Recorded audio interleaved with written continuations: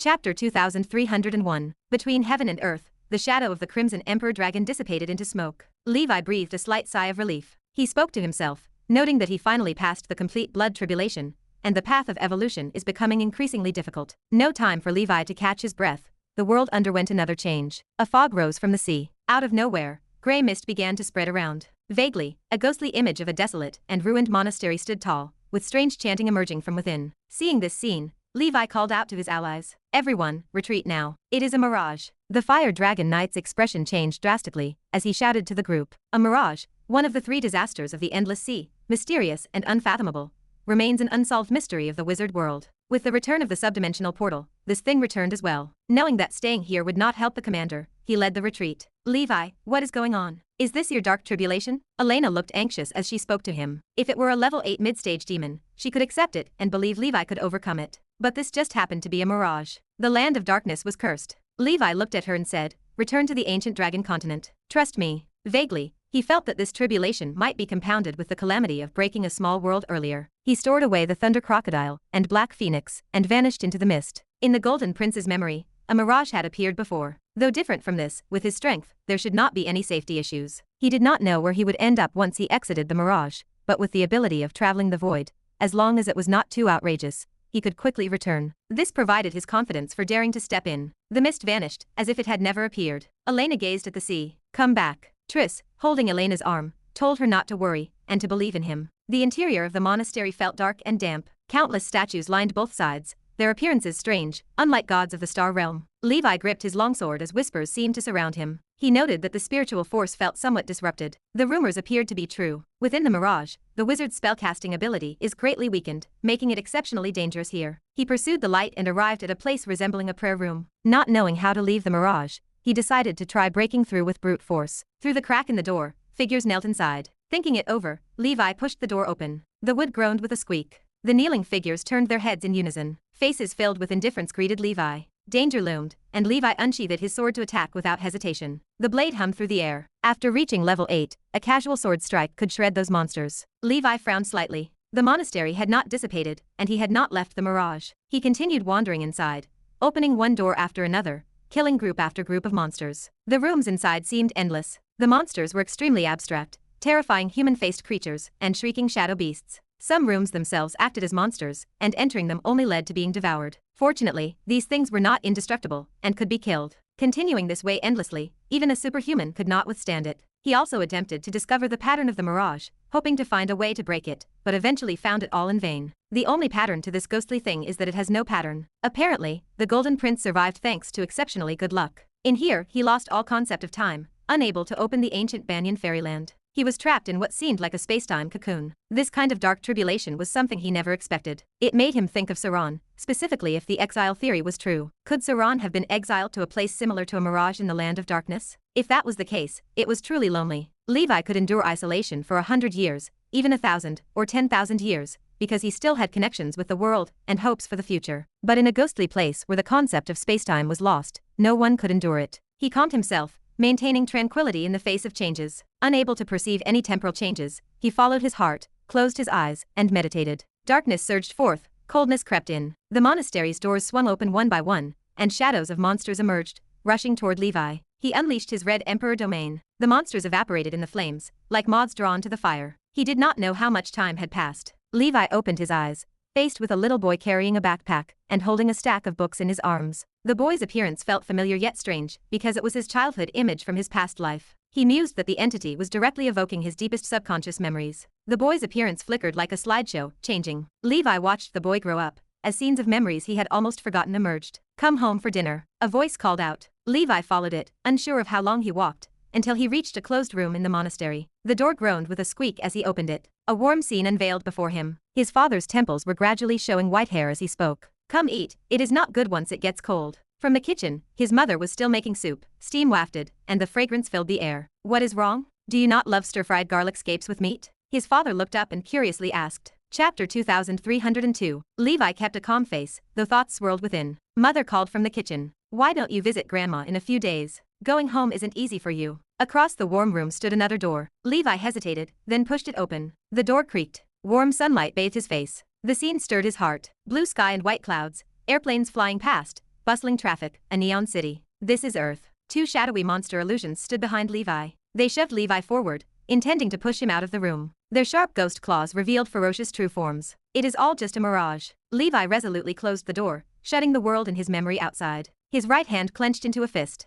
The doomsday fist buzzed and trembled, seemingly unable to withstand his immense power, ready to crack. Every inch of his flesh roared with innumerable crimson emperor divine palaces. Countless majestic figures in crimson imperial robes stood from their thrones within the divine palace, then flew out. They formed a mighty crimson torrent, transforming into 27 flashing red emperor divine patterns around Levi. Each divine pattern represented the power of 10,000 pounds. These divine patterns drifted like tadpoles, swaying. Buzz, buzz, buzz. Levi punched forward. The invisible concept of strength, at this moment, transformed into a tangible image. As the concept materialized, it appeared as 1,000 different forms to 1,000 different eyes. A cataclysmic punch, mountains crumbling and earth shattering, the wrath of giants, a whale turning over, stars exploding. In the mundane world, any words describing strength could become their visible presence. But for Levi, this concept manifested as a character only he recognized. It consisted of billions of crimson emperor divine palaces, forming the red emperor divine patterns. It was as if an invisible brush was sketching an ideographic character in the void. Every stroke flew with dragon and phoenix vitality, majestic and powerful. It was a traditional Chinese character. Do, do, bang. The do character exploded in front of the two monsters. In their sight, a red giant dragon with wings spread out, covering heavenly stars, spewed endless dragon breath. Rumble. An unimaginable explosion shockwave obliterated the room. Crack.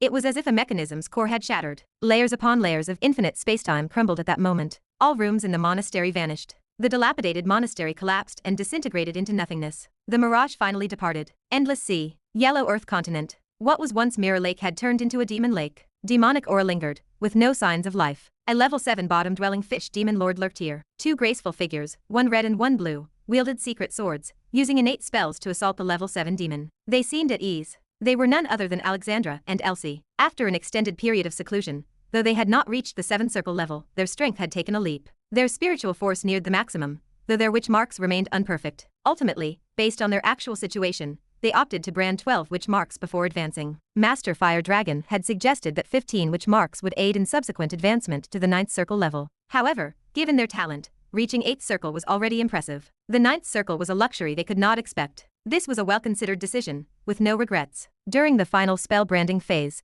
they chose to hone their spells through actual combat, instead of secluded practice. It was also an opportunity to accumulate war merit in preparation for exchanging for the Bright Moon artifact. The two engaged in a back-and-forth battle with the level 7 demon. They coordinated seamlessly, understanding each other instinctively. They employed 6th circle top-grade soul artifacts they had personally refined, and they proved extremely handy. The bottom-dwelling fish demon, realizing it was no match, dove into the depths of Mirror Lake. This was worth over 1 million war merit, and naturally, the two women did not want to let it go. They urged their secret swords, forming two towering beams of light that pierced into the lake's bottom. Rumble. Ripples spread, demon blood dyeing the surface red. You seek your own doom. Accompanied by an even more overwhelming aura, a 1,000-meter-tall black water demon, its body resembling fluid tar, emerged, exuding a mid-level 7 aura. Not good. An even stronger demonic creature. Seeing the situation turn dire, the two women decisively fled, without hesitation. Whoosh. A streak of crimson light flashed. The entire Mirror Lake resounded with explosions, mountain-sized waves reaching the sky. A massive crater emerged at the lake's bottom. Gurgle, gurgle. The high temperature quickly evaporated the lake water. In that instant, countless demons' wails echoed. The cries included those of the two level 7 demons. The two women, not having fled far, looked back to find the lake boiling and parched. From the giant pit emerged countless magma and underground fire, numerous fish demons perishing within. A burly figure, clutching his forehead and wielding a greatsword, emerged from the pit. It was Levi, his head dizzy. He had just experienced an adventure in a mirage beyond ordinary imagination. After escaping the monastery, tremendous power had shot him outward, sending him plummeting uncontrollably. Dusk Palace Master. Elsie's eyes flickered in surprise. Alexandra's expression grew peculiar. How did he fall from the sky? That is not supposed to happen. Never heard of a primordial soul wizard crashing. Levi looked around, recognizing the familiar environment, joy appearing on his face. Ha ha ha. Wonderful. I did not expect to still be on Nora. This saves me a lot of trouble. Divine Assistance. Chapter 2303. The demon corpses floated around him. The impact of his fall was too great, crushing a large area of cannon fodder. The bottom-dwelling fish demon and the water giant troll, the two surviving level 7 demons, stood covered in scars. They had watched as the human swordsman plummeted at an unimaginable speed. Without any protective measures, he had blasted a lake into the air. Under such an energy impact, his body remained completely unharmed. What kind of monster is this? Even demons would not dare to play like this. The two demons prepared to slink away,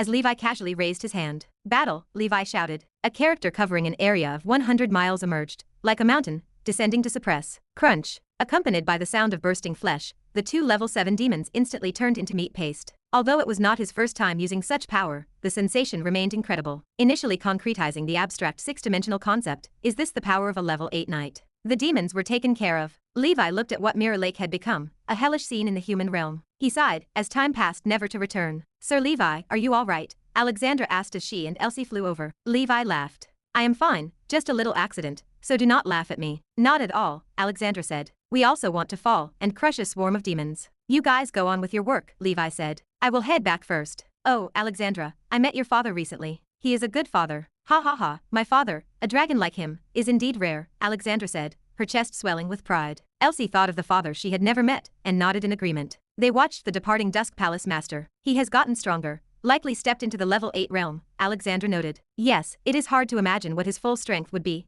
Elsie added. The ground held a giant pit from the impact of Levi. Cracks extended for hundreds of miles, with magma flowing inside. Truly a human nuclear bomb. Ancient Dragon Continent. Outer Sea, where Levi was in seclusion. Elena stood all alone. How long have I been away? Levi appeared silently, suddenly asking, startling Elena. Elena, both surprised and delighted, confirmed it was not an illusion, and hugged Levi. 3 days, she said. But it felt like 30 years. This mirage thing, many who entered did not come out. Levi breathed a sigh of relief. Luckily, he did not encounter a situation where everyone he knew grew old and died while he was gone. This mirage was indeed bizarre. How is it formed? Having experienced it personally, Levi felt its complexity even more. The other two disasters among the three were not on the same level as the mirage. He returned to the ancient dragon continent. Triss felt relieved to hear Levi successfully returned. Luckily you came back, otherwise I would have gone to find the teacher, she said. Faced with the strange and eerie mirage, perhaps only a legendary wizard could forcefully bring someone back. Levi felt warmth in his heart. Thank you for your concern, ma'am, I am fine.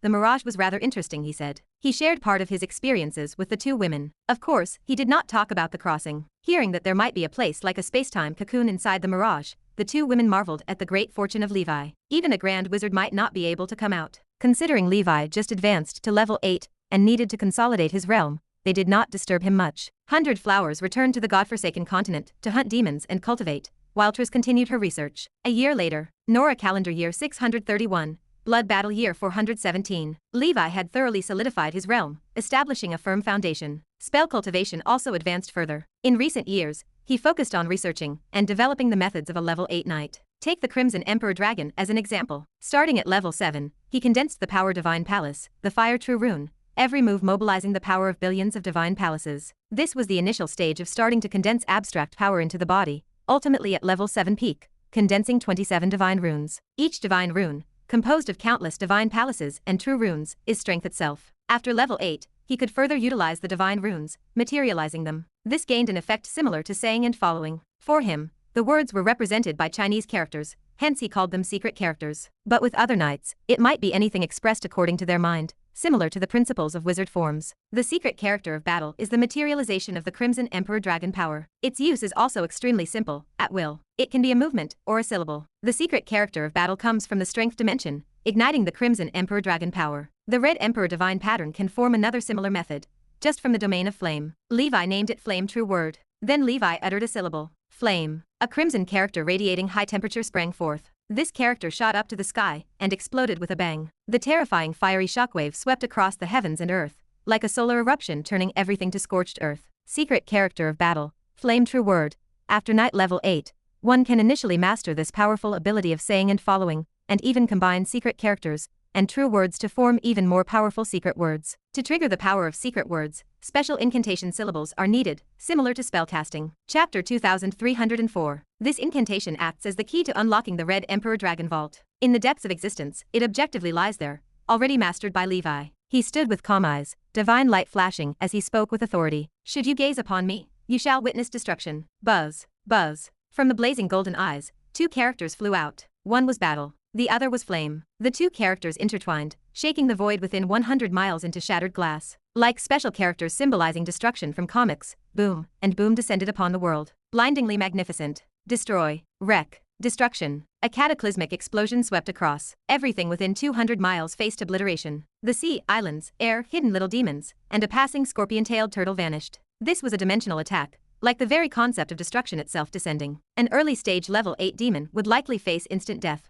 As the flames subsided and the void restored, Levi exhaled and adjusted his breathing. The power of the secret word fusion felt strong, but it also consumed considerable amounts of the Crimson Emperor Dragon power. This was his trump card. Once it hit, a mid-stage level 8 demon would likely lose its life. He reviewed his proficiency panel. The Crimson Emperor Dragon breathing technique remained at the 20-stage level, with 120,000 out of 20 million points toward the next level. Its special effect was the Red Emperor Dragon body at level 8 early stage. The Bloodline Dharma idol manifested as the heaven-burning Crimson Emperor. The Blood Source armor took the form of the Crimson Emperor Dragon armor. The exclusive weapon remained the Crimson Dragon Slash at level 8. The Bloodline Divine Patterns stood at 27 to 81. The Bloodline secret word was destruction, with the incantation, "Should you gaze upon me, you shall witness destruction." Overall, after advancing as a level 8 Crimson Emperor Dragon, the most significant change involved the initial use of abstract conceptual powers, saying and following. This represented an absolute mastery of power. At the same realm, Levi stood as the dominator. He did not need to use his hands. Just a single word could blow away enemies weaker in power, or even obliterate them. This constituted mastering concepts. It felt like playing tabletop games and rolling dice. Whoever had the highest number proved mighty. This concept remained very abstract, but as people often said, one power overwhelms 10 wills, which held true. Of course, combat itself contained uncertainties. The path of the physical divine palace remained distant, and Levi only stood a third of the way there. The remaining 2/3 grew increasingly difficult. The conceptual powers he mastered remained very shallow, at most just scratching the surface. They were not enough to deliver full-dimensional attacks to realm-matched powerhouses. The methods of the secret word served more as a supplement to his existing combat capabilities. The Red Emperor Dragon body, after reaching level 8, remained at the maximum level description, which had not changed. But the fire element affinity moved from excellent to superior. The panel definition of superiority counted as a child of the fire element. However, element affinity provided just icing on the cake for him, helping his cultivation speed up. For Levi at this stage, spiritual force posed no issue. The imprinting of the witch mark remained relatively difficult. It required not only talent, but also acquired comprehension and accumulation. Other upgrades such as the Sun's Wind spell-like abilities needed no further mention. With wizard methods, Levi did not lack offensive spell-like abilities, and he used them mostly in passing. Rather, he used the auxiliary spell-like abilities from the Sky King Dragon and the Crimson Dragon more frequently. The most important feature,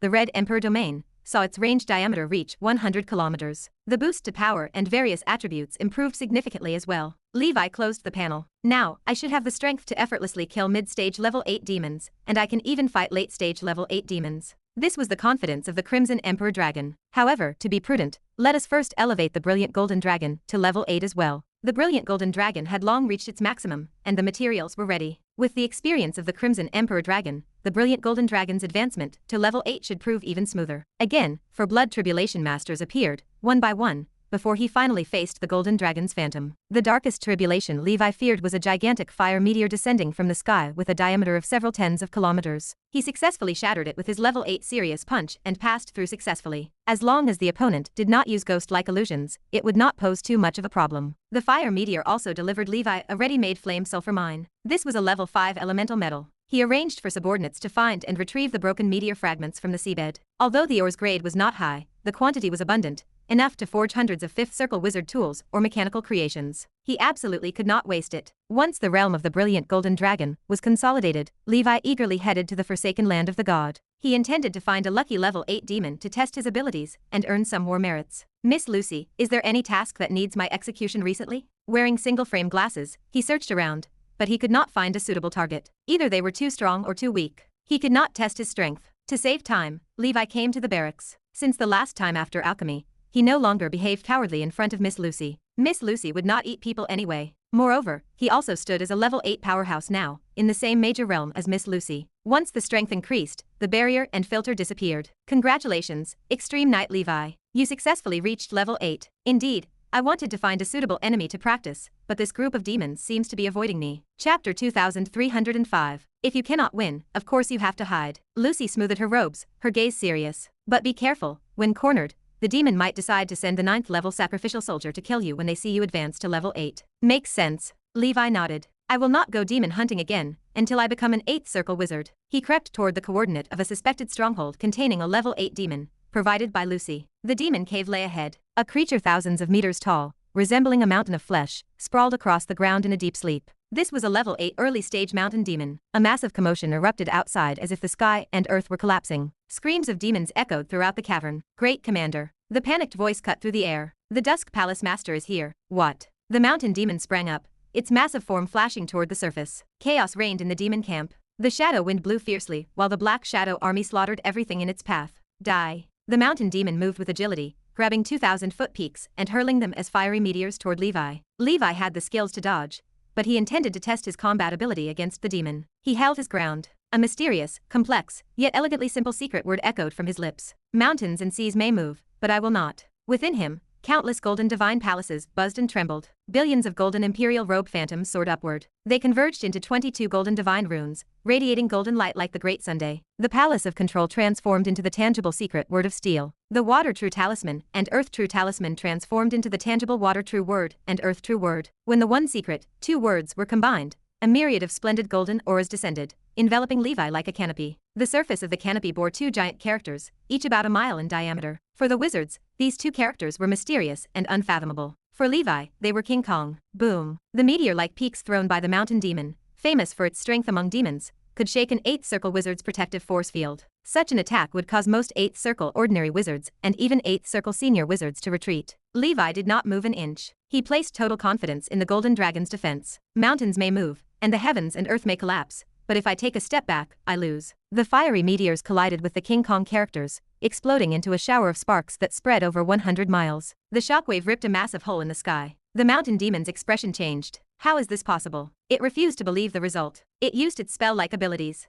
Behind it appeared 1, 10, 100 mountain peak phantoms. 100 mountains shockwave. Boom rumble. The mountain peak phantoms relentlessly exploded around Levi, with a terrifying momentum that left witnesses speechless. Levi did not lift a finger, allowing the beast to release its full strength. Is there more? Levi asked. The mountain demon panted. Damn it. You must be the demon. It clenched its fists, and its fat began to burn. Devil's muscles, gnarled like dragons, emerged, and its aura rose. Mountain collapse and earth destruction. The mountain demon shot forward, fist winds tearing through the void with overwhelming force. Boom. With all its life's power and innate divine strength, it punched with explosive force, burning its demonic aura and life. Die, you reckless fool. The mountain demon's fist struck the King Kong secret word, finally shaking the golden light. Cracks began to spread across the surface, indicating the limit. Levi revealed his form. Not bad. Before the King Kong secret word shattered, he spoke again. Gaze upon me and see destruction. Boom rumble. The golden divine palace dimmed, replaced by the Crimson Emperor divine palace. Crimson Emperor divine patterns emerged out of nowhere,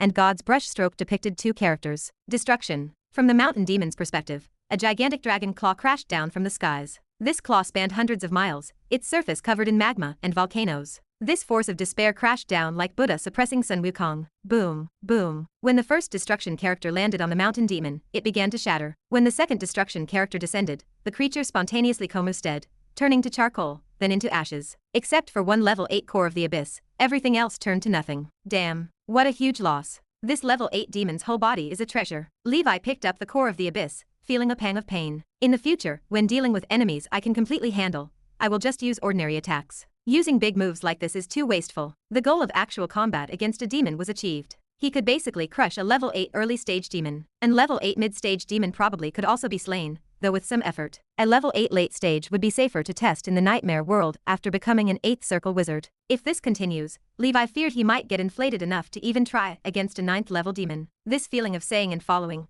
annihilating a level 8 demon without lifting a finger, was exhilarating. After the 50 million war merits were credited, Levi left. Emperor's Palace. Levi opened the proficiency panel. Levi, Golden Brilliance Dragon Breath Technique. 20 stage. 40,000/20 million. Special effect. Golden Brilliance Dragon Body Mythical. Level 8 early stage. Bloodline Dharma Idol. Golden Dragon Frenzy. Blood Source Armor. Brilliant Golden Dragon Armor. Exclusive Weapon. Golden Dragon Heavenly Shield. Level 8. Bloodline Divine Patterns. 22/66. Bloodline Secret Word. King Kong. Mountains and seas may move, but I will not. Chapter 2306. After the advancement of Golden Brilliance Dragon, Levi's defensive dimension also reached level 8 standard. Attack and defense are the two major attributes that most directly affect combat power. Combined, Levi's strength has qualitatively transformed. An ordinary early stage level 8 demon is not even a match before him. Using the Vajra secret word for defense, and the secret word of destruction for attack, he realized the enemy can be annihilated with a flick of the finger. Other spell-like abilities, including Golden Gravity, have all been enhanced.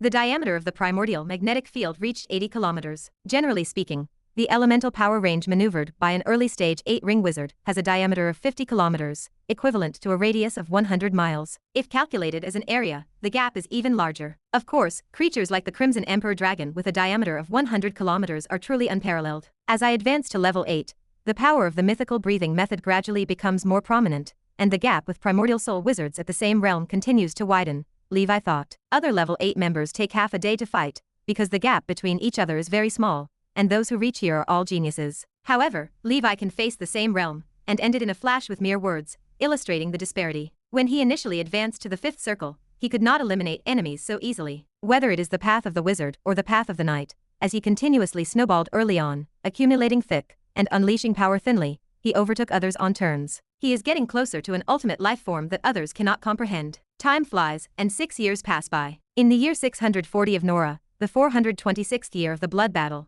Levi remained in the Emperor's palace to quietly study spells and occasionally visited Lady Rolling next door. Wishing to further deepen relations with this legendary wizard to ensure the safety of the ancient dragon continent, he cultivated the connection. A good neighbor at level 10 is not something everyone can have. On the demon-slaying list, gods have been emerging in recent years, with a new generation steadily replacing the old. Especially during the 400 years of the blood battle, this group of wizards was born. Born in an era of war, they were all honed through blood and fire. Their combat skills, research abilities, and overall qualities are particularly formidable. After advancing to level 8, Levi organized the exotic treasures he owned. He decided to give the Doomsday Fist, which had accompanied him for hundreds of years and vanquished countless powerful foes, to Gondif. Though strong, the Doomsday Fist is ultimately just a level 7 exotic treasure. Even the profound meaning of destroying heaven and earth is not as powerful as Levi's secret word of destruction. Levi's full force punch has become a bit much for even this treasure to withstand. Gondif, now with senior 7th circuit cultivation, needs this treasure. Coupled with his radiant King Martial Way, it is indeed suitable. Levi had previously obtained the Golden Scepter from the Golden Prince,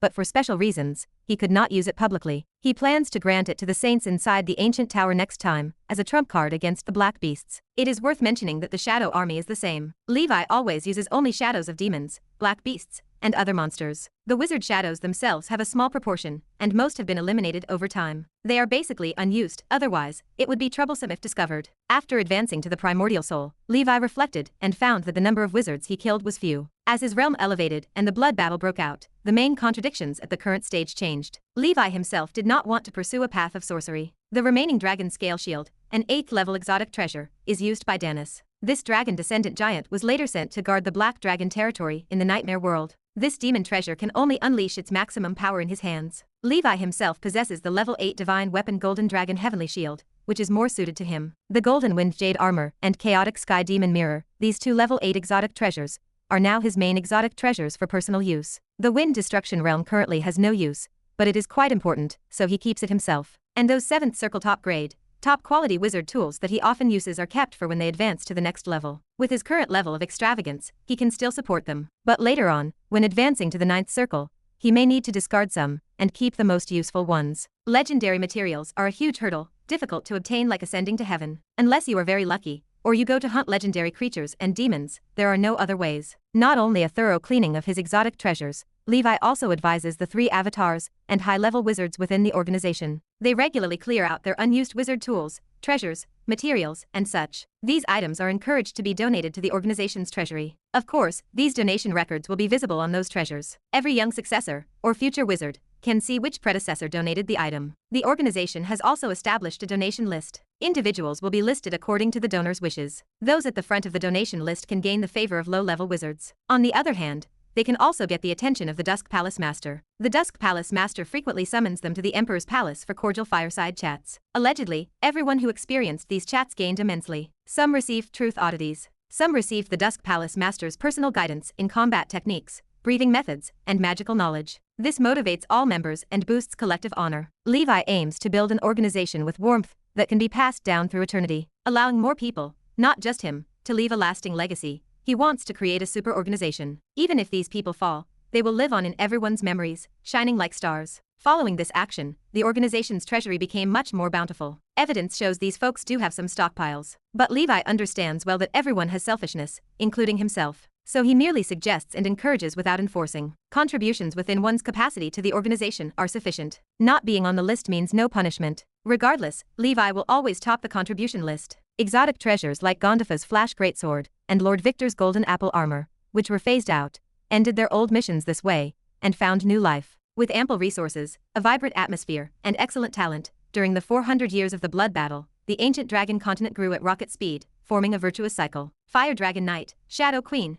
Demon Tears Divine Sword, Knight, Wizard, Energy Sect. Every great path had new generation supernovas leading the scene for centuries. Traditionally, a top organization evaluation system has subtly formed among the wizard community in the wizard world. Although the official has not acknowledged this, it wields high prestige in every wizard's mind. People suddenly found that from now on, another could join the ranks of top organizations. Chapter 2307. To be a top-tier organization is the highest praise for any transcendent group in the wizard world. The Central Realm and the Wizard Council stand apart, as they remain aloof. Generally, various School of Frost portals that cross dimensions manage local affairs. These entities consist of top-tier organizations that form the Enforcer teams, all governed by the Wizard Council. The 6 Star Towers of the Endless Sea, and the 9 Cities Alliance of the Realm of Crimson, represent the highest local authority beneath the central power. Now consider the ancient dragon continent, an organization silently nurturing its power within the human realm. In the opinion of many, it possesses the qualifications to challenge the top wizard organizations. Yet the ancient dragon continent is somewhat peculiar. It is not limited to wizard organizations, as it stands as a place of grand integration for different transcendent systems and alien races. The Dusk Holy Temple, the Tower of Dawn,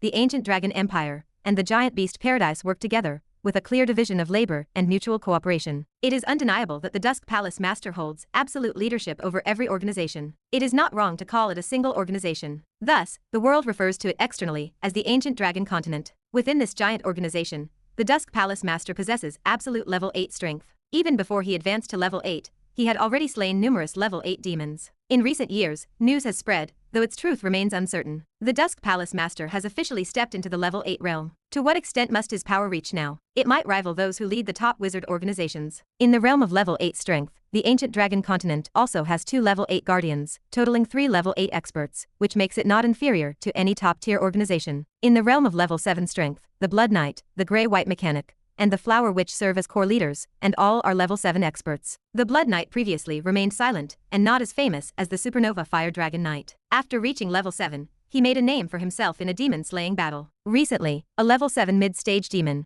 and the army it led went to harass a wizard council new world under construction, committing arson, robbery, and harm against alien races. Then the Blood Knight, who happened to be passing by, intervened. Single-handedly, he held off this army for half a day until reinforcements arrived. All demons were entirely exterminated. The Wizard Council praised such a heroic deed heavily, and the Soren Daily featured the story. The Blood Knight also earned considerable war merit. Thus, the reputation of the Blood Knight entirely ignited. Moreover, some wizards, based on mortal historical records, discovered the Blood Knight was renowned long ago as a quasi-Night Ranger in the Seven Gods Church era. He punished evil, acted heroically, and was known among mortal groups as well. Just in the old era, most wizards in subdimensional portals considered themselves superior. They were always disinterested in night circles and uninformed. Even if they heard about a so-called legendary knight, they dismissed it as mundane title playing. They were unaware of the arduous journey it required. What they did not know was that the Blood Knight is also a secondary Blood Clan member. He is a fierce figure who resists bloodthirsty erosion with mortal willpower. If they knew this, they would be even more shocked, as many official wizards could not achieve such a feat. So, over these years,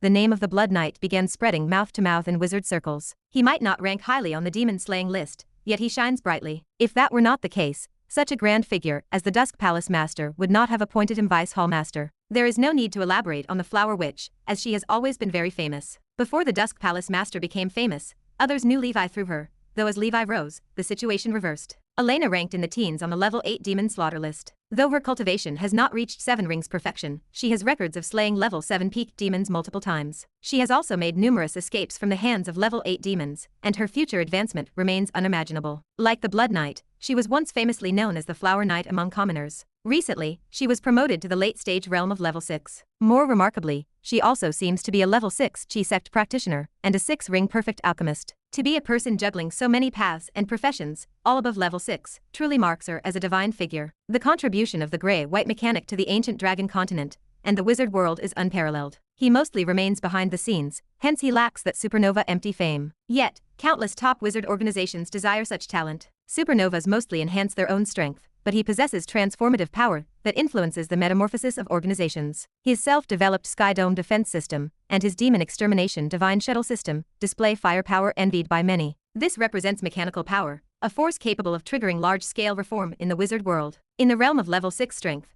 the ancient dragon continent outmatches top-tier organizations. It even surpasses declining groups like the Witch family. Other low-level and middle-level strengths are also not lacking. If one speaks of the sole shortcoming, it might be that the ancient dragon continent still has not produced strong figures above the Grand Wizard level yet. But seeing the momentum of the Dusk Palace Master, barring an untimely demise, he can certainly become a Grand Wizard and likely a legendary one too. With such radiant achievements, the ancient dragon continent has become a top-tier organization in the hearts of grassroots wizards. This emerging power inevitably impacts traditional force structures somewhat. However, the ancient dragon continent resides alone in the human realm, quietly developing without power contention. Core members seldom hold positions in the Wizard Council. Chapter 2308. The organization does not act as world police, nor does it interfere with other groups. Members focus on quiet cultivation. If others do not provoke them, they do not provoke others. Members seldom display arrogance. They take pride in serving the Dusk Palace Master, but rarely use that status to bully others. Discovering such actions leads to severe punishment from the organization. The ancient dragon continent continues to expand, yet it abides by rules and regulations. Those who cannot stand it have no choice but to comply. Offending the Dusk Palace Master, who remains like the sun at midday, proves unwise. With the return of the subdimensional portal, especially in the Endless Sea, the outer sea of the human realm expands at a speed visible to the naked eye. 20,000 miles from the ancient dragon continent coastline, space folds layer by layer. It looks like crumpled paper smoothed and spread out by Nora with supreme power. A boom echoes. The waves part. An island appears. It sits no more than 20,000 miles from the coastline. The island remains small. At its very center stands a towering giant tree. It looks lush. Its canopy covers the sky. Triss flies over, her expression surprised and elated, looking ahead. The island belonging to the Witch family, she thinks. How did it appear here? Wizards calculate that the return of the subdimensional portal follows a general pattern. No one dares to set in stone exactly how that distribution occurs. Triss did not expect the Witch family island to appear next to the ancient dragon continent. Across the water, the Cat Witch, the Snake Witch, the Leopard Witch, and other enchanting primordial soul witches stand stunned. Triss, they whisper. The old witch emerges from the magic tree. Long time no see, Triss, the old witch says. Triss laughs, finding it rather convenient. It will be much easier for me to return to the organization from now on, she adds. A seemingly boundless white giant dragon opens its eyes, a surprised look crossing its face. Did we land next to the ancient dragon continent? It wonders. A youthful and bright female voice rings out, belonging to the immortal banyan dragon, is Wosella. The old witch gives a wry smile. I think we did. I will go greet our future neighbors first. You all check our subordinate islands and secret realms to see if any have landed far from headquarters. Triss laughs again, beckoning the old witch to join her. Lady Witch, let us go, she says. I will take you to meet the Dusk Palace Master. As she watches everyone walk away, the immortal banyan dragon lady feels a secret delight. Great, it thinks. Only 300 years remain before the agreement with the Dusk Palace Master ends. It anticipates the arrival of this day constantly. Seeing the Witch family decline bit by bit makes its heart race with anticipation. Yet it remains a dragon bound by the spirit of contract. Other dragons might have already switched alliances. At the Emperor Palace, Levi offers a helpless smile as he welcomes them. I never thought the Witch family would actually end up beside the ancient dragon continent, he says. The old witch nods. Yes, I am giving you advance notice. Judging by your appearance, you must have been promoted to level 8, right? Congratulations. Internally, Triss feels a thrill, but she maintains a calm smile. From now on, our two organizations can support each other. I volunteer to be the go-between here. The conversation between the three proves extremely pleasant. Triss looks at the slightly aged silhouette of the old witch and feels a sense of poignancy. One organization vibrates and ascends. The other continually declines, clinging to the remnants of sunset glory. Time truly changes everything. She senses that this return of the subdimensional portal will transform the structure of the major organizations within the wizard world entirely. Some organizations rely on the legacy of their predecessors, yet lack self-progress. They might face elimination. During the blood battle, no one knows how many will rise like the ancient dragon continent forces and grow rapidly amid the flames of war. The Wizard Council opened a large-scale channel for exchanging resources for war merit, giving more people a chance. An unspoken revolution and major restructuring currently take place. The return from the subdimensional portal continues. Soon, a complete Great Nora will present itself to the world. All participants on the Nora stage will debut together, including the Central Realm. The celestial human barrier breaks. The river of time continues to flow forward. By the year 650 of the Nora calendar, the subdimensional portals of various schools have successively returned over the past 10 years. Finally, with the heavy return of the Midland continent, Nora expands yet again. Adjacent to the former Molten Kingdom lies the Burning Domain, where the Burning School of Thought Dojo sits. Major powers from the 9 cities, 10 caves, and 24 mountains of the Burning School manage it. The Cold Ice Domain borders the former Evernight Kingdom. The Wind and Thunder Domain adjoins the former Tuva Empire, where the territories of the Storm and Lightning Schools meet. The vast Midland continent borders the former Gaia Kingdom, known as the Land Domain. Finally, the Bronze Domain of the Metal School takes shape. The continents of the subdimensional portal, like a jigsaw puzzle, pieced together with the original mortal continent. an extremely vast supercontinent is born. Even ordinary transcendent individuals may never traverse all areas within their lifetime. It bears the name Nora continent. Meanwhile, as the endless sea continues to return, the border of the outer sea expands. The crystal wall of Nora, akin to an inflating balloon, expands rapidly. This directly leads to the engulfing of some nearby, previously lucky small and medium-sized planes,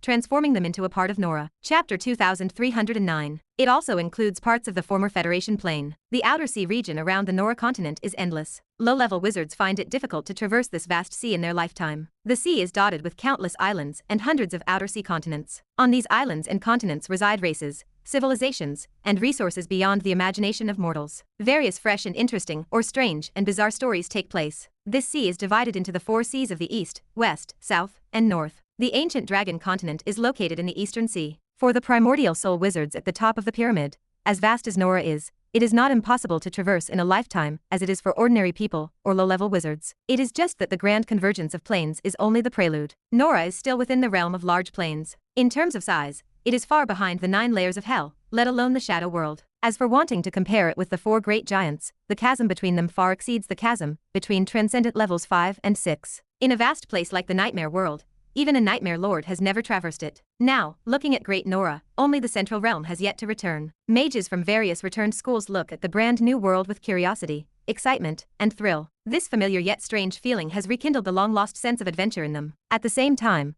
the return of the subdimensional portal also means that the blood battlefields in various schools have returned as well. The most perilous endless sea battlefield is being fiercely fought in the land of the 4 seas. 14 years have passed in a flash. Year 664 of the Nora calendar. Year 450 of the Blood Battle. Ancient Dragon Continent. Main gathering place for mortals, New City. The naming of most cities in the ancient Dragon Continent draws from legends and mythical creatures. Shining Tavern headquarters. An elderly white-haired knight ordered the blood wine special of the day. His ancestors were from a great noble family during the era of the 7 Kingdoms, one of the first families to follow the Dusk Palace Master. After settling in the ancient Dragon Continent, their descendants continued to thrive, eventually giving birth to geniuses like the Snapping Turtle Knight, who is now considered a noble family. The elderly Snapping Turtle Knight is still alive, maintaining considerable prestige. Even though he rarely involves himself in family affairs, as a descendant, the old knight shares in the glory. Many years ago, he retired due to injury, and found it difficult to advance in cultivation. He retired to his hometown, became a combat skills instructor, opened a martial arts school, and taught mortals how to maintain their health. The world is shrouded by the shadow of the blood battle. The old knight scanned the newspaper. Over the years of the blood battle, according to incomplete statistics, more than 600 wizard organizations large and small have disbanded. This includes some high-level wizard organizations. The cruelty of war is evident. In comparison, life on the ancient dragon continent can be considered incredibly blessed. A muffled rumble shook the sky. "Look, what is that up in the sky?" a patron shouted, pointing upward. "Oh my, is that a floating continent in the sky?" another patron gasped. The old knight ran out and looked up at the sky. A continent floated high above the sea, thousands of miles away from the ancient dragon continent. It was bathed in a soft glow. Around the continent were 13 different colossal cities like stars. "Is that Sky City?" the old knight muttered. "It seems like it. From the records, Sky City appeared in the 5-sector expedition 1,000 years ago," a voice replied from the crowd. "Isn't this the symbol of legendary wizards?" someone asked. "Indeed, have legendary wizards also descended to the human realm?" another voice rang out. "How astonishing," a third person exclaimed. At this very moment, countless eyes in Nora fixed on the floating continent and Sky City. In the ancient Banyan fairyland, Levi paused his seclusion for tea, scanning a message from 100 Flowers. It read, "Come out and see." Levi puzzled over the source of the excitement. He stepped outside and looked at Sky City, his eyes flickering. The return of the Central Realm and its proximity to the ancient dragon continent brought good news. Or at least it did for the early stages of the blood battle. The later stages remained uncertain. The 13 Sky Cities represent 13 legendary wizards. They may not necessarily be inside, but they are symbolic. The Black Abyss Walker's Sky City is a pitch-black giant city exuding a solemn aura. The Frost Witch's City, constructed from ice sculptures, resembles a world of ice and snow. Lady Rolling's city is dreamy and magnificent, like Disney Castle. From now on, the ancient dragon continent will reside in the shadow of the Imperial City. Developing out at sea back then was indeed the right choice, Levi thought. On the floating continent, there is also a steeple that has pierced through the Nora crystal wall, extending into the land of darkness. That is the Tower of Heaven, built by Sauron in the past, the location of the Supreme Council. It is the core of the Wizard Council,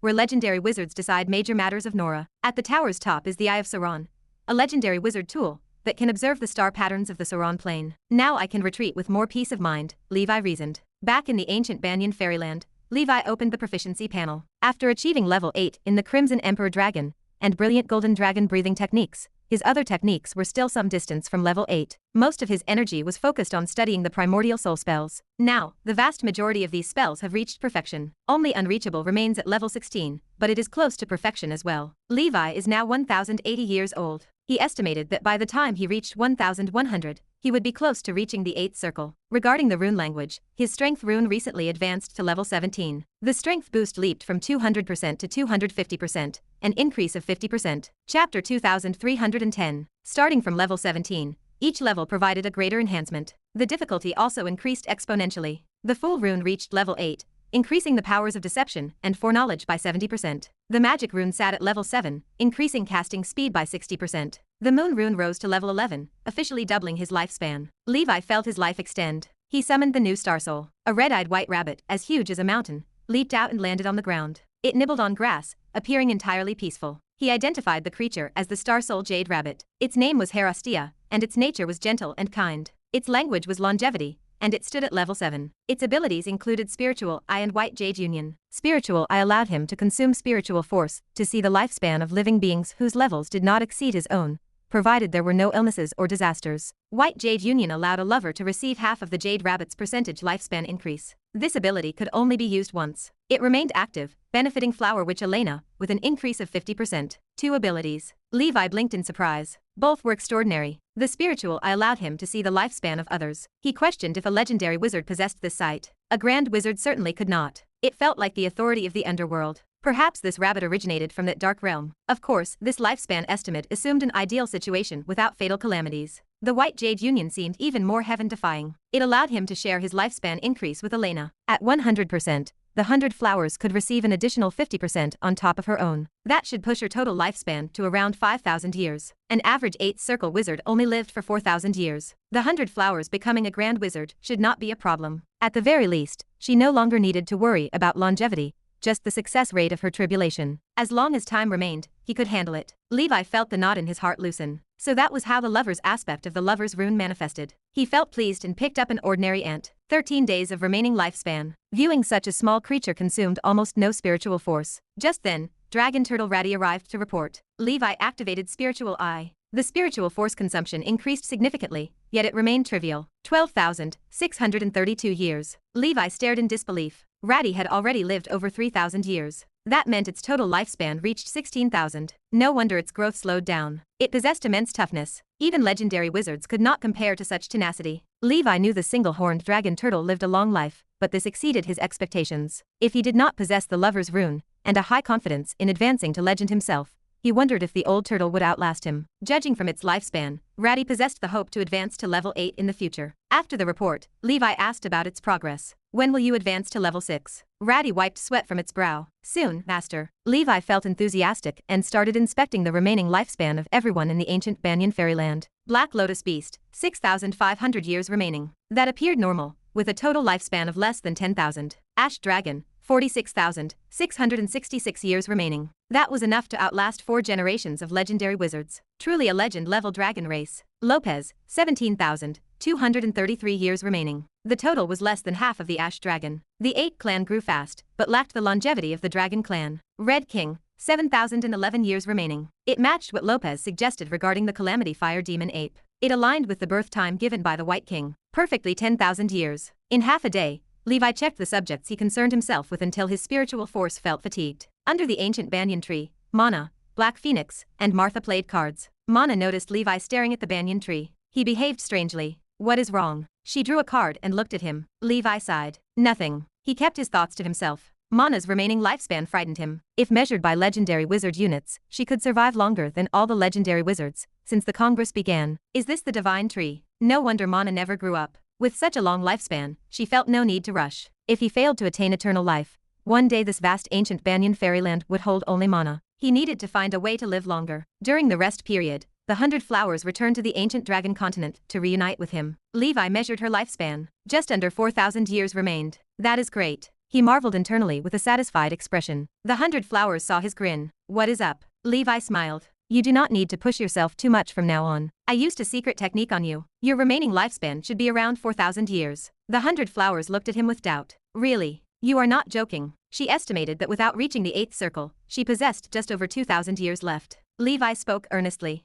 Really, I am not lying to you. It is a long story, but just trust me. Chapter 2311, 490. Above the dome, the Stargate Project, and the 13 legendary cities. Of course, this longevity secret technique becomes invalid if Levi, or the corresponding astral soul perishes. So Levi also explained this situation to 100 Flowers to prevent her from becoming complacent. 100 Flowers leaned toward him, concern etched on her face. This technique does not consume your lifespan, does it? If so, let us cancel it. Levi shook his head, his hand resting on her back, and answered. No, it does not. Rest assured. After confirming multiple times that there was no problem, 100 Flowers settled into Levi's arms. He, do not worry, even if I were a pig, I could still rise to the 9th circle. Her heart warmed, blazing like a radiant sun. Thank you so much. After spending several days together, 100 Flowers left the Emperor's palace and continued to strive forward. This unexpected longevity did not make her complacent. It just allowed her more vacation time to spend with family and friends. After all, she had big ambitions. She wanted to reach level 9 through the night and energy sect paths. Moreover, she aimed to elevate the night breathing technique to mythical level. All of this required a lot of time and effort. Recently, she spent over 100 million battle achievements to acquire the bright moon artifact called Water God's Delight. It was a sapphire earring. After refining it, her spiritual force limit increased by 160 points. Her water god body was further completed, making the water god projection more formidable, and she gained the companion spiritual creature Sky Water Stingray. This was a giant manta with fish and bird-like features, a guardian-type companion spiritual creature, with a wingspan of 2,000 meters. It perfectly complemented the offensive Amber Dragon. Additionally, she gained a similar ability to Levi's Heart of Thunder net named Call of the Sea. It allowed her to detect the water vapor within a 10,000-mile radius, forming her own sensory domain. Once activated, every movement around could not escape her perception. She could summon giant waves, water pillars, or even sea beasts over long distances to attack enemies. This was indeed godlike. Her combat power increased significantly, and she was no longer merely a senior 7-circle wizard. She advanced her position on the demon-slaying list to 12th place. Ahead of her were the renowned prodigies of the wizard world, or ancient beings at the limit of the 7th circle. At the recent blood battle auction, she also acquired a Morning Star level water god Sorrow. A sapphire bracelet, it boosted her spiritual force by 50 points, which was quite impressive. Currently, among the main artifacts of the Water God series, she had only one Radiant Sun level tier of the Water God left to strive for. It was not available on any exchange for oddities. She could only hope to get lucky with random oddities once she accumulated 500 million battle achievements. But the chance was slim, and Elena had mentally prepared for it. So, once she advanced to the 8th circle, she planned to strive for non-sequence Ocean Radiant Sun level oddities to change her fate against the odds. There were many things to do. 10,000 years is too long, so seize the day and night. 6 years later, Nora year 670, the 456th year of the blood battle, the sleeping dragon realm returned, bordering the former East Pole Empire, once the Church of the Dragon God's territory. Thus, all subdimensional portal regions returned. The Central Realm's sky continent was renamed Soren Continent. The geographical pattern was fully established with Nora Continent, Soren Continent, Four Seas, and New Continent, and God-forsaken Continent as principal areas. Blood battle battlefield. On the sea surface, a fierce battle was underway. A purple dragon stretching 2,000 meters, a 1,000-armed giant elephant deity, and a platinum star traversed the heavens and earth. These three incredible wizard forms surrounded a giant demon fish exuding an early level 8 aura. The demon fish waved its tentacles, spewing endless black water, corroding everything. Ming King Dragon Elephant Fist. With the dragon god domain activated, Gondifa's protective divine light shone. Holding the Doomsday Fist, he carried the aura of an ancient dragon elephant, dominating the world. 24 giant dragons and elephants surged like the Yellow River, unstoppable. Dragon Spits Purple Sunday. Beside the Holy Infant, the Purgatory 9 Dragon Umbrella, and Cold Frost 7 Feather Fan emitted red and blue lights. The Fire Dragon and Ice Phoenix merged into the purple Extreme Holy Dragon's body, forming a purple energy ball in its mouth. The energy ball shot out, expanding into a 10-kilometer wide purple sun. Rumble, rumble. The bottom-dwelling fish demon exploded, sending flesh and scales flying. The violent demonic aura surged like a tidal wave. The duo used their ultimate weapons and rare treasures to resist. Heavenly Star Sword Formation, God Slaying. Buzz, buzz, buzz. High in the heavens, stars lit up one by one. Sword Chi stars made of dazzling sword light appeared. 13 rays transformed into a cage of annihilation,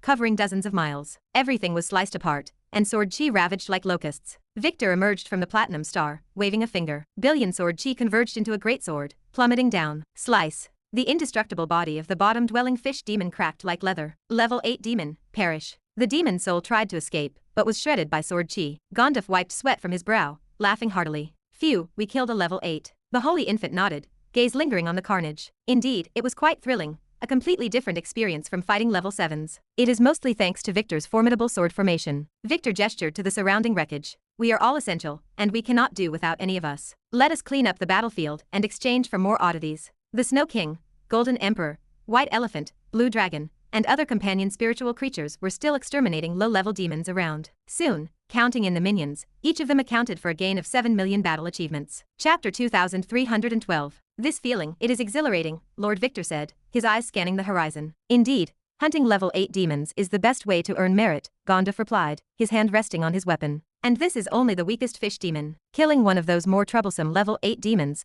can net us tens of millions in war merit, Holy Infant added. After completing the level 8 demon slaying achievement, the rankings on the demon slaying list for all three reached the top 20. Lord Victor ranked the highest at 21st with a total of 170 million points, followed closely by Gondorf and Holy Infant. The trio set their sights on the bright moon artifacts they needed and headed toward the Sauron continent. Now, with the subdimensional portal returned, Nora has expanded substantially. To save travel time for wizards and legions, the Congress has established long-distance space teleportation arrays between major continents. The Millennial Plan for the Continent Bridge has officially launched. In the next millennium, they plan to set up thousands upon thousands of teleportation portals in places like Nora Continent, Sauron Continent, Godforsaken Continent, and the New World, forming a massive space transmission network. The Continent Bridge plan is merely a part of the Congress's grand plan for the millennium. The true major project is the Stargate project, spanning adjacent planes, and the entire Sauron Panplane. However, the Stargate project requires extremely high demands in technology, funding, and personnel, and remains a preliminary idea. Although the consumption of arrays is high, for primordial soul wizards, it is insignificant. The trio has almost gathered their king-level series,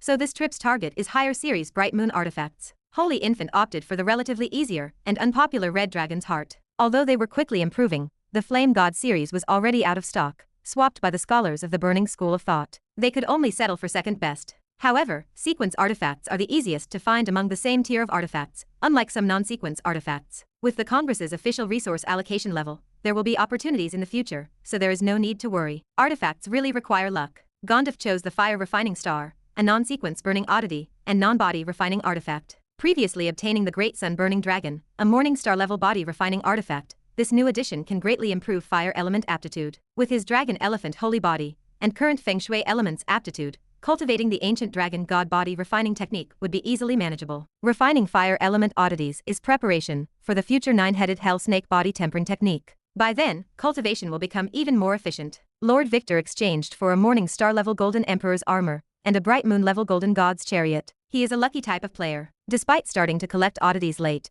he quickly gathered the major parts of the Golden Emperor series. The remaining small items are not urgent and can rely on luck in the future. This Golden Emperor's armor is to complete the set, while the Golden God's chariot is a crucial component of the Golden God series. Different from the earth, fire, wind, and water sects, the competition within the metal sect is not as fierce. With Victor's senior realm of 7-ring proficiency, paired with the Heavenly Star Sword formation, he is already a big shot among the metal sect's 7-circle wizards. He does not face much competition, which makes Gondorf and Holy Infant envious. After obtaining the artifacts, the trio returned to Gondor City, on the Nora continent, and began their retreat and practice. Earning war merit is important, but not urgent. For years passed in the blink of an eye. Year 674 in Nora, the 460th year of the blood battle. Hell. Inside an underground cave in Dragonfall Valley, yellow spring water flowed. A vivid golden fish-like monster, long with dragon whiskers, leapt out of the water and swam outward. It collided with an invisible ripple slash, forcibly bounced back by a powerful defensive field. A pitch-black skeleton warrior stood up. It was the Black Knight. It now exuded the aura of a late-stage level 6 being, like an unsheathed blade. The oddity has matured. It is time to notify the master, the skeleton murmured. It was not long before Levi appeared with a smile. Well done, it is all right here, Levi said.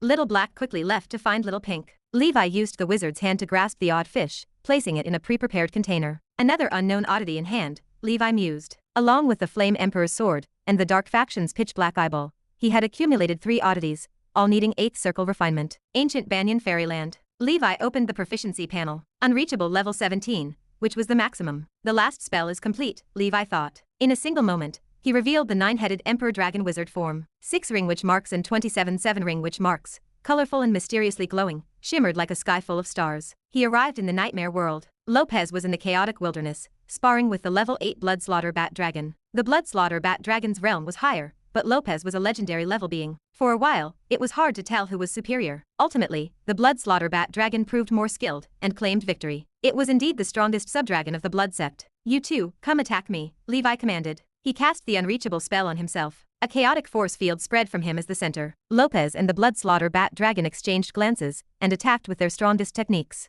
Rod wind swept and bloody breath shot forward. The breath stopped about 30 meters from Levi, seemingly advancing, but never able to reach him. Lopez's rod wind flew back and fiercely struck him away. Levi laughed heartily, feeling satisfied. Another powerful technique. During this spell's duration, I am invincible beneath the ninth circle, he declared. He even thought that, relying on such a force field, even ninth circle attacks might be avoided. Of course, avoiding them today is possible, but not indefinitely. In a ninth circle battle, dodging once is of no use. The gap between the 8th and 9th circle was something he had already deeply experienced during his 5-ring period. At the tower's window, Triss watched Levi. He is incredibly strong, yet he is still far from his limit, she thought. Earlier at the blood battle auction, she obtained 2 Morningstar artifacts of the Ocean faction. Refining them brought some progress as well. To this day, she far exceeded her peers from before. Her good friend, the Cat Witch, was still only in the 7-ring senior realm. But before Levi, this progress seemed insignificant. She sighed inwardly. Once this guy advances to the 8th circle, will he not be invincible under the 9th circle? So many prodigies, yet none can match him. With such supreme prowess dominating the era, thinking about it is quite thrilling indeed. Levi's voice came through. Lady, I am preparing to retreat and break through to the 8th circle. If anything arises,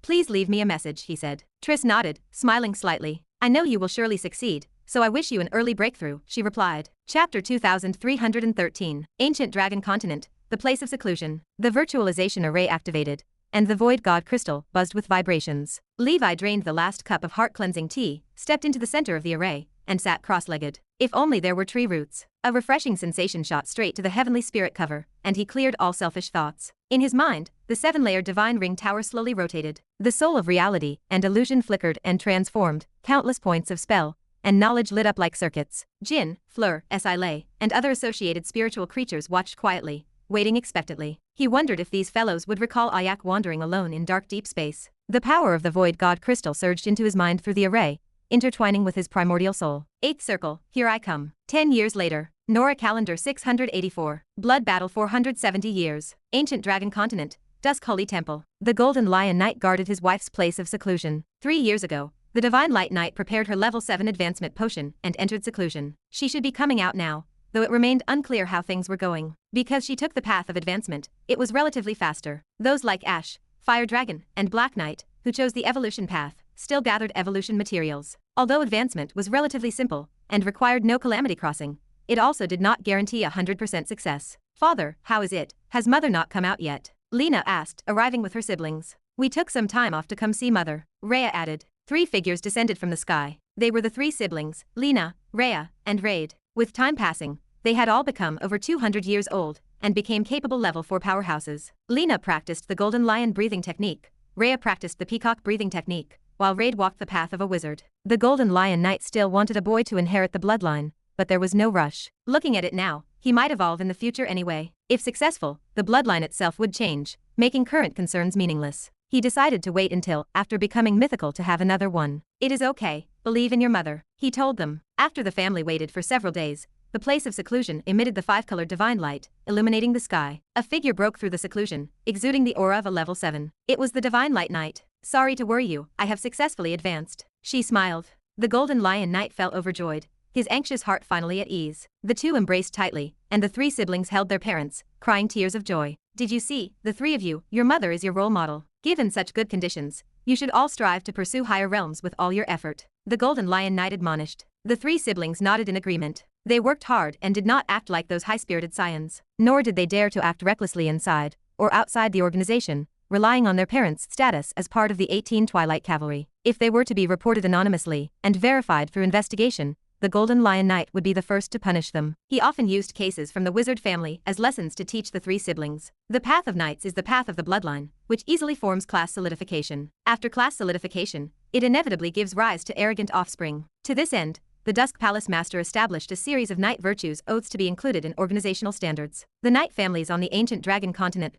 must jointly follow them to mitigate these negative impacts, but avoiding them is impossible. Human nature is such that nothing can change it. Realizing a utopia is very difficult whether in a transcendent world or a mortal society. Thus, being able to forge a relatively virtuous, disciplined, and compassionate knight ruling class is already a victory. After the Divine Light Knight reached level 7, other members came to congratulate her despite being very busy. Of the 18 Twilight Cavalry, there was already 1 level 8 and 2 level 7 knights. However, both the Blood Knight and the Divine Light Knight knew that after level 7, aiming for level 8 was another long marathon. They were still far from reaching the commander's realm. Speaking of which, the commander has been in seclusion for 10 years too, should be about to break through. The Steel Dragon Knight said. I estimate it to be in this recent period. The Blood Knight agreed. Everyone expressed excitement. Our organization is about to have an 8th circle wizard, who is also a level 8 knight, unique indeed. Nightmare World. As Lopez slammed down with a stick, Emperor Mew dispersed like smoke. Well done, lasted an extra breath this time. Monkey Brother will come find you again. Nora Continent, Land Domain. From within the Central Earth branch, Emperor Mew's monkey-like roar echoed. I have realized, I have achieved enlightenment. Intense alcohol explosive ape fist. Emperor Mew swung his stick with a golden light accompanied by red flames, spiraling to the sky, shattering the void. Ha ha ha, the path of the energy sept, entering the level 6 realm. Thanks to Monkey Brother's recent hit that awakened me. Could this be what the commander referred to as the head strike? I see, each word from the commander is full of profound meaning. Emperor Mew retracted his divine weapon and let out a deep breath of turbid air. The recent technique fused his abilities from the Saint Ape breathing technique and Spirit's Chi of the energy sept. Its power was significantly greater than his usual attacks. From now on, I, Emperor Mew, will be the founder of the Drunk Ape Martial Arts. This intense alcohol explosive ape fist can be the first profound meaning of martial arts, to be pursued further in the future. He had heard that Gonda from the Gondar 3 heroes had created the Radiant King martial way, and he refused to fall behind. This Drunk Ape martial arts would surely make its name known on the battlefield of the blood battle in future. Chapter 2314. Brother Monkey is truly a great benefactor of mine, Emperor Mew. Not only did he help me achieve an enlightenment breakthrough to the 6th level Chi sept, but if it were not for his bloodline secret medicine, I would not have advanced to the late stage of the 6th level so quickly. I will refine some spirit wine later to show my gratitude. The Spirit sect is adept at refining spirit wine, which is an excellent spiritual substance beneficial for cultivation. Therefore, Emperor Mew is also considered a remarkable winemaker. At the place of seclusion, the Steel Dragon Knight felt his spiritual force grow. He smiled. He was a 6th ring senior now. In less than a millennium, he had become a 6th ring senior wizard, and also a level 6 middle stage knight. He began to prepare his Knight Evolution Potion materials. His current breathing method was only at the legendary level. He had witnessed the power of the Blood Knight mythical breathing method, so he was determined to evolve. Moreover, he had an advantage that the Blood Knight could not match, as he was a dual cultivation wizard. His plan was very clear. He would rely on his wizarding talent to prioritize breaking through his wizard cultivation to 6th circle perfection, and even reach the 7-ring realm. During this time, he did not delay in preparing knight materials. All he needed was to accumulate 3 types of defensive 7th level bloodline crystals. The current blood battle store and the Wizard World auction were still hopeful places to find them. Once the materials were nearly ready, he planned to advance his knight cultivation to the 7th level. All he needed to overcome was the Blood Tribulation. The remaining Dark Tribulation, with wizard techniques and rare treasures, was practically a certain success. Other middle generation knights were also gradually entering the late stage of the 6th level realm. The Thousand Illusion Knight, Silver Mountain Knight, and Dark Moon Knight each had their growth, especially the Thousand Illusion Knight, for whom the Nightmare World was a treasure trove. She discovered traces of a 7th level creature containing the bloodline of a phantom beast, and she was actively planning. In the future, hiring Lopez to subdue it should not be difficult. Disregarding the anomaly that was the Fire Dragon Knight among the new generation knights, the Jade Elephant Knight, Snow Dragon Knight, and Pheasant Knight had long stepped into level 6 mid-stage cultivation. Feather Knight and Snapping Turtle Knight were also not far behind. As for the Fire Dragon Knight, as a supernova, his war merits were outstanding. He was almost ready with the potion materials to evolve the mythical breathing method. Currently, he had self-created the legendary level Extreme Fire Dragon bloodline. In the future, he planned to continue with the Fire Dragon path. Hence, the bloodline crystals he chose were all from the 7th level Fire Dragon clan. Fire dragons were among the most widespread dragon clans, and they were relatively easier to find. He did not seek to be as powerful as the commander's Crimson Emperor Dragon. Reaching the standard of the Red Lotus Dragon would be enough. Outside the 18 riders, over a millennium, the Dusk Holy Temple had also produced some other level 6 knights, each remarkable in their own way. They were strong contenders for becoming one of the 18 riders. At the Tower of Dawn, the elementals brought by Levi were all growing robustly. Many of them had already become 5th circle wizards, and some had even achieved 5th circle perfection, becoming pillars of the organization. Of course, some were unfortunate and perished midway due to various reasons, which was inevitable. But in the upcoming millennium, the Tower of Dawn was expected to usher in a surge of 6th circle breakthroughs. More native primordial soul wizards would emerge, becoming leaders of the new generation. Sarit, a veteran member, continued to progress steadily after reaching 6th circle perfection, advancing towards the 7th circle. Given his talent, without special fortunes, the 7th circle might be his limit. During his centuries at the Tower of Dawn, he had mentored innumerable Lightning Faction excellent students, which was a commendable achievement. After reaching the 7th circle, he could continue to contribute to the organization for over 1,000 years. The Tower Master's wife also ventured far within the mechanical school,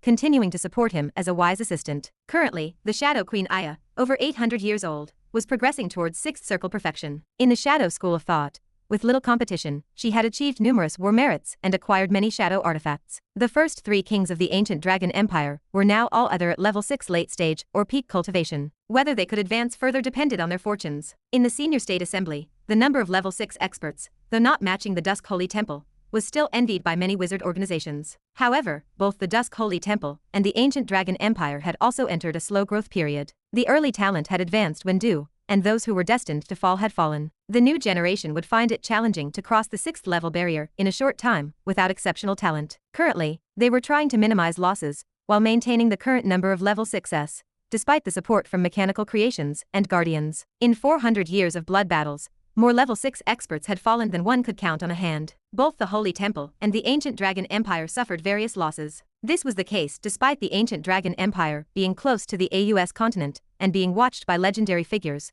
with relatively less intense battles. It was hard to imagine how severe the casualties were in more remote areas. A short while ago, the Song of the Sirens battle group saw the emergence of its first level 6 knight, ending an era without any level 6s. Meanwhile, the Iron Crocodile's teeth was also rapidly growing. The Death Soldier battle group saw the most severe casualties as it carried out the most dangerous missions. The Giant Soldier War battle group's commander, Bizeta, was now also a level 6 late-stage expert, with hopes of reaching level 7. There were also 2 level 6 vice commanders. This ace battle group was invincible on the blood battle battlefield, akin to a meat grinder. The Barbarian Ancestor battle group, led by the White Wolf Girl now in the level 6 late-stage realm, also produced a level 6 vice commander. Chapter 2315. It belongs to the Pig Tooth clan, and it is the most successful product of the early bloodline modification experiments, nicknamed the Red Pig Knight. Its Blood Tribulation master is a legendary giant pig, known as the Sky River Giant Pig, and the creature is quite remarkable. The Doomsday Valkyrie also now has a 6th level deputy besides Captain Tita,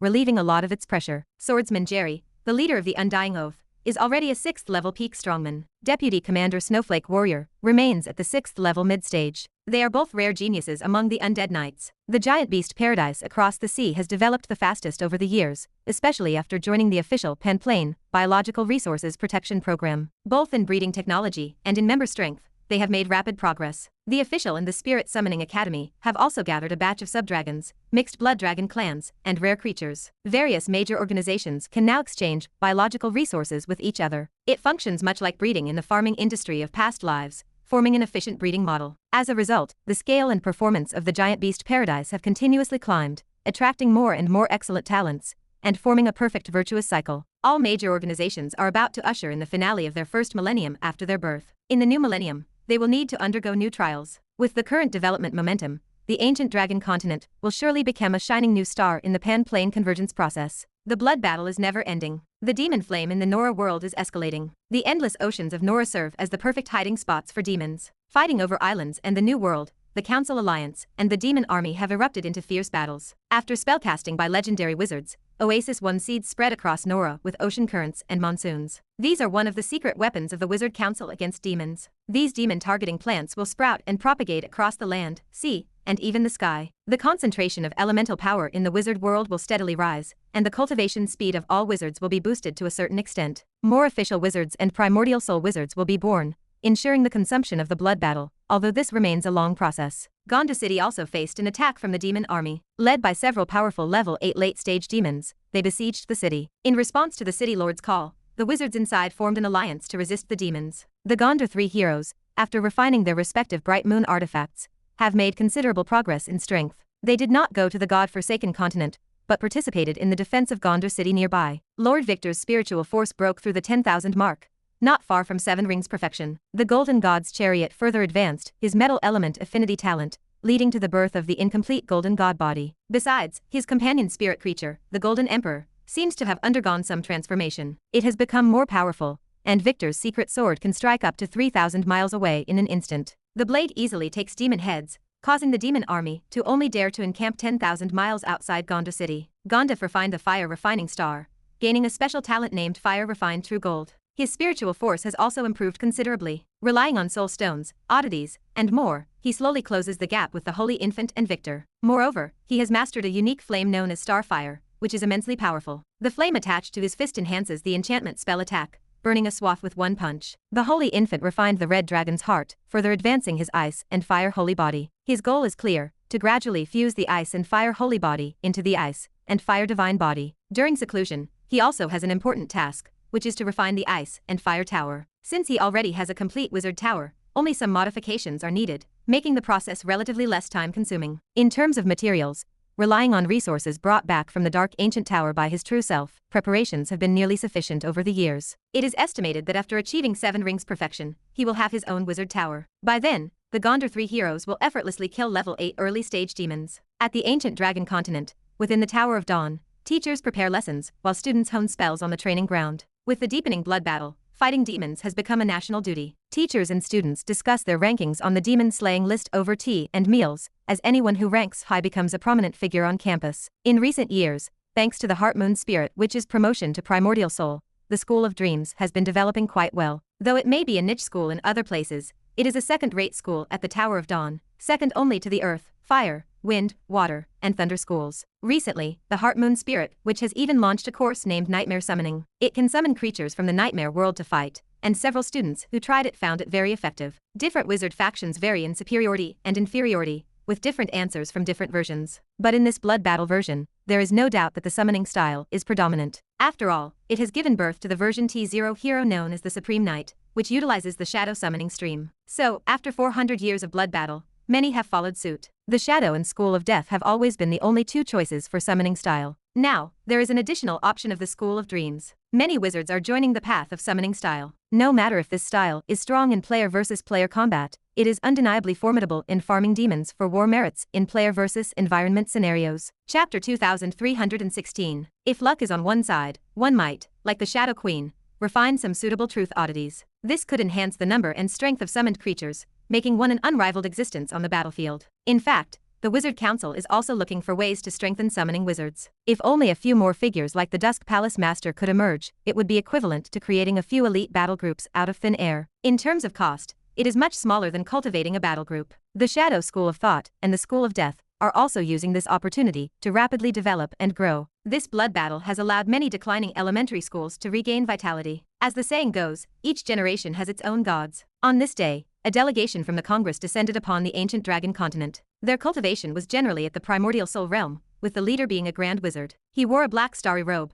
with gray hair and a youthful face, his gaze piercing. Herman's virtual projection shimmered into view. He gestured toward the visitors and spoke. "Who goes there?" The grand wizard smiled. "Hello, I am Shadow Walker Knowit, here to visit the Dusk Palace Master. Please synchronize with him." Herman shook his head. "I see. However, you all have come at an inopportune moment, as the Palace Master is currently in seclusion." The Shadow Walker nodded. "I see, then we shall return another day." No sooner had he spoken, in the direction of the Tower of Dawn, within a range of 200 miles, elements surged and roiled towards them. The Shadow Walker's expression changed slightly. This is an element tide signifying a promotion to 8th Circle Wizard. A radius of 200 miles is usually only seen when an 8th Circle Senior Wizard is promoted. Has the Dusk Palace Master already quietly advanced to 8th Circle Senior, or is such a commotion normal for an 8th Circle promotion? According to the Congress's knowledge, the Dusk Palace Master had not yet advanced to 8th Circle. This seclusion should be for the 8th Circle. Such a powerful element tide. Indeed, it should be that the Dusk Palace Master is about to advance. The primordial soul realm powerhouses of the delegation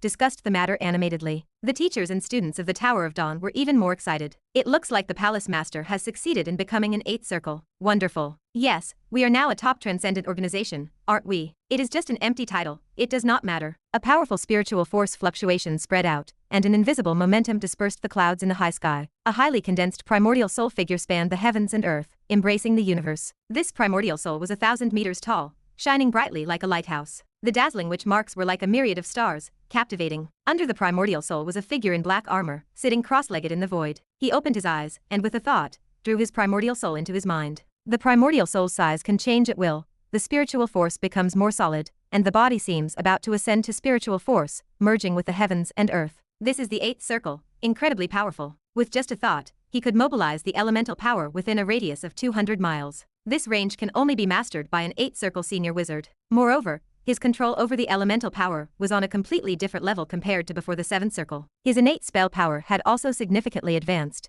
and the primordial soul spell power surpassed the late 7th Circle by far. For Levi now, casting the 6th Circle primordial soul spell with the addition of the magic rune allowed him to cast it with a single thought, like an instinctive innate spell. 7th Circle spells were not much different, granting a significant first move advantage in fierce battles. After advancing to the 8th circle, and through his own experience coupled with the research, during this time of seclusion, he understood the path ahead. The next step is to integrate elemental power into the primordial soul, coalesce an elemental holy soul, while remodeling the body with elementalization, forming an elemental holy body, and advancing to Grand Wizard. A Grand Wizard can easily disintegrate enemies below level 9 into the most basic elemental particles. As for them, everything in the world is merely a structure of elements and energy. Moreover, the Grand Wizard's elemental body possesses no physical weaknesses. It has a constant elementalization ability. Unless attacked by an opponent of the same realm, or someone possessing special means, even decapitating them, or dismantling their body will be futile. This is why they can rival demigods. In a way, this is an undying body. In short, the chasm between the 5th circle and 6th circle is the difference between manpower and the ability to mobilize the elemental power of heaven and earth. The chasm between the 8th circle and 9th circle is the difference in understanding and control of the elements. To fight a 9th circle with an 8th circle body, the road is still long. The Klein crystal ball showed Levi's current spiritual force had reached 15,200 points. After advancing to the 8th circle, the spiritual force directly increased by 2,000 points. The standard spiritual force range for the 8th circle is 14,000 to 24,000. 1 point of spiritual force represents 2,000 points of spell power. His current spell power reached 30,400,000. This is truly a vast ocean of spell power. After the 8th circle, if a wizard only uses innate spells to fight, he can battle against an evenly matched enemy for a day and night without exhausting spell power. The consumption for primordial soul spells will be a bit higher. Greater consumption comes with 8th circle magic, but it is no longer like before the 6th circle, when casting a few would leave one drained. After the 8th circle, the wizard's endurance in battle significantly improves. And after becoming a Grand Wizard, possessing an elemental body and elemental holy soul, continuously absorbing the elemental power of heaven and earth, the ability to sustain battle becomes even more formidable. So the magical duels between legendary wizards and enemies are many times counted in years. Levi exhaled a long breath, concluded his seclusion, and his figure dissipated. Chapter 2317. Congratulations to the Dusk Palace Master on stepping into the 8th circle. The Grand Wizard is within reach. The Shadow Walker offered a polite nod. Congratulations, the others added in unison. Levi welcomed the delegation into the council chamber. He gestured for them to find their seats. What is the matter you are seeking me for? Levi asked. The Shadow Walker got straight to the point. We have noticed that your side seems to be able to summon creatures from the nightmare world. Are you conducting research on the nightmare world? Levi anticipated the Congress's intention. The School of Dreams summoned nightmare creatures. This could not be hidden from the Congress, and he had no intention of doing so. The Shadow Walker paced slowly. Presumably, Sir Levi has heard of the events of the Dreamland Steeple. Doing this carries significant risks. Levi smiled slightly. I understand the Congress's concerns, but I can assure you there will be no issues on my side. There will certainly be no unforeseen disasters brought to the wizard world. The Shadow Walker nodded. Very well. I also trust in the Dusk Palace Master's ability. I mainly wanted to remind you that the nightmare world is extremely dangerous. With the example of the Dreamland Steeple before us, it is imperative to be cautious in developing the nightmare world.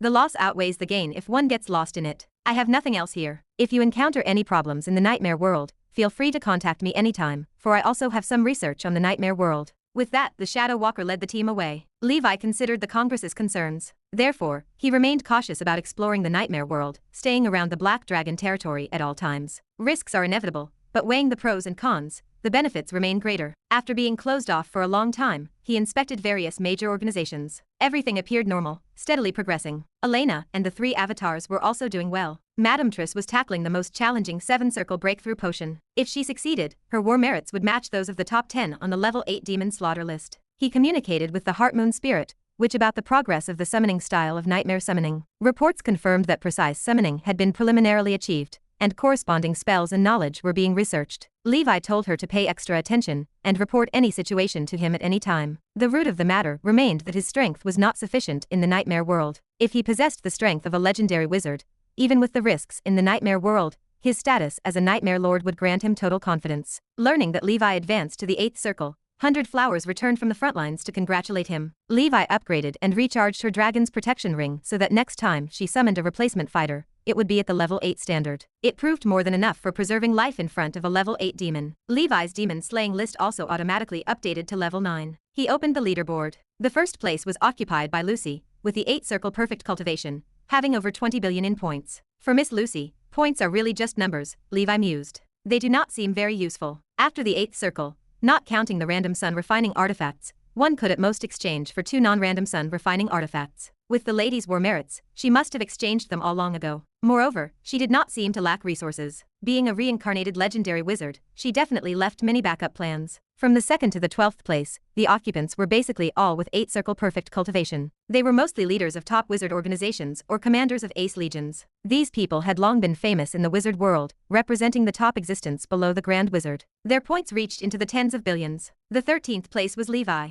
At his peak, his points had been enough to rank in the top 10. Later, to focus on cultivation, he fell out of that bracket. Next, there is no hurry. After the 8th circle, exchanging for sun refining artifacts becomes much simpler. A single mid-level 8 demon, even the weakest bottom-dwelling fish demon, has 20 to 30 million points. Some troublesome ones, like the formless demon or shadow demon, have over 1 billion points. Of course, after the 8th circle, the war merits needed for exchanging non-random sun refining artifacts also increase somewhat. This reflects the Congress's high standard requirement for high-level wizards. The price of the same artifacts might be twice that of the 7-circle period. But for an 8th-circle wizard, earning war merits is much easier than for a 7-circle one. Overall, the difficulty remains lower. Of course, the premise of earning war merits easily involves strong capability. If the combat power is inflated and one is unable to defeat a level 8 demon of the same realm, then naturally it is futile. But due to Nora's home ground advantage and plane suppression, except for the cave wizard, the average combat power of normal 8th circle wizards surpasses that of demons. After a step-by-step selection of the best among the best to reach this realm, there are no ordinary people. Talent,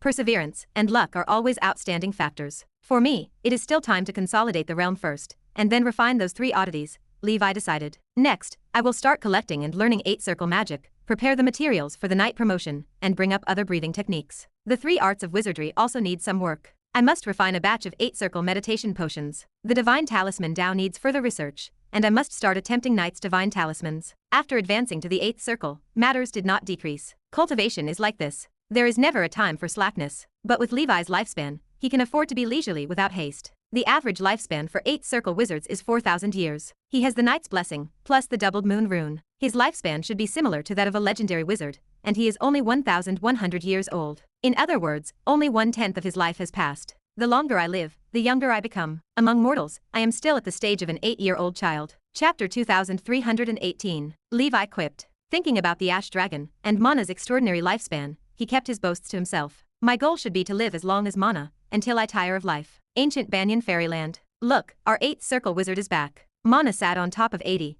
her long, fair legs and sweet-smelling little feet dangling at the sides. A group of shell demons, along with Levi's adopted little fairies, gathered underneath 80 to collect immortal dew. The towering ancient banyan tree swayed. This scene was so beautiful, like a true fairyland. Today, I have broken through, so we should celebrate. Mana, you invite everyone. Let the flying immortal platform be abundant. The flying immortal platform is wine brewed from immortal flowing liquid, with an alcohol content of 0.53%. It is a drink for feasting, so the alcohol content remains low. Otherwise, it would not be enough. Oh, there is a feast. Not drunk, not returning home. The good news spread across all departments within the fairyland. Dragon Palace, Ancient Shell Palace, Ancient Banyan Tree Mansion, North Sea Secret Realm, Burning Rock Clan, and the guardians of those cave heaven-blessed lands all gathered together. At night, the stars twinkled. Under the ancient banyan tree, a group of giant dragons like mountains sat in a circle. A circle of wine cups floated mid-air, landing before everyone, with the wine flying into their throats. The thunder crocodile took a sip. Though made of thunder element, it savored the taste. Not bad, not bad. There were also some undead, for whom the wine slipped through their skeletons after entering the throat. Long emerged from the earth,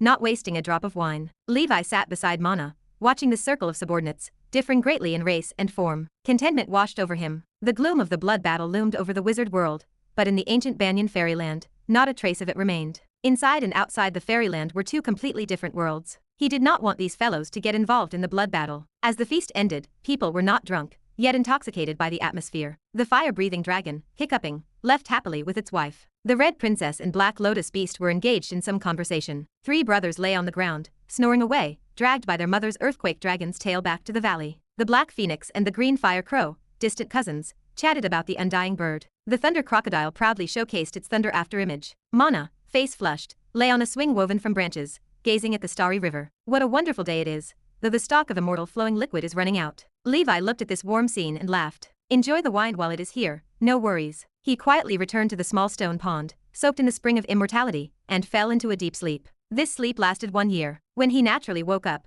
Levi's realm was more or less stabilized. He took out the Flame Emperor's sword, taking a deep breath. Let us begin. Upon its appearance, the Flame Emperor's sword buzzed and shivered, radiating a scorching heat. Levi's hands enveloped it in golden light, tightly containing it to prevent damage to the surrounding environment. Then, using a secret technique, he began to refine it. Swish! A red stream of light merged into his body. It was the phantom of a sword, melting at a visible speed in Levi's hand. His eyes opened wide, his expression slightly changed. Why is this oddity refining so quickly? It is known that the shadow emblem took him 10 years to refine. Although now as an 8th circle, it would not take that long. He had prepared for 3 to 5 years of seclusion. Unexpectedly, it felt like a ruthless consuming of forbidden fruit. He had not had a chance to ponder when the Flame Emperor's sword vanished in his hand, as if impatient to enter. A scorching red warmth coursed through his limbs, finally converging in his mind. Levi's spiritual force rose at a speed visible to the naked eye. Half a day later, Levi's head felt slightly dizzy, like it was about to burst. He quickly began meditation, slowly consuming this spiritual force to prevent going awry, avoiding excess. Thus, 6 years passed. Nora 690, Blood Battle 476th year. To Levi, with a 10,000-year lifespan, 6 years was like half a month to a mortal. True cultivation transcends time, devoid of a concept of years. He fully subdued the surging spiritual force, feeling much more comfortable overall. This sun-refining artifact refined too fast, leaving no time for adaptation. If it were like the shadow emblem, refining and enhancing simultaneously, it would be much better. That is the wonder of the oddities. Even the same oddity can yield different effects for different wizards. At 1,106 years old, Levi opened his eyes. He placed his hand on the Klein crystal ball. Spiritual force, 16,200 over 25,200. Spiritual force increased by 1,000 at once. This is the power of a sun-refining artifact. The previous shadow emblem, since it pushed Levi's spiritual force to the maximum, did not establish a standard for improvement. Seeing now, a sun-refining artifact should provide about 1,000. However, the Flame Emperor's sword is one of the best among them. While ordinary sun-refining artifacts might be slightly lower, still around 8 to 900, give or take. For an ordinary primordial soul wizard, that could mean hundreds of years of hard cultivation. Even for Levi, he would need about a 60-year seclusion. Good thing I used it in the 8 environments. If I refined it at the 7th circle, it would have been a huge waste. An 8th circle senior wizard's spiritual force standard is 18,000 points. I am not far from reaching 8th circle senior. After the 8th circle, spiritual force spans reach 10,000 points. So each small realm advancement is challenging. This is the endpoint for the vast majority of geniuses, even top-tier ones. Spiritual force enhancement is just one aspect. Levi came to his mind space, where the divine ring tower spun gently. A crimson flame dragon writhed above. In its mouth, it held a red flame dragon ball, resembling the black bead in the shadow dragon group model. This signified that the fire dragon tribulation talent had evolved. Levi could feel the intricacy of the spell model, even surpassing his current comprehension. The sun-refining artifact originated from the fall of a level 9 existence. Its truth runes were profound and unfathomable. I wonder about the power of the fire dragon tribulation spell. With a thought, Levi appeared above the outer sea. He pointed with one finger. Within a 200-mile radius, the fire elemental power became agitated and restless. A vast red cloud transformed into a flame dragon tens of miles long,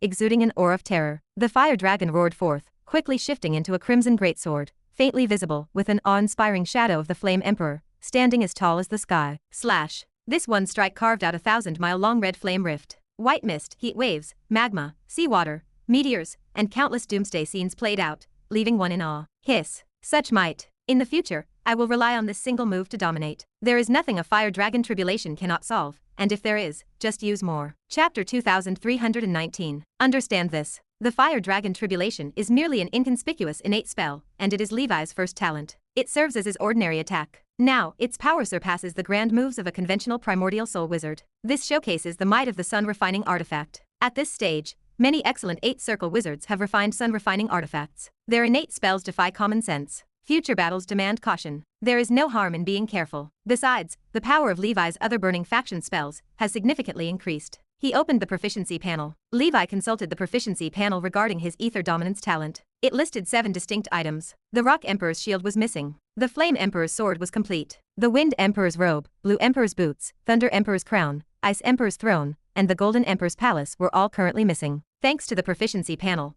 and the Children of Chaos initial talent, to learn everything but excel in nothing, Levi embarked on a path of learning all things. The ether dominance talent originated from the ether meditation art that Levi fused back then. These items at the back seem to be part of the sun-refining artifacts, Levi realized. Some are recorded in the illustrated guide of strange items, and some are not. It seems the Flame Emperor's sword and the other 6 artifacts are a set. Could they be a legendary artifact combined? Levi's gaze swept over these artifacts, and a wave of information surged into his mind. Elemental proof. The name felt very familiar. He hurriedly opened the illustrated guide of strange items. At the end of the guide, a legendary artifact appeared in the text. Elemental proof, a legendary artifact that, upon refinement, grants a level 10 legendary profession. The description remained brief, with no other content. The higher the level of the artifact in the illustrated guide, the less information it provided. Some legendary artifacts even possessed only a name, leaving the rest to speculation. So it is, Levi concluded. These 7 sun refining artifacts, although non-sequence items, can be fused into a single legendary artifact. It is a pity that the War Merit store only carries a Flame Emperor's sword. Levi checked the 9th level demon slaying list, but no other artifacts from this list appeared. He could not say whether the council treasury had them or not. It seems he has to find a way to acquire these artifacts on his own. Since the proficiency panel hinted at it, his goal and direction are quite clear now. Before ascending to legendary status, he must collect these 7 artifacts to fuse the elemental proof. This way, he should be able to acquire a legendary profession. This legendary profession, spanning across 7 major sects, will certainly be powerful. His path to becoming legendary is becoming clearer. I wonder if the deeper layers of the Dark Ancient Tower have any, Levi mused. I am about to undertake the level 8 trial, and become a level 8 law enforcer. I can look for them next. Levi looked forward with anticipation. Looking at it now, the elemental proof is the most suitable legendary artifact for him. Aside from these, the Flame Emperor's sword also bestowed Levi with a talent called Emperor Flames. The talent is simple yet brutal. It enhances his fire element affinity. He already has the Crimson Emperor Dragon bloodline bonus, making his fire element affinity strong. The combination makes it all the stronger. Simon, with his dual fire talent, is no match for him. Next, the speed of meditation and proficiency in burning faction spells will certainly improve. Levi's consciousness entered his mind, where the 8 layers of the Divine Ring Tower slowly rotated. Within the first layer of the Divine Tower, 7 ancient-styled stone platforms had appeared, though he had not noticed them before. A crimson flame sword floated on one of the stone platforms. It was the Flame Emperor's sword. The other 6 stone platforms stood empty. Interesting, Levi thought. This is the first time I have seen something like this. It seems that after refining each elemental proof sub-artifact, it will appear on the stone platform, like proof of collection. The previous shadow emblem did not have this situation. It is a shame that such mighty artifacts do not have accompanying spiritual creatures, and neither does the shadow emblem. Is the drop rate of spiritual creatures for sun refining artifacts so low? No matter. I will continue to refine the remaining 2 bright moon artifacts. Levi first took out that Death Sept's dragonfish artifact. The dragonfish looked cunning, wriggling like an eel in his hand. Hope you prove useful, Levi muttered. Bright moon artifacts present no difficulty for him to refine. Half a year later, Levi gazed at the 25,400 spirit force upper limit on the Klein crystal ball. Not bad at all, Levi observed. An increment of 200 points in one go, comparable to the White Emperor Holy Sword back then. 200 points seemed to be the upper limit for bright moon artifacts. Levi has not seen a number higher than this. This indicates this artifact is quite excellent, the strongest bright moon artifact under the sun refining artifacts. As for the increase in spiritual force upper limit or enhancing spiritual force, Levi does not mind. In his mind, Jin squeaked cheerfully. Levi's consciousness entered the Divine Tower. Jin, Fleur, Abiao, Silei, and Nick had all become much stronger than before, especially Silei, whose divine demeanor made the surrounding spiritual creatures avert their gaze. Now, all these spiritual creatures curiously observed a corner. There, a miniature yellow river meandered. The murky waters exuded dense negative energy death energy. Chapter 2320. It somewhat resembles the yellow spring in Dragon Fall Valley. This is a rare, river-like companion entity. The river senses Levi's consciousness and floats lightly, appearing in his palm. Death energy lingers, causing the surrounding flora to wither rapidly. Suddenly, the entity senses something. It rushes into the sky, heading toward the ancient banyan tree mansion. Levi follows. Ancient banyan tree mansion. The tombstone of the dead stands silently. Rest soil now expands to about 1 square mile and progresses well. Bewildered skeletons and ghosts wander the wilderness. Sensing Levi's presence, their soul fire conveys fluctuations of excitement and spiritual submission. As the master of the ancient banyan tree mansion, Levi holds absolute control over them. The yellow river has already burrowed under the tombstone of the dead.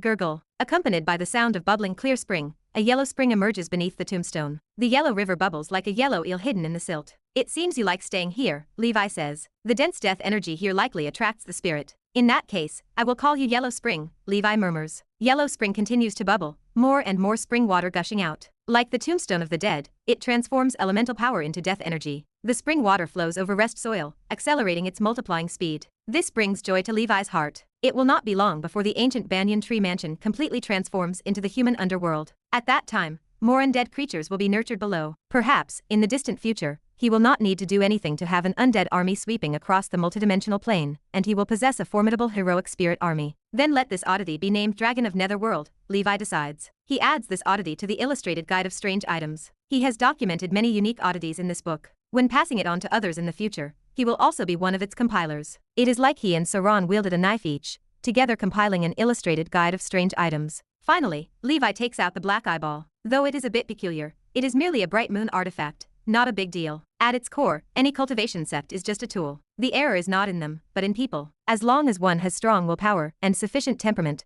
not everyone in the burning faction is as irritable as Simon, nor is everyone in the death sect devious. The majority are normal people. 6 months later, Nora year 691, Blood Battle year 477. Levi has also refined the jet black eyeball. He opens his eyes, a glimmer of dark light slicing through the void. In his mind, a dark, negative emotion lingers uncertainly. In broad terms, negative energy is quite varied. Basically, everything besides the 7 elements and light constitutes negative energy. For instance, nightmare, fear, or the 7 deadly sins of mankind. But within the school of insects, the mainstream only includes 4 elements: darkness, death, shadow, and blood. Among these, darkness is the most typical negative energy, and also the most powerful. This is why wizards refer to their universe as the land of darkness. But this energy is also the most difficult to master. One wrong step, and one might get lost in darkness. After refining this oddity, Levi feels it keenly. But for him, a bright moon artifact indeed has little impact, for no other reason than that darkness is merely a part of his cultivation section. His mainstay remains the 7 elements, these positive energies. With them, it is easy to suppress this little bit of dark power. However, this thing is really formidable. If it were a sun-refining artifact of the dark faction, it would not be so simple. Everyone has a negative part. That is quite normal, Levi murmurs to himself. As long as you ensure the positive overshadows the negative, there are no issues. Completely lacking negativity, that would be abnormal. This jet black eyeball also increases the upper limit of his spiritual force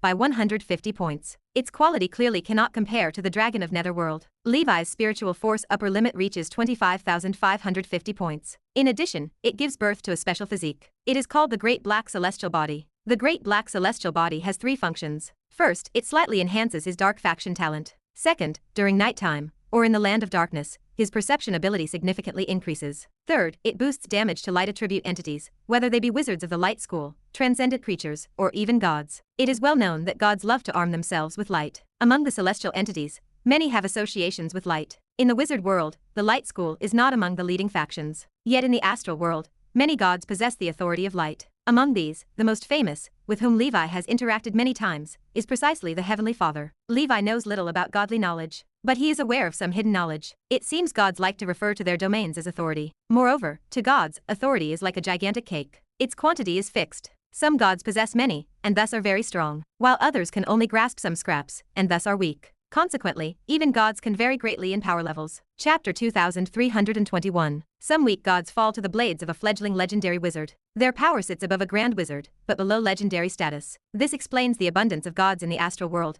as many exist merely to fill the numbers. Calling them fake gods is no exaggeration. They possess the realm but lack the true strength. In comparison, the average strength of a legendary wizard is superior. Any individual who reaches legendary status possesses great fortune, great tenacity, and great talent. Some weak gods were simply lucky enough to claim a fragment of authority, condense a divine persona, and gain habitation rights in the constellation. Of course, some powerful gods command fear, even from Sauron. The 7 orthodox gods, and the Lord of Chaos, who once attempted to invade the Wizard Federation, stand among them. The 4 great evil gods serving him are not ordinary beings in the astral world. The gods serving under him number more than just 4. In general, gods remain powerful. No matter how weak, they are level 10 existences, and no one less than a legendary wizard can counter them. In the history of the wizard world, only a few instances exist of grand wizards slaying gods. They only succeeded with rare treasures, arrays, and numerical superiority. Those grand wizards were themselves remarkable individuals with 9 rings perfect, who later ascended to legendary wizard. Regarding authority, Levi knows very little. In summary, this is the force that makes gods form cliques, much like mortals. Wars between gods usually stem from the struggle for authority. This great black celestial body acts as a cumbersome physique, similar to the dragon slaying technique. Light element creatures are rare and inhabit the astral world. Light faction wizards share the same rarity. As for god slaying,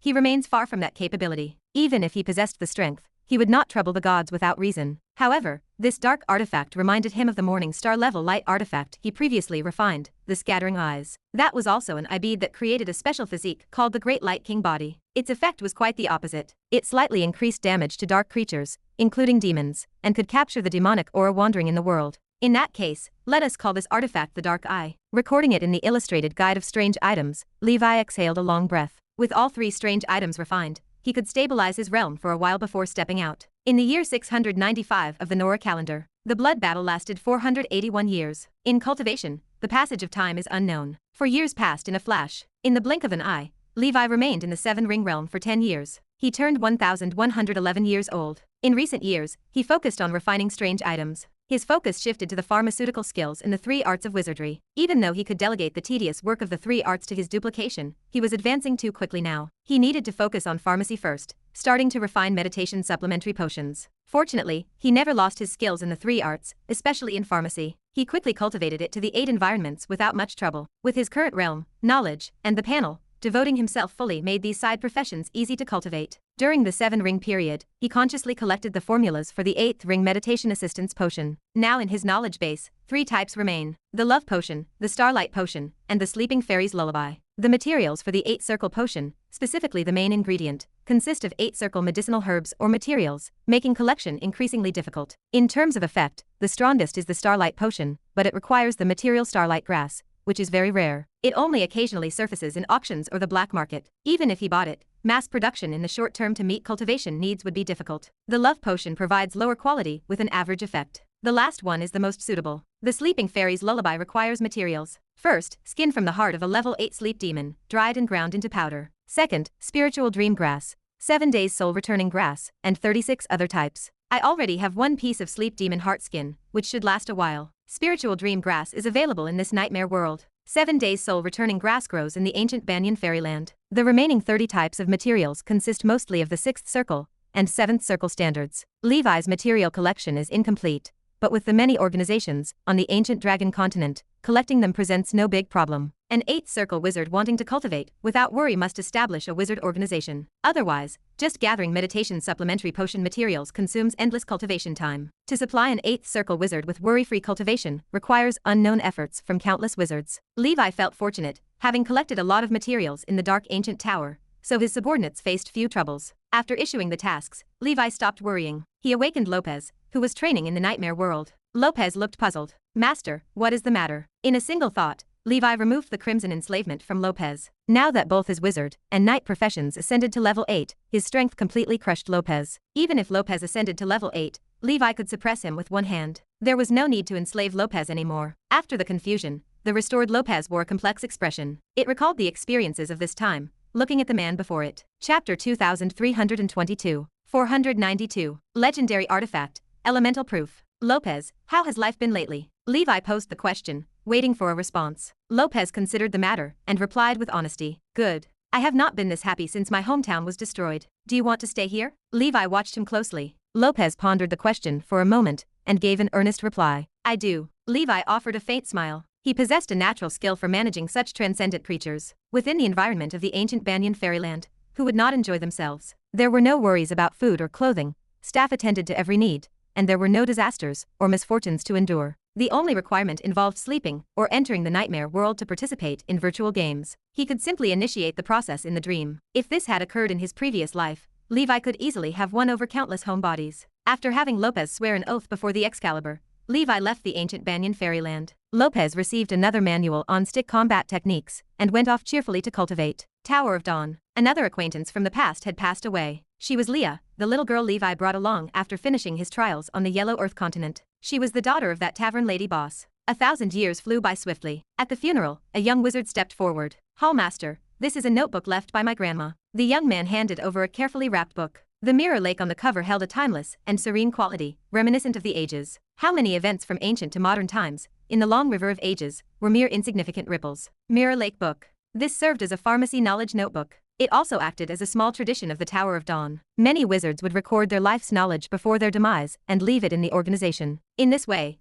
they ensured some trace of themselves remained for future times. Levi opened the front page. "Grandpa Keg, I am going to meet Mother, Granny Marlene, and Senior Sister Winnie. Thank you for bringing me onto the path of a wizard and allowing me to see more of the world." A sweet girl's voice came through, likely a spell embedded with a message. Alas, Levi experienced a rush of thoughts that ultimately turned into a helpless sigh. Leah's talent was also good, and before her death, she achieved 5th circle perfection. However, the sky chasm of the 6th circle still lacked some spark. Levi placed the Mirror Lake book in the library, copying it into the collection. Suddenly, he felt a desire to walk on the ancient dragon continent. With the gentle sunlight shining down, his silhouette vanished from the library. Huffman was also old now. He had lived over 1,400 years. The lifespan of halflings exceeded that of humans, but it remained limited. Yet, relying on his accumulation and effort, he ground his way to 5th circle perfection. If he could advance to the 6th circle, he might find some hope. The halfling tribe, under his leadership, had become quite strong. Currently, quite a few low-level and middle-level wizards existed among them, with hope for their own primordial soul wizard to emerge in the future. This underrepresented minority group had gained the dignity and value they wanted on the ancient dragon continent.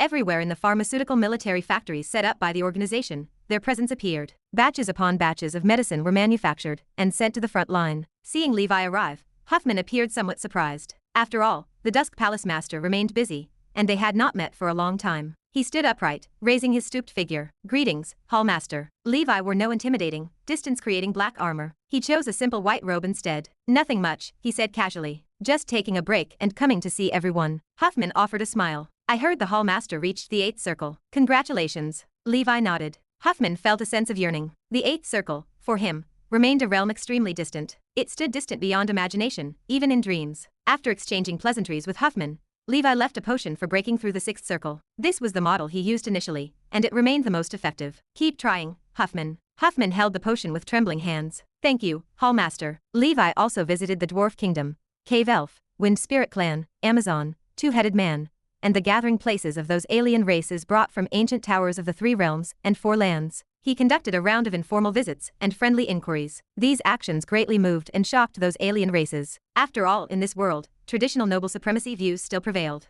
Great figures seldom showed a friendly face to the lower levels, let alone pretended to make an effort. The observers viewed the formidable, mysterious Dusk Palace Master as an authority figure. In truth, he remained quite casual, and showed such kindness to these alien races. This reality differed completely from their expectations. In the span of 1 year, Levi walked every corner of the ancient dragon continent, large and small. One reason concerned his image and persona. Another involved personally experiencing the development of the organization. For the problems discovered within, he also severely handled the responsible personnel. All along, he had focused on cultivation, paying little attention to the organization. Naturally, some pests and darkness would breed. This time, he considered it a thorough sweep. Returning to the ancient Banyan fairyland, Levi opened the proficiency panel. After breaking through level 8, the improvement speed of the brilliant golden dragon armor and crimson emperor dragon remained quite decent. Though not as quick as the level 7 period, it did not lag or become a shortcoming in his cultivation. However, he still needed to start searching for level 8 subdragons and even pure-blooded dragon clan. Not many subdragons reached level 8,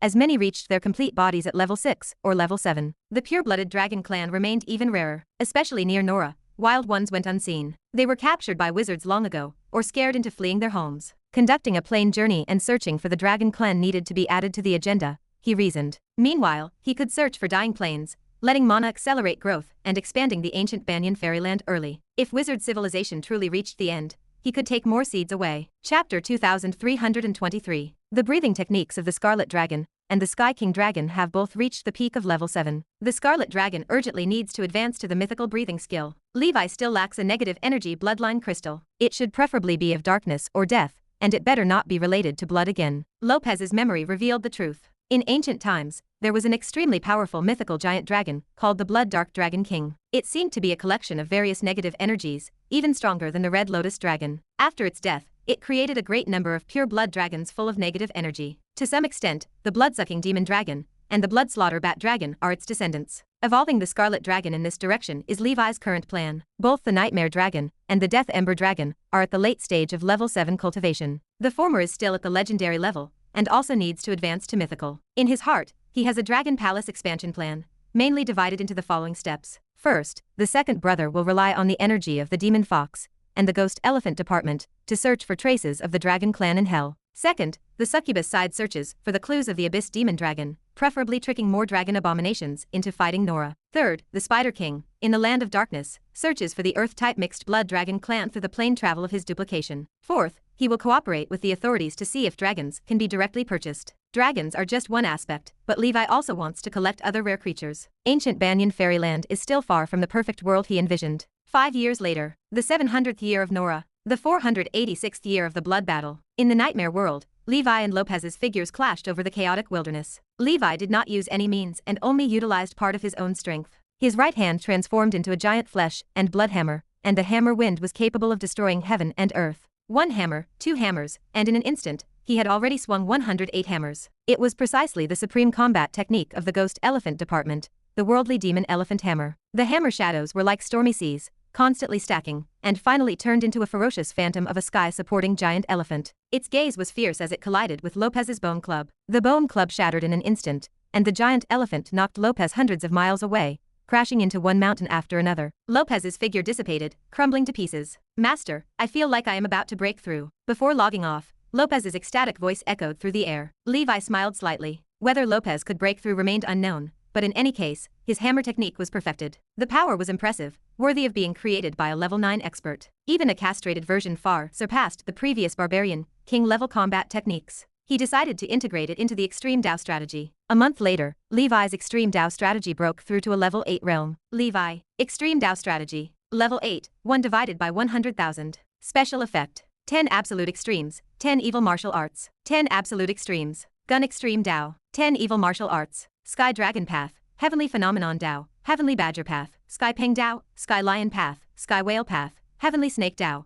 Heavenly Cold Path, Limitless Path. In the 10 evil martial arts, there are already 9 evils. The Sky Dragon Path and the Heavenly Phenomenon Dao can open up the Dragon Elephant Path. He took a step forward, surrounded by the phantom of a dragon elephant, galloping. The Crimson Dragon cut forward, and in an instant, it was already the ultimate 108 slashes. His veins bulged, muscles swelled, and white airwaves burst forth. A terrifying sword galloped across the chaotic wilderness, creating a gorge of sword chi stretching thousands of miles before disappearing without a trace. For Levi, both the hammer technique and sword technique were the same study, only that the hammer technique was easier to exert great power. The combat techniques have also reached level 8 standard. Lopez gained insight from battles earlier, and his combat technique level advanced by leaps and bounds. On the chaotic wilderness, he was discussing with Emperor Mu. Just before logging off, a danger perception faintly occurred, and Levi looked towards the horizon in front of him. Soon after, spies reported that a large army of nightmare creatures appeared suddenly ahead, rushing towards the direction of the Black Dragon territory. The Yellow Fever King, the Dengue King, and the Cholera King. The 3 great lords formed an alliance army, and came with force. While the Black Dragon territory developed silently, the outside world was also in turmoil. The Black Death King, because of the failure to deploy troops to the Black Dragon territory, suffered both a loss of troops and defeat. Not long ago, the Smallpox King, among the 8 kings, broke through to the level 8 late-stage realm. Just as the Black Death King's forces were depleted, they took advantage of the void. Unable to resist, the Black Death King abandoned the territory, taking some trusted soldiers, and fled the Blood Rain realm, whereabouts unknown. After that, the Smallpox King successively defeated and killed 3 kings, and also subdued the Yellow Fever, Dengue, and Cholera Kings. From this, the chaos of the 8 kings quickly came to an end in a short time. With the Blood Rain overlord gone, the Smallpox King, now in the level 8 late stage, became the nominal first person in the Blood Rain realm. He was proclaimed as the Smallpox Overlord. Hundreds of lords announced allegiance or submission one after another. Those who resisted to the end were trampled flat. Now, among the major powers yet to submit in the Blood Rain realm, only the Black Dragon territory in the border wilderness remains. The previous feat of repelling the Black Death King had made the Black Dragon Lord famous,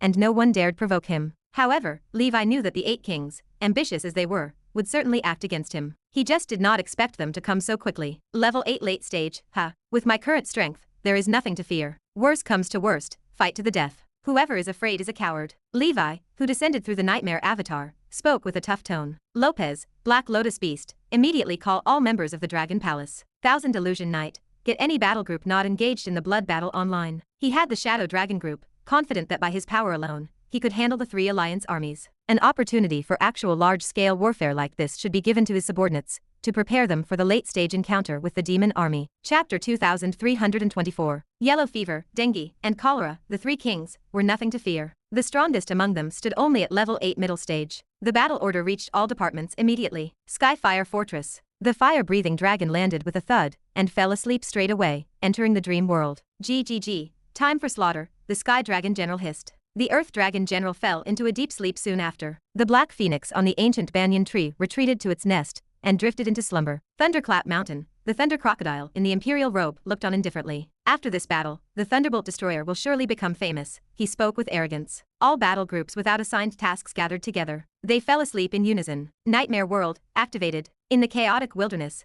the Nightmare Army surrounded the Black Dragon territory completely. Such military strength compared well to the previous millennial Locust Plague. The quality far surpassed the Locust Plague. Even top wizard organizations in the wizard world could not withstand this force. 3 bursts of level 8 momentum descended to the front. The Yellow Fever King, Dengue King, and Cholera King arrived. Yellow Fever King and Dengue King appeared as 2 giant mosquito beasts. Their wingspans measured thousands of meters, and their bodies were coated with hard shells. Bzzzzzzz. The sound of wings vibrating created an incessant, irritating hum. Mosquitoes remained the nightmare of countless mortals in the multidimensional plane. Cholera King appeared as a bizarre creature like a 9 revolutions large intestine, constantly writhing with flowing black water. He was the only level 8 middle stage powerhouse among them. Trish shook her head while standing beside Levi. Such disgusting beings, yet of research value. Maybe they can inspire my 7-circle breakthrough potion. Can I take some samples afterwards? Levi smiled. Feel free, my lady. He gazed into the distance and spoke with calm composure. I have never stirred trouble in this wilderness. Why are the 3 of you bothering me? The Yellow Fever King sneered.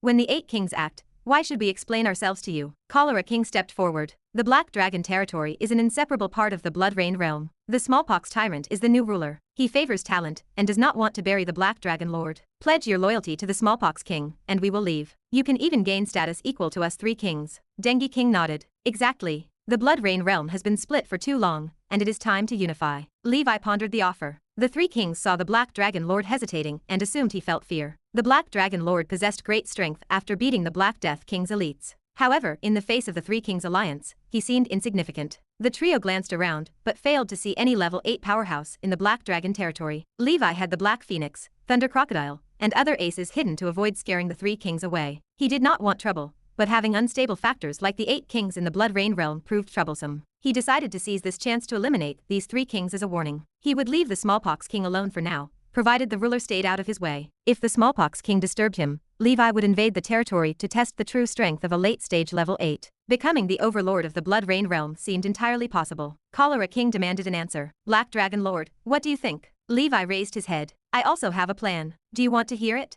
Dengue King urged him. Tell us. Levi offered a smile. Pledge your loyalty to me as lords, and you shall return alive today. The 3 kings' camp burst into chaos. What kind of thing is this? Daring to demand an oath? One of the subordinates shouted. Exactly, clueless and ignorant fools, another hissed. Cholera King roared. Attack the Black Dragon territory. Whoever captures the Black Dragon Lord will be greatly rewarded. Rumble. The 3 kings' alliance surged like a flood toward the Black Dragon territory. The Flame Executioner is here, the fire-breathing dragon shouted. He loved to show off, and he spread his wings wide, blowing flames toward the Nightmare army. Levi raised the Sword of Victory and chanted an incantation. He cast the Wildness Sound spell upon the Dragon Palace people. The fired-up dragon clan turned into giant beasts. They charged through military formations, slaughtering, clashing, and crushing without restraint. Dragon breath, flames, and might erupted everywhere. Ice and Fire Song Battle Group, all members attack, Bizeta shouted. She donned the new generation of extreme battle armor and engaged a leading enemy head-on. Hundreds of double-headed giants, along with a pure mountain giant named Bogong, began their charge. The Barbarian Ancestor, Undying Oath, and several apostle battle groups protected the Black Dragon territory from different directions. The Fur Clan transformed into ferocious beasts of the wilderness. They clashed with the indestructible undead from hell, filled with murderous intent. These battle groups were battle-hardened and elite,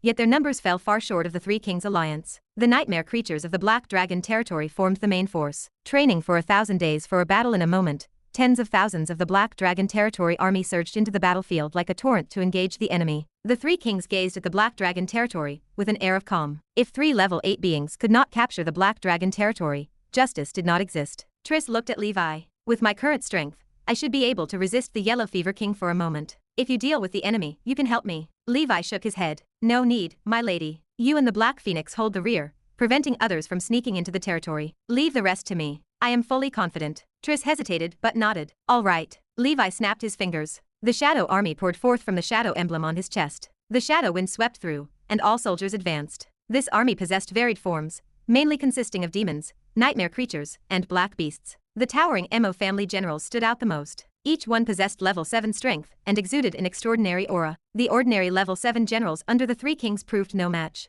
The upper limit of the Shadow Dragon group was currently 2,000, but Levi had not found the time to hunt demons on the Blood Battle battlefield to supplement his forces. He decided to use this opportunity to refill his ranks. He stepped forward alone, charging toward the 3 kings. He knew capturing the chief meant capturing the king. Once these 3 fell, the others would be easy to handle. Be careful, Triss called out. She immediately felt silly. This was the nightmare world. What am I worrying about? Levi is not like Anya. Cholera King chuckled as he saw Levi approaching alone. Regretting it now? Levi drew his shark tooth-shaped sword. I invite you all to be on your way. Chapter 2325. Arrogant. The Cholera King thought, and a black droplet appeared. The droplet spread like ink in seawater. Heaven and earth tainted, the void began to corrode, and space dissolved along with it. The soldiers of the Black Dragon territory suffered sudden, violent stomach pain. They vomited intensely, spewing out intestines and internal organs before collapsing in death. A sharp pain twisted in Levi's stomach, and he frowned. This Cholera King possessed some skill, inflicting severe illness on countless lives from a distance. Levi commanded, Thunder Crocodile, hold it off for a moment. Lightning tore through the heart of the sky. The Thunder Crocodile, draped in a purple imperial robe, descended and delivered a palm strike. A pair of thunderous giant palms, spanning several miles in diameter, slammed toward the cholera king. The thunder crocodile stared with indifference. Ugly creature, your opponent is the Thunderbolt Destroyer. Level 8 elemental spirit, so this is your trump card. The cholera king snorted coldly. Its intestines spat black poison water as countless monstrous creatures, resembling bacteria, erupted forth. They were a swarm, usually parasitic inside the cholera king. At this moment, they surged forth, instantly transforming into a 3,000-meter-tall black poison giant. The giant poison palm collided with the great lightning hand. Purple and black lights exploded, illuminating the sky in shades of red and black. This allowed the thunder crocodile to temporarily contain the opponent's strongest combat power. Levi moved like a phantom, charging toward the dengue king. He aimed to defeat them one by one, starting with the weakest. The mosquito beast buzzed, creating a terrifying sound wave attack. It moved swiftly, sweeping across the battlefield. Along its path, many nightmare creatures turned into a blood fog. A tremendous golden light shrouded Levi, and protective spells circled him continuously. The sound wave attack failed to penetrate his defenses. He proceeded methodically. He first used control methods like Silver Mountain Skyfall and Wind Illusion Realm to pull the dengue king into his domain. The dengue king's expression shifted as it realized the scope of Levi's strength. You are level 8. This insidious man hid his power, likely driven by great ambition. He must be eliminated. Thinking they had 3 level 8 combatants on their side, the dengue king calmed down. The blood sea is endless. Its swollen belly deflated, spewing forth a blood sea covering hundreds of miles from its mouth. Wherever the blood sea passed, the world lost its color, and even Levi's barrier began to tremble. The countless divine palaces within him roared. The Red Emperor true form transformed into a torrent, converging into 27 divine runes. Gaze upon me, and behold destruction. 2 enormous characters of red flames formed in the void. Annihilate. Destroy. The first character landed upon the blood sea. In an instant, the blood sea spanning hundreds of miles dissolved, disintegrated, and evaporated, disappearing without a trace in a flash. The character perished with it. The second character had already struck. In the compound eyes of the dengue king, a giant loomed, taller than the stars. Its muscles were knotted, crawling with black pythons and dragons. A sturdy arm swung a heavy hammer, crashing down upon the beast. This was an unstoppable force. The dengue king's form shifted, immediately attempting to escape by any means. Absolute ice point. Levi cast the spell with near instantaneous speed. A ray of ice struck the dengue king's body, stunning it for just a breath. That single breath decided life and death. The destroy character imprinted upon its body. The armored carapace of the giant mosquito beast cracked layer by layer. Inside, its flesh had already turned to blood fog.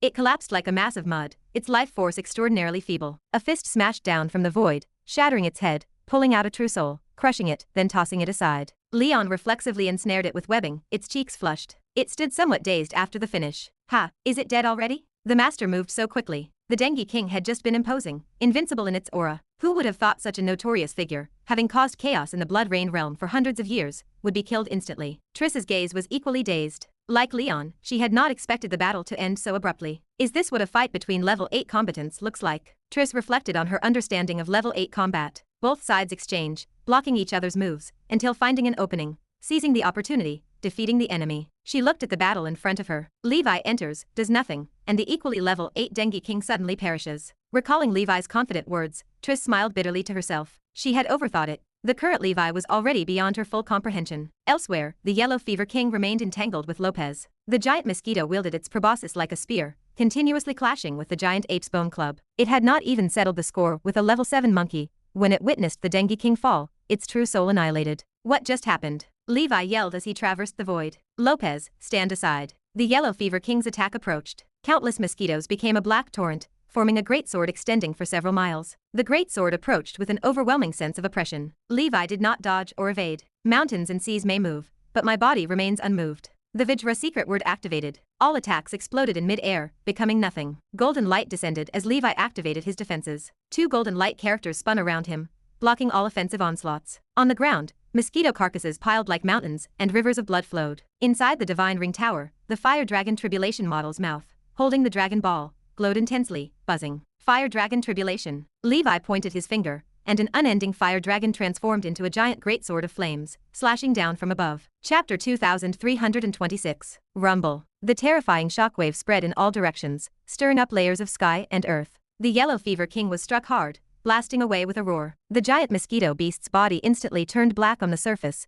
cracks spreading, and even its wings were scorched red. Its shell was extremely hard, so an ordinary level 8 attack simply could not break it in one strike. Those semi-transparent wings were like 2 steel blades. But Levi's fire dragon Tribulation, though a regular attack, was enhanced by the sun-refining artifact. Its true power had reached an exaggerated level. In this world, there is nothing that cannot be solved by a single fire dragon tribulation. If there is, then just use a few more. Boom, boom, boom. Levi shifted his form, pointing one finger after another like a Gatling gun. One fire dragon after another flew out, leaving the Yellow Fever King with nowhere to hide, quickly falling into an unfavorable position. On the other hand, the monster's offensive was not even able to break Levi's Vidra secret word. Levi also wore the Golden Wind Jade armor, a level 8 exotic treasure. Who knows how many fire dragon tribulations later, the area of hundreds of miles lay devastated. The ground was blasted into deep pits, mountains leveled, and rivers dried up. The sky seemed like a melted wax statue, dripping with scorching black water. The Yellow Fever King no longer had an intact corpse, wings cracked, mouthparts broken, and armor shattered all around.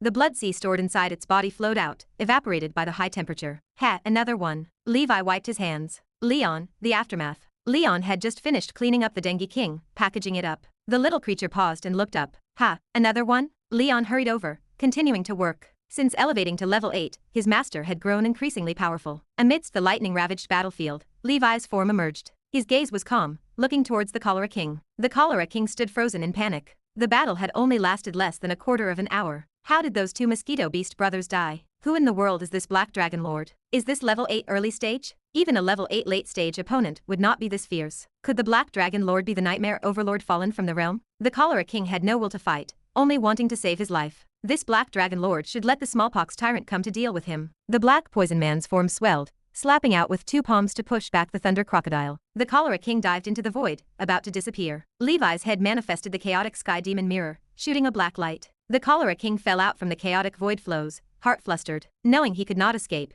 he summoned the Black Poison Man again, charging at Levi to buy time to flee. In a thought, the nine-colored Emperor emerged behind Levi. Having ascended to the 8th circle, whether in wizard form or primordial spirit, his strength had metamorphosed to level 8 standards. The nine-colored Emperor's strength was undeniable. Levi set the Emperor to fight the Poison Man, blinking several times to reach the Cholera King's side. The Cholera King spewed out black poisonous breath, the poisonous fog spreading instantly over a range of hundreds of miles. Red Emperor Domain. Billions of flames descended. These poisonous gases acted like oil on fire, unable to approach Levi, the sea of fire rolling back. In the sky, at some point, there appeared thousands of poison arrows. Whoosh, whoosh, whoosh. If hit by these poison arrows, even level 8 powerhouses would not fare well. Levi did not dodge at all, continuously unleashing the fire dragon tribulation. The dancing fire dragons transformed into flame emperor swords, slashing in from all directions. In the Blade Mountain and Sea of Fire, the Cholera King's body, like chopped sausages, writhed on the ground in segments, sizzling with oil. Surprisingly, there was some fragrance. Black Dragon Lord, stop fighting. I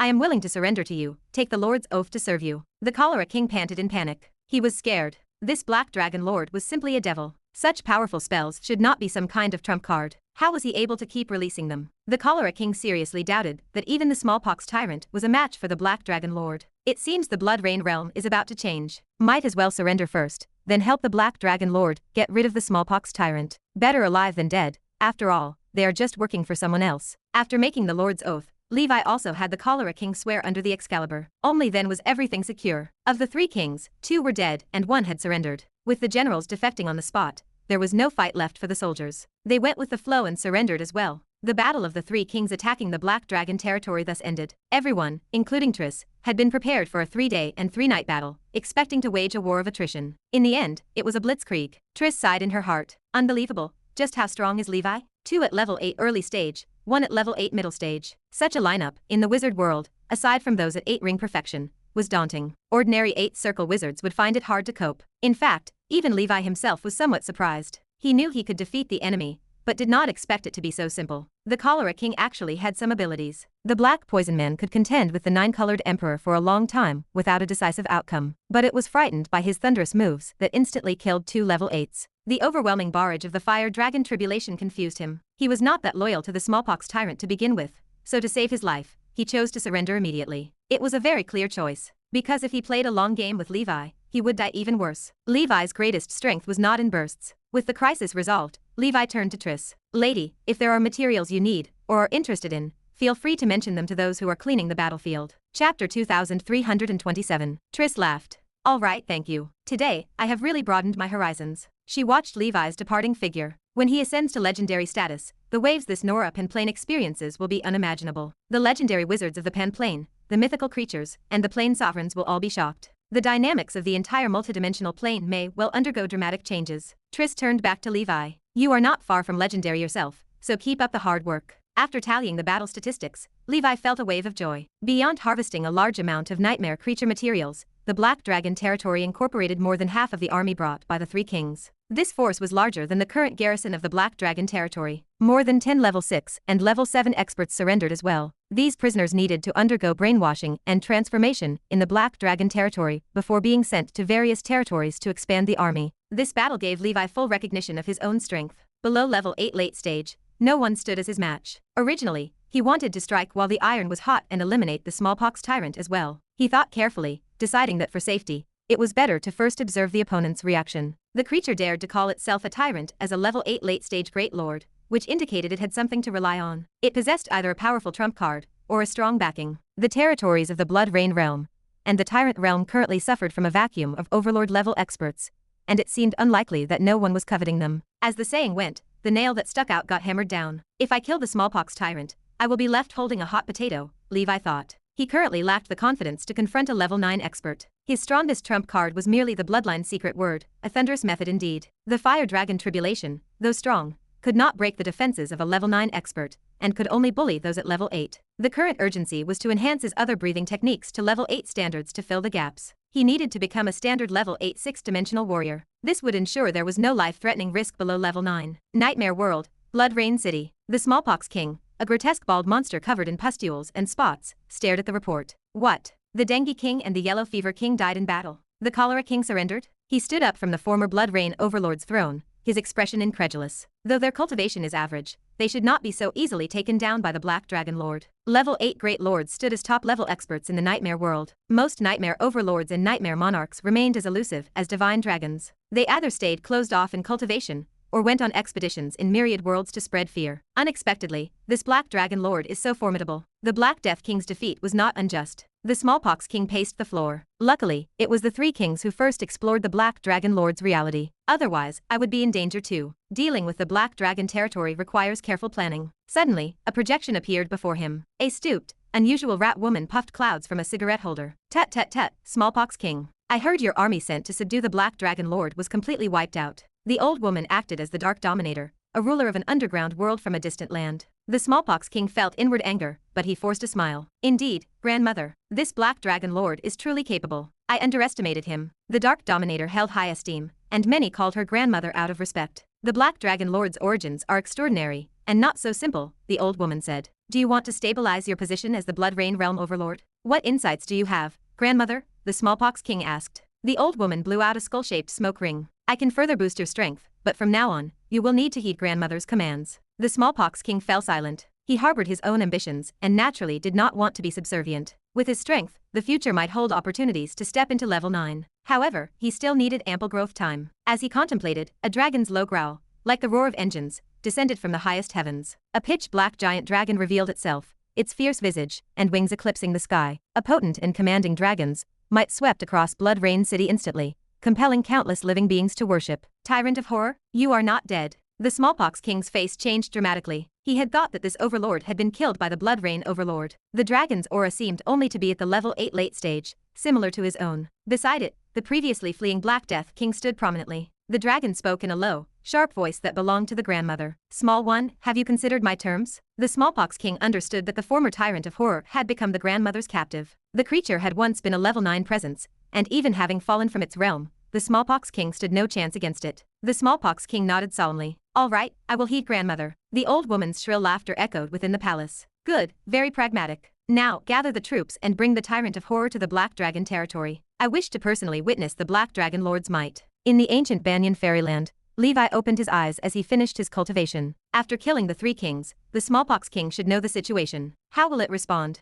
Suddenly, more news from the Nightmare World arrived. Levi's expression grew solemn, and he immediately went forth. Outside the Black Dragon territory, a giant dragon with a wingspan of 10,000 meters circled, casting a vast shadow. It exuded the aura of a level 8 late-stage powerhouse. Chapter 2328. Countless nightmare creatures trembled with fear. Even the fearless dragon clan of the Dragon Palace stood on high alert. A suppression radiated from the level of bloodlines. This is the pure blood dragon clan. I know it, it is the tyrant of horror. Panic rippled through the crowd. Just after driving away the Three Kings, an even stronger enemy arrived. The figures of the Black Death King and Smallpox King slowly emerged. Countless troops stood behind them. Triss appeared with the Cholera King to face these formidable enemies. Why have you all come here? The Smallpox King glared at his former subordinate. Cholera King, you actually betrayed me and sided with the Black Dragon Lord. Do you think I am not a match for the Black Dragon Lord? The Cholera King remained silent, unsure of what to do. Roar. A dragon roar tore through the air. A dreamlike black dragon with broken wings descended from the sky. It transformed into a black armored swordsman. Seeing the arrival of the Black Dragon Lord, the Cholera King felt greatly reassured. Levi stepped forward. I am the Black Dragon Lord. Is there something you need? Amidst the military formation ahead, for level 8 forces stood ready. Most importantly, 2 of them possessed strength at level 8 late stage. Levi currently only held strength at level 8 early stage. Even with his peerless combat power, he could not possibly face 2 enemies at level 8 late stage simultaneously. At most, he could hold one at bay. The other level 8 late stage enemy would easily sweep through the Black Dragon territory in no time. One of them, the Tyrant of Horror, had fallen in realm, but as a pure Blood Dragon clan member, common sense could not measure its battle prowess. A sharp voice emanated from the Tyrant of Horror in the sky. I am the Dark Dominator. Now that the Blood Rain realm is leaderless, I have decided to ensure order. The Smallpox King will act as this realm's proxy overlord. Black Dragon Lord, although you possess considerable strength, you are still young. Pledge allegiance to me today, and you will be spared from today's calamities. A chill gripped Levi's heart. As expected, an Overlord-level strongman had targeted the Black Dragon territory. The situation he feared the most had finally arrived. He knew of the Dark Dominator. It traversed the Blood Rain realm and cut across the entire Pale domain. A Dark Dominator existed in the Blood Sea domain as well. Levi took a deep breath. He replied with steady composure. Senior, my Black Dragon territory has always been loyal to the Blood Rain Overlord. The Smallpox King let out a cold laugh. The Blood Rain Overlord is already dead. Do you think you can scare us with a dead man? Have you ever seen the Blood Rain Overlord's death with your own eyes? Levi asked. The Smallpox King fell silent. Ever since the rebellion, it had existed on tenterhooks. It lacked true certainty that the Blood Rain Overlord was dead. Driven by greed at that time, it had taken action without hesitation. Like an arrow that could not be taken back, it had simply hoped for the best. Even the Dark Dominator felt some apprehension. In terms of strength, it could not compare to the renowned Blood Rain Overlord. This Overlord had followed the Pale Monarch through numerous planes and captured many powerful worlds. The Ash World, where the Ash Dragon resided, had been taken by the Pale Monarch and other powerful entities in collaboration. Now, the Nightmare World had assimilated that world. If not for the dread of Sauron from the Wizard World, the powerful entities of the Nightmare World might have already launched an expedition to the Wizard World. For now they held back, waiting for the Abyss Demon to probe the reality of the wizard civilization. Black Dragon Lord, there is no need for unnecessary words. Today, give your answer. Will you pledge allegiance to me? If you agree, you and the Smallpox King can jointly preside over the Blood Rain realm. The Dark Dominator perceived the potential in the Black Dragon Lord and thought it could be exploited. By supporting a puppet force, it could control the Blood Rain realm and the Tyrant realm. In this way, resources could be continuously funneled to itself. Moreover, the Black Dragon Lord appeared quite knowledgeable about the Wizard World. It was even possible that the Wizard World had sent him to invade the Nightmare World. By controlling him, the entity could use him to explore the Wizard World instead. The Black Dragon territory would become the bridgehead for invading the Wizard World. The Smallpox King's expression changed. Great-grandmother, that was not what you said before. He had expected to become the Overlord. Why was he now sharing it with the Black Dragon Lord? Levi saw that the Dark Dominator had already made up its mind about him. He sighed inwardly. I ask for Senior Black Abyss assistance. At that moment, a vast black river flowed in the red and black sky. A figure in a black robe walked slowly. 7 longswords behind him rotated like clock hands. The black river branched continuously, spreading out. In an instant, it covered the Black Dragon territory, within tens of thousands of miles. Meanwhile, whether it was the Dragon Palace people or other battle groups,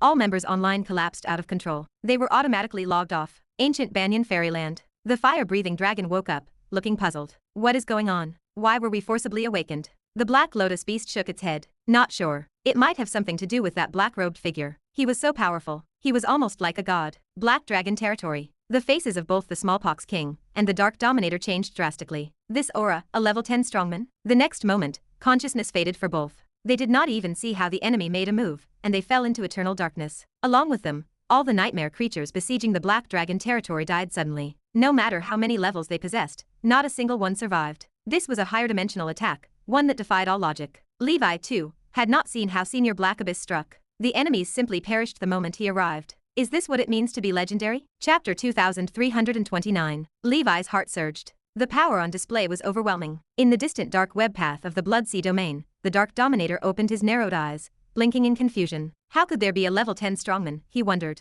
What exactly is the identity of that Black Dragon Lord? A trace of my spiritual origin is still entrusted to the Tyrant of Horror, he realized. Why is the Tyrant of Horror not dead yet? This is bad. He reached for a tool, needing to contact the Blood Sea Mosquito Lord. Only a level 10 being could fight against another level 10 being to save his own life. Although he stood as an overlord, high above in the nightmare world, overlooking all living beings, before a level 10 expert, he was nothing. A surge of nameless anger burned within him. He gasped, staring into his own mind. A pitch-black longsword appeared there, manifesting from nowhere. The longsword cut through the void, and the fire of anger ignited, spreading rapidly. His body began to self-immolate. He channeled his overlord methods, trying to extinguish the flame. It was to no avail. He fled with his true soul, trying to escape, but the true soul burned too. Everything burned. The fire spread constantly, engulfing the entire dark web path. Countless nightmare creatures, mice and their offspring, perished in the sea of fire instantly. The Dark Dominator fell. His Tau vanished. The dark web path collapsed. From beginning to end, he had not even clearly seen how that black-robed figure made a move. In the land of darkness, within a certain large world, the blood sea surged, boundless. A constant buzzing sound made the whole world tremble. In the sky, dark clouds drifted by. They were mosquitoes. In the blood sea, countless larvae wriggled. The seabed lay covered with a layer of mosquito pupae. For people in summer, hell could not compare to this place. High above, a blood-colored cloud floated leisurely. A slender black-haired youth, dressed in a blood-red robe, lay on his side, staring blankly at the sky. Mosquitoes entered and exited his body pores, treating him as a nest. Minnie actually died, he muttered. She was in the nightmare world, after all. Minnie was the true name of the Dark Dominator, known to few, but this youth knew it well. He was the master of billions of mosquitoes, causing countless living beings to tremble. He was the Blood Sea Mosquito Lord, the domain lord served by Minnie, the domain lord of the Blood Sea domain. He muttered words, his fingers constantly changing, calculating. A moment later, his brow furrowed slightly. A bit capable, he murmured. Quickly, his brow relaxed, and he returned to lying on the blood cloud, napping. Forget it. I will wait to return to the nightmare world to talk about it. Compared to the nightmare world, the multidimensional plane offered more excitement. On the Nora continent, in Black Abyss City, one of the 13 sky cities, the Black Abyss Sovereign opened his eyes. Interesting. Is there such a means to enter the nightmare world? Levi sat respectfully, bowing low. Thank you, Senior, for making a move. After the crisis of the Three Kings resolved, Levi's mind had been restless. He knew the influence of the Black Dragon territory continued to grow, making it impossible to remain hidden under an overlord's nose. A strongman had set eyes on him, causing this situation. Peace and quiet were no longer possible for development. Although he had advanced to level 8, he could only bully those at the level 8 middle stage, or late stage at most. His potential enemies could be level 9 experts. After consideration, Levi knew he had to make a change. Allying with the Dark Dominator was impossible. He would rather give up the benefits of the nightmare world than do that. He would never swear an oath to be controlled, especially when the other party was a level 9 expert. He dialed the number of the Black Abyss Sovereign, choosing to disgracefully call for reinforcement. After years of interaction, he trusted Miss Lucy, or the Black Abyss Sovereign, just as he once trusted Triss. He had planted the nightmare mark on the Black Abyss Sovereign, letting him enter the nightmare world. The entire Black Dragon territory, and all other online members, disconnected. With Levi's current strength, he could host tens of thousands of ordinary members online at the same time. However, it took all his effort to let the Black Abyss Sovereign enter the server. The nightmare avatar created did not seem to fully exert its strength. Even so, it instantly killed all enemies, and even cursed the Dark Dominator remotely. This was a truly prestigious legendary wizard. Levi's heart burned hot. Watching such an existence act with his own eyes provided a thrilling experience. The Black Abyss Sovereign spoke. For safety's sake, I exterminated all enemies, but the pure-blooded Dragon Clan are still alive. I remember you should have a way to subdue that Dragon Clan, right? He knew some knights' practices required capturing the Dragon Clan alive, so he specifically left one for Levi. Levi nodded. Yes. The Black Abyss Sovereign continued. Proceed cautiously in the nightmare world. The loss of a level 9 expert will surely alarm the nightmare monarchs it belongs to. If it really cannot work out, learn to give it up. Levi nodded again. I understand. I will work hard at cultivation and strive to allow more people to develop the nightmare world in the future. The Black Abyss Sovereign nodded. Indeed, the nightmare world is a resource-rich blue ocean for us, but the wizard world struggles with safe development methods. Your method seems relatively safe at the moment. If possible, consider cooperating with the Congress for joint development. Chapter 2330. The Black Abyss Sovereign went offline. The other members finally managed to log back on. Levi studied his Nightmare Dragon level. It remained too low. Perhaps one day, upon reaching level 10, he could function like a human server. He might allow all wizards to access the nightmare world. Such an outcome would boost efficiency for everyone developing the nightmare world. Naturally, this would draw significant attention from that realm. It might lead to a clash between the two civilizations. The Congress might withhold its approval. The Nightmare Lord could easily find a way to descend upon the wizard world. A direct strike against the physical forms of the wizards would render the nightmare avatars meaningless. Levi arrived at the Black Dragon territory. The body of the Tyrant of Horror lay on the ground, still unconscious. Subduing a pure-blooded Dragon Clan member with such ease felt like a dream, he thought. He had recently released Lopez, which conveniently opened a spot for Crimson enslavement. A level 8 late-stage pure-blood Dragon Clan member, he decided to give it a try. He injected the scarlet power into the beast. Sweat dripped from his forehead. Relying on his strong endurance, he withdrew his palm after 1 hour. A red dragon mark appeared and then faded, signaling success. He exhaled in relief. Success. It was fortunate that the creature's realm had declined. Otherwise, even while unconscious, the crimson enslavement might have failed. The gap was too vast, and the scarlet dragon breathing technique was merely legendary level. No matter, he mused. The Dragon Palace now hosted 2 pure-blooded Dragon Clan members. That was quite a display. On the battlefield, the members collected the spoils of war. Levi instructed them to sort everything before he personally delivered the loot to Senior Black Abyss. Whether the senior found the offering worthy or not, his gesture had to be appropriate. Before the great figure behind the Dark Dominator appeared, he had to grow quickly and acquire as many resources as possible. Should the time come to take risks, he would not hesitate. For years past, the Nora calendar turned to 704. It was year 4 of the blood battle. With the support of the organization, Levi prepared all the materials needed to refine the 8th ring meditation assistance potion. His pharmacy skills, now advanced to the 8th circle, were honed to near perfection. He stayed reclusive, focused on alchemy, cultivation, and honing combat techniques. Once the tyrant of horror awakened, it settled into the Black Dragon territory as the guardian. After sparring with the creature, Levi realized it was stronger than him. He was no match for it. This giant dragon, though seemingly at level 8 late stage, possessed combat power that surpassed some of the top wizard organization leaders. Had it not been for the tyrannical nature of crimson enslavement, a normal contract might have backfired long ago. Through the tyrant of horror, Levi also learned about the Dark Dominator and its master, the Blood Sea Mosquito Lord. Little needed to be said regarding the Dark Dominator. Current intelligence confirmed it was dead. The underground kingdom it ruled had vanished overnight. This became an unsolved mystery of the Blood Rain domain, which left other overlords trembling with fear. They had no idea what formidable enemy the Dark Dominator had provoked. As for the Blood Sea Mosquito Lord, it had left the Nightmare World 10,000 years ago to embark on a campaign across the multidimensional plane. No one knew its precise location. This allowed Levi to breathe a sigh of relief. He still had time to develop. Now, all 8 kings of the Blood Rain realm were dead. Seizing the opportunity, Levi used his power to annex territories near the Black Dragon territory. He had no intention of taking over Blood Rain City or declaring himself king. It was a dangerous prize.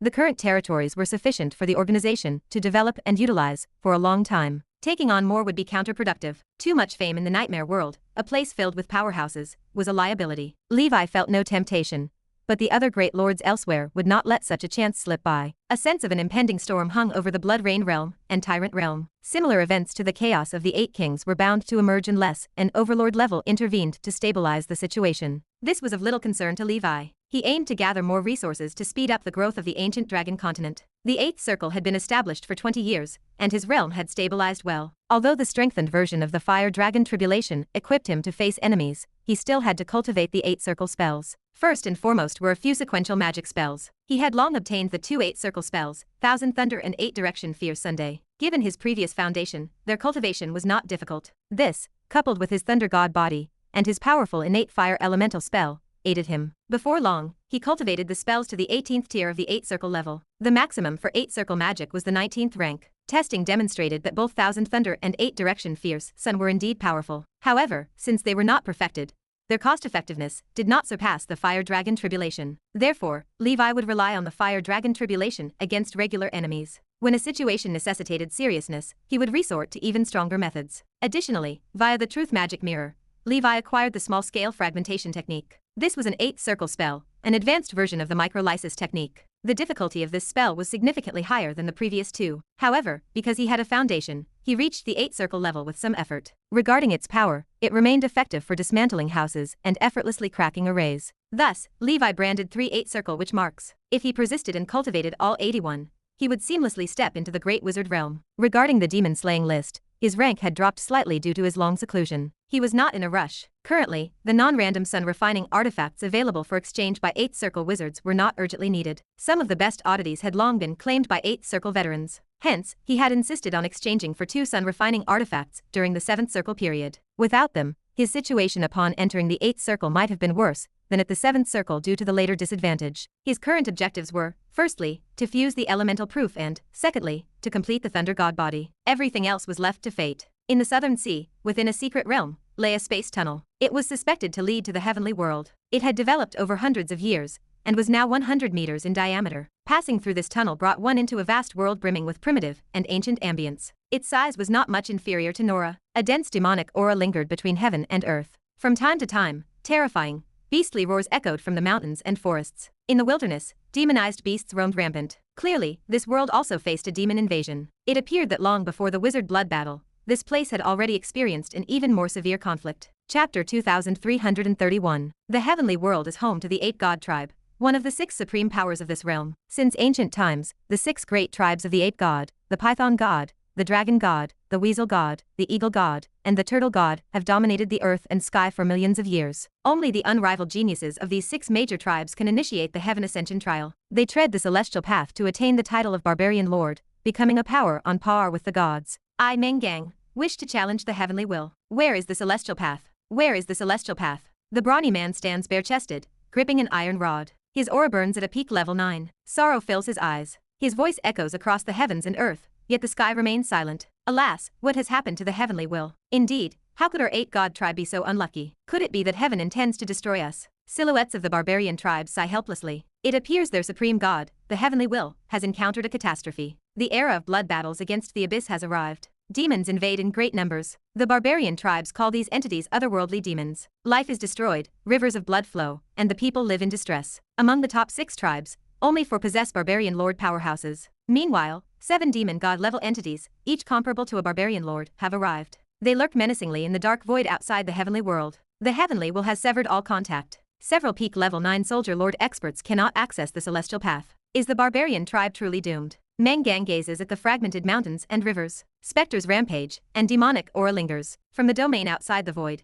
dark gazes spy upon the land. The Millennium battle has cost the barbarian tribes dearly. Earlier, they could rely on the terrain to gain an advantage over the demon army. But as the number of demons increased, their aura spread across the heavenly world. The oppression of demons by heaven grew weaker. Instead, the elderly and weak among the barbarians were polluted by the demonic aura, transforming into demons. Ferocious beasts of the wild forests, and even the totemic holy beasts of some tribes, were twisted into terrifying demonic beasts. With this gradual change, the balance of war tilts toward the evil mages. Barbarian strongmen fall like rain, countless and innumerable. In the Millennium battle, the fallen soul lord strongmen numbered in the thousands. The number of new soul lords cannot match the loss. The fallen soldier lords number over 10. These are level 9 experts, each requiring a long time to cultivate. Menggang's friend, Shituo of the Python god tribe, the possessor of heavenly cutting soldiers, also perished in the blood battle. Even the old barbarian lord of the 8 god tribe, a level 10 strongman, fell. Yet Mengang, the successor, cannot sense the heavenly will nor initiate the heaven ascension trial. Without the support of the barbarian lord strongman, the 8 god tribe cannot endure. At this rate, in a few millennia,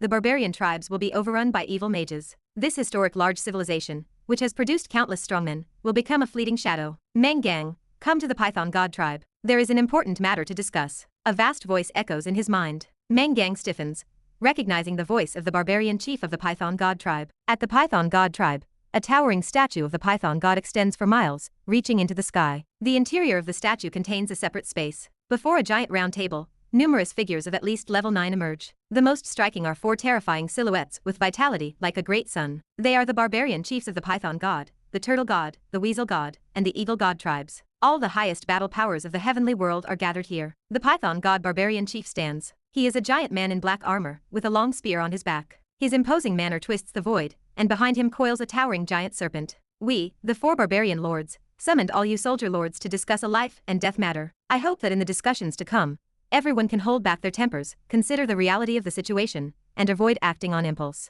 The Python god barbarian chief's voice thunders through the chamber. The turtle god barbarian lord, hunched and white-haired, stands nearby, resembling a turtle immortal. The blood battle has lasted a millennium, and the future trajectory is clear. I am sure you all see that this demon invasion is unlike any past demonic tribulation. They will not stop until they annihilate our heavenly world. The weasel god barbarian lord, cloaked in white, stands with sturdy form and lively eyes. The heavenly will seems to have changed. It is disconnected. We cannot rely solely on heaven. We must save ourselves. The eagle god barbarian chief narrows his eyes, his gaze sharp and his presence commanding. Though I hate to admit it, with only our strength, we cannot overcome this calamity. Therefore, this time we have called in some allies. At the eagle god barbarian chief's words, the gaze of each soldier lord shifts. Allies, who might they be? In unison, the 4 barbarian lords speak. Radiant sun god wizard, mist sky guardian, hand of netherworld prison, the 3 of you, please appear and join us. As the words are spoken, 3 figures gracefully descend. The one on the far left wears a white robe, with a bushy beard and graying temples. This is Mist Sky Guardian Marvin, a participant in the 5-sector expedition of yore. His legendary profession is wind songster, and his legendary epithet is singer of the calling sea breeze, holy master of the mountain mist. The one in the middle wears a red flame which robe adorned with a pattern of 10 suns, illuminating eternity. Of middle-aged appearance, he stands straight as if at the center of the world. This is the radiant sun god wizard.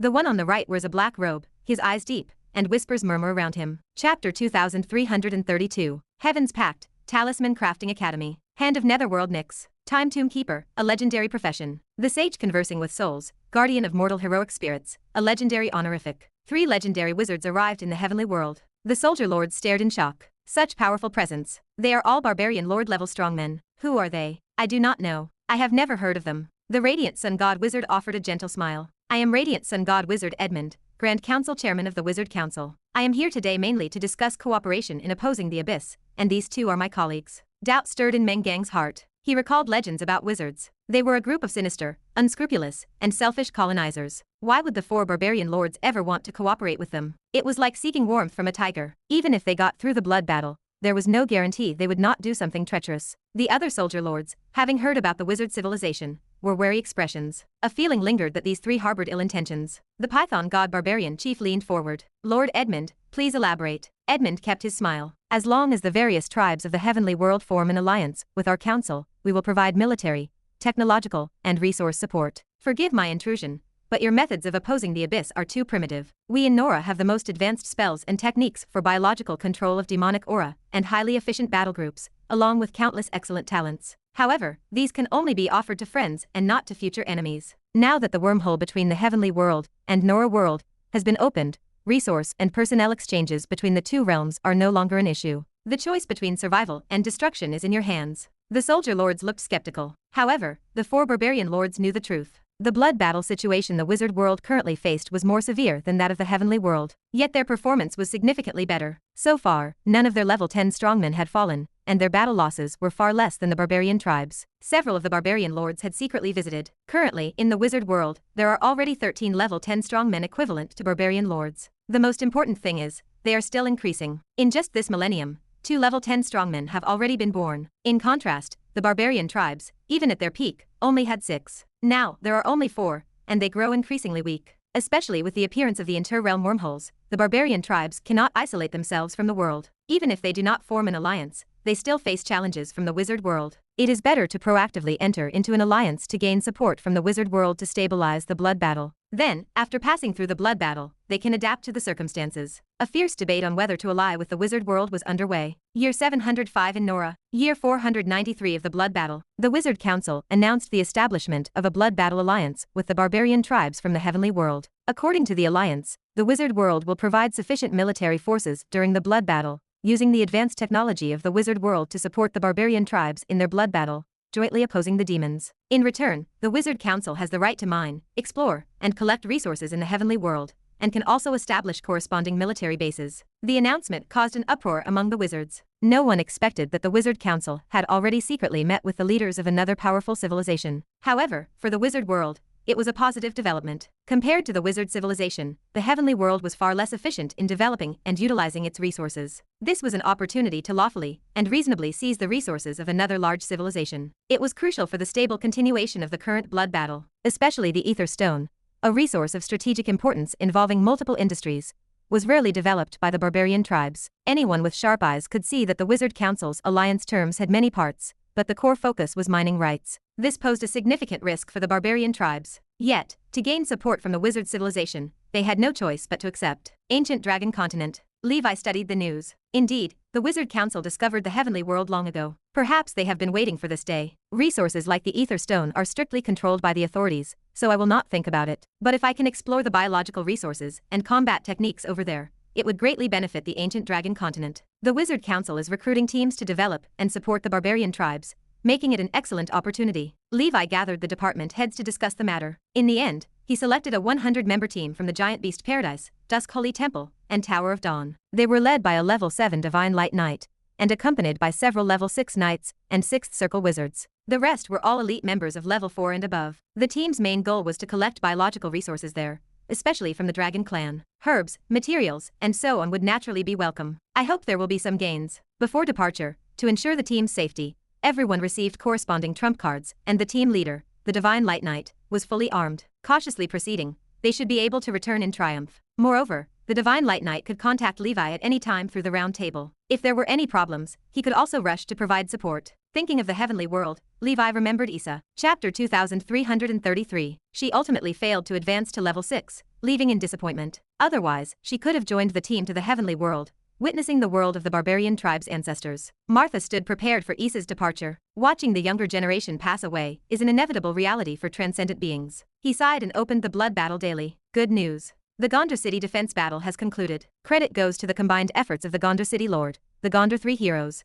and all the citizens of Gondar. The 69th Legion of the Demon Army, which tried to conquer Gondar City in a month, was successfully repelled. 2 level 8 demons were slain by the Gondar 3 heroes, 3 level 8 demons were defeated and escaped, while countless low-level and mid-level demons were killed or wounded. After this battle, the rankings of the Gondar 3 heroes on the demon-slaying list have all entered the top 20. Not bad. The 3 of them have killed another 2 level 8 demons. Their points should soon be enough to exchange for a new Bright Moon artifact. Tower of Dawn. During this period, some apprentice wizards discovered that a new department, called the Talisman Making Department, had unknowingly appeared within the school. One apprentice pointed at the sign and asked, "Talisman making, what is this?" Another replied, "It is my first time seeing it too." Out of curiosity, many students enrolled in this course. After listening to the teacher's introduction to Supreme Divine Talismans, shock rippled through the room. One student shouted, "What? Spell scrolls that do not require consuming spiritual origin. Is it for real?" The teacher nodded yes. If these things were produced in tens and thrown all at once, even an enemy 1 level higher might not be able to withstand it. Another student mused, "That is not all. If I make 100 Supreme Divine Talismans, I might be able to kill a 4th circle opponent with a 3rd circle body." Someone else added, "If with a 5th circle body, throwing out 1000 Supreme Divine Talismans, how would a 6th circle react?" Upon deeper understanding, the students realized it was not as simple as that. Take the most basic small fireball talisman for example. You need fire element beast skin to make talisman paper, and refined beast blood for talismanic ink. Use hair from mouse tails or wolf tails, or some bird feathers to make a talisman pen. One must master many parts corresponding to the fire dragon talismans, such as charm core, talisman foot, talisman array, and talisman note. Finally, you must master the corresponding summoning god spell. To learn Supreme Divine Talismans, one must first possess some basic knowledge of arrays and weapon making. Then, all these complex steps need to be executed flawlessly. In the initial stages of talisman making, the failure rate is generally high. Each failure wastes materials. The power of Supreme Divine Talismans depends on the craftsmanship involved, and can be categorized into 4 grades: low grade, mid grade, high grade, and top grade. The same type of talisman, produced with different proficiency and techniques, varies in quality, and also depends on luck. Top-grade talismans far outmatch low-grade ones in power. The Divine Talisman Tao is entirely a profound study. Though for now, it does not rival the 3 arts of wizardry, it demands a considerable investment of time. Some students backed out right away, yet some were very interested and immediately enrolled in learning. Once these students made some achievements, they shone brightly in the Academy's internal competitions through the Divine Talisman Tao. An older wizard with average talent relied on the talismans to defeat a slightly famous talented contestant. It was a major upset. The entire faculty and student body stared in astonishment. Someone in the crowd muttered, "This Divine Talisman Tao seems indeed quite powerful." Another student replied, "Yes. That talented contestant is a candidate with special talent, reached the 2nd circle ordinary realm at only 30 years old, and carries a top-grade wizard tool, always ranking high in previous competitions." The Divine Talisman Tao has great potential. Thus, the talisman making department started gaining popularity again. More and more people began enrolling in the course. Besides the basic small fireball talisman, there were hundreds of other Supreme Divine Talismans available to learn. The schools of talismanics covered almost all mainstream schools in the wizard world,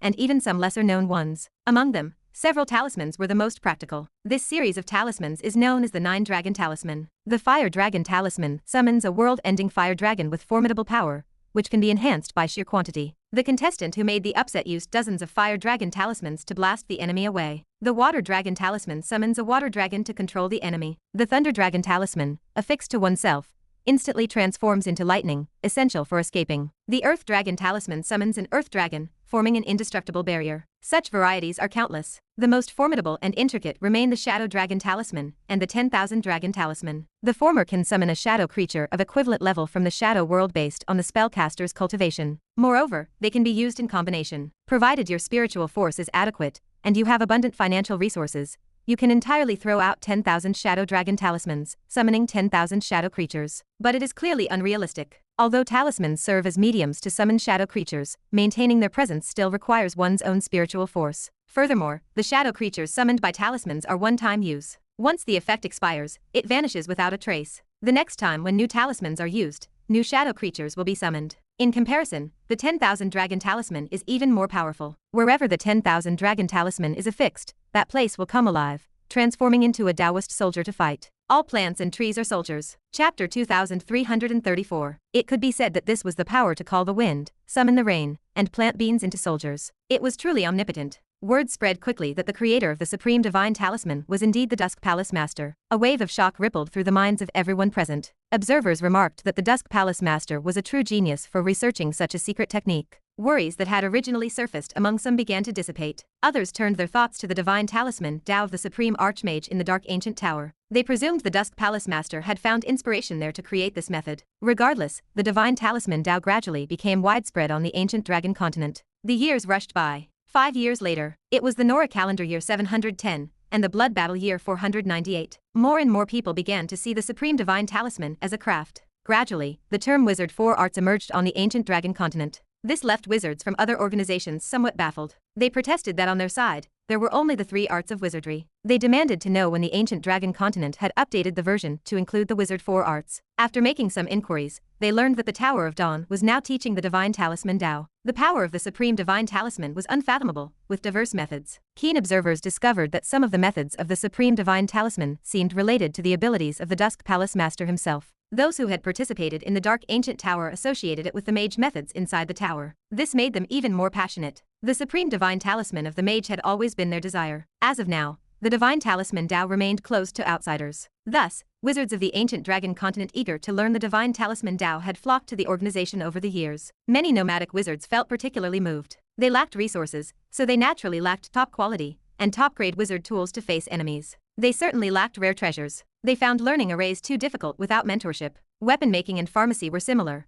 and they were all money-burning professions. Upon hearing the news, they realized crafting the Supreme Divine Talisman only required some beast skin and basic materials, which was far better than needing large quantities of herbs and minerals for pharmacy and weapon making. The ancient Dragon continent proceeded with selection according to the organization's standards. They required every applicant to swear an oath not to pass the Divine Talisman Tao privately. Furthermore, if anyone left the organization without permission and harmed the organization, their crafted Supreme Divine Talisman would turn into a scrap of paper. Regarding the Divine Talisman Tao, all final explanations fell under the authority of the Supreme Divine Talisman Master, the Dusk Palace Master. Despite many restrictive conditions, applicants still streamed in endlessly. Through the wave of Supreme Divine Talisman, the ancient Dragon continent recruited many wizards whose cultivation was already accomplished. Thus, the strength of the Tower of Dawn further expanded. With the Supreme Divine Talisman as something pivotal, these people had to weigh the situation before they considered leaving. Coupled with the constraint of the oath, the organization felt more solid than conventional ones. Levi achieved his goal. The Divine Talisman Tao naturally caught the attention of the higher UPS in the wizard world. One day,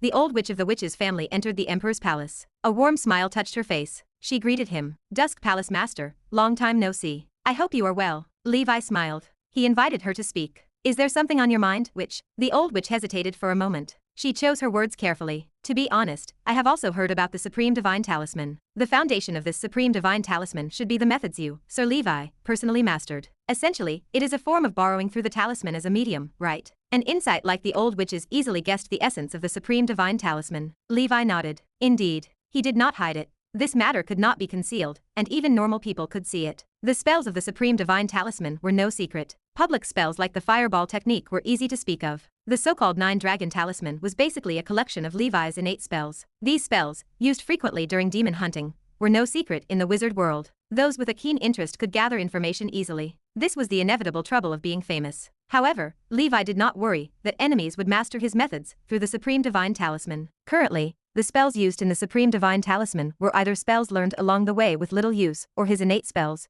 which everyone already knew. The core spells he mastered, such as the microlysis technique, absolute ice point, and luck-changing coin, were naturally not included in the Supreme Divine Talisman. The old witch sighed in admiration. I am impressed. Many have tried such ideas, but until now, you are the one who succeeded. Levi laughed heartily. I was just lucky. The old witch pressed on. I wish to reach some cooperation with the Dusk Palace Master. We can provide some resources or knowledge in exchange for the Dusk Palace Master granting authority on the Supreme Divine Talisman to our organization's witches, allowing them to learn the Divine Talisman Tao. The witches' family had been too impoverished these years. One generation was worse than the previous. Some witches, after marriage, put less thought into their organization and sided elsewhere. Coupled with the devastation of the blood battle, the organization's overall strength had been surpassed by many high-level wizard organizations. The old witch saw these things with her own eyes. However, she now led the organization and felt powerless. She dared not easily change the ancestral teachings, for she was timid, and even less dared to blaze new trails. She hoped to persevere a little longer. If she could leave the organization to the successor, she would be liberated, and she believed in the wisdom of future generations. In the present, slightly enhancing the witch's strength through the supreme divine talisman could relieve the burden a bit. Levi pondered the request. He finally answered in a solemn tone. Sorry, other collaborations can be discussed, but due to some special reasons, I can only pass the supreme divine talisman to members of my own organization. I hope the witch understands. Chapter 2335. The supreme divine talisman served as his primary advantage. He intended to use this opportunity to expand the strength of the ancient dragon continent. If he set a precedent for letting other organizations learn it, he would have to agree if other friendly organizations sought cooperation with Levi. The ancient dragon continent did not lack resources now. What he truly wanted were the witches from the witches' family. The Dusk Holy Temple faced a severe imbalance of more men than women, like wolves with little meat, hardly a temple. Even with the Tower of Dawn, it was not enough to alleviate this problem. If the witches' family were annexed, over time, and through adaptation, it would certainly solve the single status of a broad number of knights. Emotions grow over time. There is no such thing as love at first sight, as it is all about being attracted to beauty. The old witch smiled wryly and said, "All right, I understand, my lord. Sorry for bothering you." Watching the old witch's desolate back, Levi shook his head and continued his cultivation. The next day, Triss inquired, "Did the old witch come?" Levi nodded. Triss had already guessed the reason for the visit. "Do you think I should talk to the old witch about merging the witch's family into the ancient dragon continent?" Levi answered. "She cannot make that decision. Otherwise the witch's family would have started recruiting male wizards a long time ago." Triss gently brushed her hair, appearing thoughtful. "That is true." 5 years later, year 712 of Nora. Unknowingly, the prolonged Blood War had entered its 500th year. The pioneer team led by the Divine Light Knight proved very successful during these years. She saved several barbarian groups on the brink of being annihilated by demons,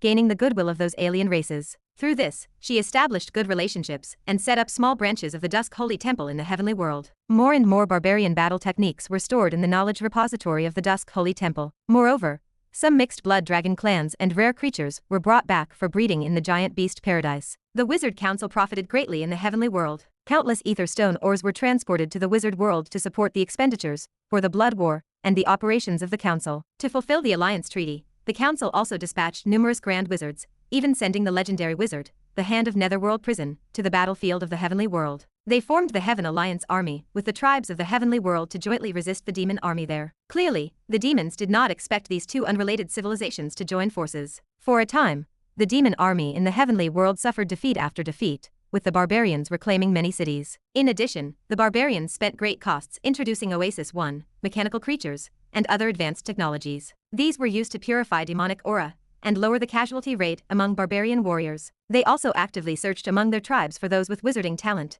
hoping to send them to study in the wizard world and return to aid in rebuilding the barbarians. However, they found that talented individuals among the barbarians were exceedingly rare. The blood battlefield on the Nora side was equally intense. Except for the Soren continent, other continents faced demonic calamities to varying degrees. On the Nora continent, all schools and organizations entered a state of total war. The Gondor 3 heroes no longer needed to hunt demons on the godforsaken continent, as they could earn war merit right at their doorstep. The momentum of the demon wave was tremendous. The 3 heroes' cooperation was becoming flawless, and they grew ever more proficient at slaying level 8 demons. Although still not matching their true potential, they were comparable to an ace battle group. In the era when the Dusk Palace Master gradually faded into silence, they remained the brightest new stars. As for those of the Council of 10,000 clans, they had disappeared. After all, the Gondor 3 heroes' joint efforts could slay level 8 demons. The Venerables also had to consider carefully if the risk of assassination was worth it. They tallied the cases over the years and discovered something terrifying. All attempts to assassinate the 3 heroes failed without exception. So even someone like Emperor Dagon,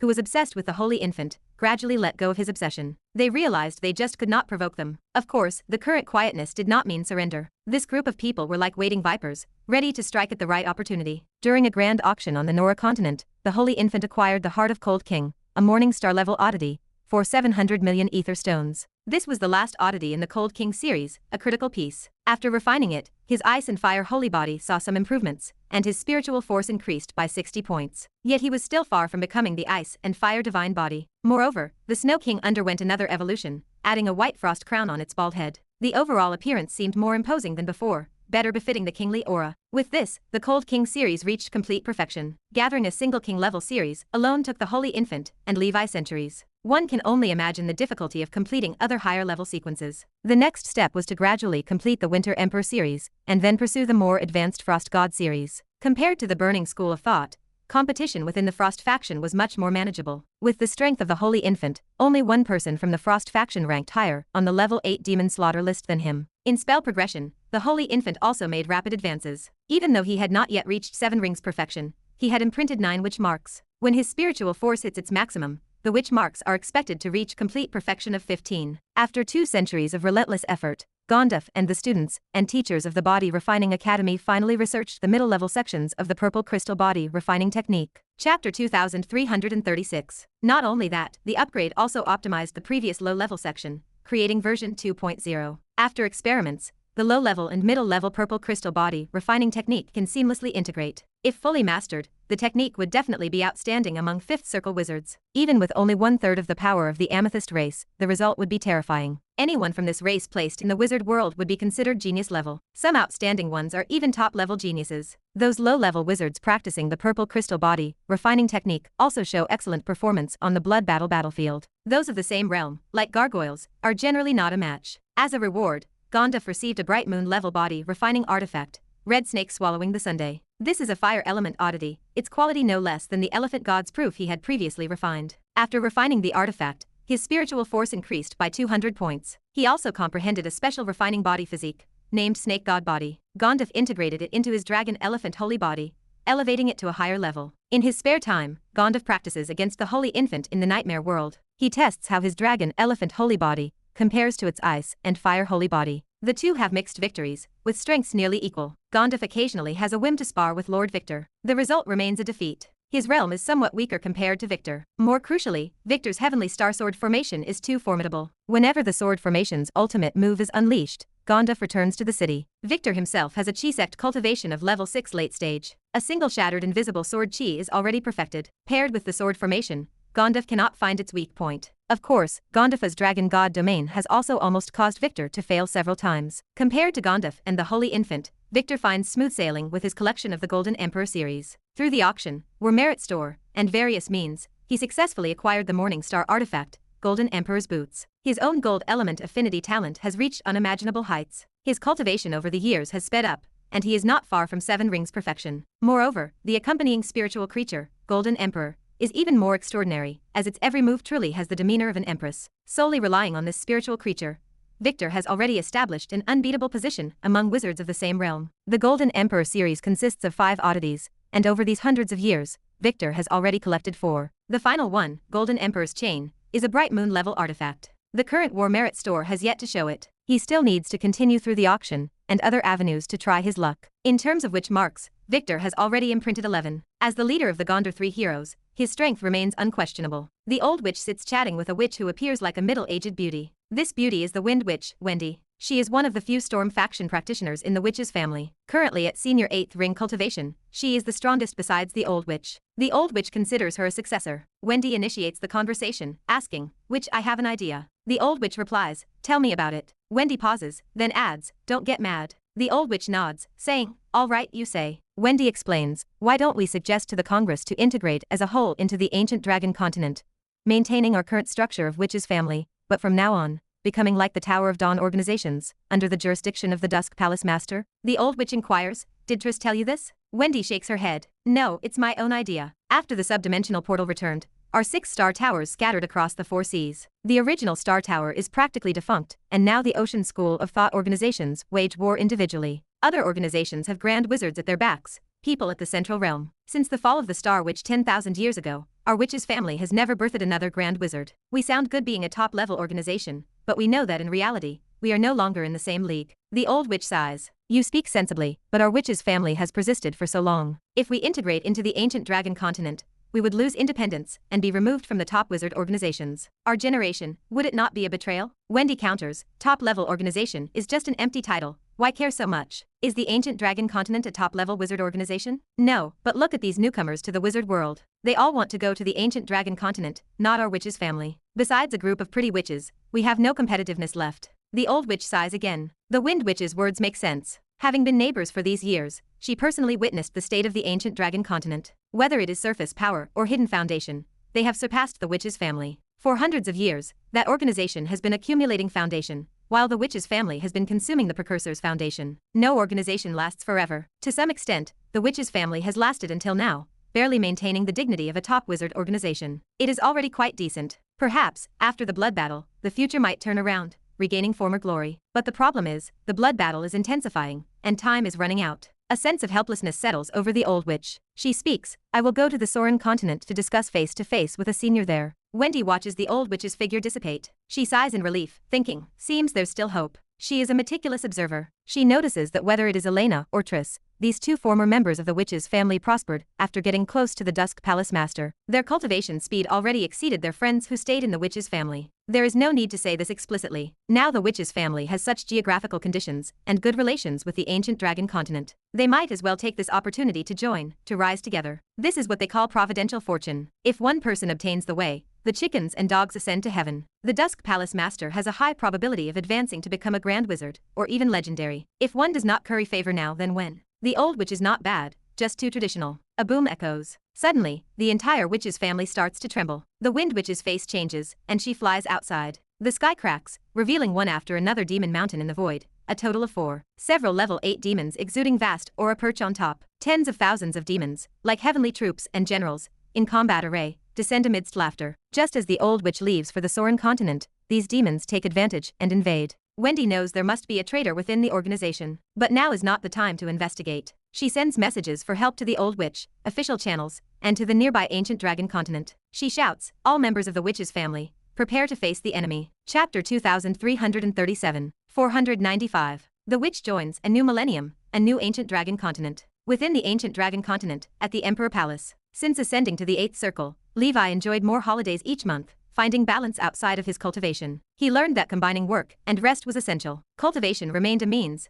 not the end goal. Living was the priority, and he finally understood this. Nearly 30 years had passed since his ascension to the 8th circle. His daily life revolved around reviewing and perfecting the cultivation journey of the past millennium, filling in gaps and refining his path constantly. He also compiled and organized experiences from his travels in the Sea of Ruins and explored various planes, such as the Land of Darkness. Once he achieved full prosperity and became a figure like Sauron, he considered publishing works like Levi's autobiography, or conversing with the master of the Dusk Palace as a character biography. Over the years, he continuously refined the 8th circle meditation supplementary potion, and his pharmacy level rose dramatically. Weapon making improved in tandem. The Snow Iron Dragon armor, the Falling Star ring, the Purple Holy Crucible, the Bag of Gluttony, and the Amethyst Light Sword. These 5 major wizard tools were all promoted to the 8th circle level by Levi. He forged them using level 8 demon materials he hunted. Only a small portion of 8th level elemental metal was mixed in. 8th level metals were exceedingly rare, and even Levi possessed little. Among his gear, the Falling Star ring and the Snow Iron Dragon armor stood out as top quality 8th circle wizard tools.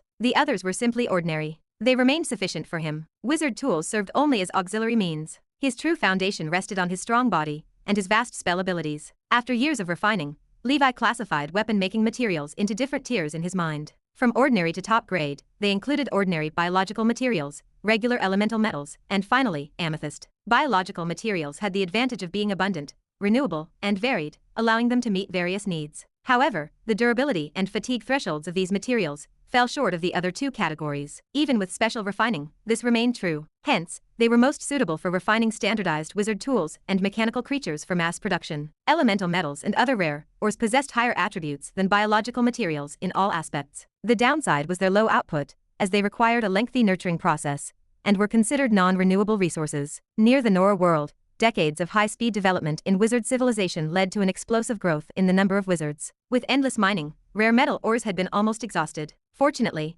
the advent of the New World in recent years temporarily ameliorated this issue. The best materials for weapon refinement were undoubtedly amethyst. Essentially, this involved the further purification and reaction of elemental and rare metals through the amethyst race, achieving a qualitative change. Thus, amethyst's hardness, durability, and all other attributes were optimal, significantly increasing the quality rate of wizard tools refinement. It was no wonder that the Holy Infant could forge so many top-grade wizard tools, for amethyst certainly contributed a great deal. In recent years, the amethyst race rarely troubled him, or the 3 avatars, and they seldom appeared in the wizard world. Perhaps because they suffered heavy losses previously, they had started to recuperate. Now that Levi possessed the strength, he intended to actively search for and hunt the amethyst race. He instructed the Spider King to conduct a carpet search via avatars across various planes, ordering it to report immediately whenever a clue about the amethyst race surfaced. Over the years, there had been some gains. The Spider King had found several planes suspected to be strongholds of the Council of 10,000 Clans. Levi instructed the beast not to alert the snakes. Once he advanced all his breathing techniques to the 8th level, he would pay them a visit. Besides, as before, he again chose a rune language. Over these years, he had cultivated it to the 3rd level. Levi reviewed his status. Hanging Rune, level 3. Special effect. Power of the Dark Monkey Constellation, level 3. The power of the Dark Monkey Constellation at level 3 allowed the rune language to communicate with the Dark Monkey Constellation, amplifying elemental resistance with star power. The current amplification was 20%. In Levi's mind, a black monkey hanging in the void kept its eyes tightly shut. This was the Dark Monkey Constellation. Its functionality was fairly standard in enhancing elemental resistance, indirectly boosting Levi's defense capability. Thus, he had already mastered the 8 rune languages of Strength, Chariot, Hermit, Lovers, Moon, Fool, Magician, and the Hanging Rune. The constellations they represented were the Horned Bull, Heavenly Horse, Hidden Snake, Aries, Jade Rabbit, Blind Pig, Spirit Rat, and the Dark Monkey. Among the constellations, he hoped to gather the 12 signs. This was quite interesting for someone with a collection obsession. With increased elemental resistance, whether it was a wizard's elemental spell, or a transcendent creature's spell-like ability, the damage dealt to Levi would be correspondingly reduced. A significant reason for Levi's strong defense was that he possessed several attributes of the Dragon Clan physique. The Red Emperor Dragon Body and the Golden Brilliance Dragon Body both provided strong elemental resistance. Now, with the boost from the Hanging Rune, he was bound to reach an exceptionally terrifying level in the future. Even the invincible Amethyst race, known for their high magic resistance, were inferior to him. After completing his cultivation, Levi arrived at the Nightmare World. A giant dragon emitting a terrifying aura descended at his feet. It was the Tyrant of Horror. Master, the dragon rumbled. Levi gestured for an update. How is the territory situation recently? The Tyrant of Horror bowed its massive head. After expansion, the number of territories in the Black Dragon territory increased to 36, occupying 1/5 of the Blood Rain realm. Currently, we have temporarily stopped expanding and are mainly absorbing the resources of our current territories to carry out development. Chapter 2338. Levi gestured to the beast before him. That is right, keep up the good work. Remember, from now on you will be known as the Black Dragon Lord. Try not to take action to avoid revealing that your cultivation has dropped to level 8. The Tyrant of Horror bowed its massive head. I understand. Over the years, Levi remained behind the scenes. He acted as the actual controller of the Black Dragon territory, but the figure put forward as ruler was the Tyrant of Horror. Levi himself held a shallow foundation in the Nightmare World. Lacking enough credentials, many treated him as a pushover, looking to cause trouble. Meanwhile, the Tyrant of Horror remained famous, originally being the lord of a realm. The outside world stayed unaware that the Tyrant of Horror had fallen to level 8 and still considered it a level 9 expert. Now that the Blood Rain Overlord remained absent, it returned with renewed force. Hearing its name, those covetous eyes withdrew. The Black Dragon territory gained temporary peace. After inspecting various territories, Levi collected a batch of pharmacy spiritual dream grass. He prepared to go offline when Triss, with her clothes fluttering, hurried to the wizard tower. Levi, it is bad news. The witch family is besieged by the demon army. Levi turned toward her, his expression tightening. What? The witch family sat merely tens of thousands of miles from the ancient dragon continent. Any danger there could easily affect this place. What are the enemy's current forces like? Triss gestured urgently as she spoke. There are 4 level 8 demons, additionally accompanied by a level 8 early-stage dragon abomination steed. At the witch family, we have only the Wind Witch, an 8th circle senior, and the guardian immortal banyan dragon. They activated the protective array, but it is uncertain how long it can hold. Levi pondered the situation. Such power suggests they are prepared. Let us go and take a look. The witch family lay not too far from the Soren continent either. If official battle groups arrived, Levi's dragon abomination could be preempted.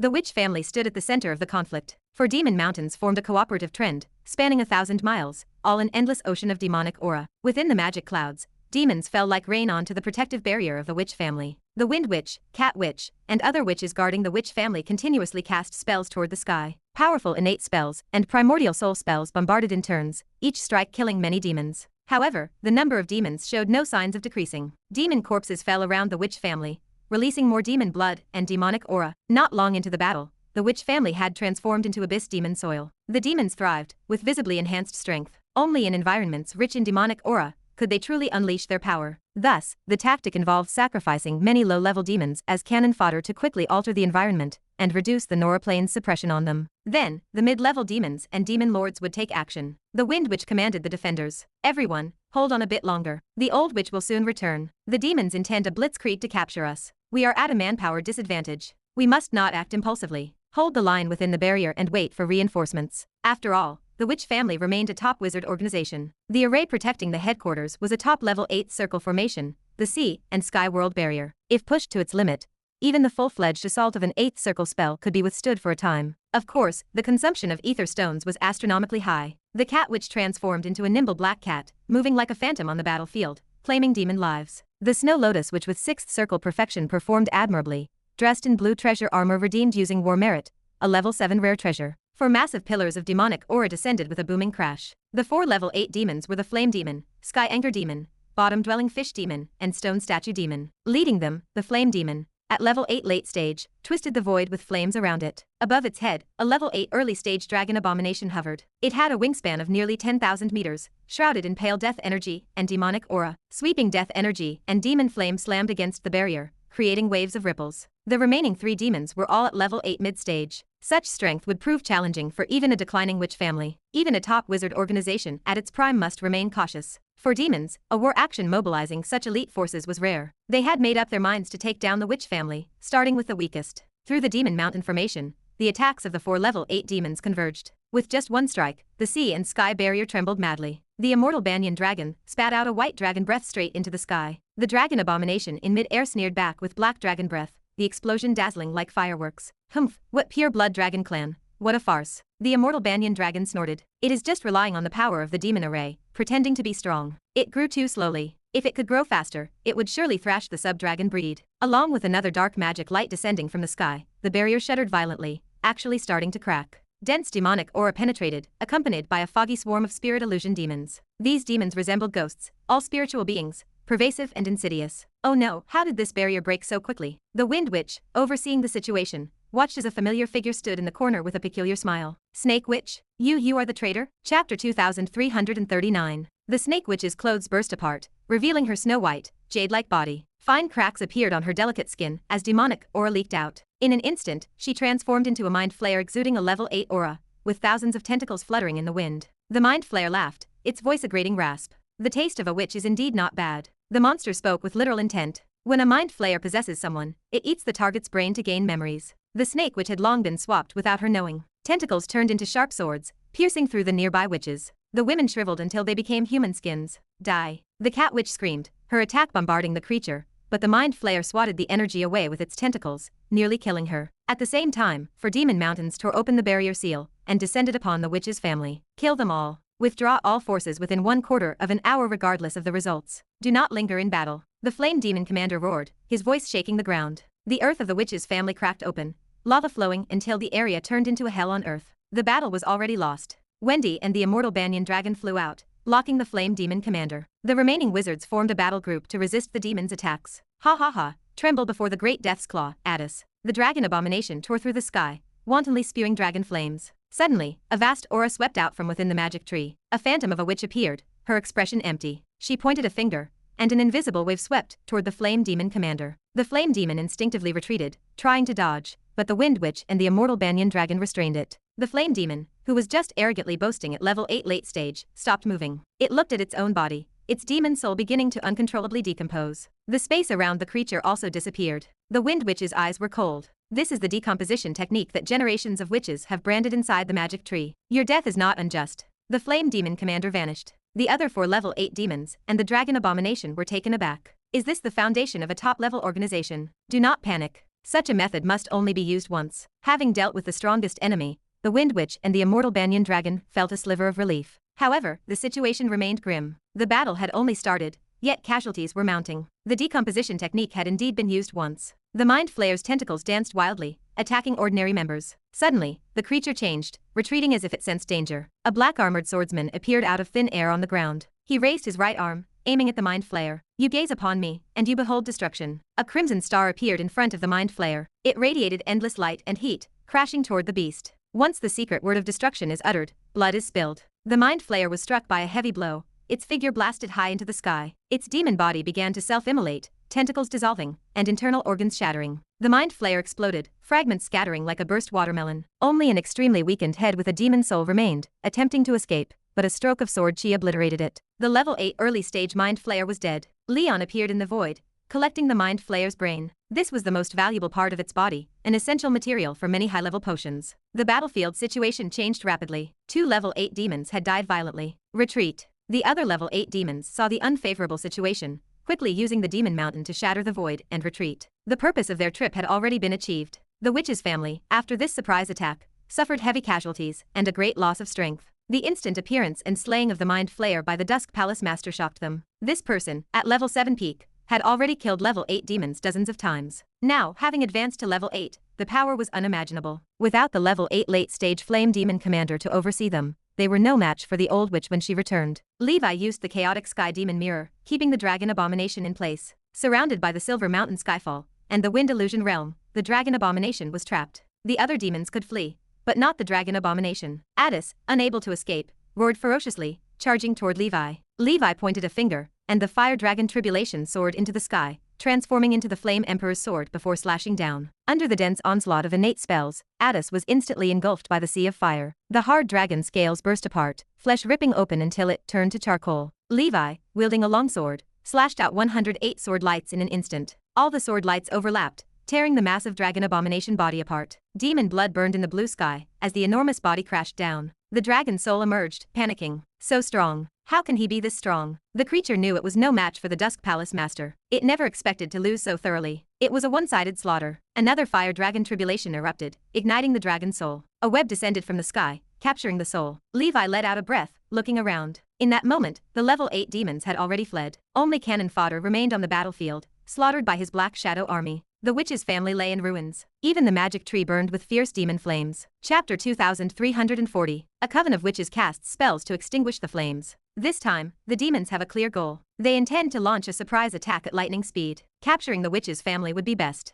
Even if they fail to do that, causing heavy damage remains a possibility. They succeed. The scene is filled with the corpses of witches, ranging from apprentices to primordial soul witches. This worsens the already dire situation of the witch's family. After this blow, it is even harder for them to stand alongside other top wizard organizations. 500 years after the blood battle, the demon offensive becomes even more brutal. Triss looks at the chaos before her. Her gaze is complicated. With the flames on the magic tree extinguished, the wind witch flies over. Her face is pale. She speaks to Levi. Thank you, Dusk Palace Master, for your timely intervention. If Levi had not arrived in time to scare off this group of demons, the consequences would have been unimaginable. The witch's family might truly have been wiped out. Only a few primordial soul witches could have escaped unscathed. This demon attack came at great expense. They even planted a level 8 heart stealer as a spy within the witch's family to dismantle the barrier protection from within. They were very close to complete success. Levi puts away the Dragon Abomination's corpse. He says, "You are welcome. As the lips protect the teeth, I am also protecting the ancient dragon continent." This time, the demons attacked the witch's family swiftly. Next time, it might be the ancient dragon continent. In the future, all precautions must be made. One cannot feel complacent because of proximity to the Sorin continent. Those grand wizards and legendary wizards are all extraordinarily busy, and many are tied up by demonic powerhouses. If an accident truly happens, they may not be able to rush over for support. Strengthen oneself through iron. The communication device rings, and Levi's expression changes. He steps into the void, disappearing. Just now, the ancient dragon continent also suffered attacks from 5 level 8 demons. Currently, Black Feathered Pheasant, Black Phoenix, Thunder Crocodile, 8-legged Sea Demon, and Lopez are fighting the enemies. Fortunately, before he came to support the witch's family, Levi had already arranged for these top combatants to stay back on the ancient dragon continent. These demons intended to attack the witch's family and the ancient dragon continent at the same time. They knew he would definitely come to support. When he showed up at the witch's family, the hidden demons over there would strike quickly. However, the demons clearly did not anticipate that the ancient dragon continent had more than 2 level 8 guardians. When Levi arrives, the Sky Dome's void crack has yet to heal. Black Phoenix pants, her chest rising and falling. "Master, those demons ran off." Levi's expression is as calm as water. "I know. Strengthen defenses to prevent demons from launching a return attack." Today's surprise attack had demons deploy numerous level 8 powerhouses. It was clearly a serious move. With these guardians, plus the Tower Master's Sky Dome defense system, the ancient dragon continent did not suffer severe losses. Yet, it still resulted in considerable casualties, which is the most severe since the blood battle began. The situation of the blood battle intensifies. If the previous demon invasion was just minor skirmishes, now they are letting Nora feel immense pain. Not long afterward, Levi's communication device receives a broadcast notice from the Wizard Council. Simultaneously, not only here, but on the Nora continent and various new worlds, they suffered demonic catastrophes to varying extents. Without any intelligence received, the demon army dispatched over 200 level 8 demons, launching a lightning surprise attack. Many regions required support. Some high-level wizard organizations were even completely wiped out. Especially some new world strongholds under construction for the continent bridge became primary targets of the demon attack. The Wizard Council responds swiftly, and many Ninth Circle Grand Wizards personally mobilize. This unexpected military action by the demons came without forewarning. Even the legendary wizards proficient in divination and foreknowledge were caught off guard. Fortunately, all major wizard organizations and battle groups have fought against demons for centuries. They had corresponding responses to such surprise attacks, so the eventual casualty figure was not excessively exaggerated. Aside from places like the somewhat declining witches family, most top wizard organizations defended successfully. In 500 years of the blood battle, most battles ended in wizard victory. Yet this time, the wizards lost, even though final statistics showed demon deaths greatly outnumbered those of the wizards. In the following days, Levi pays constant attention to the battle situation to guard against demons striking back. Soon, the Wizard Council's announcement arrives. Wind Demon Lord Pazuzu is a powerful lord from the Abyss's 645th layer. By special means, he hid his intentions and suddenly joined the blood battle. Even many demon high UPS were unaware of his arrival. Relying on his mighty strength, the Wind Demon Lord took the command seat of this Abyss blood battle. This unexpected ambush was his warning to the wizard world. Upon hearing this news, Levi's mood is heavy. The Abyss's 645th layer is almost reaching Soren's maximum layer, the 666th. Such power among level 10 must be supreme. It is no wonder it came so fiercely. The blood battle heats up. I must grow sooner and stronger. The good news is, with such experience, the council has somewhat grasped some tricks of this commander and information. This sweeping unannounced attack on Nora will not recur for a while. This defeat mainly fell on intelligence failure. The Wind Demon Lord is indeed a terrifying existence of the 600 layers and beyond. Chapter 2341, 495. The Witch joins a new millennium, a new ancient dragon continent. In the end, what it really comes down to is having enough raw strength. A heavy weight settled in Levi's chest as he retrieved the corpse of the dragon abomination he had slain earlier. He examined the remains. The death burial dragon. He muttered the words into the quiet air. A dragon of death that usually appears only in hell or the underworld. A sub-dragon of the nether dragon. I never expected to encounter it in the abyss. The nether dragon stood as the most famous dragon of the death sect. Scholars also knew it as the dragon of the underworld, or the herald of the underworld. Levi calculated his next steps. My scarlet dragon breathing technique is nearing its maximum limit. Next, I will use this beast as material for the evolution potion. Previously, he had obtained a bloodline crystal of the ghost shadow dragon at an auction. The combination of the two would allow the scarlet dragon to evolve into a mythical breathing method. Additionally, Levi had gained a substantial war merit of 150 million. This vast sum came mainly from the mind flares and this newly slain dragon abomination. Elena arrived a short time later. Weariness dragged at her steps as she approached him. Levi, I am back. She dropped her bags. I heard the situation in the blood battle has escalated again. I will not leave the ancient dragon continent anymore. A long breath escaped Levi's lips. The upcoming blood battle will be even tougher. You are not far from achieving 7 rings perfection in your cultivation now. Push forward and rise to the 8th circle for greater security. Elena nodded in agreement. That is what I was thinking too. At this stage, she had already exchanged for all the sequence artifacts in the Water God series she could possibly obtain. The next use of her war merit would be to exchange for a random sun refining artifact valued at 500 million. On the other hand, she could also go back to collecting sequence artifacts of the Water King and Sea Emperor. Although the effects of these artifacts might not match the Water Gods, they were certainly better than nothing. If she could gather them all, her talent and these artifacts would pave the way. Coupled with her extended lifespan, the chances of her ascending to Grand Wizard would rise significantly. It would become almost a certainty, even if not absolutely guaranteed. Now, demon battlefields sprouted everywhere. One could hunt demons right at their doorstep without needing to travel specifically to the god-forsaken continent. On this very day, Triss and the Old Witch arrived at the ancient dragon continent. The Old Witch bowed her head with deep sincerity. Many thanks to the Dusk Palace Master for the rescue. You saved many lives within the witch's family. Levi offered a dismissive wave. No need for thanks, witch. The witch's family is extremely important to Elena. I could not just stand by and do nothing. A gentle smile touched Elena's lips. A quiet pride bloomed in her chest. Her man possessed such incredible strength and resolve. The Old Witch hesitated for a moment, before her posture stiffened with solemn intent. Dusk Palace Master, I wish to lead the witch's family to join the ancient dragon continent. What are your thoughts on this? A tremor of surprise ran through both Levi and Elena. Such a thought had never crossed Elena's mind. The witch's family operated as a top-level organization with a proud reputation. They were usually the ones annexing other organizations. Levi had pondered the possibility, but he never expected it to happen so soon. The recent demon attacks had clearly put the Old Witch on edge. The tide of the blood battle grew ever more intense. The grand ship of the witch's family was becoming increasingly fragmented and unstable. Conversely, the ancient dragon continent had repeatedly proven its strength. It stood as a true top-level organization, and it was still on the rise. The witch's family had to plan for its future. The closest and most logical choice was clearly the ancient dragon continent.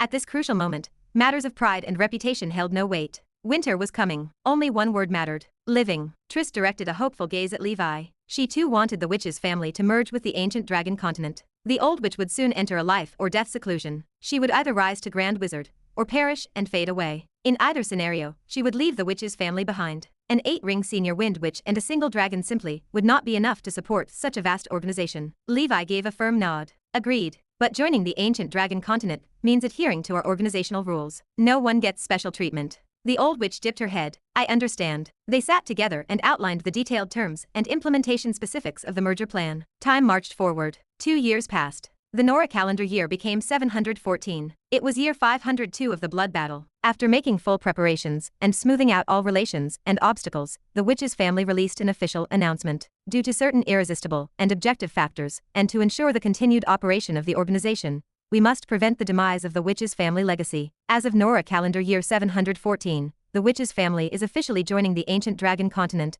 as a subsidiary organization. The witch's family will retain its current organizational title and high-level leadership positions. The leader of the organization, Lady Vylena the Old Witch, is officially stepping down from her role in the witch's family. The Dusk Palace Master will assume the position of organizational leader. All debts, commercial contracts, and obligations of the witch's family will be assumed by the ancient dragon continent. This announcement shocked the top-level organizations, the high-level organizations, and even the nomadic wizard community. Only those among the top ranks of the Soren continent who were already aware of the deal remained unfazed. An ancient organization like the witch's family boasted a history of tens of thousands of years. How could they merge into the ancient dragon continent, an organization barely a millennium old? Such a scene defied belief. Although the ancient dragon continent enjoyed its heyday, an emaciated camel was still bigger than a horse. Absolutely no one had anticipated this situation. Levi's communication device constantly chimed, bordering on the verge of exploding with messages. Gatling's voice crackled through the receiver. Hey, does the ancient dragon continent need more people? I am currently single. A message from Light Divine Sword followed closely. Congratulations.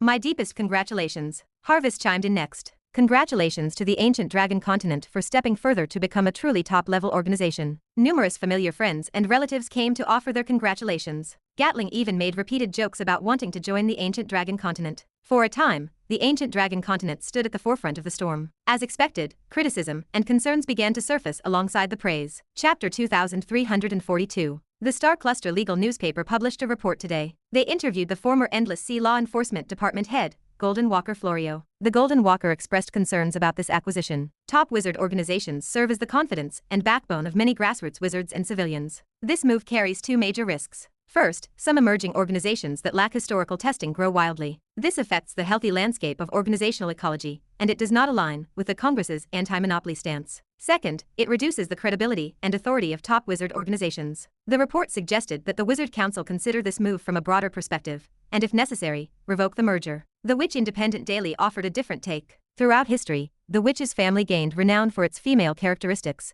acting as a sacred land in the hearts of many Ocean School of Thought witches. With a new leader now, the publication feared the organization would lose this advantage and fade into obscurity. Many similar comments circulated. Apart from the blood battle, news emerged at last. Bored wizards found an outlet for their grievances. Those in favor and those against the merger split into two factions, which made opinions clear. However, the Supreme Council, which held the decision-making power in such matters, remained silent. Levi harbored no worry at all. He took 2 years to announce the merger because he sought opinions. He did not dare to make decisions lightly regarding such a significant matter. He consulted the Black Abyss Sovereign, the Frost Witch, and some respected Grand Wizard seniors. The Old Witch also sought multiple connections to consult on the feasibility of this matter. Historically, top wizard organizations being acquired never really happened. Organizations usually dissolved or faced total annihilation. Eventually, the busy Grand Council Chairman Edmund issued a statement. The merger remained feasible, though the details required proper handling. Affected personnel needed arrangement to avoid potential negative impacts. The Black Abyss Sovereign would supervise the merger. This statement provided the confidence behind the ancient dragon continent's acquisition of the Witch's family. The highest position in the wizard world agreed,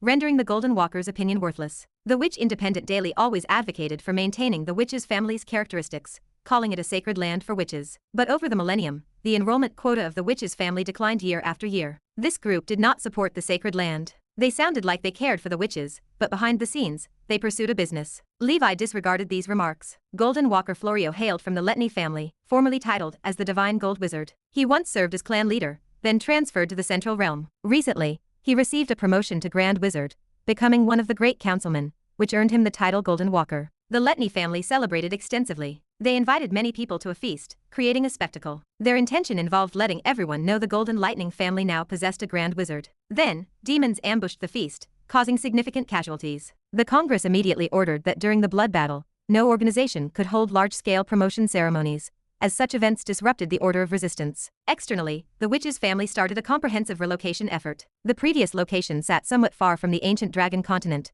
which made mutual support between organizations inconvenient. Additionally, the prior demon invasion caused substantial demonic aura pollution. Although they planned at Oasis 1, purification would require a long time. The ancient dragon continent lacked no land now. A circle of New World territories surrounded it. They acquired these territories with a fortune and turned them into satellite continents, forming a structure like stars clustering around the moon. These New World territories sat mostly within 10,000 miles of the ancient dragon continent. After Herman advanced to the seventh circle, the upgraded Skydome defense system's scanning range increased. Essentially, with the ancient dragon continent at the center, and these satellite continents, they could include them in the alert range. Thus, if a demon catastrophe occurred anywhere, other places could respond swiftly. Level 8 guardians could use void travel, and other means to reach and rescue within moments. All members of the new witch's family had to take the oath through Excalibur. This stood as the prerequisite for joining the ancient dragon continent. Additionally, Levi conducted thorough inspections. Every member, from primordial soul wizards to mortal rookies, underwent strict scrutiny. In this process, the organization discovered and eradicated many demonic spies, mainly mind flayers and formless demons. The inspection method remained simple, including relevant clauses in the oath achieved the goal. As long as the demons' methods did not surpass this rare treasure, Excalibur, the demons could not hope to lie. The ancient dragon continent used this method to inspect and eliminate demon spies, which proved effective. After confirming the lack of issues, the witch's family's own treasure vault, knowledge, teaching system, and organizations like the Tower of Dawn and Dusk Holy Temple gradually integrated. From then on, students and teachers could attend lessons at any organization without barriers. Resources and treasures from major organizations could undergo exchange using the ancient dragon continent's contribution points. These points bore the name Ancient Dragon Points. As the organization leader, Levi instantly owned the knowledge base of a top wizard organization. This acquisition brought him great pleasure. Besides, 8th circle magic was no longer scarce. He could pick and learn selectively. Regarding the witch's family's treasure vault, he did not interact with it much. Many good items lay inside, but those possessed little utility for someone at his level. He preferred leaving them for the organization members to exchange. Of course, while being the organization leader brought numerous rights and benefits, it entailed corresponding responsibilities. In the future, excluding the mortals,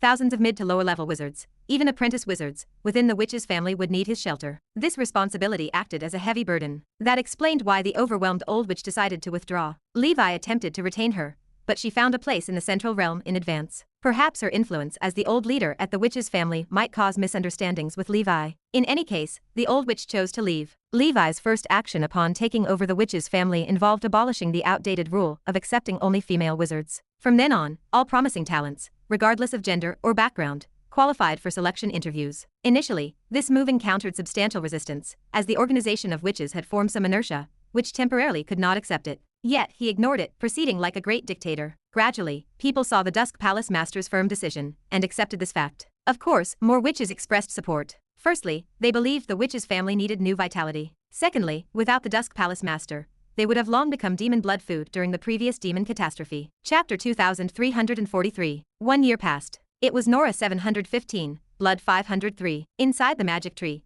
the immortal Banyan Dragon Lady stood. She wore a palace-style long dress and appeared as a young maiden. She gazed at the black armored swordsman before her. The 500-year contract seems unnecessary now. I am the dragon of the ancient dragon continent. Levi smiled at her. Indeed, as the leader of the witch's family, I hereby announce the termination of your guardian contract with the witch's family. The immortal Banyan dragon tilted her head. Terminate. What should I do next? Levi spoke with a serious tone. I wish to invite you to join an organization belonging solely to the Dragon Clan. It is one that holds infinite light and a bright future. The immortal Banyan dragon was unforgettable from the day Levi first met her. After 1,000 years, he finally possessed her. His initial plan had been to succeed and then find a way to escape with her. Unexpectedly, he acquired both the dragon and the organization. The maiden's gaze flickered. What organization? Levi spoke each word clearly. Dragon Palace. Levi planned to bring the immortal Banyan dragon to the ancient Banyan fairyland. She was a pure-blooded Dragon Clan member. If she remained outside, she might get captured by a demon, or perish prematurely. That would be a great loss. The hope for the Path of Nights in 100 Flowers lay with her. The new guardian of the witch's family was assigned to the Thunder Crocodile. With Levi's current power, he felt no worry about other organizations coveting the Thunder Crocodile. He already acquired top-tier organizations. Besides the Grand Wizards of Soren Continent,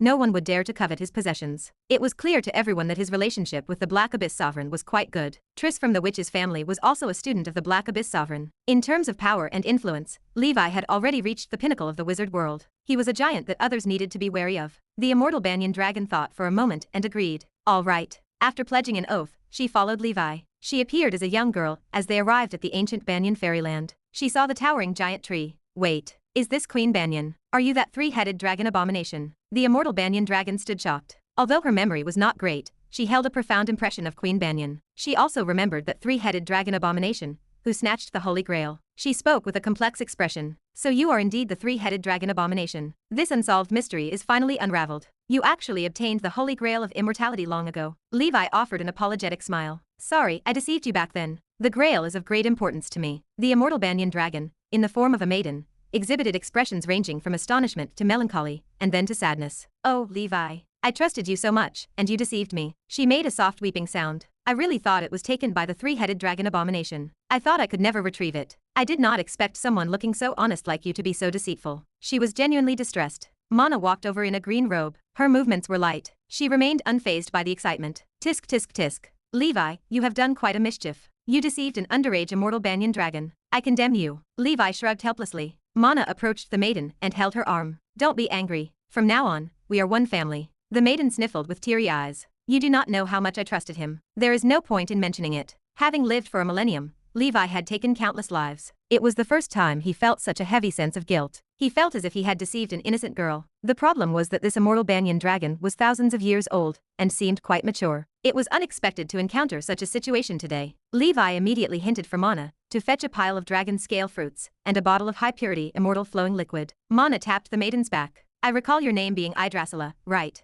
Levi mentioned you to me. You must be younger than me, so I will call you sister. Come on, eat and drink. These are Levi's most treasured items. Eat to your heart's content. Make him sleepless at night. The immortal Banyan dragon sobbed a bit and initially refused to eat. However, after Mana fed her a sip of immortal flowing liquid, the situation changed. The maiden licked her lips and craved more. So fragrant, so sweet. Previously, when trading with her, Levi used dragon scale fruits. Immortal flowing liquid, such strategic material, was never disclosed. Gulp gulp. Seduced by the fragrance, the maiden soon finished a large bucket of immortal flowing liquid. Levi calculated in his mind. That is enough to brew a year's worth of flying immortal platform wine. After drinking, the maiden stowed away the dragon scale fruits, hiding them in her dress to savor slowly. She then pouted. If you wanted the Holy Grail of immortality, you could have just asked. To me, it is not essential. My curiosity was only piqued because it might involve the immortal Banyan dragon. Why be so guarded around me? Mana nodded. Exactly. Levi was left without words. Well, from now on, we are all part of the Dragon Palace. I will guide you through it.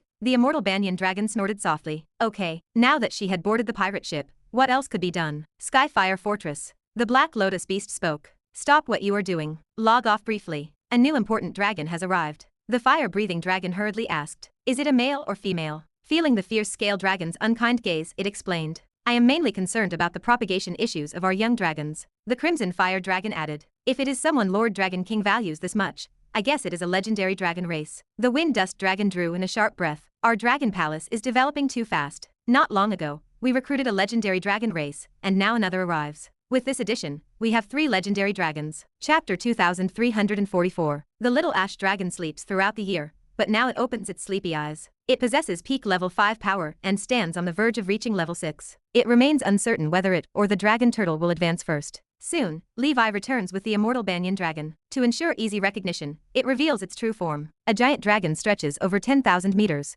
coiling like a colossal snake around the dust world. What kind of dragon is that? Someone shouts. Never seen it before. Such a beautiful she-dragon. Hey, I am just complimenting. What is the harm? The Black Lotus beast stares, stunned by the sight. Such a graceful dragon. It possesses the unique aura of the pure-blooded dragon clan. Levi gestures toward the creature. This is the immortal Banyan dragon Lady Yggdrasila. Usually, you can just refer to her as Lady. Lady is new here, so make sure to arrange things well, show her around, and let her get familiar. Also, take her to see the nightmare world. The fire-breathing dragon nods in agreement. No problem. The immortal Banyan dragon looks toward the divine tree. I want to sleep over at Mana's place. Mana nods. Sure. Levi raises no objections. As the immortal Banyan dragon pairs with the Queen Banyan, the divine tree, they form a perfect match made in heaven. Bringing the immortal Banyan dragon here serves this precise purpose. Studies from the Dragon School of Thought indicate this arrangement benefits the mutual growth of the immortal Banyan dragon and the divine tree. A fine bird chooses a fine tree to perch in, and the same principle applies to dragons. Such a marvelous symbiotic relationship remains naturally beneficial to both parties. Levi leaves once the immortal Banyan dragon is settled. The sub-dragons and mixed blood dragons show warmth and respect toward the immortal Banyan dragon. The majesty of this bloodline hierarchy is terrifying. The fire-breathing dragon, having originally harbored ideas about the female dragon, wilts. It decides it is better to return to its own female dragonfly for sleep. The immortal banyan dragon roams the ancient banyan fairyland. It moves from initial calm to later shock. 36 cave heavens and 72 blessed lands overflow with elemental power, each with a different environment. Snow mountains, swamps, grasslands, and forests cover the landscape. Although small, the realm contains everything necessary. 2 towering giant fir trees stand covered in dragon scale flowers. Soon, another batch of dragon scale fruit will ripen. In the icy secret realm, the lovely frost elves work joyfully. In the ocean, giant whales sing, accompanied by numerous beasts. In the ancient shell palace, the beautiful shell demon clan works busily. The burning rock clan, along with other alien races, coexists here in harmony. There is even a dedicated ancient banyan tree mansion, where the undead arise in a cycle of life and death. The contents of the realm far exceed the expectations of the dragon. This truly is a paradise. Sleeping here, no worry exists about being disturbed by demons, nor does concern exist for one's life, with no need to engage with other wizard powerhouses, which is a blessing for a social anxiety dragon. The nightmare world proves most amazing. The dragon has heard of this mysterious and unpredictable place, but never experienced it. After descending with the Dragon Palace people, the dragon discovers that it is a vast region under the control of Levi. The 2 level 8 legendary dragon clan members have an epic meeting, becoming the left and right guardians of the Dragon Palace. Lopez, the legendary giant ape, also leaves a deep impression. After touring around, the mindset of the immortal banyan dragon changes completely from the beginning. It feels certain that this is the place it wants to stay. As for the deception of Levi, it chooses to forgive him. Time passes. Levi continues to handle the aftermath tasks for the witch's family. He tasks Herman, leader of the mechanical school, to begin setting up new defense systems on the new world where the witch's family resides. At the same time, he organizes and integrates the existing battle group of the witch's family. He encounters little resistance in this process. The Wind Witch, an 8th Circle senior wizard, cooperates with his work despite having no prior familiarity with him. Triss returns to the witch's family accordingly. She holds 7 rings perfection, making her second only to the Wind Witch within the current organization. Levi appoints the 2 women as deputy tower masters to handle the subsequent affairs of the witch's family. Additionally, only 9 primordial soul witches remain in the witch's family. This includes the Snow Lotus Witch and the wife of Anya, the Phantom Witch. In the beginning, Levi assumed that the witch's family had more primordial soul wizards in hiding as trump cards. Unexpectedly, this organization truly possesses only a mere handful of primordial soul witches. Primordial soul wizards represent the face and nuclear deterrent of any organization, with no need for concealment. Most organizations strive to showcase their formidable strength. The development of the witch's family has been severely deformed over the millennia, resulting in a gap of young talent. This indicates an unhealthy and irrational power pyramid structure. Ultimately, it boils down to a lack of sufficient talent. Primordial soul wizards either left for other opportunities or perished, and the organization lost fresh blood to replenish their numbers. Otherwise, as a top wizard organization, they should have at least dozens of primordial soul wizards. If the witch's family does not reform, they are doomed to extinction. They cannot rest on past laurels. The organization harbors too many accumulated problems that require sweeping reforms. Fortunately, as a top wizard organization, it still has its foundation intact. Among the low-level and middle-level wizard groups, many possess special talents, even among the ranks of the children of the elements. Levi adds these individuals to his watch list. Besides cultivating, he observes their growth and cultivation trajectories. Additionally, Levi uses the Supreme Divine Talisman, a unique hallmark, to bolster the appeal of the witch's family. Chapter 2345. Anyone who joins the ancient dragon continent gains the opportunity to learn the wizard fourth art, an additional combat technique. Levi vigorously strengthens various organizations, such as the Dusk Holy Temple, the Tower of Dawn, and the witch's family. He prioritizes interspecies relations. Fresh blood is required, one part acquired through external searches, another through self-generation. The members of the ancient dragon continent are all elite. Parents with talent are far more likely to produce talented offspring compared to mortal rookies. This fact is recognized universally in the wizard world. Although many wizards look down on alien races, mixed blood children with some humanoid alien races often possess good cultivation aptitude. The Sea Clan mixed blood serves as a prime example, giving rise to the Ocean Abyss Alliance and the Immersed Ancient Castle, 2 top-level body refining wizard organizations. Therefore, the dwarves, halflings, and other alien races in the ancient dragon continent can intermarry with humans. Levi encourages them to abandon those prejudices and restraints, and to combine boldly. During the Blood War, nothing matters more than becoming stronger. The noble dragon descendants, in essence, borrow the powerful bloodline of the giant dragon. 2 years later, the reforms targeting the witch's family show significant progress. The organization finally hums with vitality. Levi temporarily sets aside his work there, having guided the organization in the right direction. He leaves the management to execute the specific details. Nora year 717. The Blood War year 505. The 8th layer of hell looms before them. The Purgatory demon sword senses Levi's vast presence with longing. Big brother, congratulations on reaching the 8th circle. Your little brother is truly envious. Next to him, the three witches and the demon fox main mother harbor equally indescribable feelings. Each time they meet the master, he seems to soar higher like bamboo shoots. This cultivation speed is magical. The potential of humanity remains unimaginable. The desire realm which recalls being in the level 7 realm, while the master was at level 6. Now she is only mid-level 7, having advanced just one realm, yet the master broke through 2 major realm barriers. Comparing oneself to others proves exasperating. She is a devil though, which comforts her. At least she lives longer, providing some advantage. Levi gestures for them to stand at ease. Second brother, your cultivation progress is good. Already close to the senior 7th ring level. You had a solid foundation before, so keep it up. You cannot slack off. He reaches into his robe. I brought some oddities for you, although the quality is average, they fit you well. Take them. This is the Wind King's Breath, a Morning Star artifact. It can improve your cultivation aptitude, and this flame emblem is also a Morning Star artifact, quite effective too. The Purgatory Demon Sword starts in surprise. Big brother, this is too precious, I dare not accept it. These are 2 Morning Star artifacts, worth tens of billions of ether stones combined in the wizard world. Levi speaks earnestly. Take them, these oddities are of no use to me, and it is not convenient for you to collect oddities in hell. The Purgatory Demon Sword feels tears prick his eyes. A man does not easily shed tears, but I truly cannot hold back. Big brother, you are my rebirth parent, I will accept these oddities. Levi smiles. These 2 oddities had already been refined by the 3 avatars. Later, during their demon hunting, another opportunity allowed them to acquire them. Levi, borrowing flowers to offer to Buddha, gifts them to his second brother, paving the way for his legendary journey. In retrospect, the second brother has not consumed many oddities in his cultivation so far. He still has ample room for growth. The Purgatory Demon Sword tilts his head.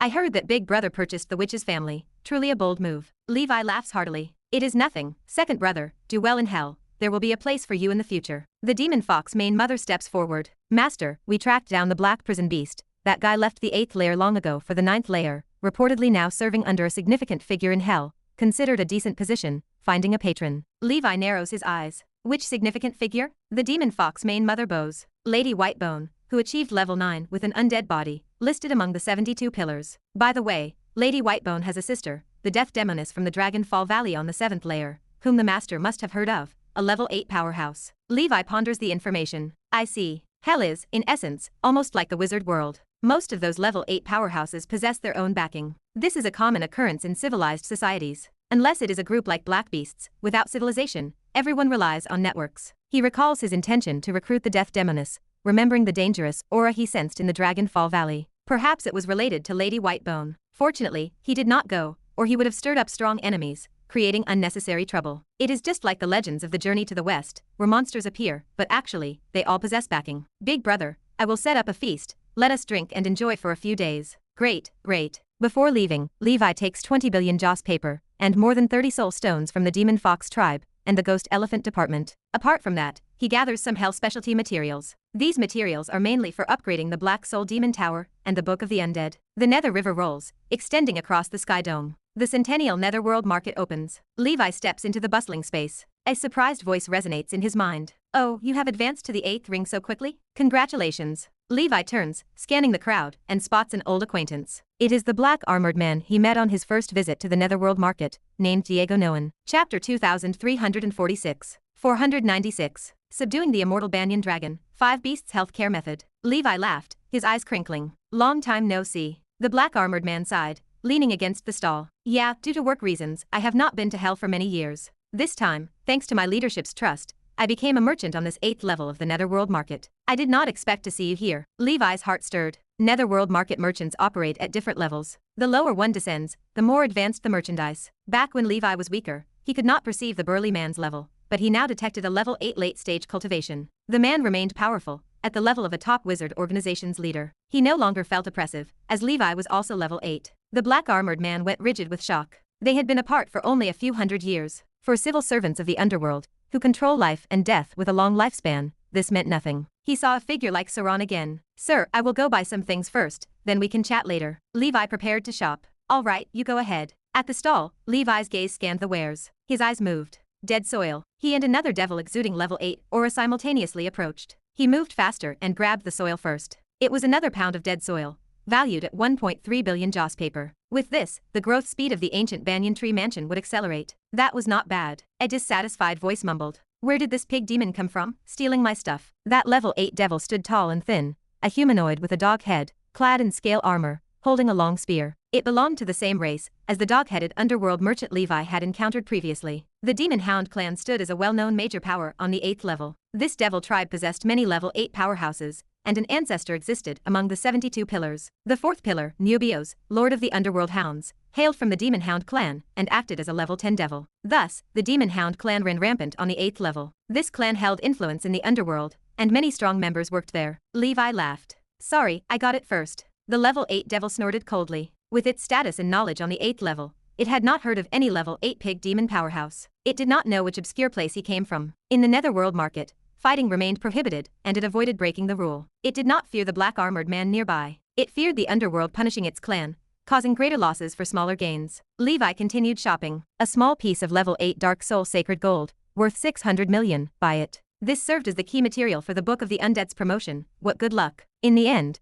only 100 million ether stones remained, not enough to buy other good items. Levi took 100,000 blind boxes. He had grown so used to it that not drawing a prize felt uncomfortable. After finishing things on this side, Levi sat cross-legged beside the black-armored man, meditating, but in fact chatting with him. The black-armored man spoke. That person just now was named Artist, the descendant of the Netherworld Doglord. Although his strength is not much, his connections remain quite strong. He had conflicts with underworld merchants before, received a lesson, and became more honest. Levi said. No wonder, thank you for the reminder, sir. The lingering hostility prickled against him. Artist likely lurked outside waiting for him. If not for the black-armored man's reminder, he might have killed him. If that happened, mingling in hell in the future would prove troublesome. The black-armored man said. Although hell acts as a subordinate world of the underworld, when one's strength reaches a certain level, like those of the 72 pillars, even we officials dare not provoke them lightly. Levi sighed. It seems you, as underworld personnel, have your own dilemmas too, sir. The black-armored man showed a look of reminiscence. Indeed. Therefore, I hope the undying Nether Emperor will return soon. The current underworld faces difficulties, with deeply entrenched factions, and one careless move may cost a job. Before I worked in the underworld, I was just an ordinary level 8.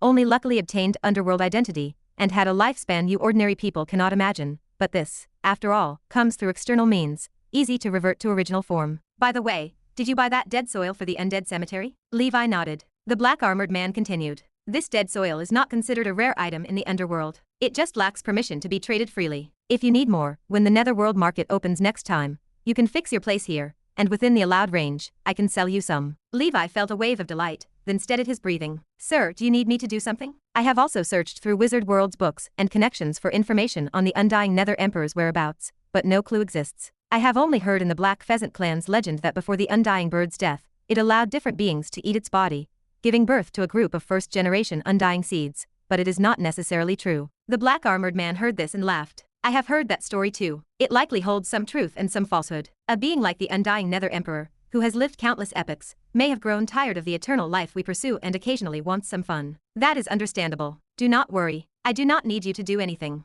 I am just optimistic about your future, just like the first time I met you. Establishing a good bond, forming a seemingly inconspicuous connection with someone like you, might even bring benefits in the future. Ha ha ha ha. Chapter 2347. Levi was lost in thought. Thank you. Those old fellows in the underworld are really smooth. No matter how roundabout their words are, they still have their demands. However, for Levi, gaining more rest soil is indeed a good thing at the moment. In the future, when he really makes it, he will not forget the favor shown by them. This time, the two chatted for a long time, and Levi learned some common knowledge about the underworld. As the netherworld market ended, the black-armored man smiled. Goodbye. Maybe after a few more meetings, your realm will surpass mine. The young are formidable. Levi waved goodbye. He had a premonition that in the future, he would certainly have to go to the underworld once again. The hermit rune flickered, and Levi left the 8th level right under Artist's nose. That guy squatted for a long time, and did not notice the pig demon just now, leaving sullenly. It did not know it had thus escaped a calamity. Ancient Banyan fairyland. Temporarily returning to the human realm, Levi immediately buried the rest soil under the tombstone of the dead. The netherworld flowed gently, the aura of death surrounded and permeated. The fusion of the new rest soil source with the old one made the speed of rest soil multiplication increase significantly. Now, within a radius of 10 miles, it had already become the undead cemetery. Amidst the miasma, ghosts, zombies, skeletons, and other low-level undead creatures increased in number, reaching thousands. They might have been princes of some countries in life, or even primordial soul wizards. Now, they were just inconspicuous undead. Meanwhile, Levi summoned Happy Sheep, activated Absolute Luck, and opened all 100,000 blind boxes. As soon as the first box opened, a golden legend appeared. It was a 7th level combat technique named Vortex Turtle Shield Skill. Nice, a great start. Levi stored the combat technique in the Dusk Holy Temple's treasury, for the snapping turtle knight to cultivate and study. Over the years, the knight combat techniques library already contained many high-level combat techniques that could be called sect's ultimate skill. Levi's extreme Dao strategy, the Ghost Elephant Department's Mixed World Demon Image 108 Hammers, the Golden Pheasant Clan's Dawn Battle Manual, and so on. Each night, each style could find suitable combat techniques to learn. All blind boxes opened. Levi also got an 8-circle spell, proving luck was with him. Its name was Leonardo's Sound Barrier. Although sound wave spells were not rare, Levi encountered an 8-circle one for the first time. It is a top-quality spell which, when refined to mastery, forms a super sound barrier with a diameter of up to 100 kilometers around oneself. It is one of the largest range-influencing 8-circle spells. This sound barrier mitigates massive damage from enemies, especially those area effect attacks. It not only works on oneself, but can also benefit all allies. The sound barrier lasts 10 seconds, during which it acts as a temporary shield for allies. Although its defense among 8-circle spells is relatively weak, its wide coverage is advantageous. Nice, it is perfect for strengthening my shadow army. Before battles, everyone can get a shield, which can reduce shadow loss rate. Levi temporarily put the spell away, intending to cultivate after returning from the Ancient Tower. Dark Ancient Tower, 5th level. Heavenly Venerate, good news, we have found a top-level genius. Lisa, come here. Lisa was a beautiful little girl, with freckles on her face, looking quite timid. Levi asked, how long have you been cultivating? Lisa replied, Lord, I am 13 years old, and I started meditating 2.5 years ago. Levi laughed. Nice, becoming an official wizard in 2.5 years. This speed was much faster than Levi back then. He became an official wizard only in middle age. Those early stages were really tough. Lisa was a wind element child, with the special talent Daughter of Wind, known among wizards as a top-level genius, a prized member of top organizations. Hence the Supreme Archmage took extra care of her, and with abundant resources, her cultivation naturally progressed quickly. Pollock said, Heavenly Venerate, there is also a child of the fire element, and 3 special talented wizards. Levi said, well done, take this 6th ring top-grade wizard tool for your use. Pollock was overjoyed. With this 6th ring top-grade wizard tool, his combat prowess would jump up significantly. Thank you, Heavenly Venerate, I have not done well enough. I will continue to strive. Other Supreme Archmages also came to report their work and received Levi's rewards. Over the years, another barbarian king was born among the barbarian tribes, a new demon king appeared in the Million Mountains, and the underground world showed traces of several black beast lords. As time passed, those who had gone returned with the Ancient Tower's self-recovery. The Kane humans had 4 Supreme Archmages with formidable strength, and the 6th-circle alchemy creature bestowed by him as cards, ensuring the humans' long-term peace and stability. Beyond that, he did not interfere much. Leaving the 5th level, he directly jumped to the 7th floor. This was the St. Roland continent, the year 200 of Tiankai for humans in Runeland. The 3 realms and 4 lands bowed their heads in submission, behaving properly, so Levi did not bother them. Grey-White Academy. In front of the round table of the meeting, Levi listened to the reports from the Saint Council. Heavenly Venerate, currently Grey-White Academy has over 10,000 teachers and students from all parts of the continent. Recruitment is ongoing. The black beast harassment frequency in the giant beast restricted area has reduced, and recently we sent a special team for thorough cleaning along the restricted area's edge. We found 2 subdragons, 15 mixed blood dragon clan members, and 67 other rare creatures, all purified and housed in the Sea Beast Park. Chapter 2348. The laboratory for bloodline transplants exists now, and we are currently conducting transplants on volunteers from Runeland, one of the saints reports. We will soon begin experimenting with the night breathing technique left by the Heavenly Venerate. Additionally, the 5th edition general non-bloodline breathing technique, known as the 5 Beasts Healthcare Method, is being popularized among the mortal population. The mechanical school is also in the process of being established, another saint adds. We, the old folks, are continuously learning to ensure 100 flowers bloom. Each of the saints details the work they are responsible for, and everyone stands full of enthusiasm and energy. It is worth mentioning that the 5th edition general non-bloodline breathing technique, the 5 Beasts Healthcare Method, is a special breathing technique that Levi previously developed to promote the development of Twilight Academy. It integrates 5 shallow non-bloodline breathing techniques, simplifies them to capture their essence, and is more suitable for mortals without a bloodline to practice. When practicing, special 5 Beasts secret medicine is also required, representing the monkey, bear, deer, tiger, and eagle. These 5 Beasts secret medicines do not necessarily need to be transcendent creatures, as ordinary mortal beasts are perfectly acceptable. Practicing the 5 Beasts healthcare method has a low upper limit. Achieving even level 1 is difficult, but those with talent and perseverance become top-level strong individuals in the eyes of most mortals, much like the Grand Knights of the Doomsday era. This method is called a healthcare method. Its purpose is not to become transcendent, but to strengthen the body and prolong life, so anyone can practice it. Based on the large human population, producing a large number of experts comparable to apprentice wizards would be beneficial. Moreover, all 5 of these mortal beasts can be artificially bred with no technical difficulty, and the supply of secret medicine poses no issues. On the ancient dragon continent, This 5 beasts healthcare method has already been popularized for a while, and its effects have been quite good. There is also an accompanying combat technique called 5 beasts transformation fist. Using this method, Levi has mass-produced many mortals, with a certain degree of combat power, capable even of battling demonic creatures. Every increase in the strength of mortals raises their chances of escaping when facing danger, and alleviates some of the pressure on the transcendent organizations that shelter them. Levi feels satisfied with the work of the saints. Over 200 years, the growth rate of the number of saints has noticeably increased, now exceeding 20. Some newly emerged saints have long admired the ultimate saint, and upon seeing him in person, they become extremely excited. After making them swear an oath, Levi rewards them with some cultivation resources as a welcome gift. The Flame Wolf Saint's cultivation has outpaced everyone, already a level 7 peak-strong individual, with hopes of advancing to level 8 within a few centuries, after which, the Rune Land will have a King's Right Saint to guard it. The Water Dragon Saint has also made significant progress, nearing level 7 late stage. These individuals have achieved level 7 in such challenging circumstances, showing they are quite extraordinary. With the right opportunity, their rise is not too difficult. The previous scarcity of saints in Rune Land was mainly due to suppression by the 3 realms and 4 lands. Otherwise, given the size and resources of the St. Roland continent, Levi believes birthing hundreds of saints would not be a problem. After the meeting, the Flame Wolf Saint voluntarily offers a storage ring. Levi glances at it after receiving it. Not bad. If you have difficulty advancing to level 8, you can let me know. The Flame Wolf Saint bows quickly. Not for now. With my qualifications, I am not sure if I can successfully advance, but I can only try. Thank you for the Heavenly Venerate's kindness. After conducting a covered investigation in Rune Land, Levi departs. Before leaving, he entrusts the golden scepter acquired from the Letney family to be jointly held by the Saint Council. This level 8 exotic treasure possesses considerable power,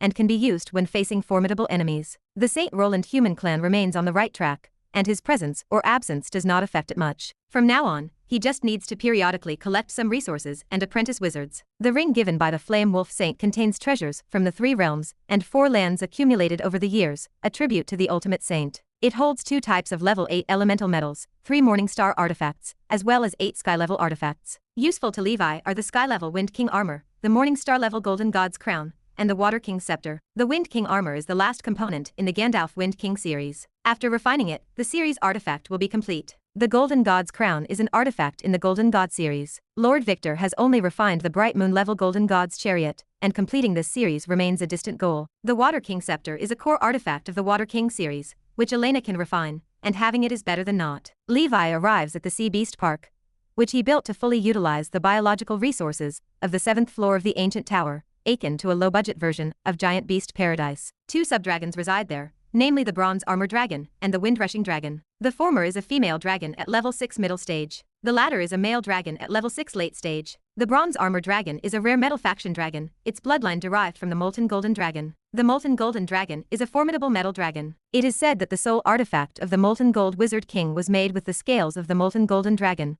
possessing considerable power and ranking high on the soul artifact ranking. Levi's current dragon palace lacks metal faction dragons, so he promptly includes it, bestowing the title Skycopper Dragon General. The Wind-Rushing Dragon, of the Wind Attribute Dragon race, is known for its speed. Levi grants it the title Sky Flying Dragon General, and includes it in the Dragon Palace. These 2 subdragon species, once in complete form, both boast a 7th level standard and still have room for growth. Counting them, Levi realizes that the Sky Dragon General composition of the Dragon Palace is almost complete. As for the 72 Earth Dragon Generals, they had long been filled. A new position needs to be created outside the Heaven and Earth Dragon Generals based on the results of the Dragon Dao Conference. Years pass quickly. Levi, along with Jin, wanders around the 7th floor of the ancient tower. They find some more treasures and capture some creatures. Besides 4 Sky level and 2 Morning Star artifacts, most items are just oddities. But Jin is not entirely accurate. Decisively, Levi initiates the level 8 law enforcement trial. It is time to take it to the next level. The trial target appears in rows of characters as the ancient tower scepter glows. Trial objective: uproot the ocean stabilizing pillar of Heartsea and slay the suppressed being. Success reward: obtain the divine pillar left by Sauron as a trial for future generations.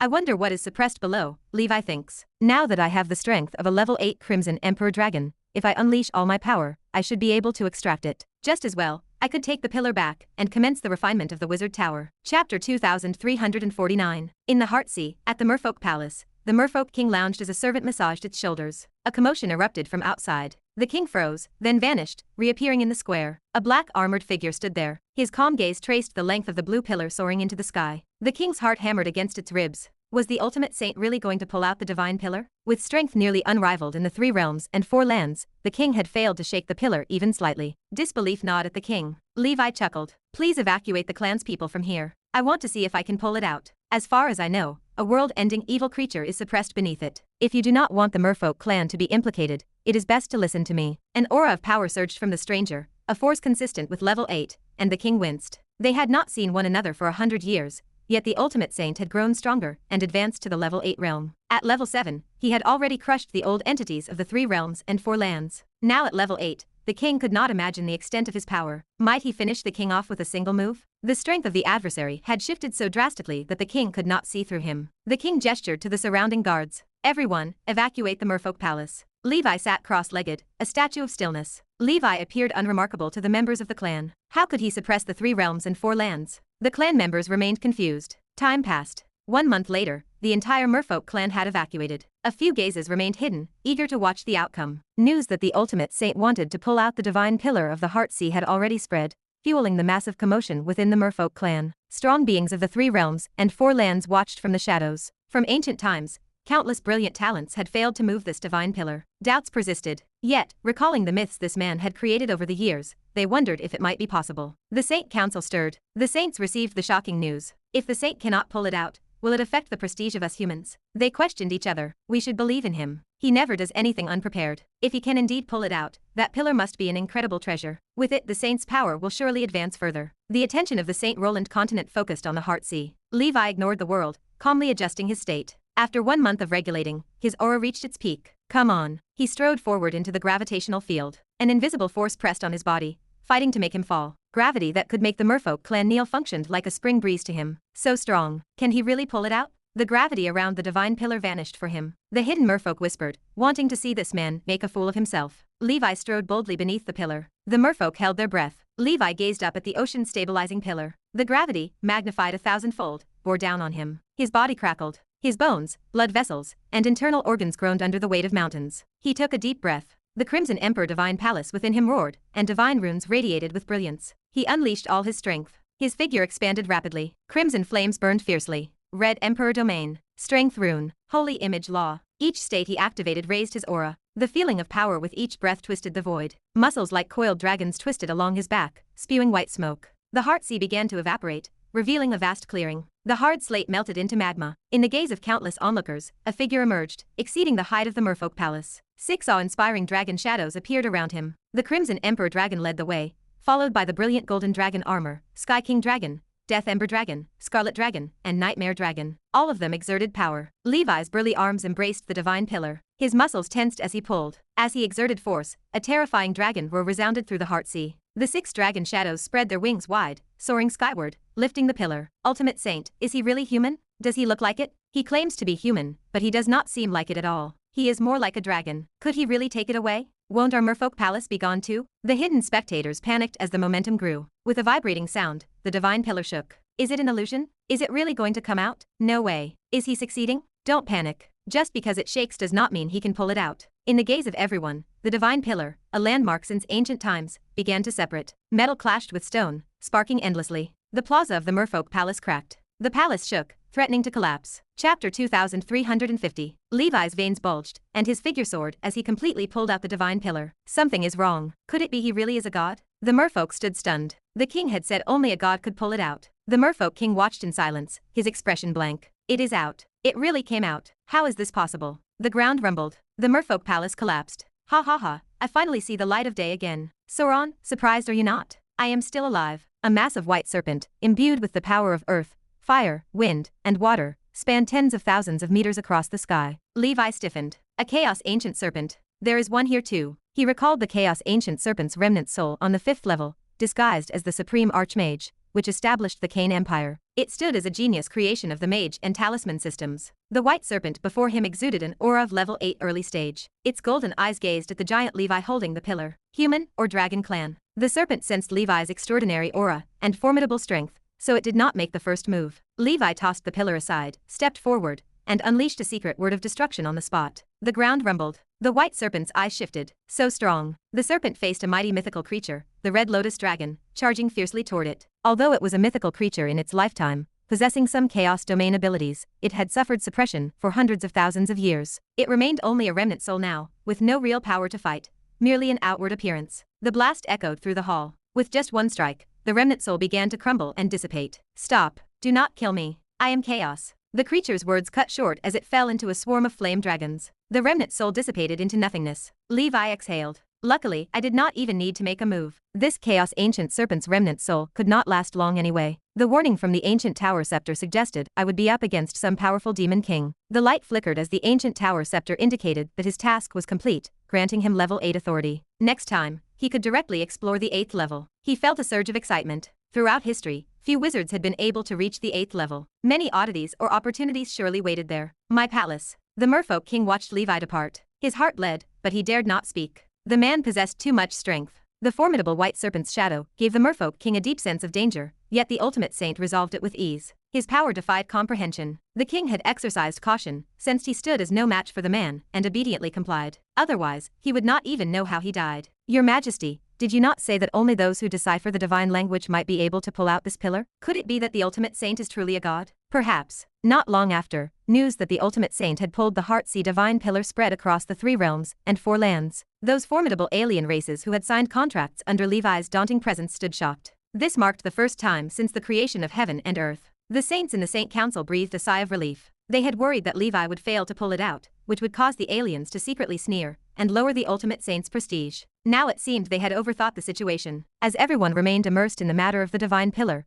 Levi had already left the dark ancient tower with the talents selected from the Grey-White Academy. On the 7th floor, he found 1 water element child and 10 double affinity special talents. The talents arrived at the ancient dragon continent and received orders to enter the witch's family. The Wind Witch rejoiced at seeing these excellent young wizards. Levi gestured to the group. Please, Lady Wendy, ensure they are properly settled. They will be the pillars of our ancient dragon continent in the future. The Wind Witch nodded. All right. She looked at Lisa, unable to hide the joy in her eyes. Hallmaster, may I take her as my student? Levi laughed. No problem. With your guidance, she will become another primordial soul wizard of the Storm faction for our organization in the future. Wendy nodded. She possessed top-level talent, and Wendy felt confident in nurturing the little one into a 6th circle wizard. As for further advancements, rising to the 7th circle, 8th circle, or even the Grand Wizard, that would depend on the girl's own fate. Little one, do you want to be my apprentice? Lisa looked up. Hello, Teacher Wendy. Wendy laughed heartily, leading this group of young people away, satisfied. She felt the witch's family's vitality and atmosphere, which stood vastly different from before. Wendy sighed inwardly. Indeed, only by making connections with the Dusk Palace Master can the witch's family be saved. After becoming Wendy's apprentice, Lisa received the wizard title Windwalker, becoming Wendy's youngest disciple. The current era lacked peace, because the girl remained young and weak in power. To prevent the Council of 10,000 clans from targeting and assassinating them, these talented seedlings would remain hidden until they grew up with self-defense capabilities. Before Lisa, only little Toby could barely receive consideration as a top-level talent on the ancient dragon continent. He acted as both a child of the fire element and held a special talent for the earth faction. Most top-level talents are children of the elements within the same faction along with special talents, making the cultivation speed the fastest. Of course, rare prodigies existed, like Great Council President Edmund, whom Levi heard was originally a child of the fire element, combined with 2 top-level special fire elemental talents. That combination appeared as a rarity in 10,000 years. Such individuals, even without truth oddities to defy the heavens and change fate, had a smooth path in cultivation. But the premise involves the ability to control the powerful side effects brought by the 3 fires.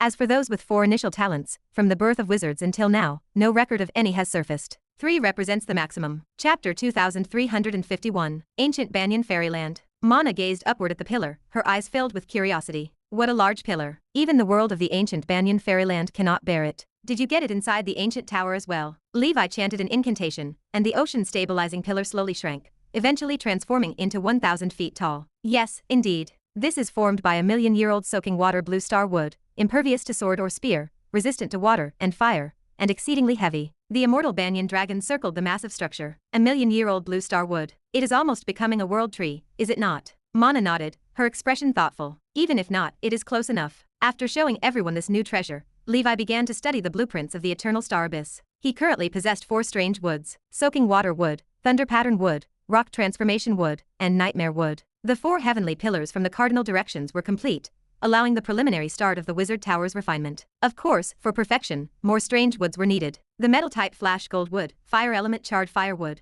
wind element bubble wood, and frost cold ice wood. In short, the more types of strange woods, the better. However, these are treasures that can only be encountered by chance, not by searching. Levi had searched for hundreds of years and only obtained 4 types. He could not wait until every strange wood was gathered before beginning the Wizard Tower's refinement. By then, it would be too late. First, build the main framework and gradually perfect it, just like the Tower of Summer Flowers of the 100 Flowers, which was the correct approach. Knowing Sauron's tastes, there might be more strange woods behind the ancient tower. And that chaos ancient serpent seems not entirely dead. Its residual soul is scattered within the dark ancient tower, possibly due to Sauron's intentions. As time passed, Levi immersed himself in the Wizard Tower's refinement, unable to extricate himself. The 720th year of Nora, the 508th year of the blood battle. Unknowingly, 3 years had passed. Having previously refined a wizard tower for the 100 Flowers and using the Black Soul Demon Tower as a reference, the refinement work proceeded quite smoothly. The Wizard Tower is a systematic project, involving various wizard knowledge, such as weapon making and arrays. For others, it would require assistance from talents of multiple fields. Levi operated as a one-man team. During the refinement process, Levi's proficiency in arrays and weapon-making skills also improved significantly. Gradually, a structure akin to a traditional Huaxia treasure tower began to rise in the ancient Banyan fairyland. Of course, this wizard tower was far from an embryonic form, only the main structure was somewhat complete. To make it initially usable, it required continuous additions of bricks and tiles, array setup, rune branding, and material refining. The cost of resources and finances necessary for this, even an 8-circle wizard could not imagine. Fortunately, his savings were substantial, and he had accumulated many war merits, which could be exchanged for materials. The industries of the ancient dragon continent and the 3 avatars also provided sufficient support. One day, Levi temporarily paused the Wizard Tower's refinement and left the ancient Banyan fairyland. His scarlet dragon breathing technique had reached its maximum and required advancement. A solitary island on the outer sea of the ancient dragon continent. Levi sat cross-legged, taking out a piece of advancement medicines. It was a bead, black as ink, exuding a faint bloody aura, and the dragon's might. Currently, the scarlet dragon breathing technique integrates Jade Dragon and Blood Beast. I have also added Nether Dragon and Ender Dragon. Advancing to mythical should not be a problem, so even if the Blood River descends, there is no need to worry about its influence. He inspected the preparations before the advancement. The Bloodline Divine Weapon Scarlet Shadow had been recast with the level 8 ghost skin obtained from Hell, further enhancing its quality, only awaiting advancement. Notably, after recasting, the Scarlet Cloak changed color, turning black as ink, emitting a chill from Hell's netherworld. Levi could not be bothered to rename it, so he used extraordinary materials to dye it back to red. Let us begin. Black Phoenix, the personal bodyguard of the Dragon King, stood watch as Levi began his seclusion. 2 years later, the 510th year of the Blood Battle. Since the Wind Demon Lord took on the role of chief commander of the Blood Battle, the demon's assaults became more vicious. In the ancient dragon continent alone, there were 13 major and minor attacks. Most were led by level 6 demons, launching unexpected suicidal attacks. There was also one instance where a level 8 demon personally attacked, causing significant losses. But the good news was that they successfully defended against 10 of the 13 attacks in the ancient dragon continent. As soon as demons appeared, they were detected by the Sky Dome system and exterminated by the joint efforts of the Demon Extermination Shuttle and Black Armored Warrior. This combat record far exceeded the current organizational average of the wizard world. The superiority of the mechanical school in facing civil war once again became prominent. Therefore, to cope with future harsh situations,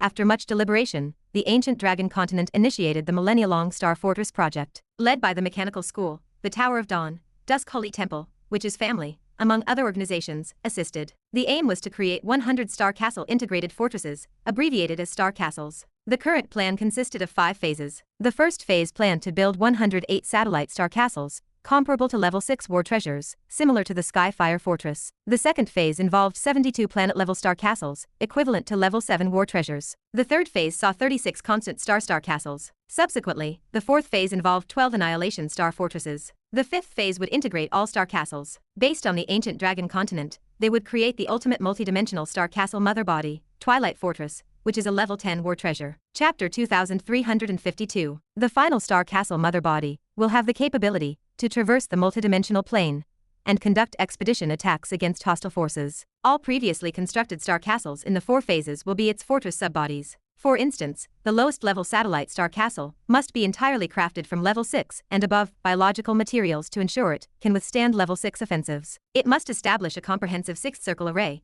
including defenses, attacks, alerts, gathering elemental power, void travel, and even dimensional navigation. It must be equipped with the Sky Dome defense system and Demon Extermination Shuttle system, and carry at least 4 level 6 mechanical guards. In short, all Star Castles are capable of rapidly responding to and maneuvering to defend against demon disasters. They can pose a fatal threat to level 6 and even level 7 demons. The star castles include military zones and civilian zones. They must accommodate at least 1 million people for regular cultivation and living. They also come equipped with professionals from various fields. This is undoubtedly a supermassive project, so the plan must be divided into 5 phases spanning thousands of years. Merely the first phase itself requires a lengthy period. If not for the demons and nightmare creatures providing sufficient biological materials, this plan would hardly be feasible. The Star Castle plan is not only for defending against abyss demons, it is also for potential future enemies, such as the nightmare world, gods of the astral world, and even the dark insects. Upon receiving this news, the official authorities affirmed and supported the fortress plan of the ancient dragon continent. They intend to first observe how effective the first phase of the fortress plan is. If feasible, it might be possible to use the collective strength of the wizard civilization to build even larger-scale Star Castle fortresses. After 500 years of blood battles, the Wizard Council has accumulated inestimable amounts of demon materials. Additionally, resources obtained from pioneering the New World also need to be utilized. If these resources are scattered individually by the wizards,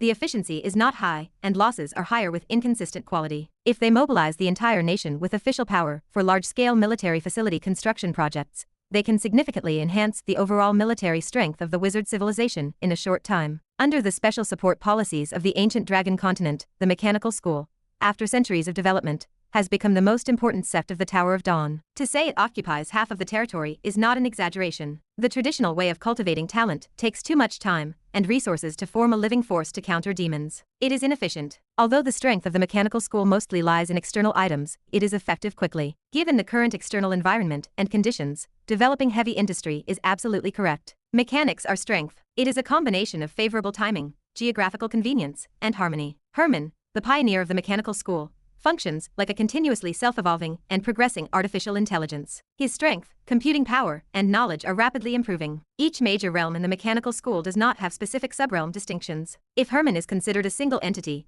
his strength might not match many seven-circle wizards. But the moment he masters myriad machines, incarnating as the mechanical god of the ancient dragon continent, even against eight-circle wizards, he dares to fight. This is the meaning of the mechanical school. Tower of Summer Flowers. Snap. The soul stone in Elena's hand turned into powder. A surge of heat flowed into her mind, making her primordial soul ever stronger. Subsequently, the spells adorned on the primordial soul shimmered like stars. The most dazzling among them were the 9 innate spells and 12 sixth-ring witch marks, alongside 6 seven-circle witch marks. She placed her hand on the Klein crystal ball. Her spiritual force reached 11,000 points. It has been almost 600 years since advancing to the 7th-circle. Finally, it is perfection. She exhaled a breath. She felt more composed than before. Time flies by. Her life is speeding through the 14th century. She was originally the water element child, and she ascended to primordial soul at over 300 years old. Upon obtaining the top-level talent of the water god body, although incomplete, her cultivation speed grew day by day. Alongside the assistance of netherworld soul date, soul stones, oddities, and these resources, 600 years for 7 rings perfection made everything fall into place.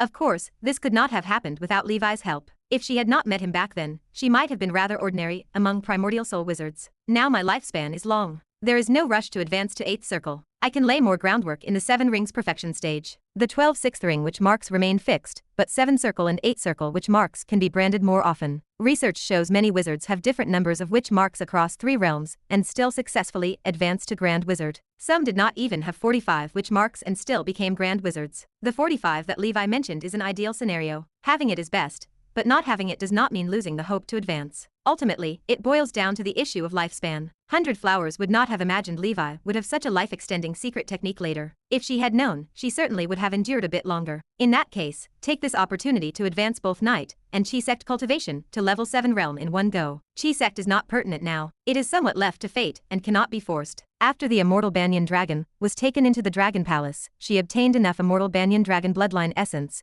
essentially guaranteeing continuous cultivation. With a legendary bloodline, at level 8 standards, she naturally progresses swiftly. Chapter 2353. The urgent task is to collect bloodline crystals related to physique. Whether it comes from the Dragon Clan or not is not important. Levi closed himself off 2 years ago. It is about time he faced a catastrophe. 100 Flowers rode the Wizard Tower and arrived at the overseas Lonely Island. She waited quietly. 1 month passed. In the sky, dark clouds gathered. Dense negative energy formed a storm, covering the overseas Lonely Island. The Black Phoenix remained focused. Her eyes stayed wary to prevent any demons from causing trouble. Triss sensed the changes and rushed over from the witch's family. Congratulations, Elena, Triss said. You have reached 7 rings perfection. Yes, I am finally catching up to you, Elena laughed. You are much stronger than me, Elena replied. After all, You also need Knight's breathing techniques and energy sect training. Sister, you are wasting a lot of time researching new potions too, Triss countered. The two witches humbly complimented each other, much like top students chatting in a previous life. Rumble. Violent negative energy lightning formed shapes within the storm. It instantly split the island below. The black armored swordsman,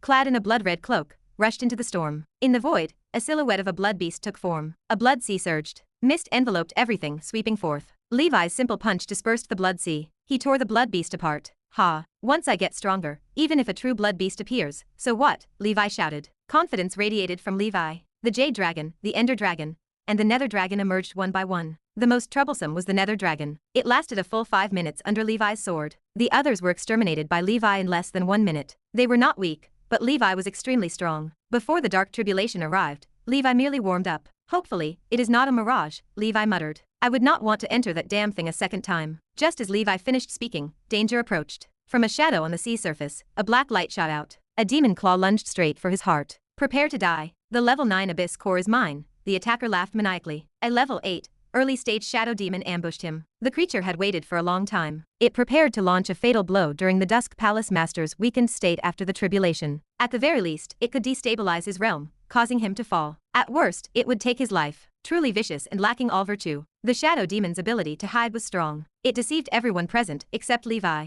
The Black Phoenix prepared to act. Then, she remembered it was her master's dark tribulation, and stopped. Triss and Elena remained unconcerned. A level 8, early stage shadow demon, Triss noted. The land of darkness surely underestimates Levi. Indeed, Elena agreed. Our breakthrough potion happens to need a shadow demon claw. It is like providing help in a snowstorm, Triss added. Sizzle. The blood-red cloak expanded, enclosing Levi in its center. The mountains and seas may move, but I remain still. The Vajra secret word appeared audibly, and golden gas descended. The shadow demon claw grabbed at a steel plate. Golden light and sparks flew. Initially planning to use the secret word of destruction, Levi ultimately drew his sword. Although secret words were powerful, they wasted too many materials. Other materials were fine, but if he destroyed the shadow demon claw, he would suffer a huge loss. He activated the heavenly phenomenon Dao, layering sword moves without end. Boom. The shadow demon flew backward, cracks appearing on its chest. The creature felt the pressure and turned to flee. Levi did not let it go. This was the dark tribulation. If the creature ran, the trial might fail. The chaotic sky demon mirror swept over. Absolute ice point struck.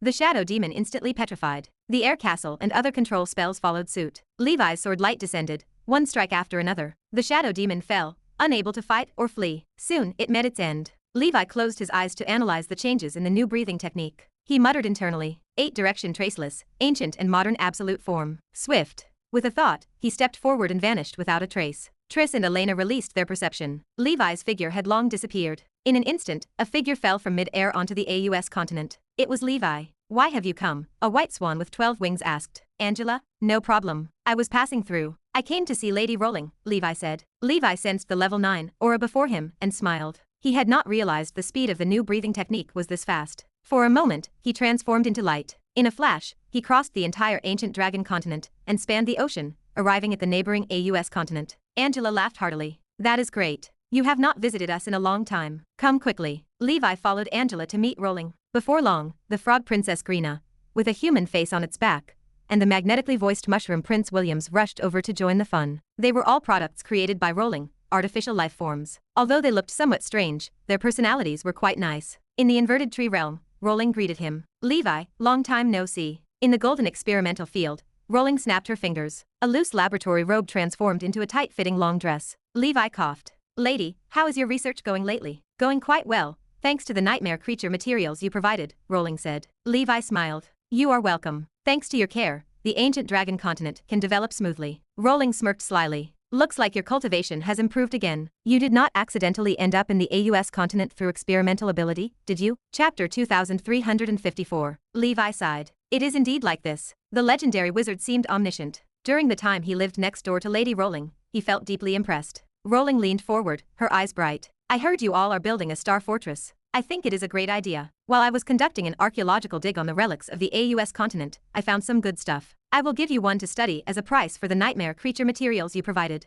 With a wave of her hand, a giant warship about 100 miles long, lined with buildings, materialized in the air. The warship resembled a giant leech, spindle-shaped, with ferocious bone spears covering its entire body. Like a hive, it was filled with cave networks and complex, biological pipelines crisscrossing throughout. Excitement surged through Levi. This was good stuff. As far as he knew, the dark insectoids' biotechnology was extremely advanced. Their warships, weapons, and various buildings, all industries, were semi-organic life forms. It was a creation that combined primordial essence and technology. The most powerful biological motherships could annihilate gods. This is a low-grade biological mothership of the dark insectoids, already processed by us, currently non-hazardous, and will not attract the attention of the mother nest's will. Its former power should be above level 8, but below level 9. In any case, this biological mothership and its carried soldier species were enough to sweep a typically resourced top wizard organization. Levi studied the looming vessel. Such a powerful biological mothership is still considered low-grade. Rowling exhaled slowly. The strength of the dark insectoids far exceeds our imagination. According to my current research,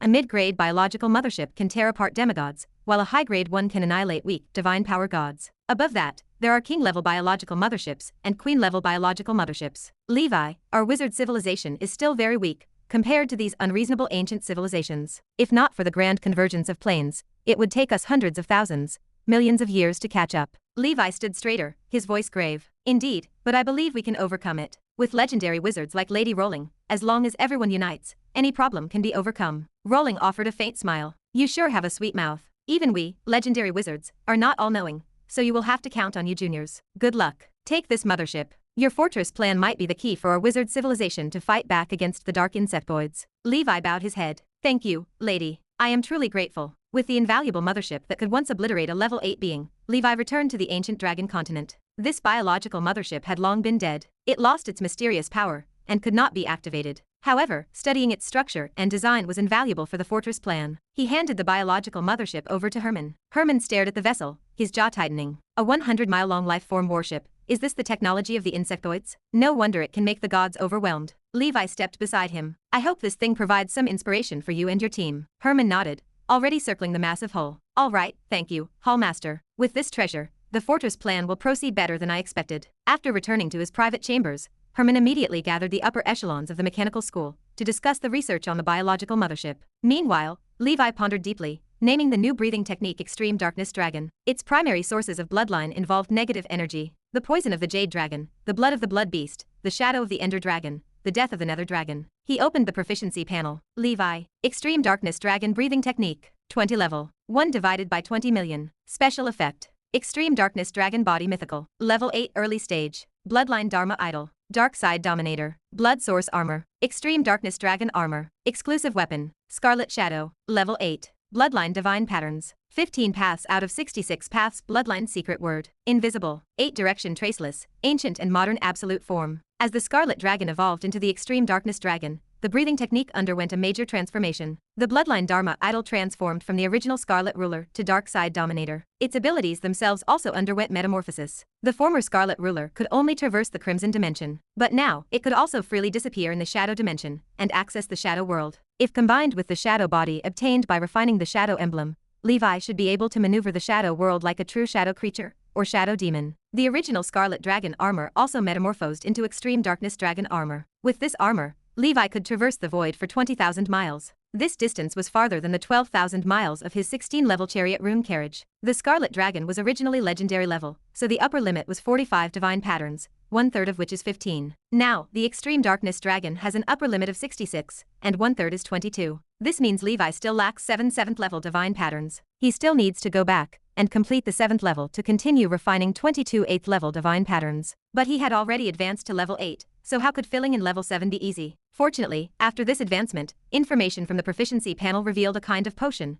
named Return Secret Medicine. This secret medicine can shatter all divine patterns, similar to Disperse and Rebuild, allowing Levi to re-refine the divine patterns to fill in previous flaws, and transform the Scarlet Divine Patterns into Extreme Darkness Divine Patterns. The materials for the Return Secret Medicine are not hard to find. With previous experience, re-refining would not take much time, about less than 10 years of effort. Levi breathed a sigh of relief. 10 years would be gone in the blink of an eye. Indeed, if possible, it is best to advance to mythical before reaching level 7. Otherwise, it only adds trouble. But if given another choice, he would still choose to immediately advance to Scarlet Dragon instead of waiting. For him, ensuring hexagonal attributes battle power level is the first priority. This ensures that there are no weaknesses, thus avoiding dangers in combat. Additionally, the original Scarlet Dragon's super speed also turned into the Extreme Darkness Dragon's ultimate speed. The excellent negative energy talent also became superior, on par with the brilliant Golden Dragon armor and other mythical breathing skills. The Scarlet Blood Prison evolved into the Extreme Darkness Hell. Its power increased,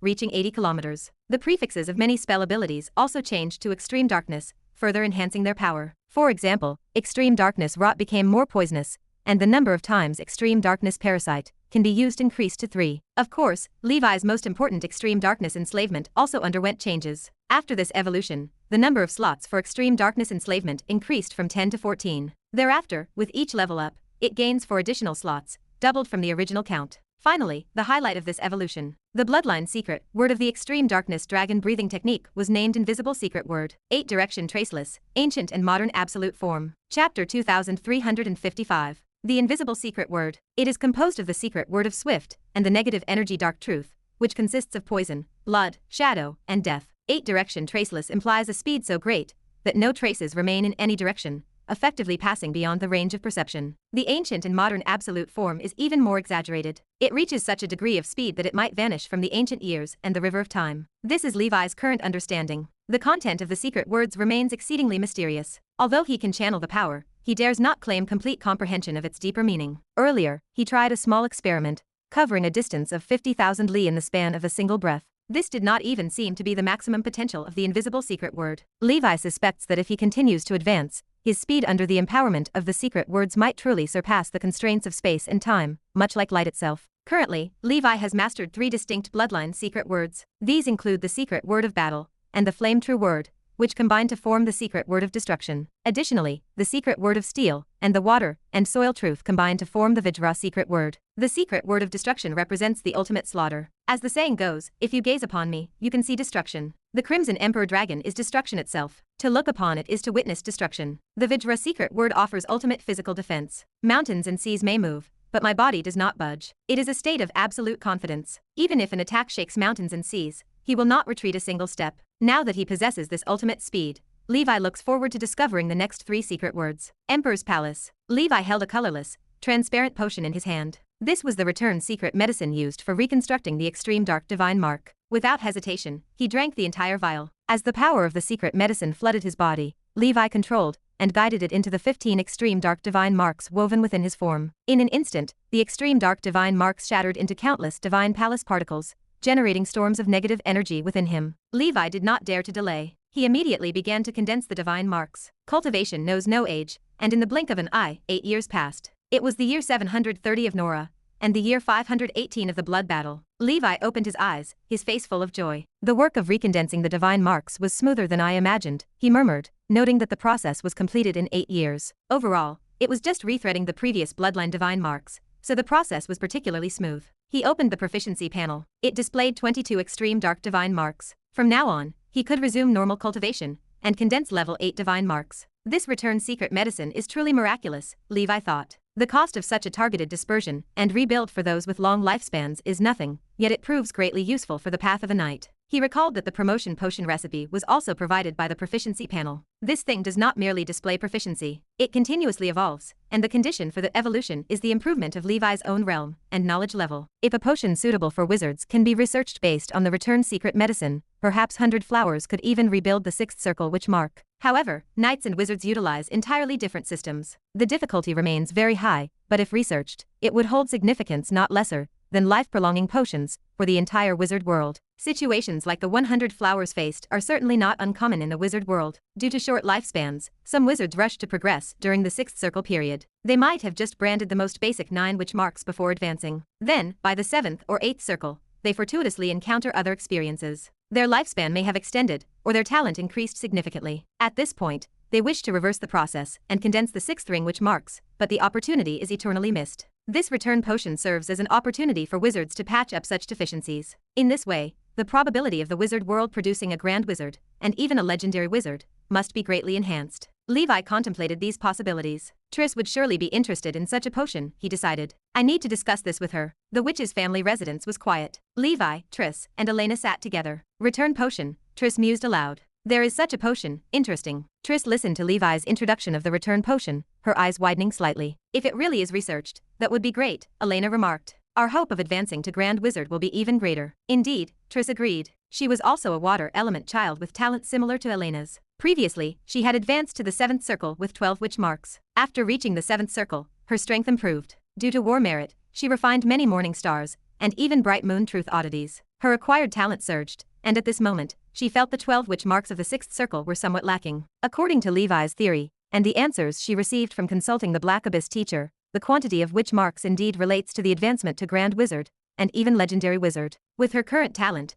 she actually had the confidence to brand 45 witch marks. However, due to only possessing 12 witch marks in the sixth circle, the numbers across the 3 levels of witch marks were unbalanced. Indeed, as seen from cases found by 100 Flowers, there was no shortage of examples where an imbalance in witch mark quantity, even when falling under 45 witch marks, still resulted in an advancement to Grand Wizard. But this phenomenon was purely survivorship bias. If one can lay a solid foundation to advance to Grand Wizard with greater certainty, it is obviously better. Therefore, she was extremely interested in such a potion. Levi, can this potion be made known to the Black Abyss teacher and Miss Lucy? Triss asked. I want them to join our research project, just like we did with the previous life-prolonging potions. Depending solely on our own knowledge, who knows how long it would take to finish the research. Chapter 2356. My will never rests, growing ever stronger through the ages, 498. Of course, we are all on the same team, Levi said. These return potions should be less difficult to craft than the life-prolonging ones. A night version already exists. It is simply a matter of borrowing from that template to develop the wizard version. He paused to consider the source. Whether it is the night advancement medicines or these divine mark return potions,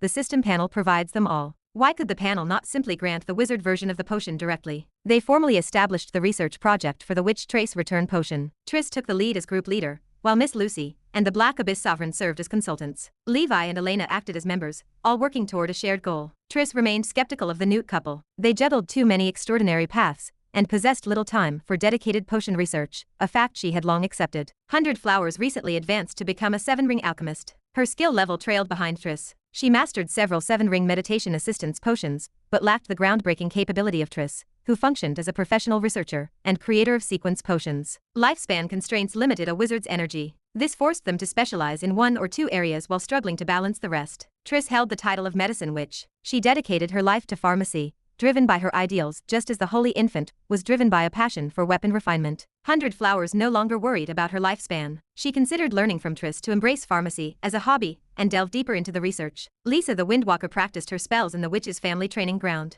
The small girl had grown into a graceful woman. Her freckles remained, adding a unique charm to her beauty. Lisa's presence brought an old friend to mind. Levi sighed. Time had marched on. The Newt couple had been gone for more than 100 years. He wondered how they fared in their next life. Hallmaster, you are here, Lisa said, her face brightening. She evaporated the sweat on her forehead with a simple spell, and flipped her long hair back with a playful smile. Teacher Wendy has been diligent, Levi said with an approving smile. You are progressing well. Keep it up. As a top-level talent, Lisa was already a second circle senior wizard in her early 30s. Levi felt pleased with her speed. If everything went smoothly, she might achieve perfection in her 9 talents, and reach the 6th circle wizard realm by the age of 300. Thank you for the praise, Hallmaster, Lisa laughed. I will work hard. Levi strolled through the grounds with 100 Flowers. There is a noticeable difference in the witch's family now, she remarked. Everything is rejuvenated, like old trees sprouting new buds. Things are getting better. The foundation of a top-level organization remains, Levi agreed. Plus, we have the infusion of new energy from the ancient dragon continent. 2 young wizards sparred with spells on the arena floor. Just as one wizard seemed poised to win, the witch threw a stack of fireball talismans. Boom, boom, boom. The protective force field around the male wizard shattered under the impact. He stood amidst the smoke,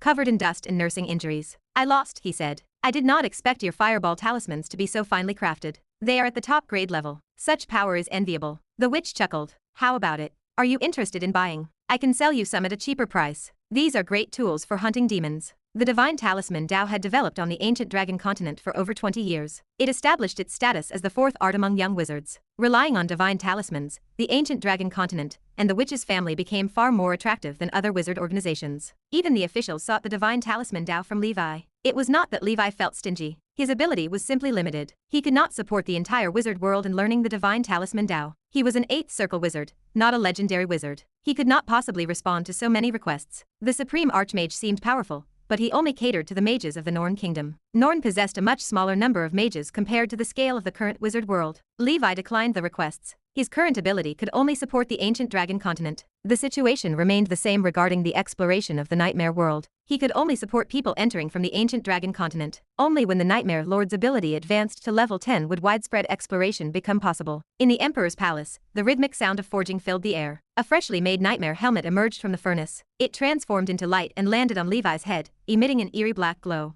The nightmare helmet has been reforged, Levi noted. The mosquito beast's exoskeleton is quite good. All of Levi's divine weapons had been reforged with level 8 materials. Some already advanced to level 8 divine weapons following the breathing technique. Years ago, during the reconstruction of the extreme dark divine rune, the Heavenly King Dragon breathing skill reached its limit as a mythical breathing skill. To elevate it to the super myth level, he would need advancement ingredients that would take time to gather. Levi planned to continue evolving it. He decided to raise the basic endurance attribute to level 8 before moving forward. Of the 6 major breathing techniques, only the Nightmare Dragon had not reached the mythical level. Levi did not plan to wait. Once it reached the extreme level, he would advance it directly. He could always use the return secret medicine to disperse and rebuild the skill when necessary. If he acquired enough evolution material before that point, he would prioritize elevating it to the mythical level. Chapter 2357. The advancement potion for the Heavenly King Dragon breathing skill sat ready. Levi chose an innocent island in the outer sea to begin his retreat. 2 years passed. It was the year 732 in the Nora calendar, the 520th year of the blood battle. The Heavenly King Dragon breathing skill successfully advanced to level 8, which meant another island disappeared from the map.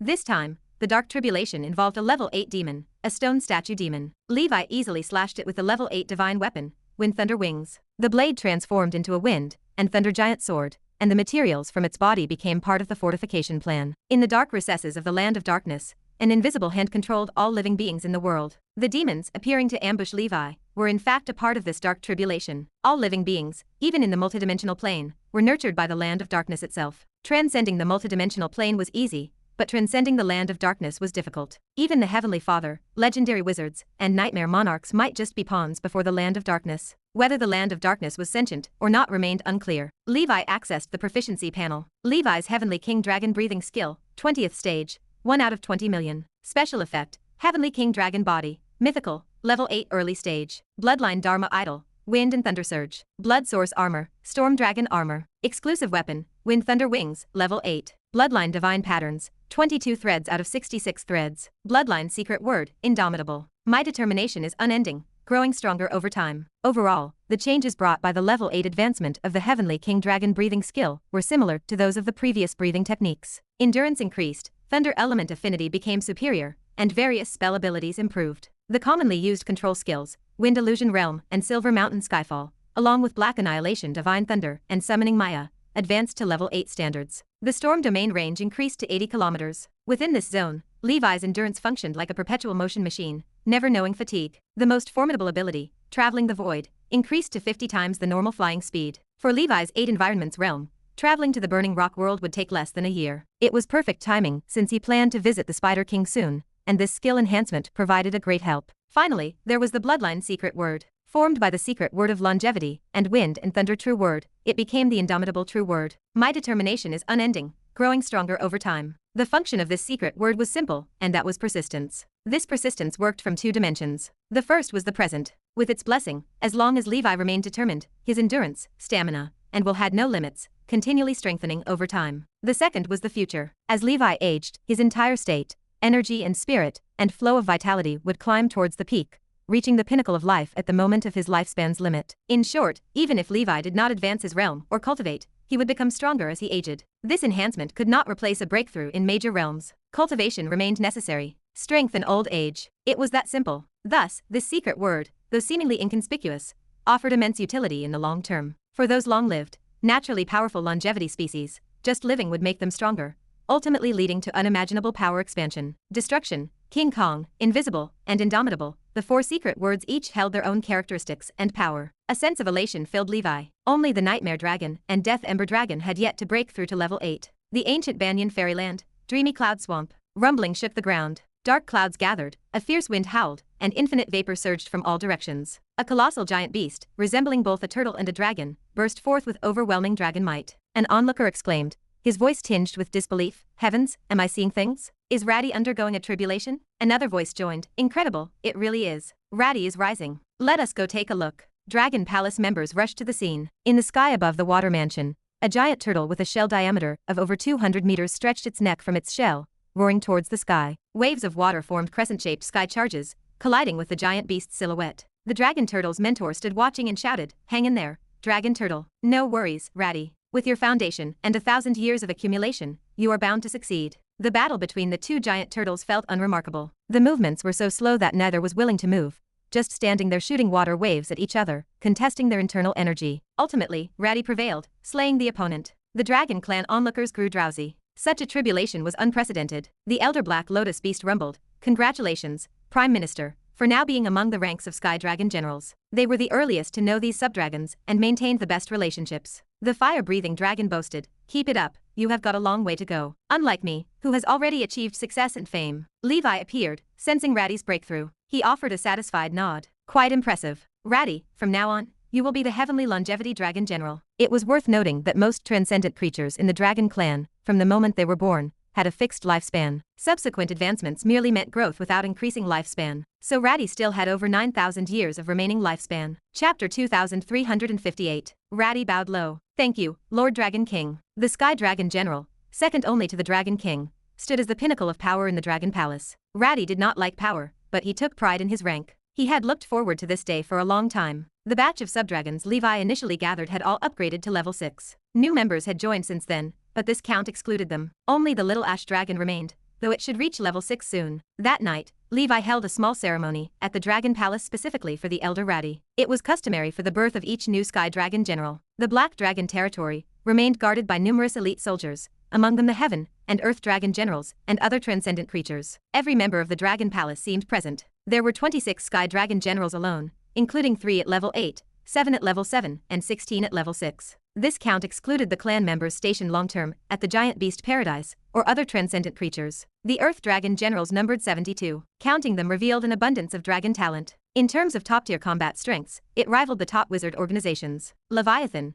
Gustav, Crimson Netherworld Sparrow, Night Fang, Raja, Shrimp Soldiers, Crab General, Crimson Horned Fire Python, and other old members arrived. They gathered along the shore or hovered in the sky. All were late-stage level 5, at peak power, unable to progress further. They were in retirement mode. Aside from periodically providing bloodline essence to the Dusk Holy Temple, they mostly enjoyed food and fun. Mana sat beside Levi, her green chiffon long dress spread out on the grass. The maiden-like immortal banyan dragon nestled close to Mana, inseparable, exuding a strong sense of partnership. Mana gazed at the adorable transcendent creatures and spoke softly. "Such excitement. Even though I have lived for thousands of years, it is not as fulfilling as this millennium." The immortal banyan dragon leaned into her. "Me too." Mana smiled, looking out at the gathering. "Thinking about it now, if one lived alone in a small world where everything was predictable, life would be too boring, even less than dying." The immortal banyan dragon nodded. "Me too." Mana looked at the immortal banyan dragon with amusement. "You live in the witch's family. Isn't it lively there?" The immortal banyan dragon sighed. "Not at all. Besides the old witch, there is no one to talk to regularly. Otherwise, I would not sleep all the time. The old witch is too rigid and dull. I dislike chatting with her." The nightmare black dragon,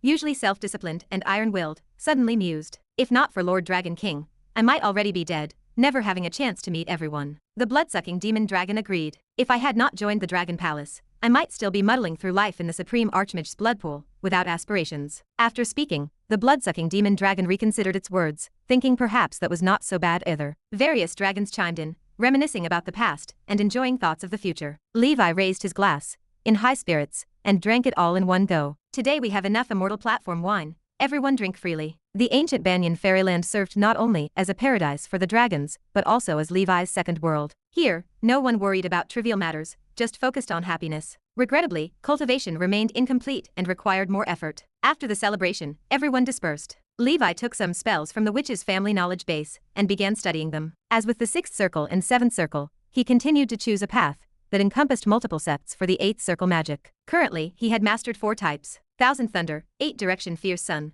Small-Scale Fragmentation Technique, and Leonardo's Sound Barrier. The first 3 had been cultivated to the 18th tier, just short of maximum. The last had been recently mastered, currently at level 15, a 6th circle standard. The witch's family knowledge base held hundreds of 8th circle spells alone, and even 9th circle spells. This constituted the foundation of top wizard organizations. Now, the knowledge databases of the witch's family and the Tower of Dawn were interconnected. Any member of Ancient Dragon Continent with enough Ancient Dragon points could exchange them. Levi selected 3 spells: Sea God Armor, Sea and Field, and Sea's Delta. These were carefully chosen, all excellent, even top-grade spells, with significant learning value. He focused on the Sea God Armor. To cast this spell, one must be at sea. Cultivated to maximum, it could condense hundreds of millions of tons of seawater within a radius of 300 li into a highly compressed armor with formidable defense, the Sea God Armor. The Sea God Armor could momentarily withstand any attack below level 9, whether one was an 8th circle senior or possessed 8th circle perfect cultivation. As long as it was not level 9, one could not instantly break through its defenses. According to assessments from a Grand Wizard,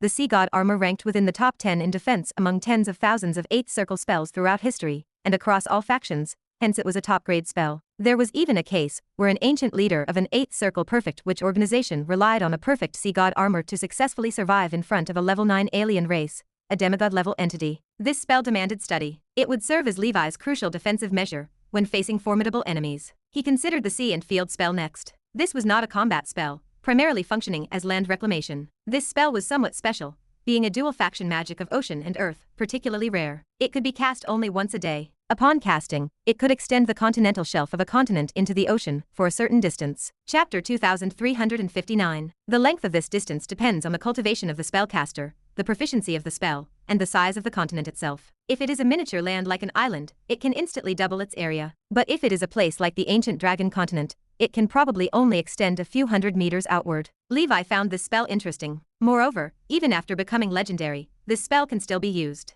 At that time, perhaps one casting could expand the ancient dragon continent by double. For a wizard, land reclamation is not a difficult task. The simplest and most straightforward way is to use spells to move mountains and islands over. However, it is not as convenient as sea and field. One only needs to sit at home and point at the earth to cast the spell. Once I refine this spell to the maximum, I wonder if I can connect the ancient dragon continent with the satellite continent. The Final Seas Delta is a spell that combines ocean and space studies. After casting, a sea area can fall into spatial turbulence for a period. It can trap the enemy or achieve other effects. Ordinary control spells can control at most one target. But if this spell is cultivated to the limit, it can trap all targets within a radius of 100 miles into the Devil's Delta, unable to escape. These three spells are what Levi is currently studying. He will learn the rest later. In this way, Levi continues to hide in the ancient dragon continent, refining the wizard tower and giant dragon corpse demon, and cultivating spells. The first task of daily cultivation is to perform his golden touch, expanding the ancient dragon continent. Now, the blood battle becomes increasingly dangerous. His goal is not just to hunt down 8-level demons,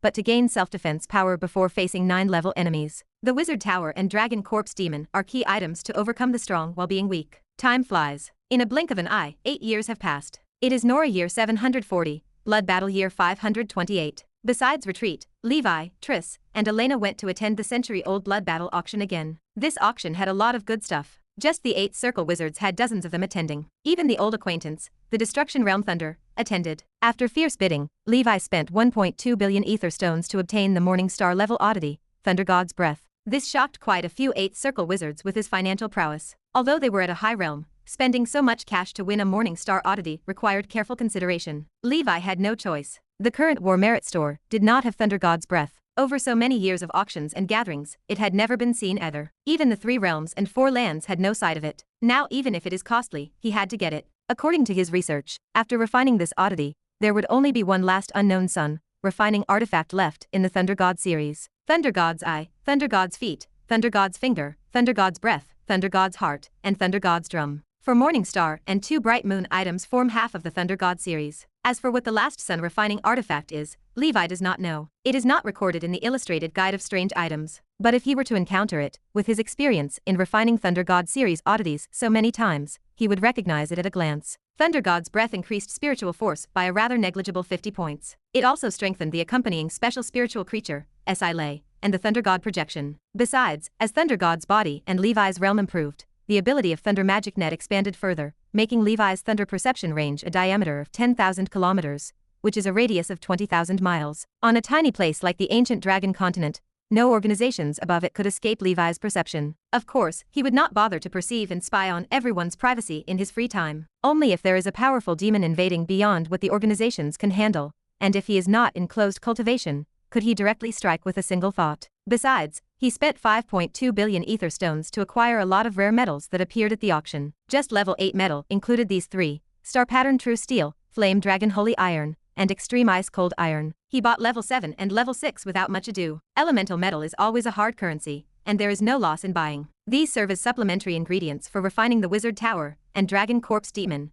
greatly improving their quality. Just these 2 things cost 6.4 billion ether stones. Other 6th circle and 7th circle wizards could only be described as breathless at Levi's actions. Even 8th circle wizards could not figure it out. Many in their ranks were high level, or even elementary school's top wizard organization leaders, yet could not come up with that much cash. This Dusk Palace master is indeed a nouveau riche. Where did he get so much cash? Little did they know, the world-renowned fire dragon Skywork, Gandalf Pharmacy, and Daybreak Tower all belong to Levi. The former two sell wizard tools and potions, the latter collects tuition and teaches secret sword and array knowledge. Levi's money is entirely provided by the industries of his 3 avatars. Relying on dark wizards to make money has long become a thing of the past. There are no dark wizards for Levi to kill now. Those are things of peaceful times. In some time, when demon dragon grass is cultivated, Gandalf Pharmacy can produce a small amount of 7-circle flame demon potion. At that time, the pharmacy's revenue should skyrocket for a while until the market for 7-circle potion is nearly saturated, returning to normal levels. Chapter 2360. Levi's original plan to make big money using his 3 avatars had already succeeded,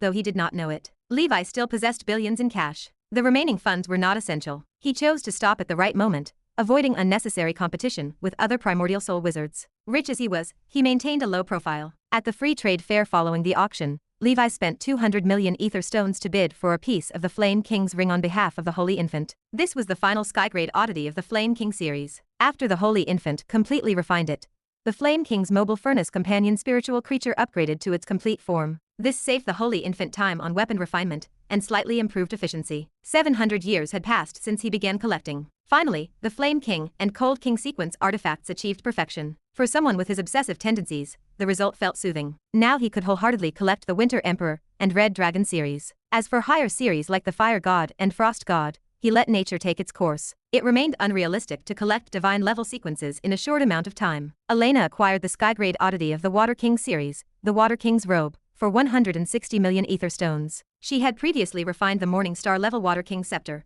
which Levi had brought out from the ancient tower. With her financial strength, she could collect the Water King sequence artifacts as long as they existed. Other wizards lacked the power to compete. Many veteran 7-circle or 8-circle wizards capable of competing had already refined Water King oddities. Her level 7 treasure, Struggle of the Trapped Beast, had been repaired long ago, yet it struggled to cope with increasingly powerful enemies. She left this treasure on the ancient dragon continent and spent 1,600,000,000 ether stones at the auction to acquire a damaged relic of a 7-circle wizard tower, the Coral Tower. The wizard tower had belonged to the leader of the high-level wizard organization, the Coral Steeple. During the Wind Demon Lord's lightning raid on Nora, demons razed the organization, and the leader vanished. The wizard tower was lost to the populace, obtained by a mysterious person, and auctioned at the Blood Battle Divine Tower. Most likely, this mysterious person was an official from the Wizard Council. Many legacies from organizations destroyed in demon disasters were confiscated by those officials. The situation was understandable. The Wizard War required massive ether stone support, especially during blood battles that lasted for hundreds of years. Regardless, this gain by 100 flowers meant she retreated to study the Wizard Tower immediately upon returning from the auction. She planned to dismantle the components of the Coral Tower, refine them anew, and install them on her Tower of Summer Flowers to accelerate the tower's refinement. Once the 7-story Tower of Summer Flowers was finished, she would not need the struggle of the trapped beast to easily suppress and seal enemies. Wizard towers were designed as versatile tools. With one tower in hand, the world was hers. Meanwhile, Triss obtained the Bright Moon artifact, the Sea Power Holy Book, at the auction. Though this oddity was a non-sequence artifact, it was renowned in the Ocean faction. Upon refining, she could master large-scale perception abilities similar to what only divine-level sequence oddities, like the Thunder Magic Net and the Call of the Sea, could comprehend. These were alternatives to the Water God sequence artifacts. It was a top-grade Bright Moon level artifact, comparable to the Elephant God's Proof, and exceeding the value of sequence artifacts of the same grade. Triss had not collected any Water God sequence artifacts, so she remained determined to get this one. Other 7-circle and 8-circle wizards had the same idea. During the bidding, her cash reserves of 2,800,000,000 were not enough. Levi and 100 Flowers offered an additional 1,200,000,000, allowing her to spend a total of 4 billion to secure the oddity. The process had been arduous. After the auction, Triss asked Levi to wait, promising to repay him as soon as she had the funds. Levi did not request repayment, but Triss insisted. He could not argue with her. Although the lady's current strength was not as great as his, she possessed pride. After refining the oddity, Triss's spiritual force increased by 200 points. She comprehended an ability called the Ocean Authority Eye, which allowed her to perceive any subtle change within a 5,000-mile radius through ocean currents and probe enemies via the vision of sea beasts. Unfortunately, this Bright Moon oddity did not grant a special talent. Otherwise, Triss's cultivation speed could have advanced even further. Of course, there was good news. Triss had birthed another new companion spiritual creature. Elena felt envious. She had refined many oddities, including the Sky Water Stingray and the Amber Dragon, but her success rate for companion spiritual creatures was not as high as Triss's. The new companion spiritual creature took the form of a dignified elder wearing a 3-layer crown and a blue clerical robe. He held a pope's scepter in his right hand and a sacred text in his left, reminiscent of the pope's attire from the era of the 7 Orthodox gods. Its abilities were wondrous, allowing it to summon sea god projection power from unknown dimensions. This sea god projection did not refer to the sea clan's sea god. Triss called this companion spiritual creature the Great Pope. It belonged to the self-deprecating chess sequence together with her Blue Knight, Black Queen, and Sea Emperor. With 7 rings perfect cultivation, a level 8 demon dragon whip, the 3 companion spiritual creatures, and the Black Queen projection, Triss possessed the capability to contend against 8 circle wizards. She was not inferior to the well-known supernovae. However, she disliked fighting, so her fame remained low in the current era of war. The once-in-a-century blood battle auction had become a crucial way for Levi and other wealthy individuals to enhance their power. 2 years later, Nora year 742, Blood Battle year 530, Nightmare World, Lost Domain. In the deserted wilderness, deep within the Mother Flesh Tree Forest, the corpse of a nightmare lord lay on the ground. It looked ugly, shaped like a giant tadpole, and exuded level 6 strength. It had died a miserable death.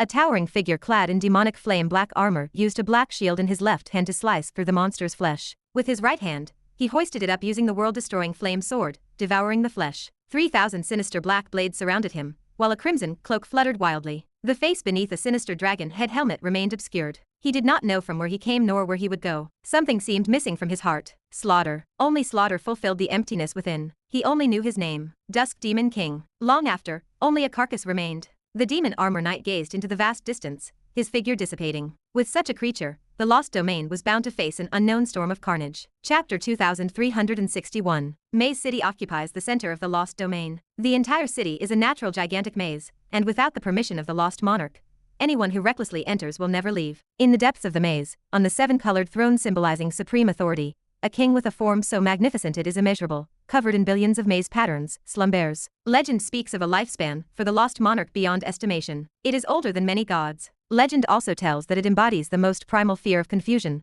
loss, and the unknown for billions of beings. In the nightmare world, where strong entities are as numerous as clouds, its strength ranks among the top of the active monarchs of this era. It became too powerful and too bored. It nurtured within itself a bizarre maze beyond ordinary imagination. Lost souls wander eternally in this land, trapped in infinite cycles of death and rebirth. Since ancient times, no life has escaped its internal maze. They are called the Lost. Today, the Lost Monarch on the throne opened ancient eyes that remained closed for tens of thousands of years. It let out a light exclamation. There might be a little problem with its maze. Interesting. Throughout the ages, the Lost Monarch's maze has trapped countless lost ones above level 6, and even 63 level 9 lost ones. When it puts life into the maze, it does not strip them of their cultivation ability. On the contrary, it sets up many interesting mini-games within the maze. Those who manage to complete them can even receive rewards from the maze. Watching these lives repeatedly cycle between hope and despair brings the greatest pleasure to the Lost Monarch. As for those who caused problems in its maze, it does not remember when it placed them there. It vaguely recalls that this group of adventure-loving,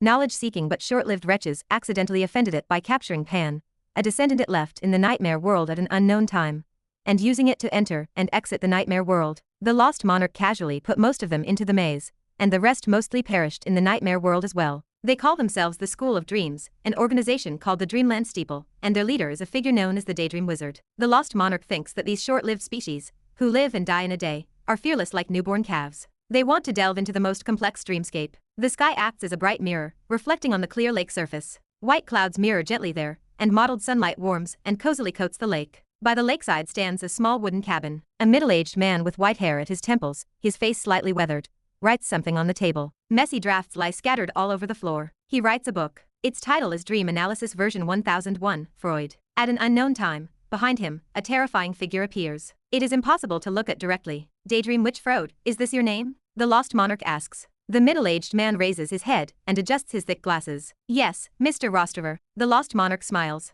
How did you know my true name? The middle-aged man adjusts his glasses again. Sir, I have cycled 1001 times within you. I am a person who is good at discovery, always able to get some clues. The Lost Monarch applauds. Most people emotionally collapse and have their minds destroyed after just one cycle inside me. Some excellent level 6 individuals might endure a dozen times, and very few level 9 individuals might process hundreds. And yet, you have cycled 1001 times while I was asleep. Impressive indeed. The creature looks toward that book. May I take a look? The middle-aged man nods, hands it to the Lost Monarch, and speaks softly. Knowledge is meant to be shared. Mr. Rostover, this book is yours to keep. Consider it a farewell gift. I have learned much from here. The Lost Monarch laughs uproariously. Do you trust yourself so much to escape my control, to leave this endless labyrinth? Do you know that within the Lake Cottage maze sleeps a level 10 being self-proclaimed as the Dream God? The middle-aged man sighs. I know. In fact, I have already communicated with it. I have even tried to convince it to resist, but its mind is already lost. It has become a heartless with only divine power left. Indeed, Sir's strength is formidable, I must admit. The lost monarch snaps its fingers.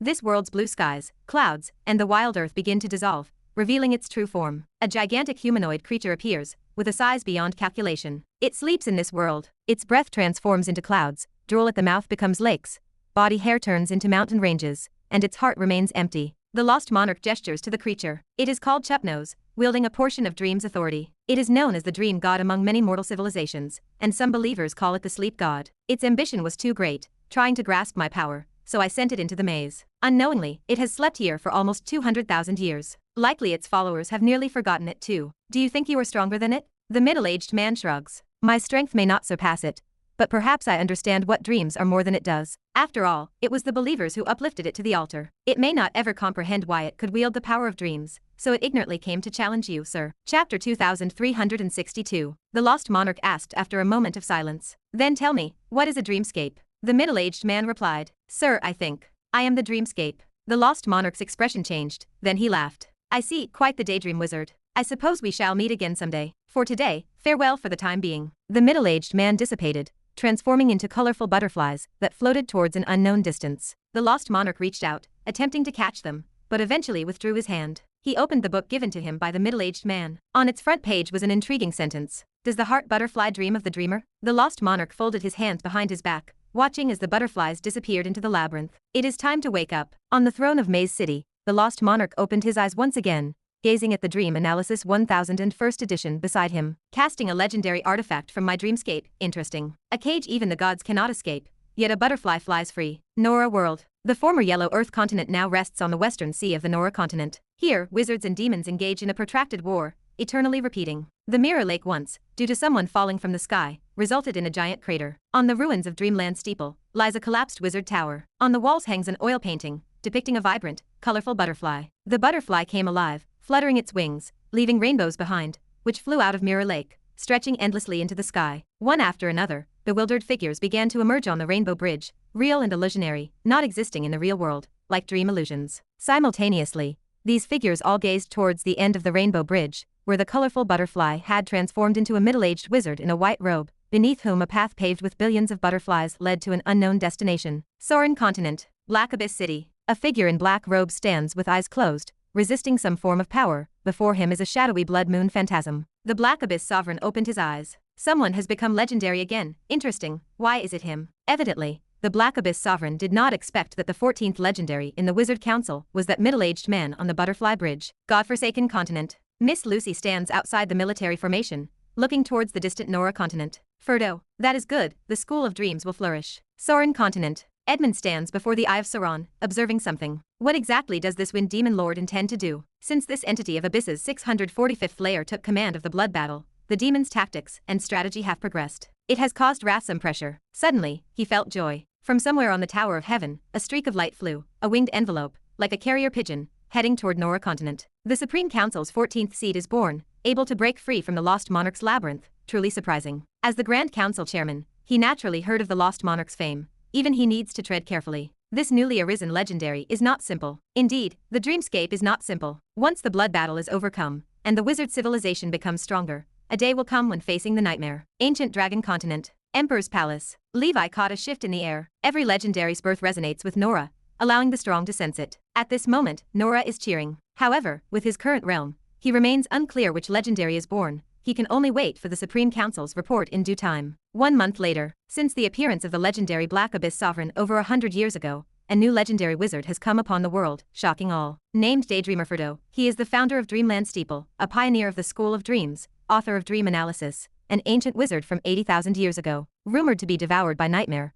Along with the entire organization of Dreamland Steeple's leader, he miraculously returned with the missing wizards of the School of Dreams. It can be said that the previous Lady Rolling and Black Abyss Sovereign's legendary shocks pale in comparison to Frodo's return and their ascension to legendary status. This is truly a miracle, unbelievable. The former judge of the Dark Ancient Tower rankings, Grand Wizard, Dragonfly Wizard commented this way. Hard to imagine the adventures Frodo faced in the nightmare world. Nevertheless, let us congratulate the birth of the Supreme Council's 14th seat, and anticipate the arrival of the 15th legendary wizard, said Grand Council Chairman Edmund. Truly a prolonged dream. Frodo expressed his sentiment in his first public speech. Ancient Dragon Continent. Levi looked at the newspaper, feeling elated. Awesome. This is his soul feeling now. He mingled in the nightmare world for so long, and obtained considerable inheritance from Dreamland Steeple. The clues he gathered indicate the organization was trapped inside the terrifying presence of the lost monarch. According to the notes from Dreamland Steeple's wizard he collected in Mirror Lake early on, the Daydream Wizard disappeared in the wizard world as an 8th circle wizard like him, which means he with such a mere 8th circle body was controlled by the level 10 lost monarch,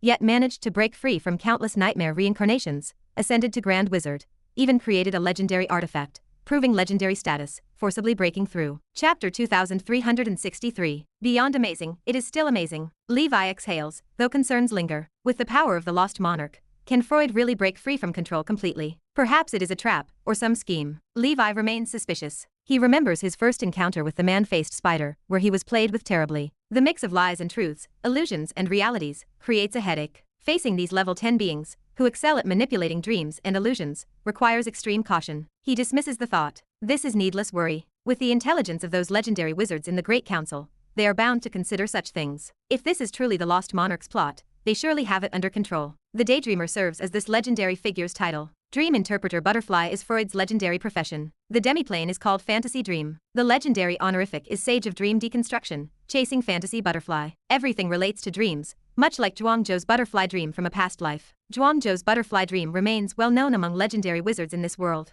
Soran, the copycat, long ago carved such classic anecdotes onto the quote wall using the Soran quotations method. Perhaps Freud also referred to this anecdote to realize the path of a legendary wizard. Levi calms his mind and continues his cultivation. He hopes that someday he too can ascend to the legendary state, making a grand name for himself in the wizard world. 3 years pass. It is the Nora calendar year 745. The blood battle year is 533. Like a butterfly flapping its wings, the return of the Daydreamer over the past 3 years has profoundly altered the configuration of the wizard world. In just 3 years, the School of Dreams has risen from a non-mainstream elementary school to a popular institution with many applicants. The Daydreamer swept away the magical disasters on the Yellow Earth continent with supreme power, and rebuilt the Dreamland Steeple over the ruins. The group of Dreamland Steeple wizards who followed him into the Lost Monarch's infinite reincarnation mostly returned with him. They are fortunate, for under the powerful abilities of the Lost Monarch, they did not grow old during those countless reincarnations, even though the outside world changed drastically over 80,000 years. In these reincarnations, their mastery over dreams grew deeper. Apart from the Daydreamer, others saw their powers enhanced,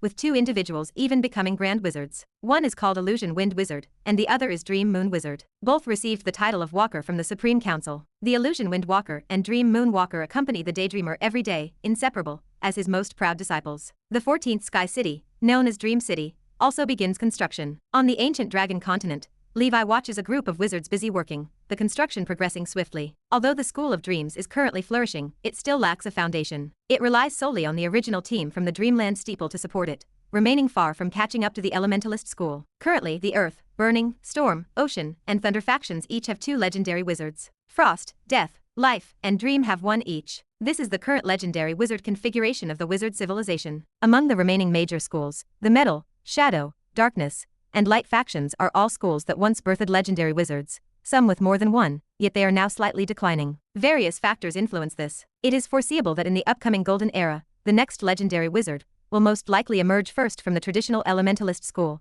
though other factions also hold potential. After all, these factions still have several Grand Wizards stationed to maintain their foundation. Even the relatively unpopular Poisonous faction has its own Grand Wizard stationed. Those having a hard time are the Spirit Summoning faction and its branch, the School of Insects, along with many obscure elementary schools that currently lack a Grand Wizard. As for curses, prophecy, space, and time flow, it remains difficult to form factions alone due to the lack of primordial soul cultivation, making them challenging to learn and master. Moreover, the basis for faction division by the Wizard Council requires a large number of practitioners, needing a complete advancement path from apprentice to legendary wizard. In fact, currently, among the Grand Wizards and legendary wizards of the various factions in the Wizard Council, many grasp some ability in curses, prophecy, time, and space. In some respects, these 4 factions have the most legendary wizards and Grand Wizards. Take this blood battle, for instance. Much of the high-level struggle involves silent contests through prophecy and curses across endless space. The intelligence war is similar. On one hand, they send spies. On the other, they measure whose prophecy abilities are stronger. On this day, on the ancient Dragon continent, Dragon King Levi, aged 1169, awakens from cultivation. His eyes move slightly. Spiritual force emerges on the Klein crystal ball. Spiritual force is 17,000 out of 25,500. Spell power is 34 million. He is only 1,000 points away from the 18,000 spiritual force standard of an 8-ring senior. Having just advanced to the 8th circle a mere 60 years ago, he is now nearing the 8-ring senior level. Therefore, a truth oddity enhancing spiritual force, or its upper limit, makes little difference for Levi. Now looking at it, benefits still exist, because the same 1,000 points of spiritual force are undoubtedly easier to enhance during the 7-circle period than the 8th circle. Chapter 2364. Throughout these years of cultivation, Levi's chariot rune has been enhanced to level 17, with a speed increase of 250%. The void travel distance of his exclusive vehicle, the Silver War Chariot, has reached 15,000 li. Although still quite far, Levi, now an 8th circle wizard, can already traverse tens of thousands of li on his own. With invisible secret word, 50,000 li is mere child's play. Looking at it this way, this carriage seems to be gradually retiring. Judging by the trend of distance increase, as the rune level rises, the subsequent abilities also increase in a stepwise manner. If he cultivates a few more levels, it should find its use again. Moreover, the Lover's rune has been enhanced to level 13, boosting luck by 140%. With the doubling effect of Happy Sheep's lucky tune, the increase in absolute luck has reached a terrifying 280%. Using probabilistic spells like Absolute Ice Point would be tremendously satisfying. Since Levi advanced to the 8th circle, when facing level 8 enemies, Absolute Ice Point has always hit without fail. Perhaps next, he might try his luck against level 9 experts. The Moon rune has been enhanced to level 12, with a lifespan increase of up to 120%. Levi's lifespan is essentially inexhaustible. This benefits 100 Flowers as well, with a lifespan boost reaching 60%. Her base lifespan is around 3,500 years. Multiplying by 1.6 equals 5,600 years, almost matching an ordinary Grand Wizard. 100 Flowers is now less than 1,400 years old, leaving more than 4,000 years of remaining lifespan. It is a pity the Jade Rabbit Star Soul can only bind to one person. A slight regret settled in Levi's heart. Finally, the Hanging rune has also reached level 4, increasing elemental damage resistance by 30%. According to tests, in a bare state without using any protective force fields or equipment, it can withstand ordinary 8th circle burning faction spells, causing only some negligible explosive damage, with elemental burn damage being almost nil. With this kind of increase, once he achieves 8-ring perfection, perhaps he can replicate the feat of defeating a primordial soul wizard with 5 rings in the past. It is a pity the cave wizard is a thing of the past. Levi sighed in silent frustration. Of course, if possible, it is better not to encounter level 9 enemies. If they can be safely overwhelmed, why risk life and limb? Reality is not a game. Fighting above one's level, besides some insignificant fame, does not bring any experience points doubling benefits. In terms of spells, the spells Sea God Armor, Sea and Field, and Seas Delta that were cultivated recently have all reached the level 15 6th circle standard. After testing, the extreme defense of the 6th circle Sea God Armor can even withstand a blow from a 7th circle senior wizard. It indeed ranks among the top 10 8th circle defensive spells in the wizard world. Looking at it now, that case of using Sea God Armor to save a life in front of a level 9 expert should be true. Of course, being able to escape must still involve some auxiliary means. Sea and Field needs no further explanation. Over the years, Levi's first task every day is to practice this technique, massaging the ancient dragon continent. According to his measurements, the coastline of the ancient dragon continent has advanced several kilometers forward. Once this spell reaches the 8th circle, the progression speed will certainly be faster. Levi estimates that before he becomes a grand wizard, the ancient dragon continent might merge with other satellite continents. By then, the land of the ancient dragon continent will be fully utilized, with no need for further land reclamation in a short time. The Path of Nights, the Nightmare Dragon and Inferno Dragon breathing techniques are both steadily progressing. Especially the Nightmare Dragon, after acquiring a Tyrant of Horror, which is a pure-blooded dragon clan, the Golden Spear has been directly retired and only occasionally used as auxiliary. In a little while, these two breathing techniques will also reach the level 7 peak. The Inferno Dragon is already a mythical breathing technique. Striving for super god status cannot be achieved in the short term unless Levi directly finds many types of legendary bloodline factors or immediately uses a mythical level 1. Therefore, the next step is directly advancing, without getting stuck on evolution. In terms of the Nightmare Dragon, if the Tyrant of Horror is killed and combined with a legendary bloodline, it should be able to step into the mythical level. Levi's current idea is that if new bloodlines can be found before the limit,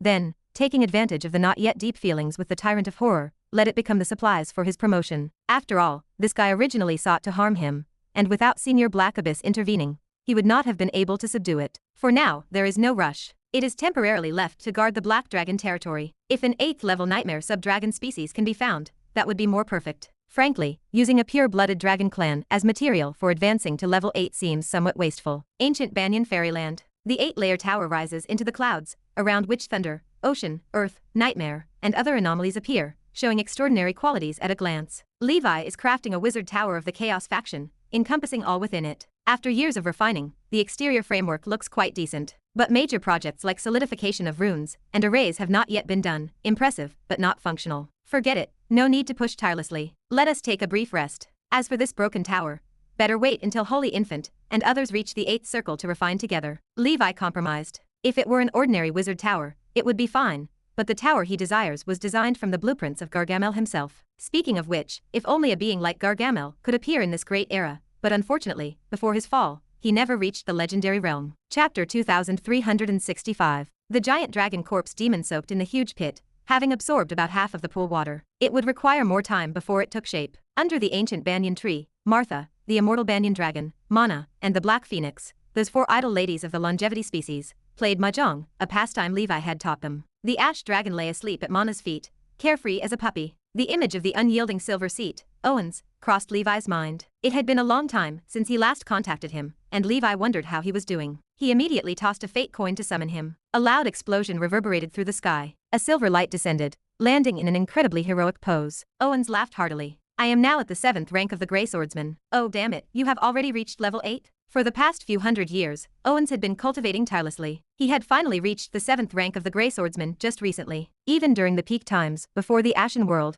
had been assimilated by the Nightmare World, he would have been considered an absolute strongman. After all, a 9th rank Grey Swordsman is a legendary existence, as elusive as a divine dragon. Owens had not expected that this human, once equally matched with him, had already reached level 8, becoming the strongest existence below the demigods. Levi asked, long time no see. How are things on your end? Owens sighed, his voice thick with sadness. It is still the same, with more and more fallen objects. I can feel the entire world heading toward decay. By that day, I might also turn to ash and return to the darkness. Levi asked, is there any way to save it? I do not know either. All the Ashen Lords have already perished. The only survivor might be that dragon. Maybe it knows something. Owens glanced at the sleeping little ash dragon. Alright, seeing you advance to level 8 makes me happy. I must return. Owens turned and left. Staring at Owens' back, Levi contemplated. Judging from the current state of the ash dragon, it likely has not recovered the memory of its past life. If it had, it could not have concealed it despite the years of companionship. What exactly is Owens? Levi had always been puzzled. With the rise in Levi's realm and Owens' recent words, a revelation struck Levi.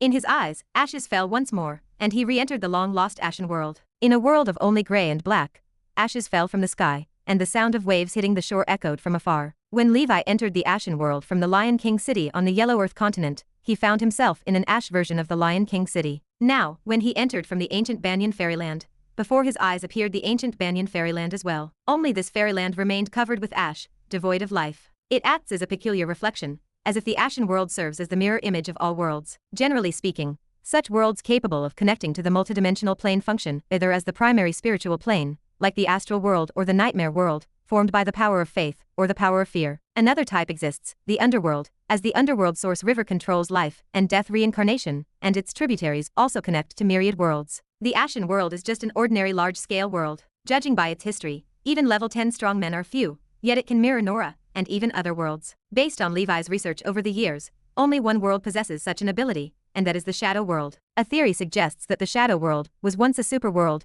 because it acts as the mirror of the multidimensional plane, but it was downgraded due to some incident. Levi thought it possible. Perhaps long ago, the Ashen World separated from the Shadow World. To verify his thoughts, Levi wandered around the ancient Banyan Fairyland. The area was not large, and he quickly found his target. On the eastern coast of the fairyland, he discovered a village. A swordsman clad in rusted silver armor, holding a great sword, sat desolately beneath the large windmill at the village entrance, his eyes deep and penetrating. His visage appeared identical to Owens's, only his strength remained merely at the 1st rank of the Grey Swordsman. After a moment, Levi asked, "Excuse me, where is this place?" The swordsman raised his head and said, "This is Windmill Village, foreigner. Are you looking to hire the strongest Grey Swordsman of Windmill Village?" It felt like a familiar conversation from yesterday. Levi maintained a calm demeanor. "If I am not mistaken, you should be the unyielding silver seat, Owens, correct?" The swordsman showed a surprised expression. "How do you know?" Having confirmed his thoughts, Levi transformed into ashes and vanished, leaving Windmill Village. He reappeared in the ancient Banyan Fairyland. The Ashen World entered from the ancient Banyan Fairyland is not the same as the one entered from Nora, but both have a Windmill Village, and both have an Owens. Because the ancient Banyan Fairyland and Nora exist as independent worlds, each world has an independent reflection. This matches what the books record as the Shadow World. The current Shadow World is just a part of the true Shadow World. Numerous fragment-like worlds scatter across the multidimensional plane like sea relics. Assembling these pieces would form a superworld comparable to the astral, or nightmare world. Owens appearing in all Ashen Worlds might be because he is related to the Ashen World itself. perhaps as an incarnation of the world's will or a reincarnation of a strongman from the Ashen world. Chapter 2366. Over the years, Owen's strength has steadily improved. On one hand, it is due to Levi's assistance. On the other, he seems to have encountered no bottlenecks, which surprises Levi. Levi relies on his cheat codes, but what does Owens rely on? Levi hypothesized that the downgrade of the Shadow World and those fragmentary Ashen worlds are likely related to the Underworld, Nightmare World, Astral World, and Abyss. These super realms and their conflicts might have caused this. Aside from that, no other force can downgrade a super realm. There is also a dark insect race that needs attention nowadays. Perhaps once the Ash Dragon recovers its memory, it might reveal something, as it is one of the high-ranking members of the Ashen world. The Land of Darkness is a world dominated by oceans, surrounded by demonic aura. A group of fully armed council of 10,000 clans employees gazes at the empty Sea Clan city and the rampaging demons. A commander pointed his sword toward the empty structures. What is going on here? Where is the Sea Clan? Someone give me an explanation. A subordinate stepped forward, trembling. Lord, that group of Sea Clan was coaxed by a so-called Sturgeon Queen's descendant, Liberator Baghdadi, and seized the opportunity during the demon chaos to kill the guardians of this world and escape on smuggled ships. Damn it, the commander spat, his face flushing red. This is a breeding base for the budding destructive mage warrior candidates that even the big shots are watching. Go chase them, bring those Sea Clan back. You bunch of useless fools could not even keep an eye on the Sea Clan. Our people have already gone in search. Lord, please be patient, the subordinate pleaded. We have informants in the nearby Land of Darkness markets. As soon as this Sea Clan tries to purchase supplies, we will find them. The Land of Darkness stretched on. An antiquated, black shark-shaped spaceship drifted deep in space. On its prow sat a brawny Sea Clan man of late-stage level 6 strength. This is Baghdadi. Back then, he unwittingly followed the Sea Clan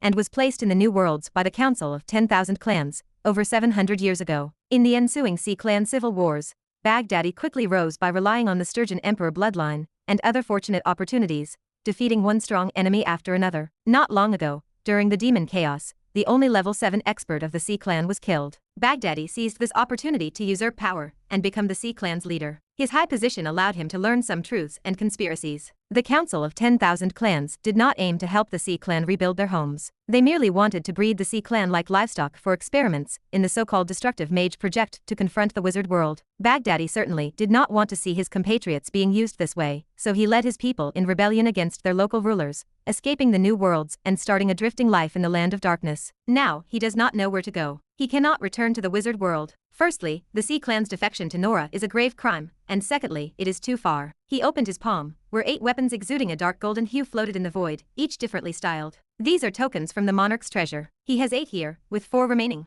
most likely left in Nora. The immersed ancient castle holds 3, while the ancestral trident, he somehow lost it. Ah, if I could enter the monarch's treasure, Baghdadi whispered to the void, perhaps I would still have a chance to reach level 8, or even the sea god realm of the past. Although not enough to contend with large civilizations, finding a place in this Land of Darkness for the Sea Clan to settle would not be difficult. Soren continent, inside a secluded mansion. The Golden Walker brewed a cup of heart-cleansing tea, inhaling its aroma with a sense of joy. After waiting for hundreds of years, this heart-cleansing tea has finally sprouted, and it is indeed extraordinary, the Golden Walker murmured to himself. Although it does not have a marked effect on someone of my realm, drinking it regularly over the years is greatly beneficial. Surely Louise over there has other ancient tomb race treasures. An 8th level strength within the ancient tomb race is considered high aristocracy. Under the 9 dragons emperor are 9 adult pure-blood dragons, all extraordinary. Now that she has fallen, one wonders if those pure-blood dragons have been buried with her. If one could be captured, or obtain a corpse, its value would be immeasurable. The Golden Walker was originally responsible for managing alien race affairs and, after being promoted to Grand Wizard, ascended to a leadership position. In this role, he has also amassed considerable profit from those alien races who sought refuge in the wizard world. Having accepted favors, he generally ensures results, as all dealings are mutually agreed upon. He senses that with his promotion to Grand Wizard, the fortunes of the Golden Lightning family are on the rise again. How to leverage this golden age to further elevate his family, thus transcending ordinary top-level wizard organizations to become a major force influencing the wizard civilization, is now his focus. First, he must find ways to support the family in producing more primordial soul wizards and grand wizards, which in turn will further enhance his own progress in the great wizard realm. If he can become a legendary wizard and secure a seat in the Supreme Council, all the better. He harbors great ambitions to shape the Golden Lightning family into a superfamily lasting 1,000,000 years. If others can become the Grand Council chairman, so can the Golden Lightning family. Speaking of which, the Dusk Palace Master is overly ambitious, daring to annex the Witch's family, but alas, he is favored by the Black Abyss Sovereign, and cannot be reprimanded, the Golden Walker grumbled. Earlier, he had given an interview, attempting to probe the higher UPS stance on the ancient dragon continent. If the higher UPS revoked the merger, it would signify that the ancient dragon continent had not reached a point of daunting concern. Unfortunately, the higher UPS acquiesced. Thus, the Golden Walker abandoned unrealistic ideas. The current situation on the Soren continent requires him to tread cautiously. Otherwise, even as a grand wizard, he would face significant challenges. The family's prior decline was due to the younger generation's reckless behavior. Enough, it is time to strategize again, perhaps with Louise from the ancient tomb race, to secure some opportunities. Time flows by. 5 years later, it is the year 750 in Nora, the 538th year of the blood battle. In the ancient Banyan fairyland, Levi awakened from his seclusion, grinning with joy. The Tyrone wizard ruins have been found, Levi noted, his eyes scanning the horizon. Now it is time to see if I can acquire the last of the 4 major body tempering techniques. Gondef has already merged techniques of the 8-armed demon god and 10-winged sky dragon, and the authentic 9-headed prison snake body tempering technique's cultivation has also progressed smoothly. Only the 1,000-eyed titan body tempering technique remains to complete his endeavors in perfection. Chapter 2367. The ancient 4-body refining techniques remain the pinnacle of power. The strongest among them is the 1,000-eyed titan,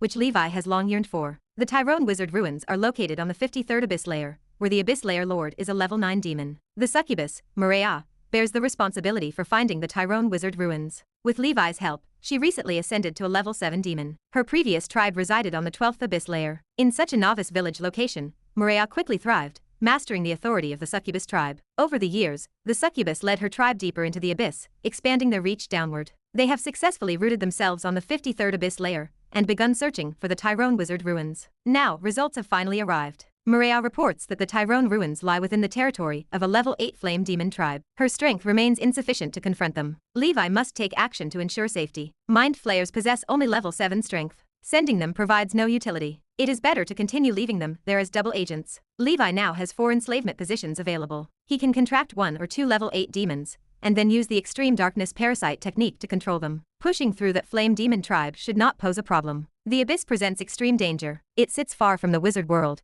and crossing the void demands time and effort. The quickest route passes through the abyss well. Levi naturally would not personally risk such danger. Level 9 demons often remain stationed within the abyss realm. Venturing there would constitute suicide. Thankfully, he possesses the divine skill of extreme darkness enslavement. He rose, intent on traveling to the blood battlefield to secure 2 demons of sufficient strength. First, however, he headed toward the Dusk Holy Temple. 1 year ago, the Fire Dragon Knight began seclusion to advance to a level 7 entity. Considering the time, the day of his tribulation should be near. Levi needed to inspect the site. He would guard the formation, and if the Fire Dragon Knight failed, he might yet find a way to save the man's life. Failing that, the knight could at least become a heroic spirit. Dusk Holy Temple. The back mountain area remained heavily guarded. The vice commander of the Fire Dragon mission, a level 6 knight, led the members stationed there. Excitement filled the air. Their leader stood on the brink of advancement. If successful, he would become the 4th level 7 knight among the 18 riders. The vice commander greeted him. Hallmaster, you have arrived. A silent figure in black armor appeared among them. Levi nodded. I will personally guard this place. The vice commander offered a quick salute. Great. With the hallmaster personally overseeing, we feel much more at ease. Their leader's aura grew strong enough to alarm important figures like the Dusk Hallmaster. To experience such a moment made the life of a knight worthwhile. Levi called over the level 6 knights currently without assignments, inviting them to observe the Fire Dragon Knight's tribulation and learn from the experience. Before long, the Flower Knight, Golden Lion Knight, Black Knight, and other knights facing evolution issues arrived successively. Far away in the Nora continent branch, Emperor Mew watched via the round table projection. The Flower Knight had spent years busy with refining the Wizard Tower, staying at the Tower of Dawn day and night, while leading a team that worked tirelessly. He appeared somewhat exhausted. Levi advised, take care to rest. The Flower Knight nodded, I know. I mainly want to finish the Wizard Tower soon, so I can rest well. Possibly influenced by Levi, the Liver Emperor, people around him worked with increasing intensity. Levi himself had become more laid back these past years. The Golden Lion Knight smiled. The Fire Dragon Knight is indeed a genius. He joined later, yet advanced to level 7 before us. This defines the worth of a supernova. The Black Knight offered a helpless shrug. Indeed. That makes an old guy like me seem a bit laid back. Jokes aside,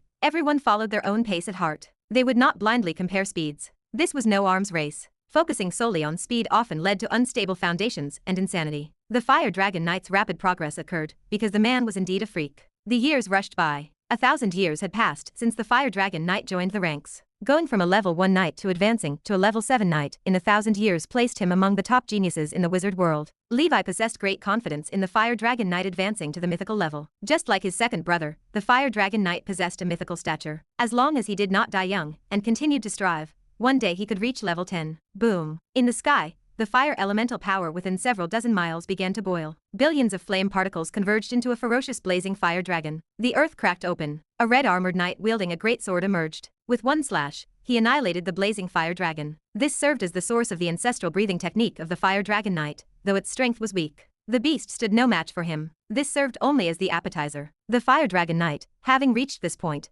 also fused the bloodline factors of 4 legendary fire dragons, the Flame King Dragon, Radiant Fire Dragon, Scorching Dragon, and Sky Torch Dragon. The upcoming test remained crucial. If he could successfully advance, the new breathing technique should rank second only to Levi's Crimson Emperor Dragon Strength breathing technique, akin to a little red Emperor Dragon. The knight let out a roar. Amidst the worried and expectant gazes of the group, the fire dragon knight wielded his great sword. He used his self-created, powerful combat technique, the Fire Dragon Brilliance Extreme Book, to confront the enemy. This combat technique absorbed the strengths of various schools, perfectly suited for his use. His divine weapon, the Fire Dragon Greatsword, was reforged from level 7 molten fire shock gold. It weighed 1,000,000 pounds, capable of splitting mountains and cracking the earth. Chapter 2368. In addition to his previous feats, the knight mastered various powerful talent brands, and Bloodline Dharma Idol Fiery Flame Dragon, alongside the Blood Source Armor Fiery Fire Armor. After resolving the Blood Tribulation Master, he did not even unseal the power of the King of Fire Giants, to reveal his giant true form. However, as the Dark Tribulation descended,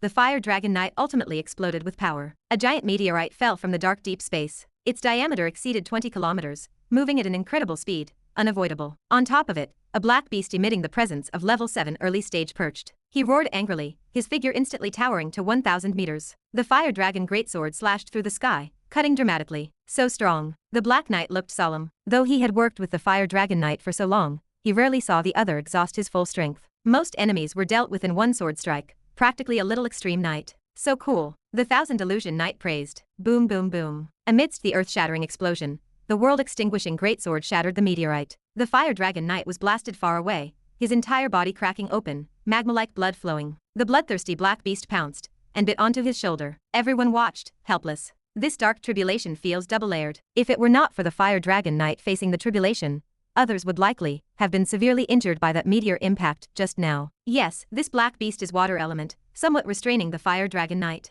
The Fire Dragon Knight transformed into a giant, battling the giant beast on the plains. It was primitive and bloody, using the greatsword like a door plate to collide with the beast's giant claws. Ultimately, the Fire Dragon Knight's skills were superior. He found an opportunity to suddenly exert force, stabbing through the giant beast and splitting it in two. Then he spat fire like dragon breath, engulfing it. Huff. The Fire Dragon Knight breathed heavily, lying on the ground, looking up at the sky, exhausted. Since the tribulation, he reached his limit. A bit longer, and his stamina would give out, possibly leading to failure. His strongest attributes were strength and explosive power. Endurance was relatively ordinary. After all, not everyone is a six-dimensional warrior. Having one or two strong aspects is already remarkable. Feeling the vast power within, the Fire Dragon Knight shouted blissfully, "I am level 7 now." He changed his shape. Fire soared to the sky. Amidst the flames, a giant beast with a wingspan exceeding 2,000 meters, covered in red-black dragon scales, emerged across the sky. This beast had sturdy twin horns like a bull, spiraling and standing towards the sky. Its limbs were as thick as pillars, its body tightly compact, the tail resembling a broad, thick flaming greatsword lined with barbed protrusions, extremely fierce. The whole body exuded an incredible sense of power and ruggedness, lacking the Crimson Emperor Dragon's world-besieging momentum, yet possessing indescribable ferocity and imposingness, like a celestial badger. What a handsome dragon. Indeed, if the Blood Knight's jade Kylan is elegant, then this dragon is imposingly strong. Jealous indeed. Fire Dragon Knight, how do you plan to name it? The Fire Dragon Knight in giant beast form looked at his even more excited companions. Light sparkled between its horns, vaguely manifesting a vast golden sun. I want to name it Sun-Chasing Dragon, as strong as the Sunday. Levi stepped forward to greet him. Good name. In some civilizations' myths, there are tales of giants chasing the sun, and you being a fire giant, it fits perfectly. Emperor Mew asked curiously. Legend of giants chasing the sun. Commander, where did you hear these myths? Levi spoke indifferently. In dreams. Emperor Mew nodded thoughtfully. I have heard some talents grasp spell constitution models in dreams. It seems like the commander does too. The previous Kylan divine beast was also seen in dreams. This is the difference between a genius and ordinary people. Even dreaming is full of curious thoughts. Levi replied. All right, let the Fire Dragon Knight rest. We will have a small celebration tonight. News of the supernova Fire Dragon Knight's promotion to level 7 would soon cause quite a stir in the wizard world. The status of the ancient dragon continent and knights could be elevated once more. Tonight, everyone had no tasks. The 18 Twilight Cavalry, along with their apostle groups, gathered together. At the celebration of the Fire Dragon Knight's promotion to level 7, Levi raised his glass, memories flooding his mind. 1,143 years ago, I with the Saint Ape Knight, in the Endless Sea, Blood Knight, and Black Knight founded the Twilight Knights organization among the Nora people. Then with everyone's help, we established the Dusk Holy Temple. Back then, we were just a few people. We may not have imagined that 1,000 years later, a new emerging transcendent organization with 4 level 7 knights, dozens of level 6 knights, and tens of thousands of knights, would stand in the world. The times shaped us, but if we do not strive for progress, it could destroy us. As we walk this path, some old friends remain, some have departed. Hope in the new millennium, everyone, from warlord down to members, can display more brilliance on the path of knights, and seek more possibilities. In this path, we are all pioneers, we are all trailblazers. It is everyone's bits of ideas and accumulation that birthed the path of knights, turning the ancient, dust-covered pearl into one radiant, illuminating rivers and mountains. Good. Emperor Mew clapped, deeply emotional, as if returning to the day he first sparred with the commander 1,000 years ago. It was also his frequent bragging topic at banquets over the years. Others' ears had formed calluses from hearing it. Chapter 2369. Other knights were also greatly encouraged, as if they had become protagonists themselves, each one a writer of the Dusk Holy Temple's history. Elena chimed in with a laugh. She raised her glass to the group. Well said, everyone. Let us toast to the commander. After 3 rounds of toasts, everyone took their leave, invigorated and eager to get to work. The Fire Dragon Knight, and those currently at the late stage of level 6, Peak Knights, shared their insights on breakthroughs. Levi exhaled the scent of alcohol, smiling as he left. Half a year later, on the godforsaken continent, a black-armored swordsman battled a level 8 middle-stage flame demon commander. Flames and sword energy swept across the surrounding 100 miles, turning everything to dust. Under the blessing of the indomitable secret word, Levi became like a spring. The fiercer the enemy's onslaught, the stronger his momentum grew. Sword light, impenetrable and surging like a tide,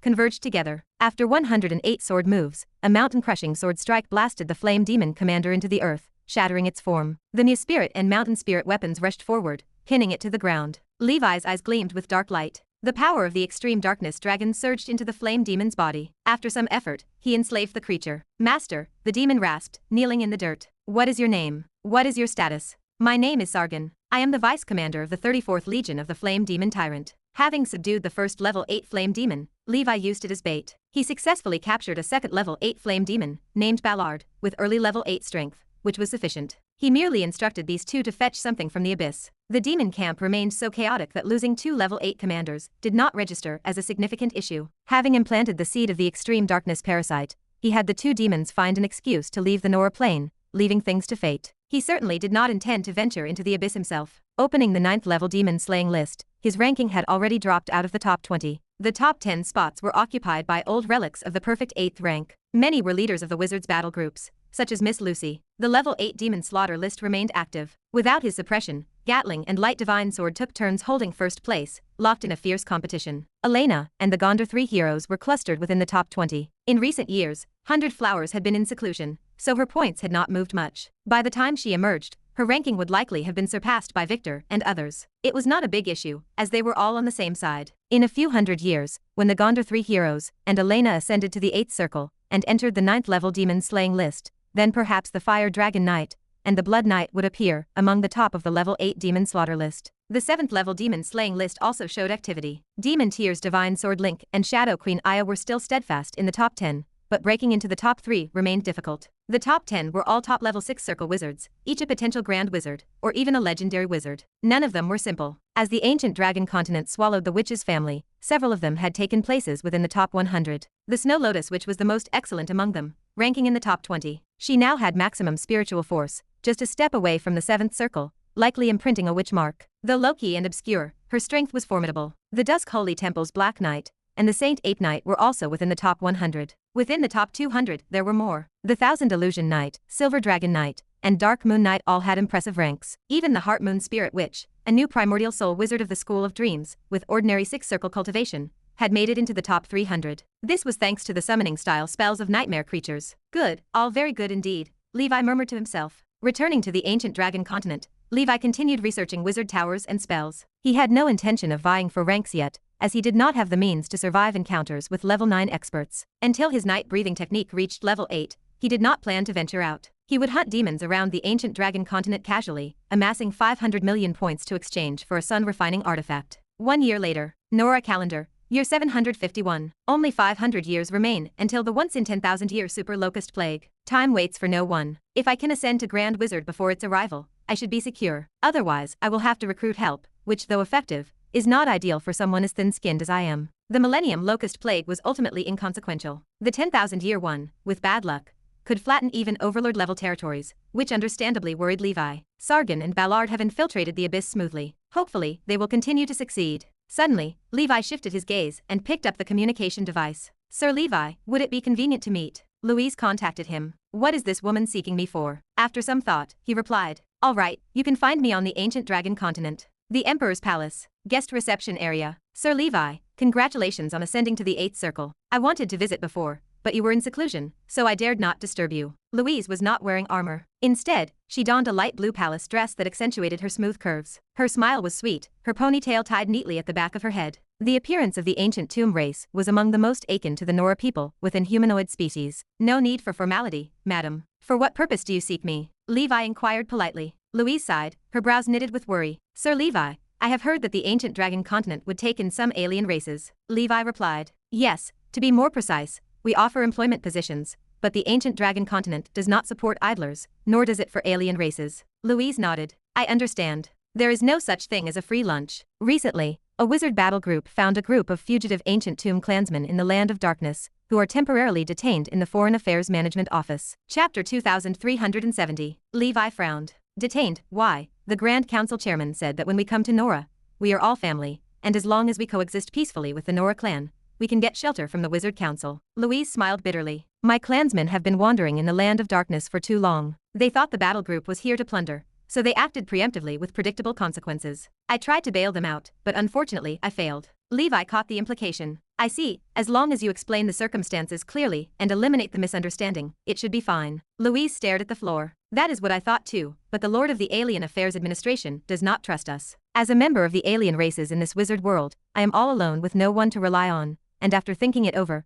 I can only turn to Sir Levi. I hope you can mediate for me and speak to those above. Louise has nothing left and wishes from now on to stay by your side and serve in any capacity. By the end, a flush of embarrassment colored her face. Once the daughter of the Nine Dragons Emperor, she was now reduced to such a state. Fate remains unpredictable. Levi laughed, his voice steady. Lady, you overestimate me. I am merely a leader of a transcendent organization, and have never served in the Central Council. I am also not a Grand Wizard, so I do not have such capabilities. Currently, the Congress is in need of personnel. In my opinion, your clansmen should be released soon. Just wait patiently. When the time comes, if the lady has nowhere to go, and the Congress has no objections, the ancient dragon continent will naturally provide you shelter. Levi's expression remained clear and sincere, and Louise nodded. I understand. Sorry to trouble you, sir. A hint of melancholy clung to her. As a foreigner with no support, surviving in the Nora world is indeed difficult. Louise's figure vanished into the distance, while Levi remained deep in thought. Star night. In the Tower of Summer Flowers, on the dreamlike bed woven of vines and flowers, Elena leaned against Levi's chest, her face flushed. What did Louise want from you? She wanted me to handle something, but I refused. Levi explained Louise's situation to 100 Flowers, and she sighed. Speaking of which, the Golden Walker, who accused us of merging with the witch's family, is the deputy director of the Alien Affairs Administration. Recently, I heard about such a matter. I suspect he feels Louise did not grease the wheels enough, so he refuses to release her people. The truth hit Levi like a physical blow. So it was him, Florio the Grand Wizard, the true master behind the Letney family, really a den of vipers and rats. When the upper beam is crooked, the lower beam is slanted. Elena's jade-like hand stroked Levi's chest muscles as she whispered. Currently, the Congress is conducting thorough investigations. I suspect the Golden Walker is simply bullying Louise, because she is from the ancient tomb race, and has no backing, no place to speak up. He would not dare treat other wizards this way. Levi nodded. Regardless, since it involves the Grand Wizard, it is better not to get involved. He did not want to be entangled in inexplicable disputes, even though he really disliked the Letney family. The lean camel is still bigger than a horse. Even if he confronted the Golden Walker, who knows who might be behind him? He pulled 100 Flowers' hand toward him, and as she exclaimed in surprise, he closed the flower curtain.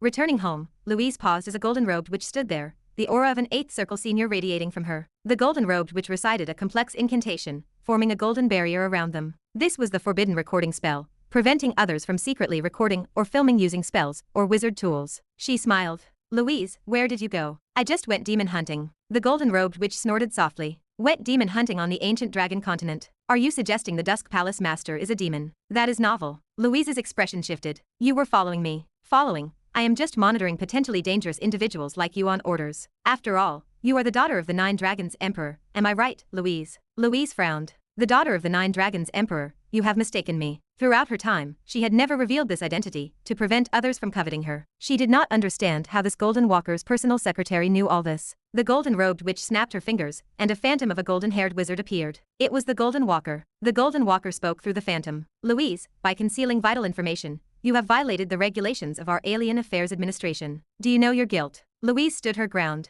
Lord, since joining the Congress, I have never done anything to harm Nora, and I have hunted countless demons. I do not believe I am guilty of anything. The Golden Walker sneered. Louise, you are a smart person. Do not play dumb with me. Honestly, have I not treated you well? I found you a good job in the wizard world, allowing you to live worry-free in Nora, yet you deceived me. Sorrow tightened Louise's chest. Lord, I have already given you the roots of the heart-cleansing tea tree, heavenly materials and earthly treasures, but I really have nothing valuable left. The Golden Walker reprimanded her. What do you mean, heart-cleansing tea tree roots? I asked you to obey the law, not to think of giving me gifts. Alas, why do you not understand? Do you think I am someone who cannot withstand temptation? Louise lowered her voice. Sorry, I misremembered, Lord. I have explained many times, my clansmen had no malicious intent, and they caused no casualties. I hope you can release them. They are capable and can contribute to the blood battle, which is what the Wizard Council wants, is it not? Chapter 2371. The Golden Walker's expression remained calm. His figure dissipated slowly, leaving only a lingering sound. He spoke to the air. Naturally, I will release them. Concealing your true identity is a separate issue. You better think it over carefully and contact my secretary once you are clear. Remember, in the wizard world, words should not be spoken recklessly. Do not forget the original agreement. Otherwise,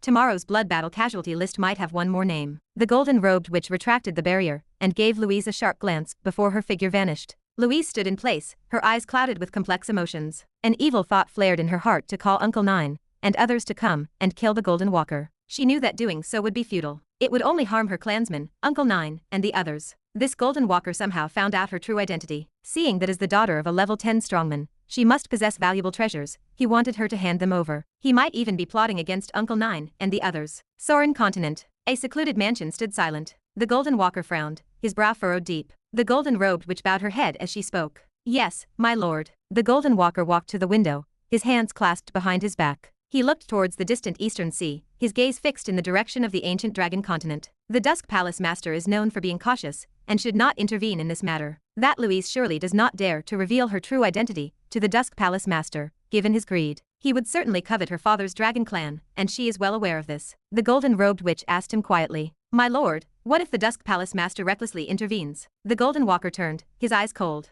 If he dares to meddle, then muddy the waters completely, making him regret getting involved. Keep a close watch on that Louise during this time. If there is any misconduct, deal with her immediately to avoid trouble. For years past, it was the year 755 in the Nora calendar. This marked the 544th year of the blood battle. Ancient Banyan fairyland stretched out before them. Levi, aged 1179, floated in front of the 8-layer tower, intently engraving the array. 30 years had passed since the refining of the wizard tower began. Gradually, Levi found this work a pastime, besides his cultivation, coming here to tap on the wizard tower after completing his coursework. Such days felt quite nice. Suddenly, his face changed. The work had failed. Sargon and Ballard were dead. They did not even enter the inner relic. The extremely dim tracking mark had dissipated, and the parasitic seeds Levi left on them had taken effect. Within the relic, there was a powerful force. Even an 8th-circle middle-stage flame demon was instantly wiped out. It must be level 9. That was troublesome. Levi sighed as he looked at the tower. Luckily, he was mentally prepared before taking action. If I had rashly stepped in, the outcome would not have been much better. I will send stronger demons over after some time. Even though the late Tyrone wizard was a grand wizard,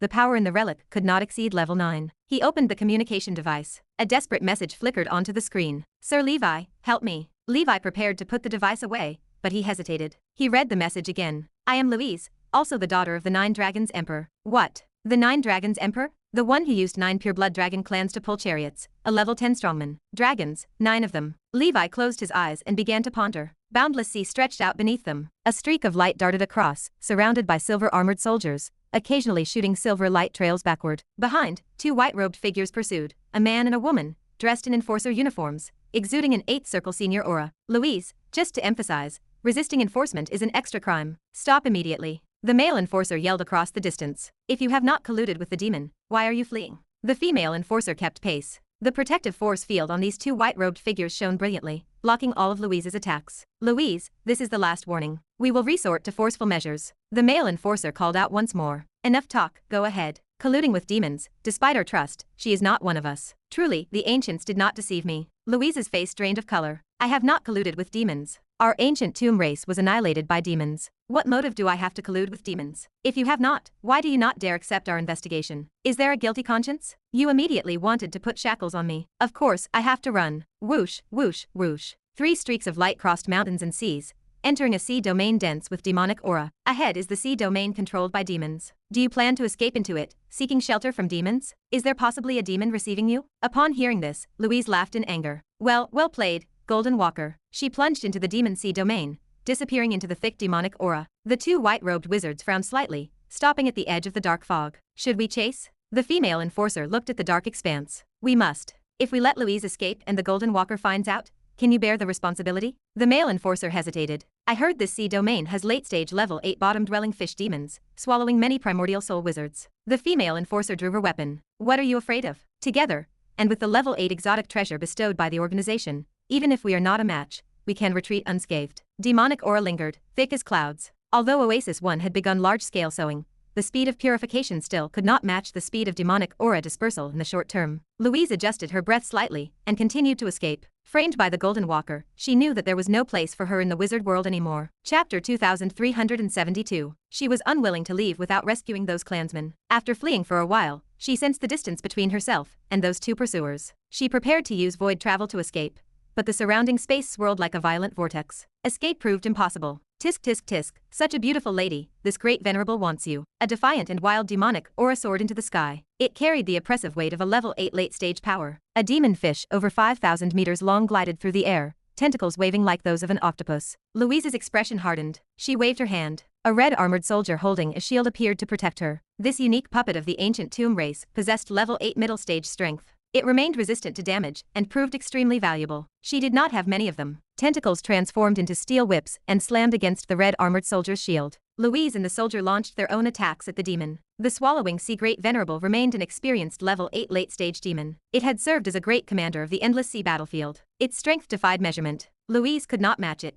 Just as the demon prepared to capture her, the void within hundreds of miles shattered. A flow of flaming light burst into the world. The black armored swordsman stepped forth, his lips moving in a silent chant. You behold me, destruction shall you see. The terrifying secret word of destruction transformed into a huge flaming hammer in the eyes of the swallowing sea great venerable. The hammerhead fell and scattered billions of sparks, like dazzling fireworks between heaven and earth. A sticky black water, dark as pitch, swirled thickly around the swallowing sea great venerable. The hammer struck. Layer upon layer of black water shattered. The remaining momentum hit the swallowing sea great venerable and sent it flying. Sturdy fish scales cracked. Blood and flesh evaporated into the air, leaving a burnt stench. Dusk Palace Master, the demon growled. It recalled Levi vividly. Even before reaching level 8, this man had killed a bunch of level 8 early stages. Now that he had stepped into level 8, he proved truly remarkable. The demon possessed level 8 late stage power, but victory remained uncertain. 2 8th circle wizard auras rapidly approached in the distance. The demon spat out a black bead. It exploded with a bang and transformed into a pool of black water. The creature dived into the sea and disappeared.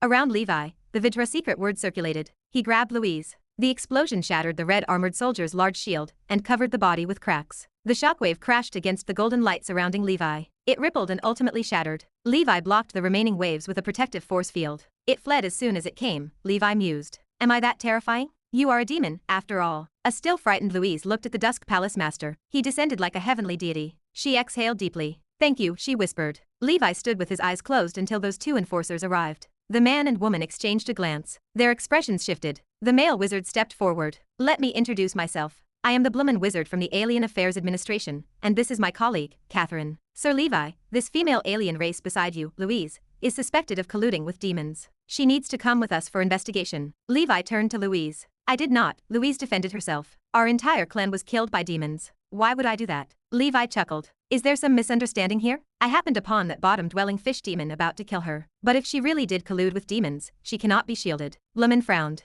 We only want her to go through an investigation. She did not cooperate with us and just fled. Louise shook her head. If I go, I fear being falsely accused without reason. I am an alien race, powerless in Nora. Catherine crossed her arms. Just come with us. Levi's gaze fixed on Louise. He spoke calmly. Lady, perhaps you should cooperate with the investigation. If proven innocent, your name will naturally be cleared. He turned to the 2 enforcers and offered a polite smile. I believe the Alien Affairs Administration will act impartially, right? Bloomin' nodded. Indeed. Thank you, Dusk Palace Master, for understanding our work. Louise looked at Levi. She sighed. Fine, I will go with you. Thank you, Sir Levi, for saving me today. The two enforcers took Louise away. Levi did not interfere. On an isolated island in the sea, Levi landed. Levi, an unexpected guest, how did you think of coming to my side? Sir Mattia, I am on some business out here. I was passing by and heard you were cultivating here in seclusion, so I came to see you, Levi replied. Come and sit. Levi arrived at the residence of the sea-covering wizard, the first disciple under the Black Abyss Sovereign. After some pleasantries, he leaned in. Sir, I heard you and the director of the Alien Affairs Administration, the Wanderer of the Vast Sea, are friends. Yes, he was previously in charge of the Sea Clan, and after the incident, he took charge of all alien races' affairs. Levi tapped his fingers on his knee. I have a friend named Louise. She is a well-known alien race on the 9th level demon-slaying list, having hunted many demons. Now she is suddenly accused of colluding with demons, which must be a misunderstanding. Could you possibly trouble the Wanderer to personally oversee this case? If she is wronged, it might chill the hearts of many alien races. That would be detrimental to our unity during the blood battle. Moreover, I heard recently that the Alien Affairs Administration detained a group of ancient tomb race refugees, and the matter has not been addressed. Sigh, if these ancient tomb race people were utilized, it might alleviate some of our blood battle pressure. The sea-covering wizard listened, his brow furrowed in thought. The Black Abyss Sovereign had instructed that he could be approached with any issues, but Levi rarely troubled him proactively. Coming today for that female alien race made the connection clear. The two were not ordinary friends. I understand your point, the wizard said. I will mention it to the Wanderer. We will certainly not wrong a hero of the blood battle, regardless of whether they are an alien race. Thank you, sir. If you need me for trivial errands, such as seeking pharmacy materials, feel free to tell me. I will arrange for the organization's members to handle it. Ha ha ha, appreciated. Ancient Dragon Continent. Putting aside Louise's matters, Levi continued his secluded cultivation. He leveraged his connections for a thorough investigation from the Congress side to uncover the truth. He opened his palm. A faint golden lightning mark slowly emerged. Louise had left it there. He erased the mark. Golden lightning is really haunting. Chapter 2373. Sauron Continent. A secluded residence. The Golden Walker turned his gaze toward a subordinate. Did you bring Louise? The subordinate bowed his head. Yes, I did. Lock her up. The Golden Walker closed his eyes, then opened them again. A flash of lightning burst in the void, and gold light gleamed everywhere. This Dusk Palace master knows better. He knows not to meddle in affairs beyond his control. He understood the whole story clearly. He knew about the capture team encountering the Dusk Palace master, and he felt regret. If Levi had intervened, he could have taken advantage of the situation to drag Levi down. Even if he could not erase him in the end, he could at least teach him a lesson. He should not get too arrogant just because he acquired a top-level organization. Of course, this was for the best now. He already considered the ancient tomb race as his own opportunity, and he would not allow others to interfere. Interrogation room. Louise sat across from the golden-haired wizard. She remained calm. She had intended to break down and give up when encountering the Dusk Palace master. Instead, she chose to surrender voluntarily. The Golden Walker sighed. He slapped a stack of documents on the table with a tone full of frustration. Louise, when did you betray Nora? You have lived here for so long, and you should know that colluding with demons is a grave crime. Louise stared at him. I did not. Where is the evidence of collusion with demons? I would like to see it. The Golden Walker leaned forward. Is there really none? Louise met his gaze. Yes. Just as the Golden Walker prepared the next question, another figure opened the door and walked in. A young wizard in a blue robe entered, the prodigious disciple of the legendary wizard, survivor of the vast sea. Florio, you may leave now. I will personally interrogate this individual. The Golden Walker stood up. Director, you were in seclusion. There is no need for you to bother with such matters. I can handle it. The Wanderer of the Vast Sea spoke with finality. It is fine. I will take over. You find something else to do. The Golden Walker glanced at Louise before leaving with a calm face. He felt disturbed. He wondered why the Wanderer of the Vast Sea would suddenly take a personal interest in this matter. Did he know of Louise's secret, and want to seize the opportunity related to the ancient tomb race? If so, that would be troublesome. The next day, the Wanderer of the Vast Sea left the interrogation room, and called the Golden Walker over. The person is not the problem, but the materials are questionable. Have you verified the authenticity of these materials one by one? There is a part that is fabricated and false. The Golden Walker face turned cold, as he looked at the documents. What? The materials have issues. Colluding with demons is a major affair. The incident happened so suddenly, and I roughly went through it and sent people to capture her. This was my oversight, given the numerous tasks I need to oversee. I will be more careful in the future, and I will also thoroughly check those below me. As I suspected, I was the one who arranged for her to guard the new world, placing great trust in her. It is good that nothing happened. It was a false alarm. The Wanderer of the Vast Sea said nothing further, leaving with a calm gaze. Days later, the Golden Walker immediately began rectifying the Alien Races Management Bureau. Several staff members collaborating with demons were found and promptly brought to justice, to be dealt with strictly. Louise, you are fine. Just be careful in the future. Standing with his hands behind his back, the Golden Walker spoke to her. He pondered why the wanderer of the vast sea suddenly took an interest in investigating this matter. As an alien race, Louise should not have the power to invite such a prominent figure. But regardless, he had no reason to keep Louise here any longer. As for Louise's princess identity, he only used it to threaten her, with no intention of making a big deal out of it. If other grand wizards knew, the opportunity with the ancient tomb race might disappear. Louise stood up. Can my clansmen be released? The Golden Walker nodded. Do not worry, I have already released them and found them jobs, giving them the same rights as us from now on. Where? They have joined the Nora Alliance army, formed into a separate regiment, and were dispatched to the northern Nora land of darkness to execute the arduous task of clearing the abyss well. Hearing this, Louise's body trembled. Her eyes reddened, and killing intent overflowed. The task of clearing the abyss well was virtually a suicidal mission, usually assigned to some heinous criminals. The Golden Walker wanted the ancient tomb race members dead. The Golden Walker looked at her. Did you just have killing intent towards me? Louise lowered her head. No, thank you.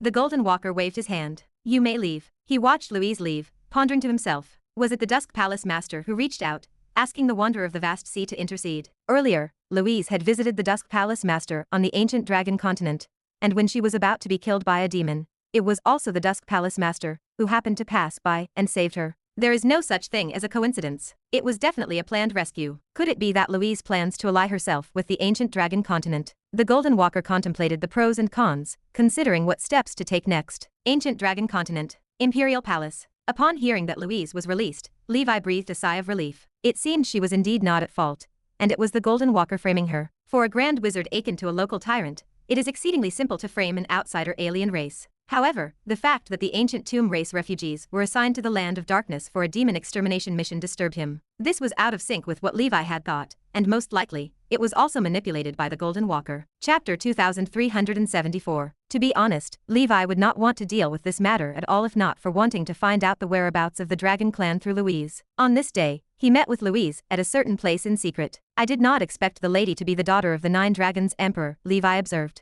Louise laughed, a self-mocking sound. Like a stray dog, I am only able to watch my clansmen die, powerless. Anyway, thank you for rescuing me. I have nothing to repay for now. Once I contact the top of my clan, I will surely offer a generous gift. Levi shook his head. You alien races find it difficult to survive in the wizard world. Although the ancient dragon continent has sheltered many alien races, most of them originally lived in Nora, or are small clans without foundation and background, not formed in scale. The ancient tomb race was once a large civilization. Even though annihilated, you, as a princess, must have mastered some of the ancient tomb opportunities and treasures, attracting many who wish to covet them. I am not interested in others. Perhaps you know that the ancient dragon continent likes to collect dragon clans. Let me ask you, the dragon clan that pulled your father's carriage, are they still in the world? He leaned forward, intent on the answer. If possible, he would try to save Louise and the ancient tomb race. If not, he would not be blamed for being heartless. Louise's eyes flickered. Some have died, some are still in the world. I am in contact with some of them. Levi stared at her. If you trust me, I will give you an opportunity to sign a contract with me, after which I will do my utmost to protect you and the ancient tomb race.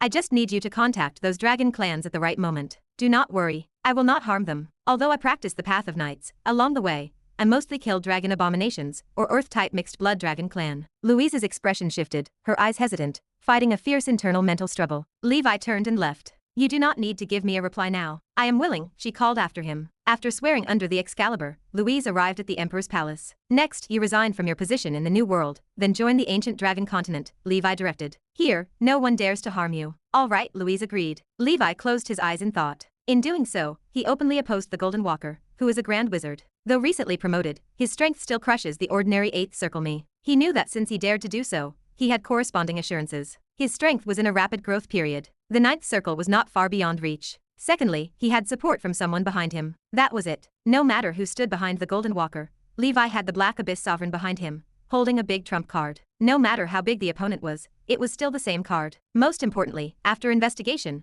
Louise herself had no issues. This matter was initially Golden Walker secretly framing her. Levi sheltering Louise was also reasonable and lawful. Louise spoke up. You asked me before if I had the heart-cleansing tea tree roots. Actually, I do, but I gave it to someone. She looked at her palm as she spoke. Levi understood. So the Golden Walker took the heart-cleansing tea tree roots. This old thing knows how to enjoy. In the days that followed, Louise explained the situation of the ancient tomb race to Levi, especially about those 9 dragons. After the 9 dragons Emperor became emperor, he took 1,000 years. He dispatched subordinates, traveled across the Panplane 4 seas and 8 desolates, and found 9 pure blood dragon clan. Several among them were saved from the hands of Dragon Abomination Venerable. Therefore, Dragon Abomination Venerable and 9 Dragons Emperor also have deep resentment. After the Emperor's fall, he did not let the pure blood dragon clan be buried with him, but gave them freedom, leaving each to flee for their lives. However, during this process, 3 were captured by the Shadow Demon Queen and her subordinates. It is highly probable that they are undergoing transformation in the Abyss, and will inevitably become dragon abominations used by the Abyss. The Abyss is strong mainly because it can demonize other lives. 3 others remain unknown, as it is uncertain whether they encountered danger. They are currently missing. Currently confirmed still alive are the 6th, 8th, and 9th among the 9 dragons. Louise regards herself as their junior, calling these dragon clan Uncle 6, Uncle 8, Uncle 9. Uncle 6 is Frost Sky Dragon Gloucester, a Frost-type legendary dragon clan, currently 30,000 years old. Uncle 8 is Ancient Mountain Dragon Gangrite, an Earth-type legendary dragon clan, currently 27,000 years old. Uncle 9 is the youngest, only 20,000 years old, and is Molten Gold Dragon Iris, a Metal Faction legendary dragon clan. The Mother Copper Armored Dragon inside Levi's Dragon Palace carries the Molten Gold Dragon bloodline. Of course, it is probably not Uncle 9's. Uncle 6 and Uncle 8 are currently wandering or sleeping within the Panplane. The relatively active one, with the best relationship with Louise, is Uncle 9. He is her Uncle 9. Regarding these dragon clans, Levi already has some ideas. Currently, his strength does not qualify him to accept them. Even if that Molten Gold Dragon agreed to join, given the current small temple of the Ancient Dragon Continent, it could not keep them. Louise joined the Ancient Dragon Continent? The Golden Walker listened to the report from his secretary. His eyes darkened. He had speculated that the matter of the Wanderer of the Vast Sea suddenly coming out of seclusion was related to the Dusk Palace Master. But for this matter, he could only swallow a dumb loss temporarily. Some things are not heavy on the scale until they weigh 1,000 pounds. He himself had taken steps gradually to this point, already with unknown messes he dare not expose. Besides, he indeed framed Louise. Chapter 2375. The gaze of the Wanderer of the Vast Sea detected something about him. However, after all, he was the Grand Wizard. Since they saw each other often, the Wanderer of the Vast Sea said nothing. The Wanderer of the Vast Sea probably guessed that his trouble with Louise might be to gain some benefits, which was not something new. Grand Wizards are not desireless immortals who cultivate just by consuming air. On the contrary, many Grand Wizards are busy with cultivation, seclusion, or other major issues, rarely having the chance to gather various cultivation resources themselves. If they have an organization to support them, that is fine, as they can have subordinates who offer tributes. If not, they have to find a way to obtain some from others. This kind of thing is hard to prevent. Even Sauron would not be able to fix it. That is just human nature. As long as the general direction is correct, no one will pursue minor details. The Golden Walker brewed the heart-cleansing tea, took a small sip, and closed his eyes. I always handle things with discretion, occasionally accepting insignificant small profits, engaging in things that can skirt the line of legality. Could it be that I have overstepped this time? The Golden Walker thought and pondered. He was indecisive. It was not because he feared the Dusk Palace Master. No matter how strong that person was, he could not be his opponent. He was only worried that the Dusk Palace Master was doing this under the orders of some significant figure behind the scenes. Although he coveted the ancient tomb race's opportunities, if it might threaten him and his family, he would definitely have to give it up as soon as possible. Further advancement in cultivation is important. But he is already a Grand Wizard, with a lifespan of 6,000 years, below legendary, above thousands, so preserving his current life and status is more important, or else it might all be for naught. A massive stone coffin landed not far from the Tower of Summer Flowers. The houses of the ancient tomb race are coffins, from birth to burial, eliminating the property developer's profit margin. Louise is an 8-level powerhouse. As the daughter of the 9 Dragons Emperor,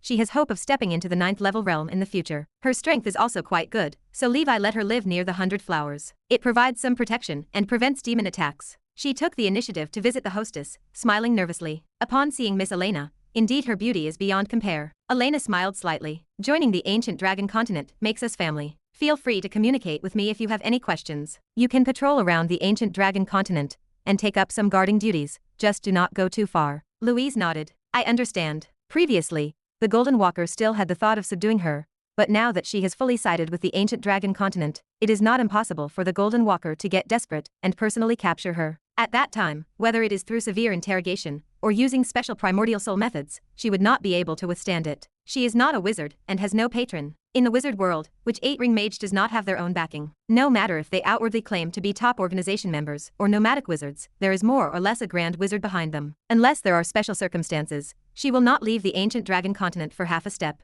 For the past few hundred years, she has hunted countless demons. She is now among the top 200 on the 9th-level demon slaying list, with enough war merit, so it does not matter if she does not demon hunt for a long time. This is also why the Golden Walker has concerns. Losing a demon hunting general out of the blue, the Wizard Council will definitely investigate, even if it is from an alien race. It is just that the level of importance is not as high as wizards of the same realm. Louise cherishes this opportunity to join the ancient dragon continent. It is her last straw for survival. She has been watching long enough to know that the Dusk Palace Master is not an ordinary person. Even top long-standing organizations, like the Witch's family, must join. Following him is certainly better than fighting alone in the wizard world. So, she must leave a good impression on the Dusk Palace Master. She must be valuable. She proactively visited the Dusk Holy Temple, Tower of Dawn, Giant Beast Paradise, and the high UPS of the Witch's family. Even though these high UPS cultivation is not as high as hers, she showed a very humble attitude and behaved with particular politeness. Before long, she even volunteered to be the combat skills instructor for the new knights of the Dusk Holy Temple. Those knights are all complete newbies, not even at level 1. For an 8-level powerhouse like her,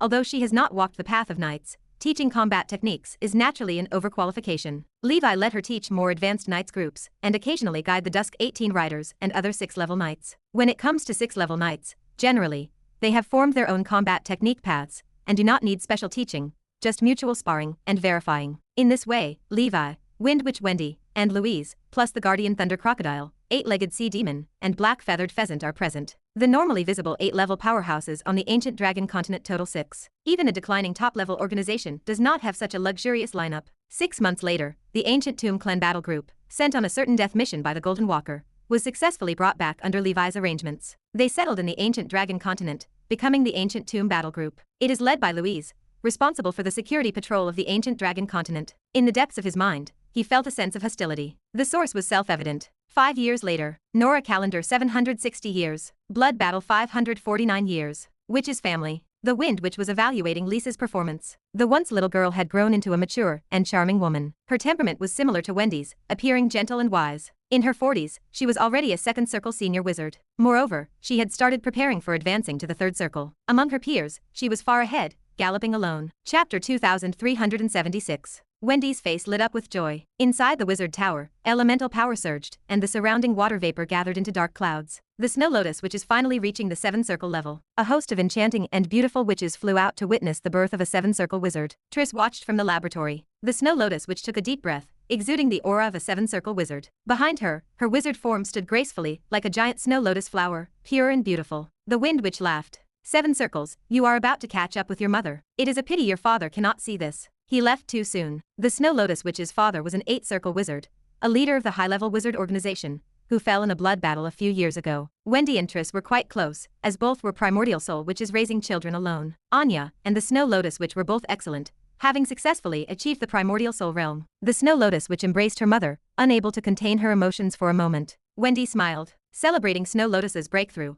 we should hold a small gathering for our witch's family. The Cat Witch, who had watched the Snow Lotus Witch grow up, added. Yes, now that you are a 7-circle wizard, with a lifespan of 3,000 years, and nearly 2,000 years of life ahead, you do not need to rush anymore. It is time to find a partner. When the Snow Lotus Witch reached 6 circles, Wendy and her late husband had already started pushing for marriage. Snow Lotus was their most outstanding offspring. They even tried to arrange a marriage with top talents from organizations like the Hurricane Steeple and the 7 Waters Steeple through matchmakers. The Snow Lotus Witch had her own ideas. As a primordial soul wizard, she made her own independent decisions. Her parents, though anxious, could do nothing. Serena, you talk about the younger generation. You are already nearly 2,000 years old and still single. What is your plan? Triss's figure appeared, watching her former friend, and she spoke. The Cat Witch replied, I am not in a rush. Are you not also single? Triss laughed and scolded. I have Anya to carry on the lineage. What do you have? You have played around for almost 2,000 years. It cannot go on like this. The ancient dragon continent has so many excellent male knights. The Cat Witch felt tempted but still joked. I have set my sights on the Fire Dragon Knight. Will you help me talk to him? Triss thought to herself that this was indeed challenging, but she still said, I can put in a good word for you, but whether it succeeds depends on your own abilities. The Cat Witch hurried to respond. Do not. I am just joking. How could someone as brilliant as a supernova fancy me? The males of the ancient dragon continent were impressive. Besides the already married Dusk Palace Master, the most excellent were mostly high-ranking members of various organizations. The Fire Dragon Knight, who exuded intense male hormones, was undoubtedly a hot commodity. He was too dazzling, leaving the Cat Witch, despite being a 7-circle wizard, with no thoughts of pursuing him. Seeing everyone suddenly discussing marriage, the Snow Lotus Witch fell silent. She thought of her deceased father, and did not choose to refuse this time. Perhaps it was time for her to find a partner to spend the rest of her life with. Supporting each other and stepping into a better realm would be wonderful, as exemplified by the Supreme Knight and the Flower Knight. Emperor's Palace. Upon hearing of the Snow Lotus Witch's breakthrough, Levi and Flower Knight showed joy. Another reason for a matchmaking event. We must pair them up this time. Indeed. By the way, what do you think of the Blood Knight? Would he be a good match for the Snow Lotus Witch? I do not know much about Snow Lotus, just feel that her character should be good. Pretty good, both of them have that kind and gentle nature. If they were together, they might be a bit dull, but they should respect each other. How about the Leopard Witch? I heard her partner also fell in a blood battle, and now she is in a period of solitude. That might not be appropriate. Due to the blood battle, the witch's family was quickly turning into a house of widows. As far as Levi knew, there were Triss, Wendy, and the Leopard Witch Nyx among the primordial soul wizards. At night, at an internal social gathering on the ancient dragon continent, Levi and Elena, like parents, looked at the dashing young talents interacting with each other, feeling cheerful. Over at the Tower of Dawn, Sorit's disciple, the Thunderblade STA, who had attained 6-ring senior cultivation, Heartmoon Spirit Witch Natasha, and the Sakura Witch, primordial souls from these organizations, all came if they were free. At the Dusk Holy Temple Knights or the 18 Riders, who had no current missions, all showed up. It was a summon from the Hall Master himself. No one dared to refuse the invitation. With daily battles and cultivation, everyone was exhausted and needed a good relaxation. The Blood Knight and the Fire Dragon Knight immediately exchanged insights upon their promotion to level 7. They often sparred in the Nightmare World. The battles between the Jade Kylan and the Sun-Chasing Dragon were spectacular. Without resorting to giant means, the Blood Knight and the Fire Dragon Knight were not much different in strength. From the giant beast paradise, even the lizardmen from the ancient dragon empire came to join the fun. For the alien races, there was equal treatment, and anyone available and willing to come was welcome. The White Wolf Girl, who loved the excitement, also joined. Louise sat alone at one side, gazing at the bonfire, perhaps feeling homesick. Elena, worried she might be lonely, went over to chat, gently saying, "How have you been feeling lately?" "Very well, thank you for your concern, lady. Everyone has been taking good care of me." The girls of the witch's family, half hidden, arrived either excited or shy. Wendy, accompanied by the Snow Lotus Witch, took the initiative to greet the knights present. Chapter 2377. She stands as an 8th circle wizard, yet she carries no heirs. The knight profession has attracted talents like the Dusk Palace Master and the Fire Dragon Knight, making it equally popular. If her daughter could tie the knot with one of the 18 riders, she would be overjoyed. These 18 riders serve as veterans who fought through hardships alongside the Dusk Palace Master. Regardless of their cultivation level, their status on the ancient dragon continent remains significant. Those chosen by the Dusk Palace Master to join the 18 riders act as extraordinary individuals. Levi watched the group speak freely and enthusiastically, and he felt a warm sense of gratification. He hoped tonight's gathering would act as a catalyst, fostering more talent on the ancient dragon continent, perhaps leading to second and third offspring. Beyond that, he would not interfere much. Love should remain free. After the banquet, he noticed the young Fire Dragon Knight seemed interested in Louise. The man flashed an inadvertent smile during their conversation. A member of the ancient tomb race. That could work. Louise, the daughter of an emperor, possesses limitless potential. The mixed offspring from such a powerful union would be remarkable. They might even inherit the throne of the ancient tomb race in the future. The next day, everyone returned to their duties and exchanged contact information. The gathering proved successful. Levi resolved to host it once a year whenever time allowed. Feelings develop through fostering. If everyone stays cooped up at home, they will never find a partner. A year passed. It was the 550th year of the blood battle. The Inferno Dragon breathing technique reached its maximum. Levi had prepared the level 8 bloodline essence long ago, with primary materials from the Black Phoenix and the level 8 Fire Dragon bloodline essence exchanged at the blood battle store. He had already reforged the undying armor with level 8 elemental metal. Everything stood ready. Levi began his closed cultivation. With the advancement of the Death Ember Dragon, his physique and survival capabilities would undergo a qualitative leap. The importance of this moment spoke for itself. Time flew by. 2 years later, with the disappearance of an innocent island, Levi smoothly passed through the Death Ember Dragon calamity. The calamity of bloodline requires no explanation, but the Dark Tribulation brought a sudden level 9 wind disaster. Levi encountered this for the first time. This stood as the highest level of wind disaster, posing danger even to an 8th circle wizard. Hidden within the wind was a wind demon, the most famous wind element demon from the abyss. This species birthed many powerful individuals, with numerous level 10 existences among them. The most powerful one remained the Wind Demon Lord, the commander-in-chief of the blood battle. The final result ended without danger. That demon fell to Levi,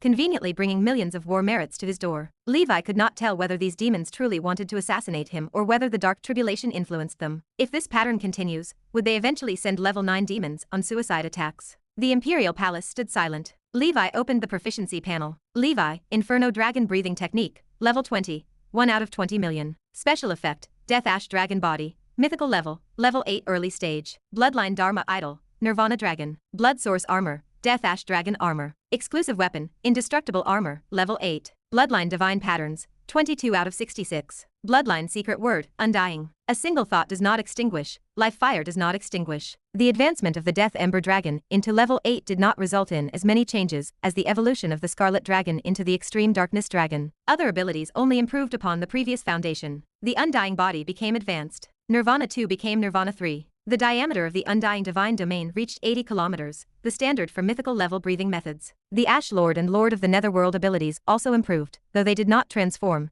and held little use to Levi now. The most important aspect remained the Bloodline Secret Word. Formed by the Body Secret Word and the Flame True Word, it became the Immortal Secret Word. A single thought does not extinguish, life fire does not extinguish. Above Levi's head, an invisible flame, visible only to him, burned. Is this the life fire? The fire of life serves as an abstract concept. After the Death Ember Dragon reached level 8, the biggest change involved Levi's ability to see this life fire above his head. As long as this life fire does not extinguish, he will not die. As long as his consciousness remains, even just the faintest trace, his life fire will not extinguish. This state defies description, akin in some respects to the saying, I think, therefore I am. As long as the enemy cannot completely annihilate his entire body and soul in an instant, erasing his consciousness immediately, Levi will not die. His life fire persists, allowing him to rely on the Death Ember Dragon's ability to reshape his body quickly. His advanced Undying Body ability inherently allows for true blood rebirth. As a dual practitioner of the Night and the Wizard Path, his consciousness resides not only in the soul within the primordial soul,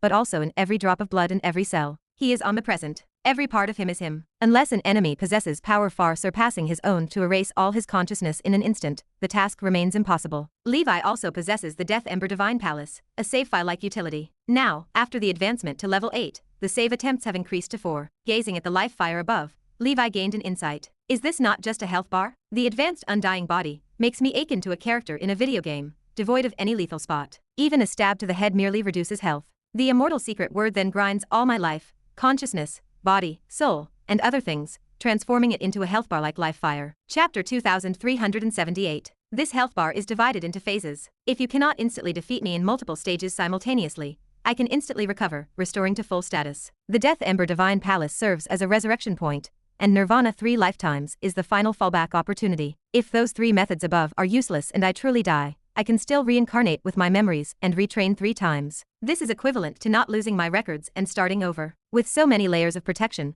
as long as I am always careful and cultivate the excellent virtue of saving regularly, this real world is similar to a game. Even the 9th Circle Wizard should not be able to easily annihilate me. However, the Grand Wizard holds the ability to annihilate matter into elemental particles, which cannot be underestimated. In the past life, there was a saying, as long as you reveal the health bar, even a god can be killed. In reality, revealing the health bar is the scariest part. This signifies that Levi and ordinary life forms are no longer in the same dimension. He is akin to a data stream, effectively immortal. However, though the Immortal Secret Word has granted him the power of immortality, it has not provided him with the means of eternal youth. Before the laws of life and death reincarnation, he still has a lifespan limit. It is a sword of Damocles hanging directly overhead of all life. It is a strike of higher dimensional truth, unseen and untouchable, yet it affects countless beings, and no one can be exempted. The ability of this Death Ember Dragon is best left unused. I am not yet invincible in the world. The transcendent world surpasses my imagination with countless means, always with a greater mountain beyond the mountain. Levi closed the proficiency panel. Only the Nightmare Traveler breathing technique has yet to reach the maximum, but completion draws near. So far, he has mastered 3 Nightmare Dragons,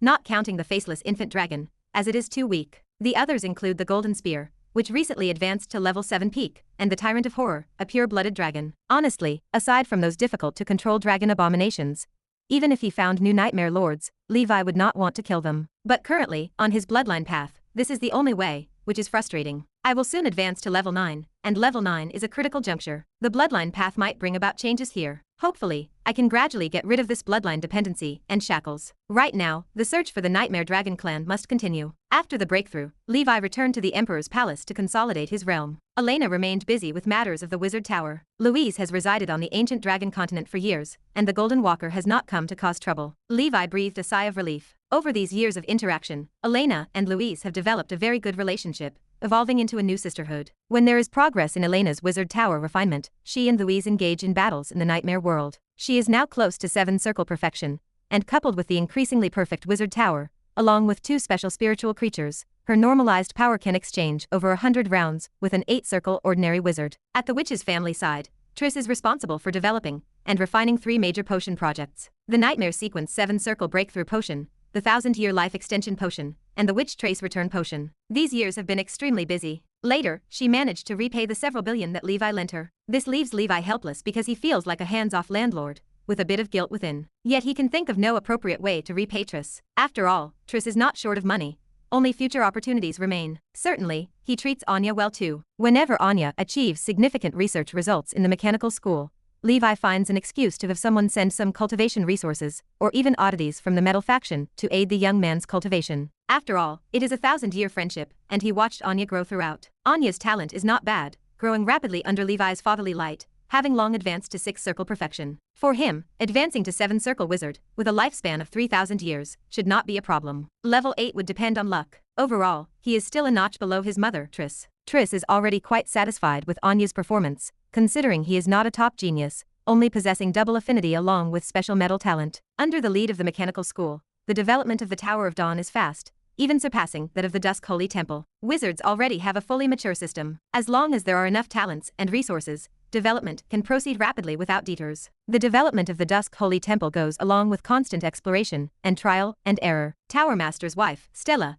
recently advanced to the 7th level, becoming a backbone member of the mechanical school, a female mechanic behind Herman. Kalina also advanced to the senior realm of the 6th circle. Her husband, the Dark Moon Knight, chose the evolution path to prevent failing in his tribulation and being left without heirs accompanying Kalina. To continue the bloodline of the Dark Moon Knight of the Hodgson family, just last year, the couple had twin babies, a boy and a girl, named Pulati and Morna. Pulati possesses Dark Moon bloodline within, inevitably set to inherit the mantle of the Hodgson family and embark on the path of a knight. Morna carries the Dark Moon bloodline, double affinity, along with the special talent Night Shadow Song. This is a wonderful shadow faction talent. Upon hearing this, Aya, who has long desired to find a disciple to pass down her shadow knowledge, visited, hoping to take Morna as a disciple. Being accepted as a student by a supernova, the couple agreed, planning to send Morna to further her studies at the Tower of Dawn once she grows up. They also hope the girl could dual cultivate in the Path of Knights. It would be tiring, but achieving it could allow her to attain extraordinary accomplishments like Steel Dragon Knight Andrew. Ultimately, the decision lies with Morna. Aya, as a supernova, sets strict criteria for herself. Despite her youthful age,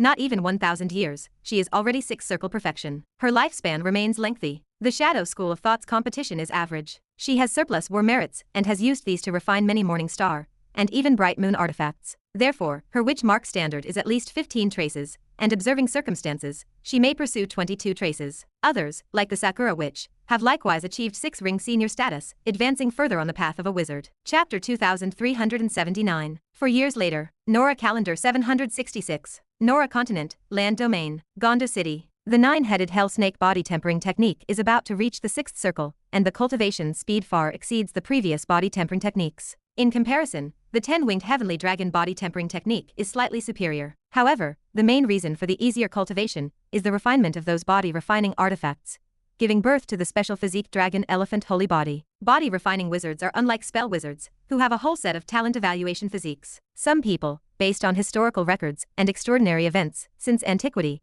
have compiled a book recording body refining talents called Body Refining Complete Record, and Gonduf had a copy. After reading the record, Gonduf summarized the body refining talents into roughly 3 types. First is elemental affinity, or special talents, which are foundational and similar to the standards for spell wizards, with children of the elements being the best. Second is innate physique. Such individuals often possess special physiques inherently, extremely rare, equal to being extraordinary at birth. Throughout history, those able to be born with such innate physiques are very few. The third is bloodline enhancement, which is the most common. A typical example is dragon descendant wizards, or C-clan mixed blood. They rely on the physical quality brought by mixed blood, or elemental advantage, making the practice of body refinement twice as effective with half the effort. For example, the once top-level C aristocrat was a C-clan mixed blood and water element child. My dragon elephant holy body, although acquired, surpasses those innate special physiques recorded in this book. The core in the future is to continuously strengthen this physique. Apart from cultivation, Gonduf compared the legitimate 9-headed hell snake body tempering technique obtained from the Congress with the pirated version obtained from a Hydra organization member. No comparison, no surprise.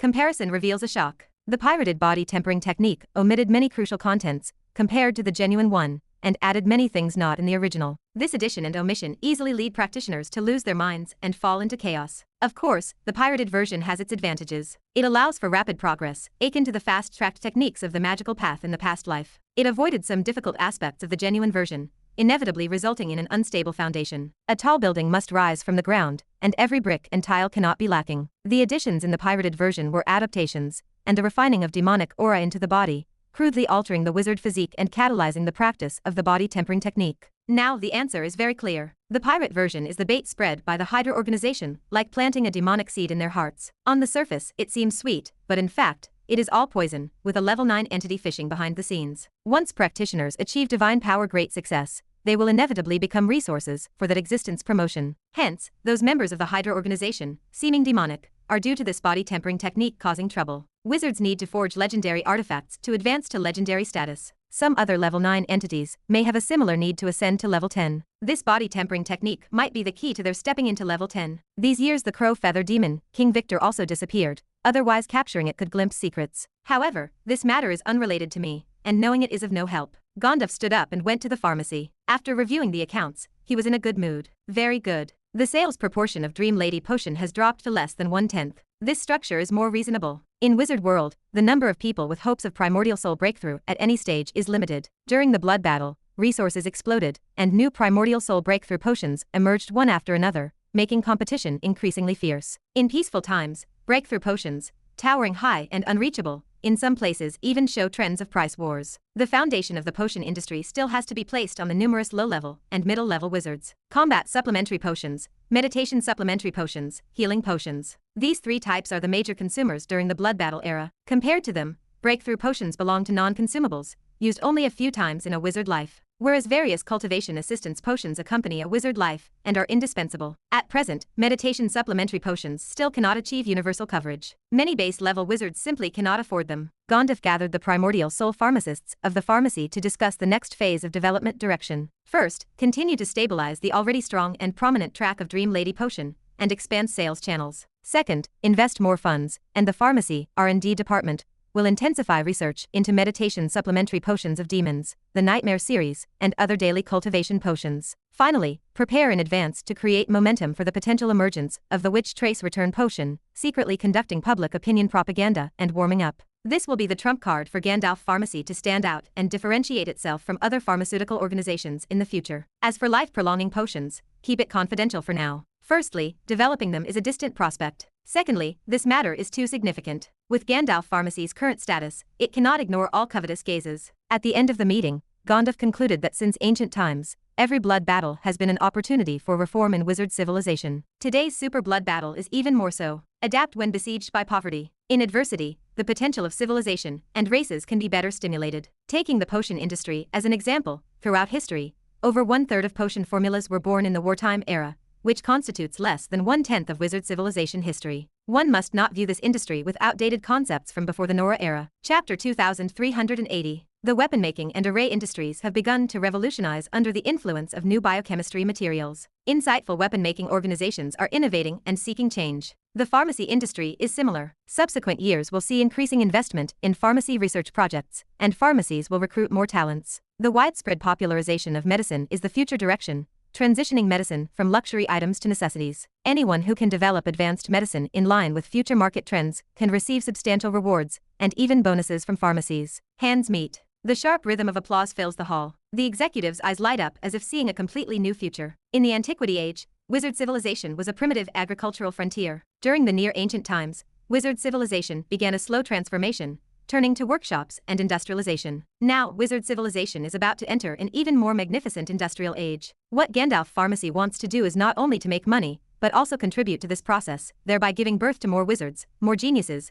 more primordial souls. Nora will transform into a machine marching towards the future, progressing amid the roar. After boosting morale and drawing the blueprint, Gandalf waved his sleeve casually and left. Dawn in Gondor City. 10,000 lights illuminate the sky. Wizard towers stand tall, forming a steel jungle that permeates the city. Outside the city, the lush giant tree protective forest stretches endlessly. Demonic aura converts into an endless stream of elemental power for wizard cultivation. Well-trained battle groups patrol around the protective forest to prevent demons from dispatching strong individuals for sabotage. The returning demon-hunting wizard team looks fatigued, but their joy of harvest cannot be concealed. This is the 555th year since the blood battle began, seemingly never-ending. According to incomplete statistics, to date, over 1,000 level 8 demons have been slain by Nora civilization. The number of level 6 and 7 demons, when combined, is even more daunting. Despite such enormous losses, the bottomless abyss continues to transport new demon armies, leaving one in despair. And the demon side does not care at all about the lives of their compatriots. Think about it. Somehow the racial disparity between flame demons and bottom-dwelling fish demons is much bigger than that between wizards and the dwarf kingdom. Slaughter, chaos, destruction, endlessly playing out. At dawn, in the Fire Dragon Skywork Industrial Park occupying a section of Gondor City, reconnaissance mechanical creatures from the Sky Dome system patrol around the clock. The Skywork Guard team, comparable to an ace battle group,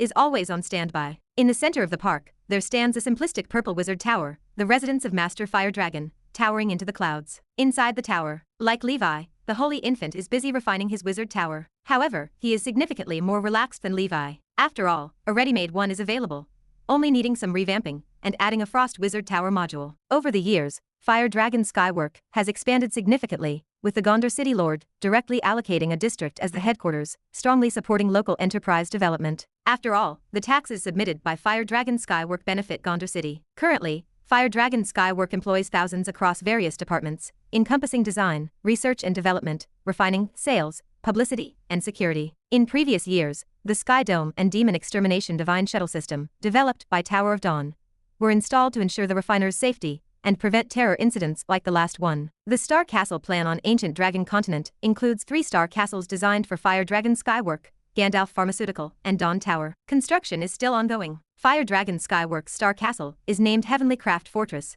featuring a complete weapon-making industry production line. Once completed, Fire Element Lord Diabo, who recently advanced to level 7 from Tower of Dawn, will temporarily serve as the power system. Through a special array, Diabo's unrestrained flames will be transported to the public weapon refinement room, classified into different levels of flames. In the late stage, Fire Dragon Skyworks core components and personnel will relocate to the mobile, higher defense Heavenly Craft Fortress. Products from the weapon making will be sold through channels spanning the wizard world. Customers can choose to purchase at outlets or opt for home delivery. Of course, customization requests can be made by hiring a refiner, paying a higher cost for acquisition. Overall, more standardized, efficient and safer. That is the pursuit of Fire Dragon Skywork. On the sides of the purple wizard tower, a red and blue wizard tower successively emit anomalies as ocean-like elemental power surges from all directions. The busy Holy Infant beams with delight. Alexandra and Elsie have reached the 7 Circle as well. The 7 Circle advancement commotion stirs Gondor City, with everyone casting shocked looks towards Fire Dragon Skywork. Again, the energy ripples appear. Indeed, half of the newly born 6th Circle and 7th Circle over these 500 years in Gondor City seem to be from Fire Dragon Skywork. That is incredibly strong. Indeed, it is luck. The rising fortunes of Fire Dragon Skywork are snowballing. The strong are getting stronger. Seems to be the Red Dragon Queen and Blue Dragon Lady, the red and blue duet. The wizards love giving nicknames. Gandalf, Fire Dragon Ace, and Lord Victor are the Gondor 3 heroes. Alexandra and Elsie, the red and blue duet. Though the fame of the 2 women is not as prominent as the Gondor 3 heroes, it is due to being overshadowed by the sun. In reality, in many nether capitals and organizations, their presence is like a prized treasure, cherished and esteemed. Chapter 2381. Roar, roar. 2 dragon roars echoed through the skies. A beautiful yet robust flame giant dragon, covered in red scales, rested on the red wizard tower. She looked disdainfully across the seas, her queen-like demeanor commanding respect. High temperatures distorted the space around her, making others shy away. On the other side, a glacier giant dragon stretched its wings a kilometer wide. It emitted a chilling air. The north wind howled and snowflakes swirled as the beast opened its narrow golden eyes. It appeared cold and noble, admirable yet unapproachable. 2 figures with 7-ring auras appeared within the dragons, their eyes filled with joy. You have reached the 7 rings, Elena said. Elsie nodded, smiling. You too. Congratulations, congratulations. The same to you, the same to you. Ha ha ha.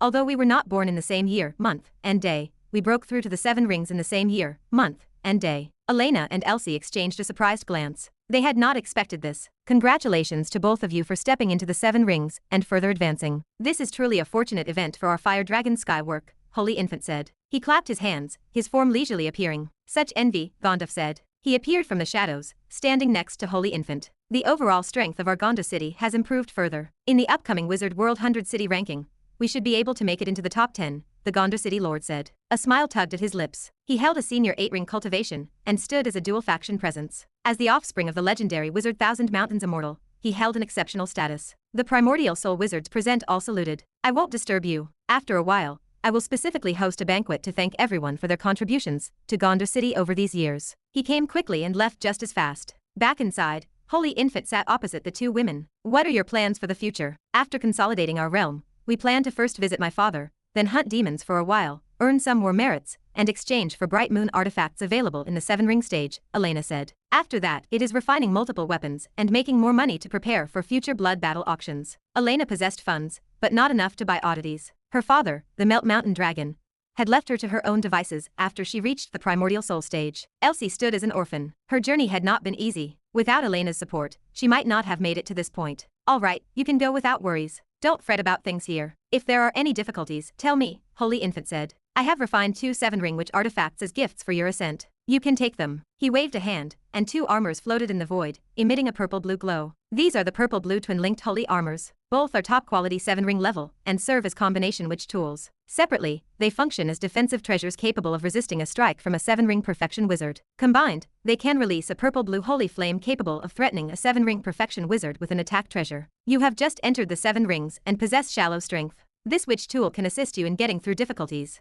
Just carefully avoid level 8 demons, and it should ensure your safety and security. Elena and Elsie looked at the dazzling treasures. The armors featured engravings of blue and red giant dragons. Their breath quickened and their hearts raced. Master, this is too valuable, Elena said, struggling to speak. If auctioned, it would start at no less than 10 billion ether stones. Surely, we shouldn't. Yes, we should buy it, though we don't have that much now. Can we deduct it from dividends? Elsie added. Holy Infant smiled. You have been with me for so long, from the initial creation of the Fire Dragon shop to becoming Fire Dragon Skywork. Hundreds of years of companionship cannot be compared to just 10 billion ether stones, can it? Elena covered her small mouth, unable to control her emotions. Elsie's eyes grew slightly watery. The master's words touched the softest part of their hearts, reaching their spirits. The master truly is so good. Elena no longer hesitated and laughed. Master, we will accept this. We will not forget this kindness. After a long silence, Elsie solemnly said, I have been lonely since childhood. My journey of cultivation has spanned 1,700 years, where I have met Elena as my family and partner. No matter how the master perceives me, in my heart, I have already seen you as family. I will strive to repay you, master. Holy Infant laughed freely. Ha ha ha, don't be so serious. In Fire Dragon Skywork, we are all family. We are all relatives. Elsie pouted. Not quite the same. Elena held Elsie, and they expressed gratitude repeatedly before leaving Fire Dragon Skywork. Holy Infant watched their departing backs, returned home, and continued refining the wizard tower. During this period, the others refrained from intense demon hunting. Having refined so many oddities prior, all needed time to digest. Victor was even charging towards 7-ring perfection. 10 years later, Nora calendar year 770, Blood Battle year 565, Dragon Kingly turned 1200. He held a grand banquet within the ancient Banyan fairyland. He invited a group of animal friends, along with a select few humans, such as Elena and Triss, to participate. After the banquet, he received good news. Sarit from the Tower of Dawn had finally broken through to the 7-ring realm. Sarit and Elsie belonged to the same era. He stood only 300 years from the 6th circle's limit. At such a crucial juncture, achieving 7 rings brought immense delight and joy. Subsequently, his life extended to 3,000 years. Advancing to 8 rings over the next 1,300 years would be difficult under normal circumstances. However, if he could live until the day the 1,000-year potion emerged, perhaps he might attempt to charge forward into the 8 environments. Overall, Sarit had benefited from a good era, achieving accomplishments surpassing his talent and ability. Due to his identity, he did not partake in demon slaying, but he took charge of education at the Tower of Dawn, earning organizational contributions and exchanging resources for cultivation. Chapter 2382. If it were a time of peace, Sarit might stop at the 6th level. Sarit is a fine teacher, having already guided 1 primordial soul and dozens of 5th circle students. His merits are indeed immense. Good things come in pairs. Shortly after Sarit reached the 7th circle, and the storm clouds in the sky dissipated, a teacher from the Tower of Dawn also broke through to the 6th circle realm. She is Lillian, the water element child that Levi brought out from the ancient tower over 400 years ago. Her cultivation journey has been exceptionally smooth. She began teaching at the Tower of Dawn after reaching the 5th circle. Now stepping into the 6th circle, the entire school celebrated her achievement with cheers. Emotion stirred within Levi. The seedlings he brought out from the ancient tower in the early days have begun to bear fruit. Among them,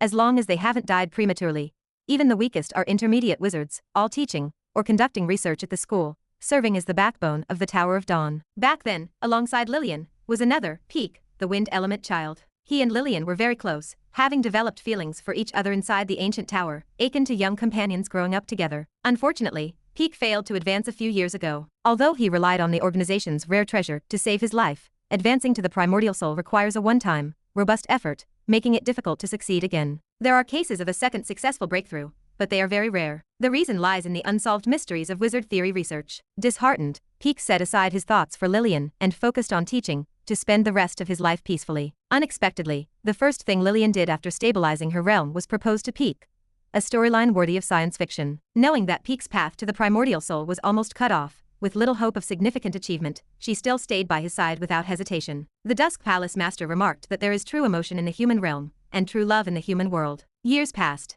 For years later, in the year 780 of Nora, Lillian gave birth to a son, named Haim. Unlike others who carry for 10 months, Haim stayed in the womb for a full 3 years before finally being born. After taking care of Lillian, Peak held an instrument while gazing at this naturally blue, wavy-haired child. This blue hair resembles his mother. Peak placed the instrument on Haim's body and stood frozen. Inside the crystal ball, a vast sea representing the water element child appeared. Floating on the sea was a graceful blue giant whale. On the whale's forehead was a beautifully carved coral throne, lonely yet serene. Peak rubbed his eyes to ensure he was not mistaken, then muttered in a daze. A water element child, along with 2 unknown special water element talents. This 3 water talents. How is this possible? Looking through history and across the wizard world, even top-level prodigies are as common as carp crossing a river, but those with 3 talents can be counted on one hand. There are rumors that in this current era, only the Great Council President, Amon, has the initial 3 talents. Only he possesses the extraordinary 3 fires. And now his, Peak's son, surprisingly has the 3 waters talent, at the same level as the Great Council President, which is why he was so shocked.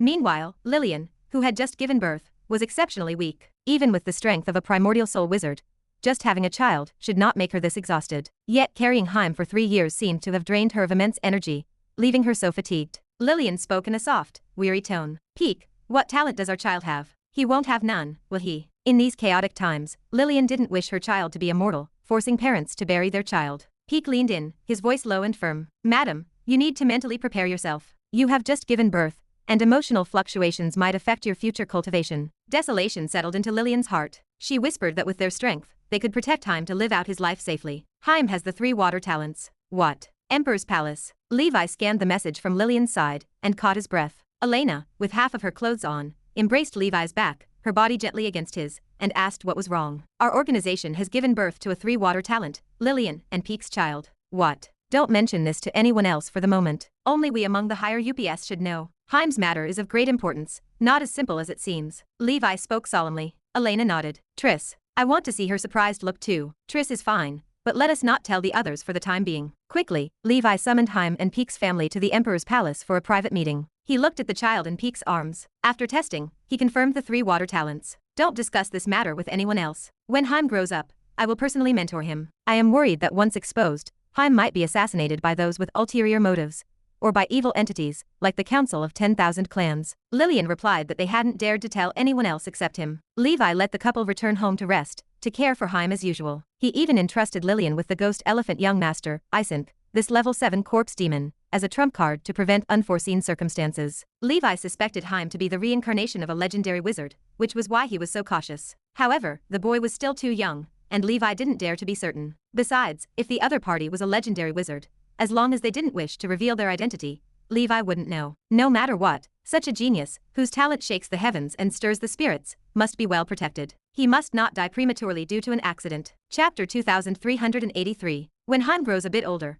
I will find a way to probe him. If he turns out to be a legendary wizard, I will need to come up with a plan. If the other party harbors evil intentions as a dark wizard, I cannot let a threat grow unchecked. When in doubt, I will use extreme darkness enslavement. I must act decisively while he is weak to prevent troubles down the line. Even betting against a legendary wizard, just reincarnated, I might be a bit naive. I might need to trouble the Black Abyss Sovereign. It feels like I am outwitting a newborn baby. Time passed. 6 years later, the year 786 of the Nora calendar arrived. Under the care of his parents, Haim grew up carefree. Though he was conceived for 3 years before being born, he did not display any extraordinary talent. Like a normal child, he slowly learned to walk and talk. He was quiet by nature, not fond of socializing, often hiding alone in his parents' study reading books. The contents he explored were wide, many being legendary stories compiled by mortals, bards' absurd tales, and more. This reinforced the belief that Haim was a legendary wizard reincarnated, deliberately concealing his abilities. Putting myself in Haim's shoes, if I were a legendary wizard reincarnated, I would certainly do the same. On this day, Lillian brought little Haim to visit Uncle Levi.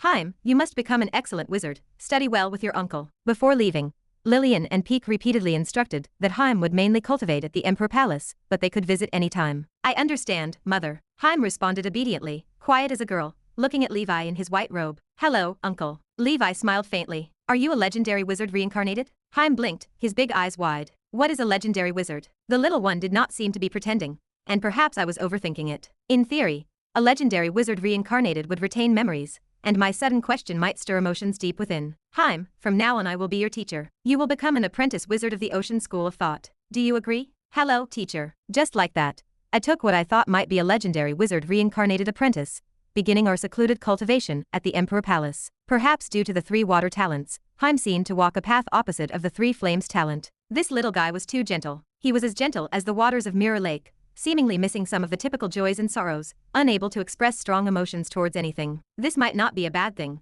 At least Haim is unlikely to become extremely wicked. Time flew like a flash. Day by day Haim grew up, not disappointing the 3 water talents. Besides the water element child, the other 2 special talents were likely top level as well. A year later, 7-year-old Haim became an official wizard, completing the path I took decades to finish. 3 years later, 10-year-old Haim was already preparing to advance to the 2nd circle. I worried he advanced too fast, and encouraged him to accumulate more, not to rush. Damn, this child is unreasonable. Just because you are a legendary reincarnation you can do whatever? 6 years later, 16-year-old Haim still became a 2nd circle wizard, the youngest among all the 2nd circle wizards in the Tower of Dawn. 16 years marks adulthood in this world, and on this day, I called Haim over. Haim, as a member of the ancient dragon continent, you must adhere to the corresponding virtues and discipline. Now that you have grown up, you will need to make an oath on Excalibur, follow me, and recite. I wondered if he was a legendary wizard reincarnated, and if he could really remain unrattled. Normally, legendary wizards would not easily make oaths that restrict themselves. Excalibur was left by Sauron, a 9-level treasure with strong control. Even as a legendary reincarnation, in the lowly 2nd circle realm, it cannot be violated.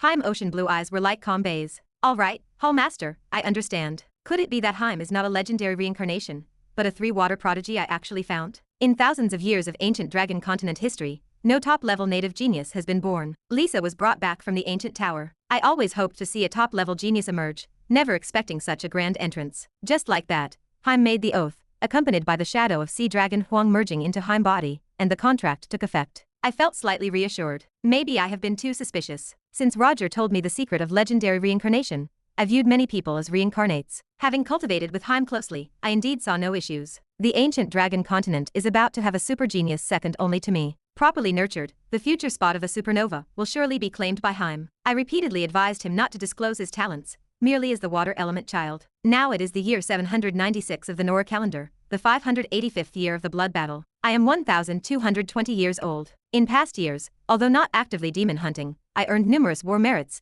due to the Dark Tribulation and demon invasions. Now I have accumulated over 5 billion, able to trade for a sun-refining artifact. Haim has grown to adulthood, extraordinarily intelligent, now focusing on self-study while I guide him. Chapter 2384. Sauron Continent. The Blood Battle Temple stood silent. The Rock King spotted Levi walking across the plaza. He smiled, offering a greeting. It has been a long time, Sir Levi. Levi returned the sentiment with a polite nod, and they exchanged pleasantries for a few moments. 500 million war merits exhausted, the lottery began. The name of the artifact slowly emerged on the screen. The Tear of the Water God. Levi breathed a sigh of relief. Fortunately, it is something usable. On the list of exchangeable artifacts outside, Levi had not seen this oddity, the Tear of the Water God. It seems there are still many hidden treasures within the random artifact pool. Unfortunately, he had already used up all his random artifact draws. Next, it would depend on his 3 avatars, 100 Flowers, and Triss. If they could exchange for a Thunder God series artifact, or a combo artifact of elemental proof that he needed, it would be great. Overall, it was a very successful lottery,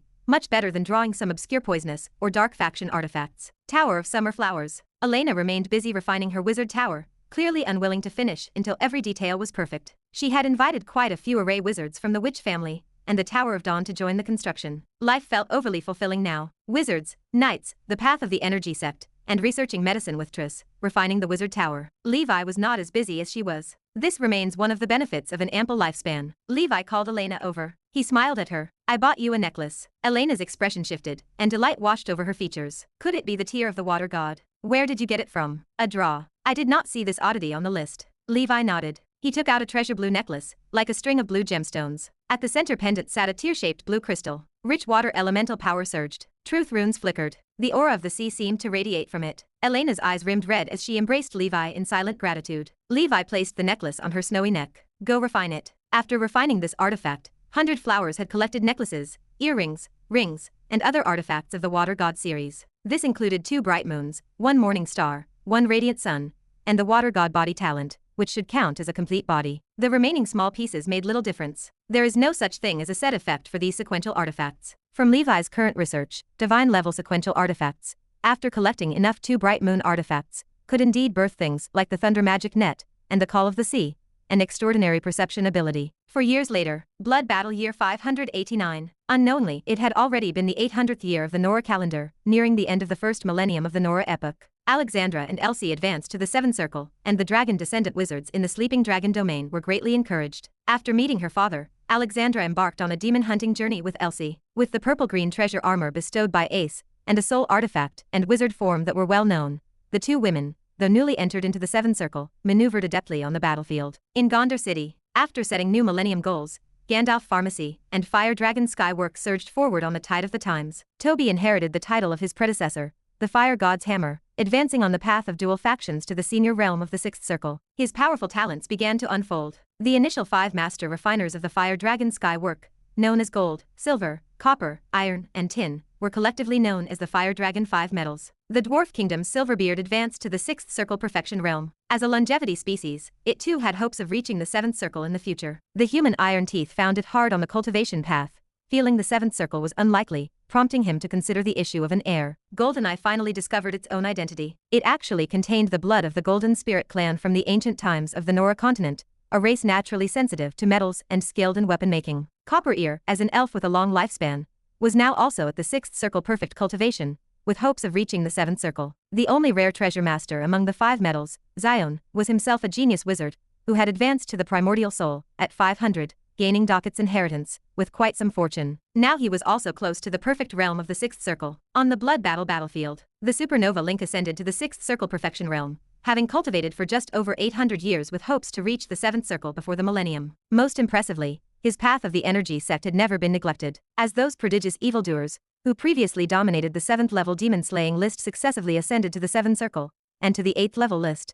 On this special day of the 800th year of Nora, Link officially topped the list. Generation after generation of talents emerged, each leading the way for hundreds of years. It was once Duskhall Master, and now it was Link. Link's fangirls praised the accomplishment. This era is named the Demon Tier's Divine Sword. Shadow Queen Aya ranked 5th on the list, unmoved for a long time. In the ancient Banyan fairyland, seeing the newspaper headline of Link topping the list, Levi showed a gratifying smile. The world ultimately belongs to the young. Link, through his efforts, proved he is not little victor. He is uniquely himself. In the Imperial Palace, after a few years, Heim's cultivation, at 20 years old, had grown quite a bit more. Levi advised him to take it easy with his cultivation, as haste leads to waste. The grown-up and handsome Heim still maintained a gentle demeanor akin to water. He treated people with extreme politeness, with an extraordinarily humble personality, so perfect it seemed almost unreal. Suddenly, a not too large yet potent elemental tide surged from the direction of the Tower of Summer Flowers. Elena opened her eyes, placing her hands on the Klein crystal ball. Spiritual force 11,434, an increase of more than 800 points in one fell swoop. It feels great. I have also stepped into the 7 Rings Perfect realm,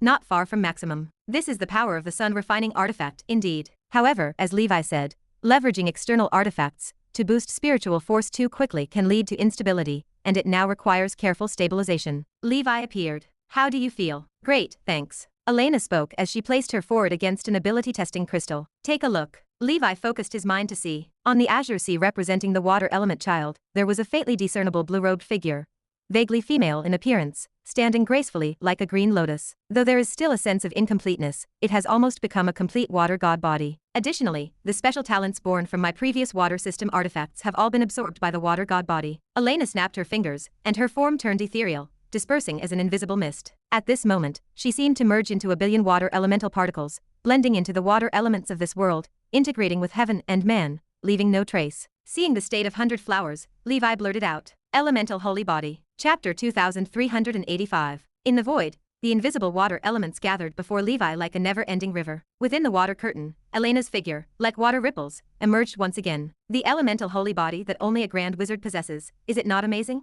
I am not sure if it is a function of the tier of the water god, or the water god body. Elena shifted her weight, the water surrounding her shimmering. However, compared to the elemental holy body of the grand wizard, it is different. It has a time limit. With my current cultivation, it lasts about a quarter of an hour, after which I need to rest for a day. Moreover, a grand wizard can annihilate everything into elemental particles, something I cannot do. But it is more than enough to ensure safety against level 8 enemies. Unless the enemy possesses a special treasure that limits the elemental holy body's power, I can handle anyone below level 9 with ease. Regardless, to call it an elemental holy body might be an exaggeration. Perhaps it can be called the water element undying body. The elemental holy body is one of the chasms between a grand wizard and an 8th circle wizard. To some extent, it is similar to Levi's undying body ability, but it offers more varied functions. 100 Flowers has obtained a low-tier version of it. Neither the effectiveness nor the varieties of the functions can compare to the original. But for opponents below a grand wizard, it could be considered a small dimensional reduction strike. Levi watched her closely. Your water element undying body is more than enough. Where on earth are there so many level 9 experts? Elena smiled.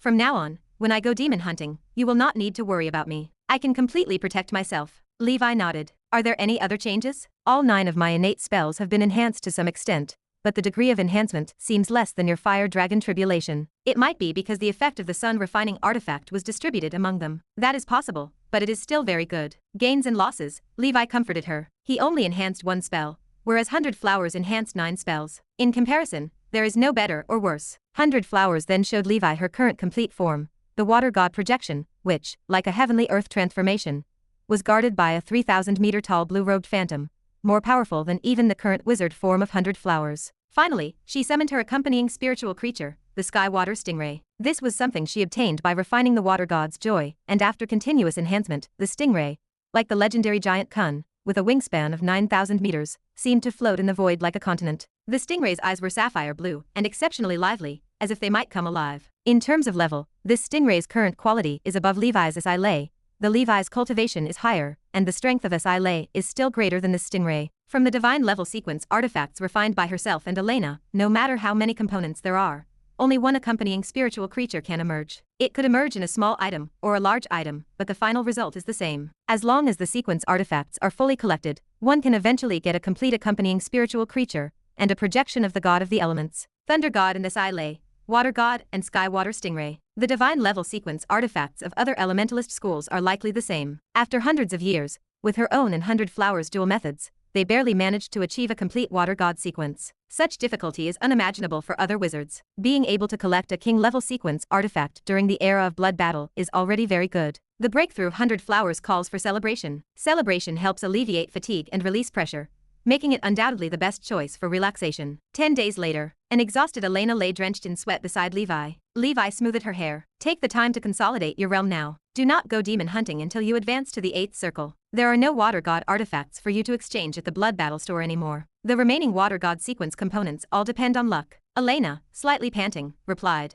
I understand. Now that I have the water god body, my future plans are clearer, and I am more confident about advancing to Grand Wizard. Thank you. After some tender days, Levi put on his clothes and left the Tower of Summer Flowers as vigorous as ever, feeling pleased with himself. This indomitable secret word is truly marvelous. Elena watched the tireless Levi, feeling as though she was the one drained. She lay quietly on the bed, contemplating her future plans. First, stabilize the surge of spiritual force. During this time, practice the energy sect and path of knights, complementing energy and spirit, achieving harmonious unity. Second, complete the refining of the wizard tower in one go, possessing an accessory for attack and defense, and a treasure to ensure escape and survival. Third, learn more advanced pharmacist knowledge with Lucy and Triss. This Witch Trace Return Potion project is a great opportunity. Fourth, imprint the Witch Trace. Wait for the Witch Trace Return Potion to be developed, redo the scattered traces, and attempt again. 15 traces are more than sufficient, and she might even try for 22. The longer lifespan she possesses is her greatest reliance. Not to mention, with the combination of water element child and water god body, even if compared to a reincarnated legendary wizard, her conditions might not be much worse. Fifth, collect physique-related bloodline crystals, striving to evolve the breathing technique to mythical level before advancing to the 8th circle. The higher quality the bloodline, the more lifespan extension it provides. Now, with Levi's secret technique's 100% amplification, she must fully leverage the lifespan advantage. To accompany Levi for longer, she especially needs to do so. Chapter 2386. If conditions allow, bloodline crystals from those with a long lifespan are preferable. Turtles, shells, trees, and legendary creatures related to them generally fit the criteria. Stacking layer upon layer, her lifespan would inevitably reach a terrifying extent. Through years of cultivation, she realized she belonged to the type who may not reach the top level in any single domain, but was proficient in multiple fields. Energy sect, knight, wizard. These professions influence and promote each other, and with a long lifespan as a guarantee, whichever path to legend is first paved will be chosen. Too tired, let us have a good sleep first. She closed her eyes, entering dreamland with a smile. Nora Calendar, year 801. Blood Battle, year 590. Ancient Banyan Fairyland.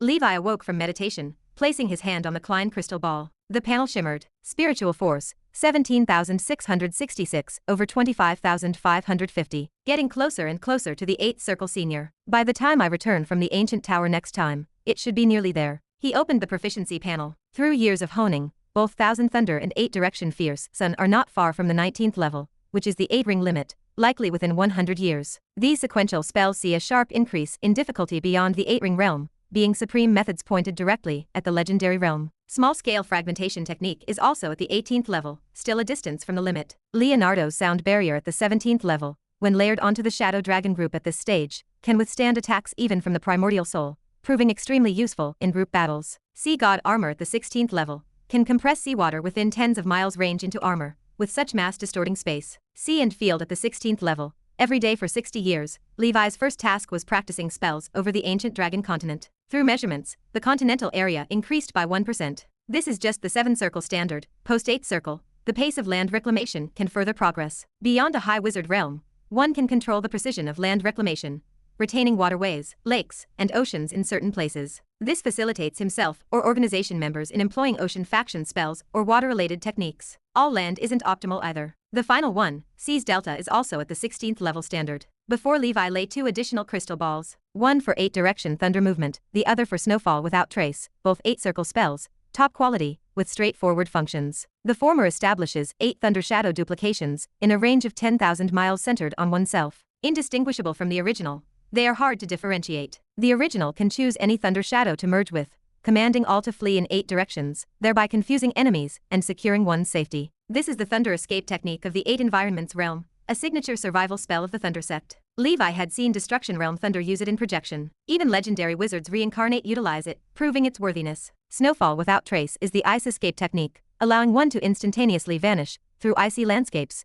teleporting to any region within 10,000 miles, escaping swiftly. Levi earlier learned Fire Jump, Shrinking Land, Flowing Wind Without Determination, and Sea as a Boat, these 4 major escape methods. In the Wizarding World's spell classification, these are collectively termed Elemental Transmission Technique. Their teleportation principles differ from the Void Shuttling Technique, as they utilize advanced element manipulation. Thus, conventional void blockade methods cannot constrain elemental transmission spells. Mastering these 6 spells, Levi essentially realized full terrain escape methods, and with void travel and invisible secret word, they complement each other. This ensures absolute security. Soon, Levi initiated these 2 spells, inscribing 9 witch marks. Currently, the Nightmare Traveler technique is nearing its limit, yet there is no trace of the Nightmare Dragon clan. Levi plans to wait approximately 100 years post-maximum. Lately, he does not intend to mingle on the blood battlefield. The security of the ancient dragon continent is assured. Though hexagons are more perfect, pentagons are certainly sufficient. Speaking of which, Ayak has been gone for 600 years. When he left, I was a 6th circle wizard, now I'm 8th circle, and he's still not back. That guy can really wander. Glancing at Jin snoozing in his mind,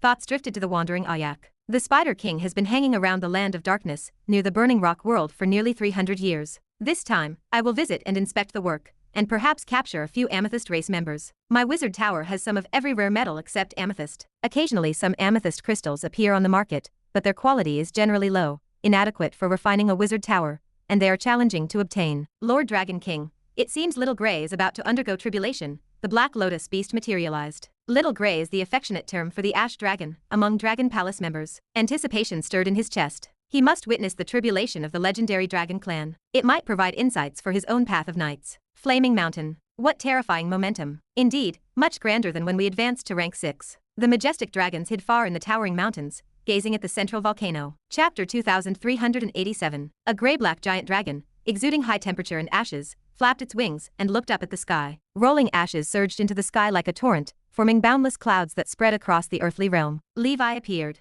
As expected of the legendary dragon clan, the sky darkened, shadows enveloping the earth. Near the flaming mountain, black, white, and gray dominated the landscape. Levi stared at the horizon. Is this the omen of the Ashen World arrival? Is this the calamity of the Ash Dragon? In the Ashen World of ancient Banyan fairyland, the windmill village sat silent. The silver-armored knight Owens, seated beneath the great windmill, lifted his head, a smile touching his lips. Ashen Lord. The fallen objects spawned by the Ashen World raised their heads simultaneously. Their forms were terrifying, deformed, and far more dreadful than the native nightmare creatures of the Nightmare World. Ominous death energy corrupted all life force. They rushed toward the Flame Mountain world, overwhelming and countless. Owens murmured, "At last, an Ashen Lord has resurrected. This fragmented world has hope." His body collapsed, transforming into silver light. It exuded a distinct life force, brilliant and luminous, as it flew toward the Flame Mountain. If the ashen world of ancient Banyan Fairyland is the inner world, then ancient Banyan Fairyland is the outer world. The flaming mountain of the outer world descended into apocalypse. The space around the ash dragon resembled two colliding mirrors, one colorful, the other black and white. Crackling sounds echoed as cracks spread everywhere. In the black and white world, all the fallen objects gathered into a sinister giant monster, 1,000 meters tall, and at the level 6 mid-stage. The disaster of the pure-blooded dragon clan lacks the Blood Tribulation master. Well, indeed, why would one inflict calamity upon oneself? The difficulty of such a tribulation is far more terrifying than the 3 calamities and 4 disasters faced by most wizards. However, although the Ash Dragon has just entered level 6, its battle power is beyond comparison to wizards. Overall, the difficulty is not great. Before long, the Ash Dragon used its dragon breath and fire to tear the sinister giant monster to pieces, scattering grey crystals over the ground. The Ash Dragon easily overcame the tribulation. Sky ashes poured into its body, its aura increasing until it stabilized at the early stage of level 6. A silver light entered its body. That was Owen's from the Ashen world corresponding to ancient Banyan Fairyland. A fate coin flew out. Unyielding silver seat, Owen's. And Owen's radiating level 7 aura appeared out of thin air. What is it? Why have you summoned me so frequently lately? Levi exhaled. This Owens was still present. It is nothing. You can return now. Owens looked at Levi suspiciously before the Ash Dragon disturbed him. It is level 6 now. Owens slowly dissipated, leaving a trace of hope in his eyes. Levi re-entered the Ashen world, wandering and inspecting the grey-white ancient Banyan Fairyland. All the fallen have disappeared. Finally, he went to the location of Windmill Village. Windmill Village was gone, empty and desolate. The world was silent. Only he remained, and a dragon. Everything is normal here. A tender yet ancient voice broke the silence. The Ash Dragon spoke. Levi smiled. Have you recovered your memory, sir? The Ash Dragon shook his head. I have only recovered a trace of memory from my past life. Most of it still belongs to this life. I only know that my name is Boreas Casido. Thank you for your care during this time. Levi nodded. You are welcome. We each had our needs. From beginning to end, Levi never used enslavement or dragon's might on the Ash Dragon. It was hundreds of years of companionship that made the Ash Dragon rely on him before advancing to level 6. Levi continued. Do you know what is going on with the Ashen world? It seems I saw your past life being killed by a level 10 strongman from the Nightmare world. The Ash Dragon asked. How much do you know about the ancient times? Levi shook his head. The wizard civilization evolved from the ancient, fragmented spellcaster civilization. There are no corresponding historical records before antiquity. Many are myths or archaeological findings of uncertain truth. Every civilization has its own era division system. For example, the wizard civilization considers the establishment of the Congress as the end of the Nora Antiquity Age, while the division between ancient and antiquity is rather vague. Events before the birth of those civilizations remain unclear. The Ash Dragon continued. In my inherited memories, there is some information about ancient times that may answer your questions. In distant, untraceable ages, at that time, the Nora humans had not yet been born. The entire Sauron plane, and even the broader multidimensional plane. The rulers were the giant civilization. Levi nodded. That I know. Frost giant Ygmir is the ancestor of giants, who once led the giant clan to rebel against God and failed, directly leading to the decline of the giant clan. Now they are like sea relics, hard to find, leaving only some bloodline descendants. This is a more mainstream view formed through the wizard civilization's research on the history of the giant clan. Today, the Frost Witch Gulwig is possibly a bloodline holder of Ygmir. The Ash Dragon was silent for a moment. Yes, that is about right.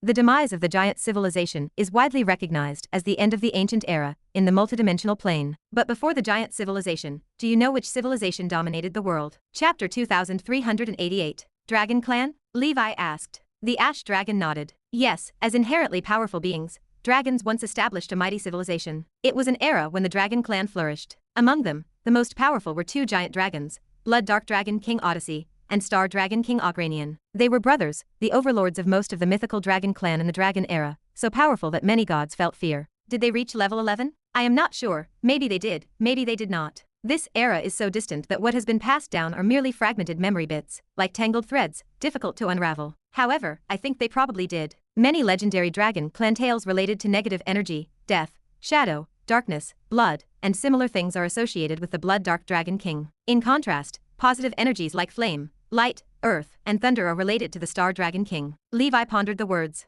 The information on the Ash Dragon was similar to the knowledge about the Blood Dark Dragon King he obtained from Lo. Lo acquired it from the ancient Blood Clan, and the 2 sources verified each other, so it should be true. Following the consistent pattern of such legends, Levi asked, did these 2 brothers turn against each other? The Ash Dragon looked surprised. How did you know? Levi smiled. I guessed. The Ash Dragon replied, yes, the 2 brothers were too powerful. The territories they conquered with the Dragon Clan across the multidimensional plane were larger than the giant empire, far surpassing the current Sauron plane. Of course, it was not because the ancestor of wizards, Sauron, was weak, but compared to the long-lived giants and giant dragons, Sauron, though powerful, was like a flash in the pan, soon disappearing from sight. Yet, the giant dragons had enough vigor and time to wage wars across the multidimensional plane, where countless races, including so-called large civilizations, trembled under the overwhelming dragon flames. This era was called by some ancient dragons as the expedition of the double dragons. Until both dragon kings reached their later years, they had a disagreement, the reason unknown. Later, the two dragon kings and the dragon clan they led eventually erupted into a world-shaking war, destroying an unknown number of planes. This battle lasted 10,000 years.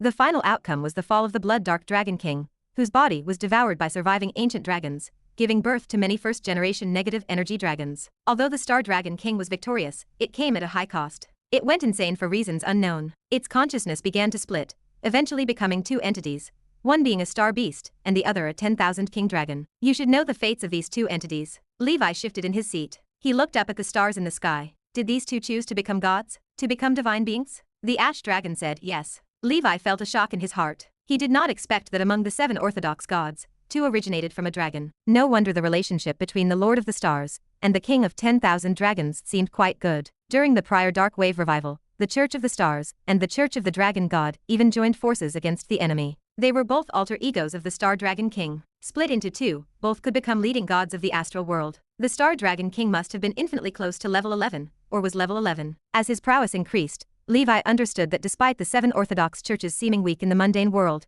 the 7 orthodox gods were by no means simple. Otherwise, Sauron would not have needed to make a treaty with the 7 orthodox gods initially. He could have destroyed them directly, given that he was a level 11 formidable being. Perhaps the disagreement of the 2 dragon kings is inseparable from the astral world. Those lofty divine beings are better than devils at inciting the heart and dismantling enemies from within. The Ash Dragon replied, that might be one reason. The double dragons were too strong and too unchecked. The planes they invaded were many places of faith for the gods of the astral world, not to be touched by others. Levi asked, how is this related to the Ashen world? The Ash Dragon said, this involves another possible reason for the double dragons' disagreement. In countless past life memory fragments, I once visited a sage among the giant dragons, who could be more erudite than any of your legendary wizards. Levi felt a sense of disbelief. The Ash Dragon continued, this sage was a time dragon. Levi accepted this as truth. The time dragon, also called the Dragon of Time Control, or the Dragon of Timeless Slumber, was so mysterious and powerful that its existence appeared only in fragments in wizarding texts. Throughout history, no one, including legendary wizards, had truly seen it. The time dragon exists on a different dimension than ordinary lives. Some say it lives in a concept like age, so myriad beings can never observe it unless you can see something as ethereal as the river of time. Whether the time dragon exists is currently undetermined in academia. Considering the Ash Dragon's remarks, it likely exists. If Levi were to publish a paper tomorrow, it might stir up a huge commotion in the dragon school of thought, and even the entire wizarding world. The Ash Dragon said, in fact, among the dragon clan,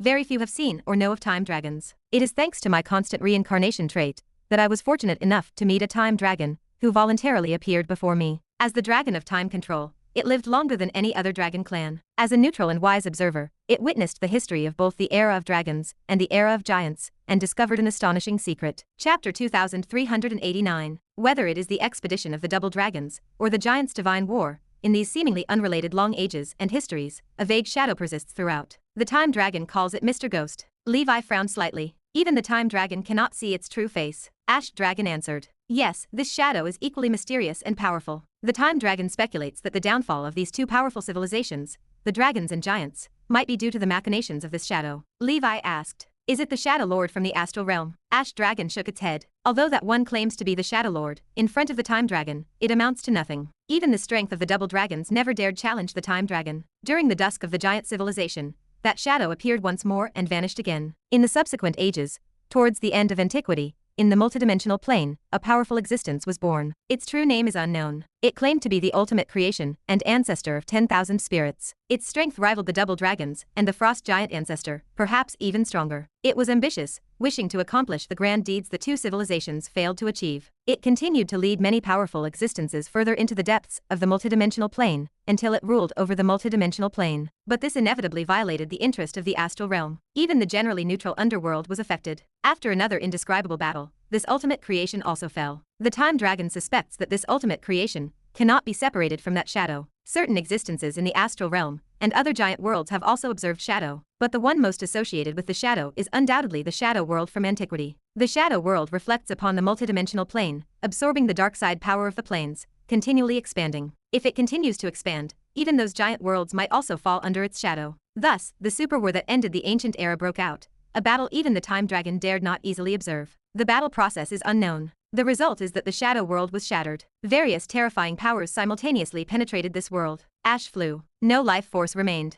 Since then, the connection between the shadow world and the dark side of planes has been severed, continually weakening and collapsing. Only those independent dark sides remained, clinging to the multidimensional plane, lifeless. These dark sides are the Ashen world. Separated from the shadow world, the Ashen world began its path of self-evolution. Many Ashen lords were thus born. I am one of them. The dark side I was born from is precisely Nora's dark side. You should also be aware of the subsequent nightmare invasion. After listening, Levi pondered deeply. Did you hear all this from the time dragon? Ash Dragon nodded, somewhat proud. These hidden histories are known by only a few in the entire Sauron plane. Ordinary historians could spend a lifetime and only glimpse the tip of the iceberg. Only the time dragon can somewhat completely describe it. Levi smiled. Then, thank you for telling me. Ash Dragon hesitated for a moment. Actually, I tell you this because of the time dragon's reason too. Do you know when the shadow last appeared? Levi guessed some in his heart. Please enlighten me, Ash Dragon said solemnly. At the end of Nora's ancient age. Levi was suddenly shocked. Ancestor Wizard Sauron. Ash Dragon shook its head. I do not know. The time dragon did not say. Perhaps Sauron is also related to that shadow, who knows? These years of interaction,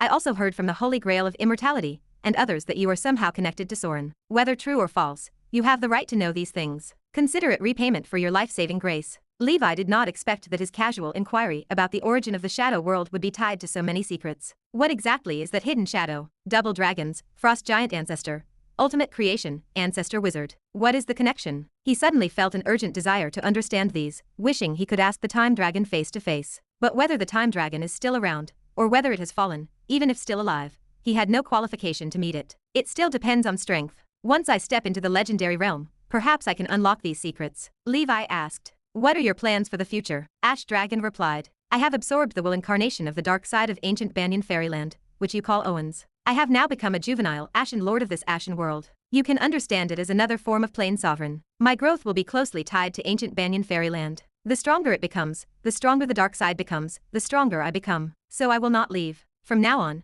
Mana is the positive sovereign of ancient Banyan fairyland, while I shall be the dark side sovereign. Levi said. I see. So Owens just now was the will incarnation of Nora's dark side. How can we save Nora's dark side? Ash Dragon shook its head. With your current strength, you are still far off. Nora's dark side is one of the main battlefields of the nightmare invasion. Ancient Banyan fairyland was impacted like a small shrimp due to its proximity, so I cleared it out after my tribulation. Think about rescuing Nora only when you have legendary strength. However, as a will incarnation of Nora's dark side, Owens will not die so easily. Moreover, I suspect some of your legendary wizards are likely resisting the nightmare forces of Nora's dark side. Chapter 2390. The dark side is not essential to the plane, but without it, some completeness is lost. In ancient times, with the connection between the dark side and the shadow world, fast planar travel could be realized, just like astral world travel. But not anymore. Between each dark side, only faint symbiotic connections remain, long isolated from the world. Levi asked the question. Is there any possibility of the shadow world being repaired? The Ash Dragon answered. There shouldn't be. I believe the astral world would be the first to prevent the shadow world from being repaired. After speaking,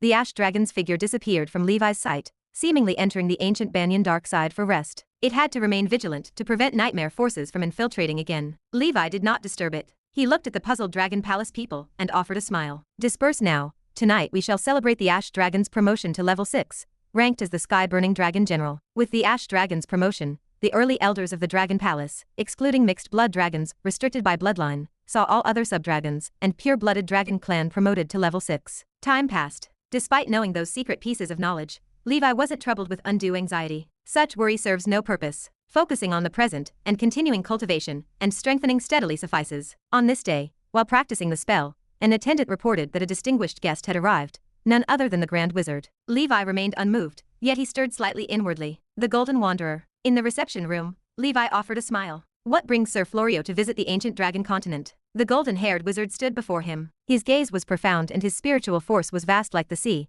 with a faint flicker of electric light in his pupils. He smiled. I have long heard of the Dusk Palace Master's reputation as a peerless genius throughout the ages, and meeting today is a testament to the name. Levi replied with humility. It's nothing worth mentioning. Whether I can reach the ninth circle is uncertain. If you have any matters, state them directly. The Golden Wanderer hesitated, then laughed. So decisive. I admire young people like you the most. I heard the Palace Master has provided shelter for Louise, And that group of the ancient tomb race, is that true? Levi responded. Yes, these alien races have already been registered and acquired Nora residence permits, and my ancient dragon continent has processed relevant formalities, personally handled by the Wanderer of the Vast Sea. Could it be that the Golden Wanderer, as deputy director, is unaware? The Golden Wanderer laughed. Of course I'm aware. I have some matters I'd like to discuss face to face with Louise. Could the palace master bring her here? After I talk with her, I'll take my leave. Levi did not hesitate. I have no objections from my side, but it must require Louise's consent. Let me ask her for you. He transmitted a message to Louise and showed it to the Golden Wanderer. The reply was simple. Not meeting. The Golden Wanderer felt a chill in his heart,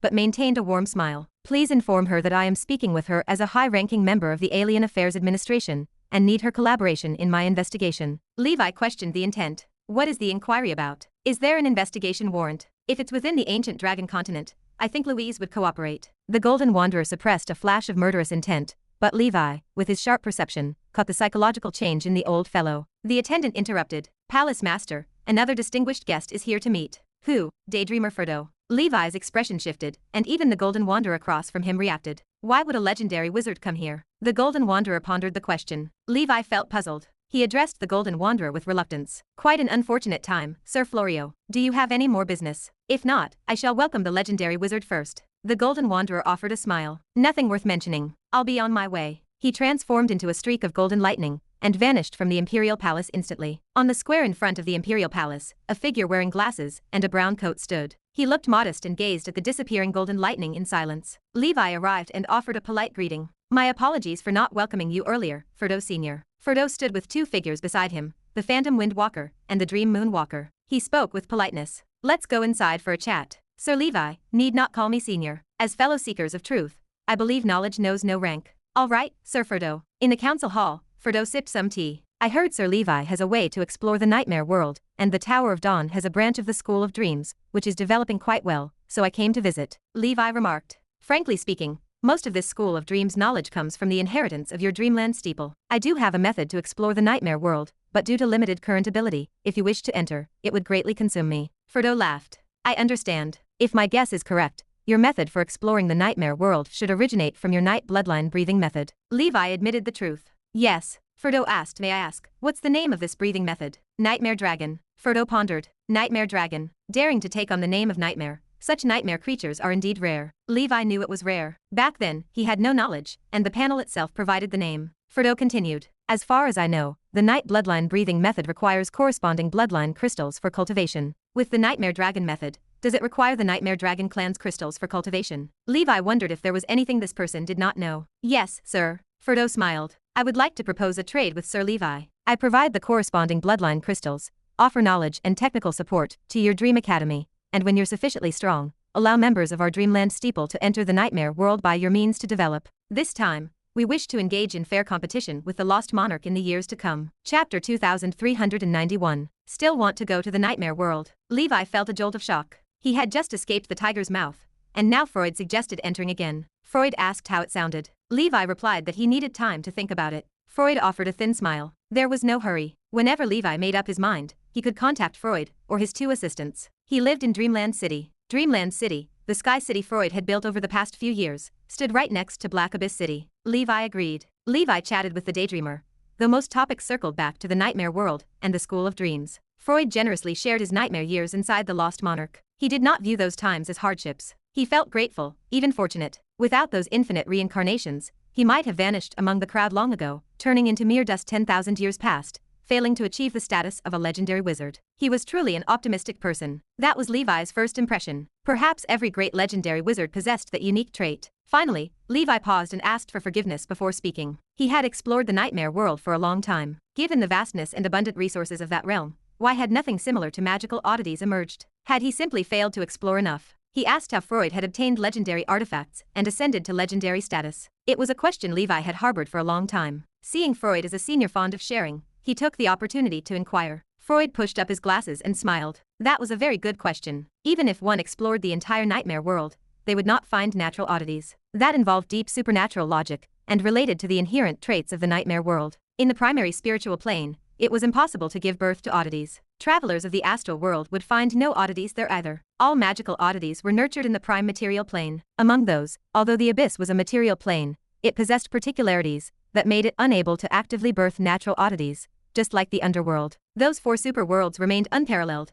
beyond the reach of ordinary logic. Though wizards could not proactively create oddities, they could use the techniques Lord Sauron devised to craft them according to their needs. This technique was called the Sauron sky-stealing technique. When Levi reached the Great Wizard Realm, the Congress would grant him this method to study and understand. Levi asked if Freud had not yet reached the status of Grand Wizard when he entered the Lost Monarch. Freud confirmed this. During the 666th reincarnation inside the Lost Monarch, someone taught him that cultivation method. Without that person, even with 10,000 reincarnations, Freud could not have crafted his own legendary artifact, achieved legendary status, or escaped the cycle of reincarnation. Levi guessed it was Sauron. Freud nodded. Freud explained that he managed to escape the Lost Monarch through his own effort, aided by Lord Sauron's time-traveling help. Levi might not be aware, but a genuine god remained trapped inside the Lost Monarch. Levi's heart shook. He marveled at the horror of the Lost Monarch and Sauron's omniscience. He suddenly recalled the shadow the Time Dragon had observed. Who could it be? Was it Sauron? Could Sauron time travel to the ancient ages? That involved complex timelines. Just thinking about it made Levi's head spin. Perhaps the shadow created Sauron,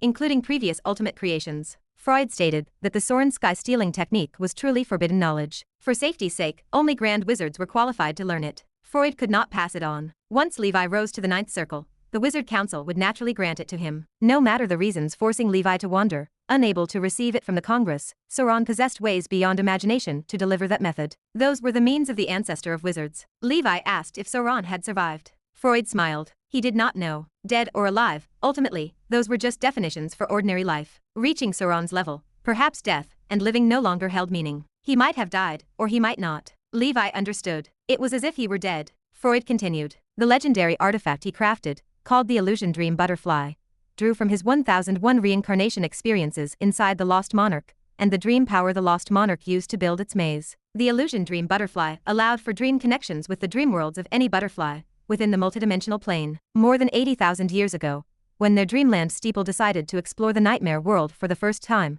he captured a very ordinary wind and moon butterfly at the junction of the nightmare world and Nora to make a specimen. Levi muttered to himself. The wind and moon butterfly was a 0-level creature. The scales on its wings had potent hallucinogenic effects. Apprentice wizards of the School of Dreams commonly used them as casting materials, suitable for executing the small hallucination technique. Levi asked if Freud used the wind and moon butterfly's dream to escape the control of the Lost Monarch. Freud confirmed it. The wind and moon butterfly was more suitable than regular butterflies for establishing dream connections. That creature existed as specimens in many wizards' homes at the Dreamland Steeple. Chapter 2392. I used the hallucinogenic ability of the wind and moon butterfly as a fulcrum, and the power of imagination of all beings in the Nora world as a lever. I let the Lost Monarch, who combined both the sleep god and the dream god Chupnose, enter the dream I wove. Although it was just for a moment, it was enough to break free from the maze's constraints and return to Nora via the dream channel I established with the wind and moon butterfly. However, given the intelligence of the Lost Monarch, it surely understands my method by now. In its dream,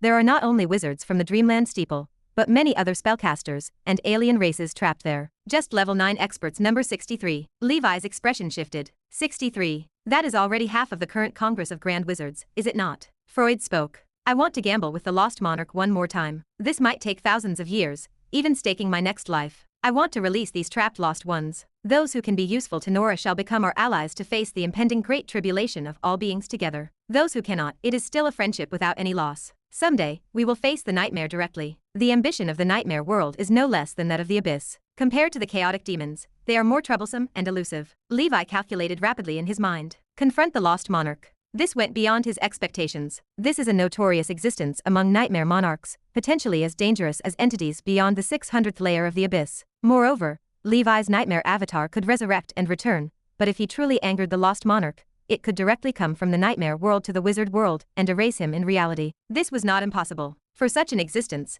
a ridiculous act like attacking someone through the internet is also perfectly reasonable. Freud spoke. There is no rush to gamble with the Lost Monarch. When it truly comes to action, with your talent, you might have already been promoted to the legendary wizard realm. Take your time to consider it. I will not disturb you. Having finished his tea, Freud left with his 2 grand wizard assistants. By the way, Dusk Palace Master, may I visit the School of Dreams here? Levi stood quickly and smiled. I will take you to see it, sir. Tower of Dawn. Teachers and students of the Dream Academy, led by the Heartmoon Spirit Witch, awaited the arrival of the legendary wizard. Ah, a legendary wizard. Under normal circumstances, they might not witness one in their lifetime. Moreover, the experiences of the daydreamer are even more thrilling than a novel. Many who do not belong to the Dream Academy mixed in with the crowd, their faces full of excitement. Mr. Freud, this is Natasha, the dean of our Dream Academy. Although her talent is not considered outstanding, she is self-taught and has become a primordial soul witch. She added a series of nightmare summoning spells that can summon nightmare creatures within my territory to support in blood battles. Levi recommended the Heart Moon Spirit Witch to Freud. If this legendary wizard could provide some guidance, this woman would greatly benefit.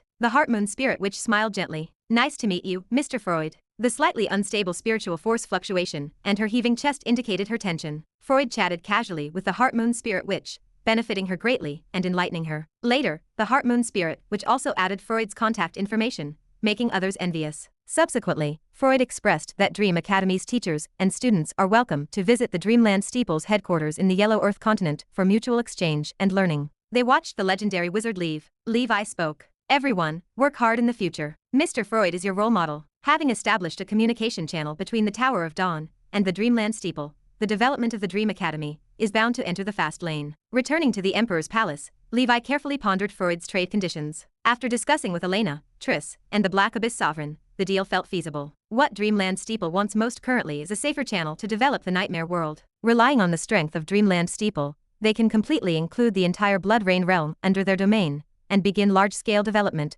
without worrying about the covetousness and hostility of other overlords. As for monarch-level experts, the entire Blood Rain realm is the territory of the Pale Lord. Before this person has fallen, other monarchs will not rashly invade to provoke a monarch-level war. Solely relying on the ancient dragon continent, the efficiency of developing the nightmare world was too low. Shortly afterward, Levi contacted Freud and reached the transaction. Once his nightmare dragon is promoted, it will provide channels for the members of Dreamland Steeple to develop the nightmare world, and Dreamland Steeple will provide technology and knowledge for the ancient dragon continent. The ancient dragon continent could also dispatch wizards to study at Dreamland Steeple at any time without any cost. A third of the resources explored by Dreamland Steeple would also be shared with the ancient dragon continent as a dividend. Moreover, to ensure smooth cooperation, all entering the nightmare world from Dreamland Steeple need to make an oath on the Excalibur. First, to abide by the rules of developing the nightmare world, and second, to sign a confidentiality agreement not to disclose any confidential matters. Otherwise, severe punishment will be imposed.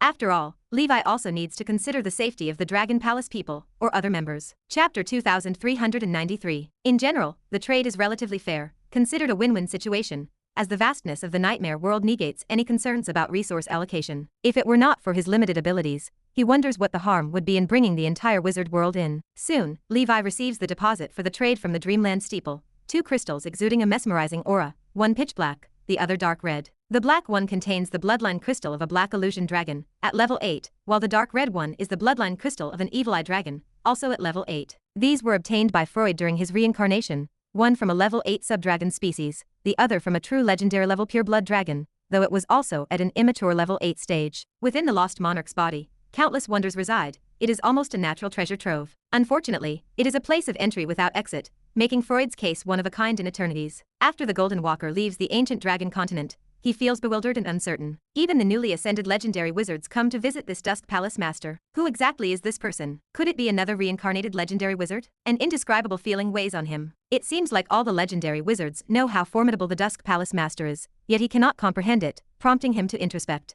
Damn, why did Louise have to choose the Dusk Palace master as her backer? If it were any other grand wizard, it would not be so troublesome. If Louise had directly sought a legendary wizard as her backer, he would have abandoned all fantasies on the spot. Better to play it safe, watch and wait, for without absolute strength, even geniuses may fall. Now, the Dusk Palace master holds more power than most ordinary grand wizards, and is at the height of his prominence. Confrontation would be unwise. We will see how things unfold, as blood battles constantly change, with the council of 10,000 clans eyeing greedily. Opportunities will arise. The Golden Walker has too many concerns. Behind him is the Letney family. He is not alone. Time flies. Outside, the blood sea surges, battles blaze ceaselessly. In the ancient Banyan fairyland, time stands serenely still. On that day, within the Black Soul Demon Tower, the sleeping Red King opens its eyes, emanating a violent aura. The ominous crimson demon flame sweeps through, causing the surrounding undead to flee. Red King, you are awake. Levi's gaze remains indifferent. The violent aura in the Red King's eyes wanes, a shadow of the extreme darkness, dragon faintly passing by. This calamity fire demon ape is indeed atypical. Even my extreme darkness enslavement cannot entirely suppress its violent aura, but making it obey is not an issue. Having slept in the Black Soul Demon Tower for over 200 years, the Red King's strength has roughly recovered to the early stage level 8. Levi brings the Red King to the nightmare world. Red King, show us your abilities. Lopez, you will be its opponent. The Red King lets out a low growl. All right, Lopez replies. It is not far from level 8 either. Its actual strength not inferior to an 8th circle ordinary wizard. The two giant apes clash in the chaotic wilderness. The Red King's abilities directly oppose Lopez's. Its flames are the fire of calamity, and those tainted by it suffer great agony. Furthermore, the Red King is much faster than Lopez, turning into a blur, keeping Lopez constantly off balance. Yet its strength is rather mediocre, even weaker than Lopez in terms of realm. Lopez is a strength-type giant ape, while the Red King is speed-typed. Wherever the Red King's figure dashes past, long-lasting paths of calamitous fire remain. As the battle reaches a fever pitch, the surrounding miles become a crisscrossed web of flames like a spider's web. Lopez eventually succumbs, burning away amidst the fire. Not bad. The Red King stands silently beside Levi. This big fella looks quite fierce. Oh right, there is preliminary progress on the Witch Trace Return Potion. Let us have a discussion another day. Miss Lucy will also participate remotely. Triss flies out from the Wizard Tower, wearing a slim-fit black dress, her demeanor serene and gentle. All right, your efficiency is impressive, truly remarkable. Levi expresses his admiration. Mostly thanks to Lucy and our Black Abyss teacher, I am just running errands, Triss says humbly. A month later, in Triss's laboratory, Levi, Elena, and Miss Lucy's projection quietly listened to Triss's explanation. During this period,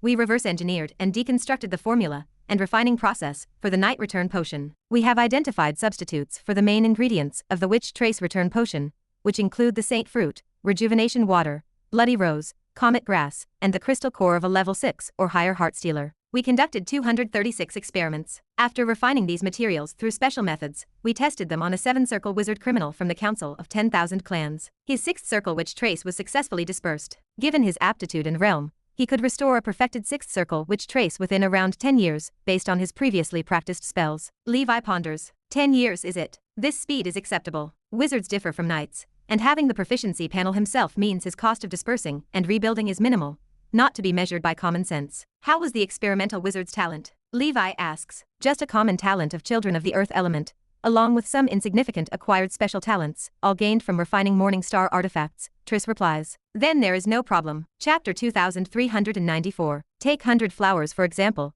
If she wants to disperse and rebuild her power, the 12/6th ring which marks previously branded can be restored within a century at the latest, given her current talent. Afterwards, with 100 flowers 7-ring realm, re-imprinting the new 6th ring which marks, although it won't be one every 10 years, it will definitely be much faster than before when in the 6 environments realm. Firstly, 100 flowers realm has improved, towering above all. Secondly, 100 flowers now possesses a new water god body, incomparable to before. In short, if the efficacy of this medicine is stable and truly feasible, then mass production can be initiated. Levi looked at Triss. By the way, does this medicine have any side effects? Triss set her notes aside. There may also be a random elimination of other spell imprints, but according to our experiments, it can be determined that it does not affect innate spells. Innate spells accompany a wizard for life, always in use, their importance goes without saying. Lucy, who had been silent, broke her quietude. So, this is just a preliminary result. The next step is to reduce or even eliminate side effects, so let us not rush to put it into use yet. Levi nodded in agreement. As for refining materials, he took a look. They were relatively easy to find, especially Saint Fruit, which had long been as common as tomatoes. The 6th level Heartstealer crystal core, though not as common as Flame Demons, is also frequently circulated in the market. Next, the major organizations can secretly purchase these materials, and once sufficient materials are stocked, the medicine can be announced. As for pricing, the cost of these medicines is about the same as the 6-ring breakthrough potion. He mused it should be slightly more expensive than that. After a round of discussion with everyone, he also heeded the advice of Lucy, the main researcher. Levi decided on 1 billion per dose. After all, from the cost of these materials, it amounts to about 300 million. The major cost is the Heartstealer crystal core. Even though prices dropped during the blood battle, it still averaged at 150 million ether stones. Levi had hunted some before, but it was not enough for long support. Additionally, the cost of labor for the pharmacists at Gandalf Pharmacy and the promotional expenses must be considered. Those in need of the Witch Trace Return Potion are typically 7-ring or 8th circle wizards. Given their worth, they could grit their teeth and pay 1 billion ether stones, absolutely no problem. As one of the main developers of the potion, Triss also has a share of the profits. Levi looked towards Lucy, wanting to discuss her share. Madam, the sales profit of the Witch Trace Return Potion. He had not finished when Lucy interrupted him. You can pay me 1 ether stone. Levi paused, his mind racing. Madam, this isn't quite appropriate. Lucy shook her head. Let's leave it at that. By the way, Mr. Black Abyss also needs 1 ether stone. Make sure you find time to give it to him. Ultimately, it was hard to argue with the lady. Levi understood the intentions of these two seniors and paid them a symbolic 1 ether stone. Lucy smiled slightly, her figure dissipating. If Levi were to hold back supplies and set a skyrocketing price to rake in profits, she might not have demanded only 1 ether stone. In her view, Levi's price was also very reasonable, enough to enable primordial soul wizards with current demands in the wizard civilization to be the first to purchase it. And these individuals would be the backbone of the blood battle, and might benefit from the return potion to advance to the 8th circle, or even Grand Wizard. The years flew by. For years later, in the Nora calendar, year 805, the 594th year of the blood battle, after multiple experimental tests, the Witch Trace Return Potion was finally developed. Every medicine above the 6th ring needs to be personally tested by the Pharmacist Association headquarters of the Congress before it is deemed problem-free. After the discussion, Levi had Triss, the inventor of the potion, go to submit it for inspection. On this day, the Pharmacist Association was in an uproar. Madam Triss, can your potion truly reverse witch marks and rebuild from scratch? Indeed, is it true? I have researched potions for 3,000 years and have never heard of such a thing. The president is here. The president of the Pharmacist Association was a legendary wizard, dressed in a yellow-brown wizard robe, with a profound gaze and a bearing of great virtue, none other than the Thousand Mountains Immortal. Greetings, President. Triss felt excited as she met the supreme figure among the contemporary wizard world's pharmacists, the legendary alchemist, Alexander. Throughout his life, he created 3,233 independent potion formulas, including 345 above the 6th ring and 12 10th circle potion formulas. Famous as the 12 divine medicines, they are extraordinarily powerful potions. The Great Council President Amon dubbed him the medicine god. The more advanced the potion, the harder it is to develop. The Thousand Mountains Immortal gave a slight nod and took Triss's potion, drinking it on the spot. President, this is a witch trace return, Triss exclaimed. She knew the president's method of testing was simple, directly drinking it, but the problem was this thing removes witch marks. The Thousand Mountains Immortal closed his eyes. His body seemed to transform into a semi-transparent particle state, with the potion's energy circulating through his limbs and meridians, then pouring into his mind. Everyone waited silently. Can such a witch trace return potion really be developed? Yes, for some primordial soul wizards, its importance is second only to life-extending potions. If it's real, if Madame Triss unveils a new potion, I will be the first to buy it. Me too, Madam, don't forget to leave me a dose. The Thousand Mountains Immortal opened his eyes, smiling. No problem. I can feel the style of an old friend in this potion. Triss was puzzled. This potion was 80% developed by Lucy. Was she the old friend of the Thousand Mountains Immortal? Could it really be as Levi speculated, that Lucy is the reincarnation of a legendary wizard? Chapter 2395. The Thousand Mountains Immortal paused, saying, "This is a potion of epoch-making significance. Thank you, Madam Triss. As the president of the Pharmacist Association, I hereby award you the 9-star medal. From now on, you have 9-star authority to access the Pharmacist Association's knowledge base." Pharmacist officials at the headquarters gasped as the words landed. 9-star authority is equivalent to the authority of a 9th circle pharmacist. In the current wizard world, only 56 wizards hold this authority. 14 of these are legendary wizards. Anyone promoted to legend, whether or not they are a 9th circle pharmacist, automatically receives this authority. Of the remaining, 36 are grand wizards. Only 6 are below the 9th circle. What an honor. Triss blinked in surprise. She wanted to say the potion owed more to the original formula provided by Knight Levi and Miss Lucy's contributions, but she remembered their instructions and held her tongue. As a wizard wholly devoted to the potion industry, Triss had fantasized about this day, and now she leaned back, moved to tears of joy. Thank you, President, and everyone. I was merely lucky to have researched this potion. To prevent myself from being unworthy of the position, I will work hard to live up to the association's trust. Triss immediately shared the good news with everyone, unable to conceal her joy. That is fantastic. Elena hugged Triss, truly happy for her. The two women danced in circles excitedly, looking like children. Levi smiled with heartfelt satisfaction. Madame Triss deserved it. In fact, Triss wanted Levi to be recognized as the inventor of the potion. After all, the formula for the night return potion was given by Levi. But Levi steadfastly refused. He hardly participated, spending most of his time practicing in seclusion. He wished to repay Madame for her years of kindness, and nothing was more fitting than the honor of the 9-star medal. Thank you, Levi. Triss thanked him earnestly. Levi smiled, saying, "Why thank me? You should thank Miss Lucy." After discussion, the Witch Trace Return Potion was named Triss's Water of Erasure, simple and easy to understand. This is a 7-circle potion, but of course, it is also applicable to 8th circle wizards. Forget about the 9th circle. At that point, witch marks are already set. The current version of the Water of Erasure cannot do it yet. However, with knowledge development, it might be possible in the future. Unlike some potions which only work once per person, Water of Erasure has no usage limit. If unsatisfied, one can disperse techniques and rebuild a second time, as long as there is enough time and resources. Triss and Gondorf began formulating subsequent plans in earnest. This is a blue ocean market worth over $1 trillion, and for a long time, there will be no competitors. Of course, some people might reverse engineer the potion formula, but it is very difficult. The potion's refinement itself involves many unique incantations and processes. Even if all the materials are found,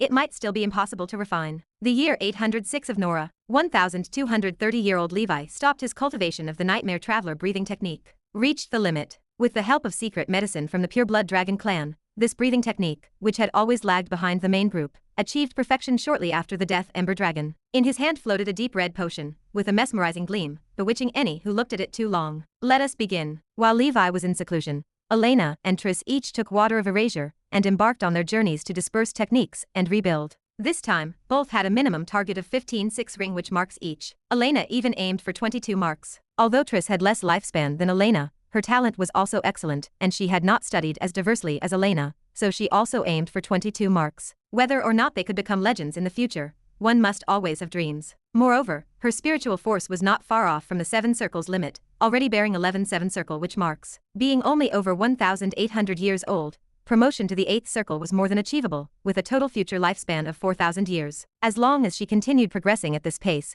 the Grand Wizard level was within reach. If she could extend her life by another 1,000 years, even more so. Meanwhile, the initial batch of 10 water of erasure was launched at Gandalf Pharmacy. The pre-launch publicity was ample, so on the first day, all 10 potions were sold out. 7th and 8th circle wizards from various schools, in urgent need of this item, were already lined up at the door. The scene was comparable to the terms for high demand from the past. People trusted this newly developed potion because of a report from the Pharmacist Association headquarters explaining that their member, 7-circle wizard Triss, developed a witch trace return potion, personally tested by the Thousand Mountains Immortal, and confirmed to be without issues. This is a potion of epical significance, enabling primordial soul wizards to reconsider their quantity of witch marks. The first batch is distributed through Gandalf Pharmacy, and those in need can purchase it themselves. Madame Triss was awarded the 9-star medal for her outstanding contribution. With the endorsement from both legendary wizards and the Pharmacist Association, the quality was undoubtedly reliable. Of course, many chose to observe, awaiting the first batch of guinea pigs results first. After all, the consequences of erasing witch marks were severe. If it could not be restored,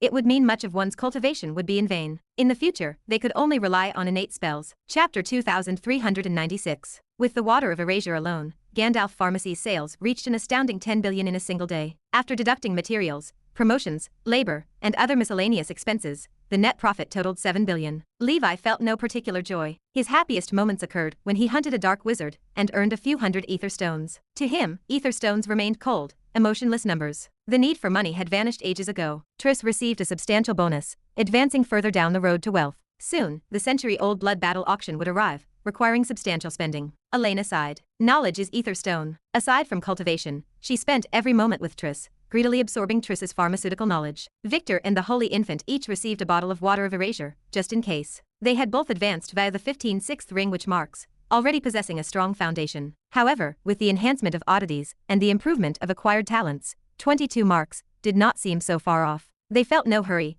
deciding to gauge the refining extent of the divine-level sequential artifacts. Levi wished for all 3 avatars to firmly achieve legendary status. With 3 legendary covers, he would undoubtedly stand as the most formidable legendary wizard, second only to Sauron in history. King of body refining, king of weapon refinement and ice and fire, king of secret sword and array. The thought thrilled him. Time flew. 2 years passed. It was the year 808 in the Nora calendar. At the cost of an island, the Nightmare Traveler breathing technique evolved. This time, the Dark Tribulation turned out to be a mirage again. Damn it. Luckily, this mirage offered little threat, functioning as nothing more than a large illusion. Inside, many powerful monsters roamed, including one at the level 8 mid-stage, which Levi annihilated with the secret word of destruction. 1,000 miles away, the Thousand Illusion Knight, and some knights with perception-breathing techniques observed the commander undergoing tribulation, learning from the experience. The Thousand Illusion Knight stood at the level 6 peak cultivation, facing an evolutionary choice. Her phantom beast was not actually a nightmare creature. However, among nightmare creatures, perceptive bloodlines proved the easiest to find.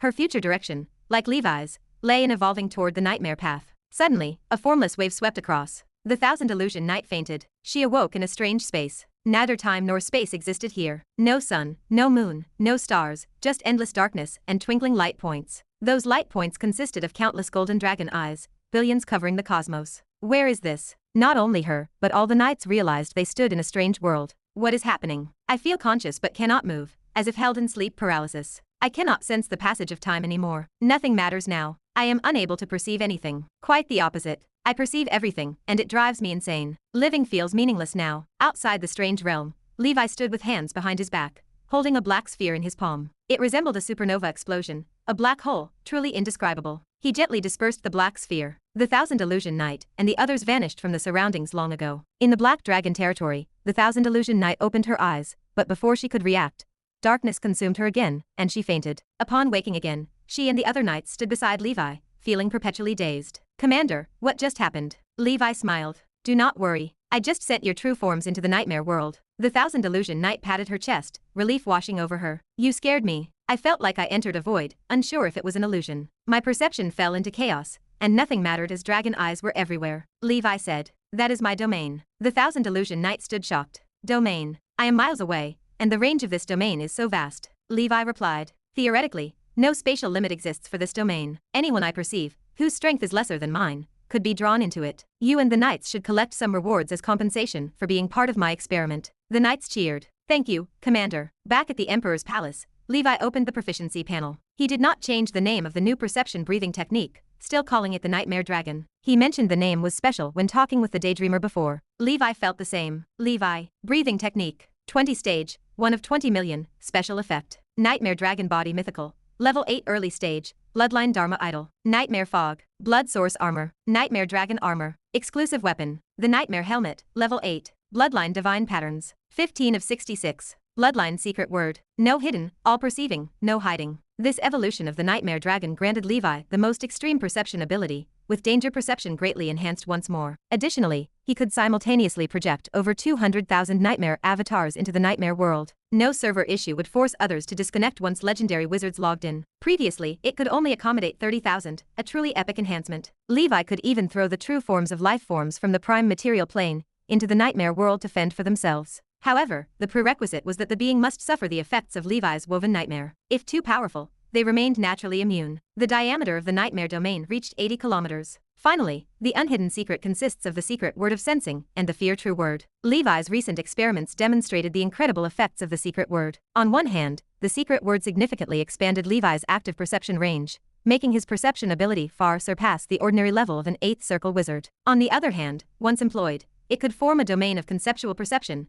disregarding space and distance. Anyone who perceives Levi's existence becomes perceived by Levi in turn, be it seeing, hearing, or smelling through traditional senses, or any method termed perception, including spiritual perception. When you gaze into the abyss gazes back into you. When you perceive Levi, Levi perceives you too. Chapter 2397. As everyone knows, wizards avoid using the true names of deities or great beings when discussing them. To some extent, this is a form of perception. A powerful deity ignores space and perceives those who discuss them. Levi's unhidden secret has a similar effect, though it is not as perverse as that of a deity. It does not mean that if someone mentions Levi, he perceives it. But if someone uses a special secret technique or method to spy on Levi, he detects it immediately, and even sees who it is. Those who perceive him, if they are not cautious or lack strength, can be drawn by Levi into a peculiar realm. Here, space and time are meaningless. Perceptions are meaningless. Everything is void. Levi has absolute control. He traps these people in it forever or casts them out to the nightmare world, where the members of the Dragon Palace surround and attack them. A year later, the realm of the Nightmare Traveler breathing technique stabilizes. All 6 breathing techniques have reached level 8, achieving the hexagonal goal. As for the Nightmare Dragons disperse and rebuild, there is no rush. It can wait until returning from the dark ancient tower. Levi immediately contacts the Daydreamer. It is time to fulfill his promise. "Thank you, Mr. Levi." Freud holds Levi's hand and thanks him sincerely. Levi smiles. "Mutual benefit. I hope our cooperation is pleasant. Please provide me with the member list, and I will grant them access to the nightmare world. Additionally, I will give you access." Levi has an allotment of 200,000 slots, which is variable, as server resources consumed vary, with the different strengths of individuals. If legendary wizards enter, he exhausts himself, allowing only 5 or 6 to enter simultaneously. It would be quite the maximum. He leaves about 100,000 slots aside for the ancient dragon continent, but in reality, only about 50,000 members enter. The remaining 50,000 is a buffer zone. The other 100,000 slots allow most of Dreamland Steeple's wizards to enter at the present stage. Levels 9 and 10 are a sky chasm. Once Levi's Nightmare Dragon advances or evolves, the capacity could undoubtedly soar once again. In the time that followed,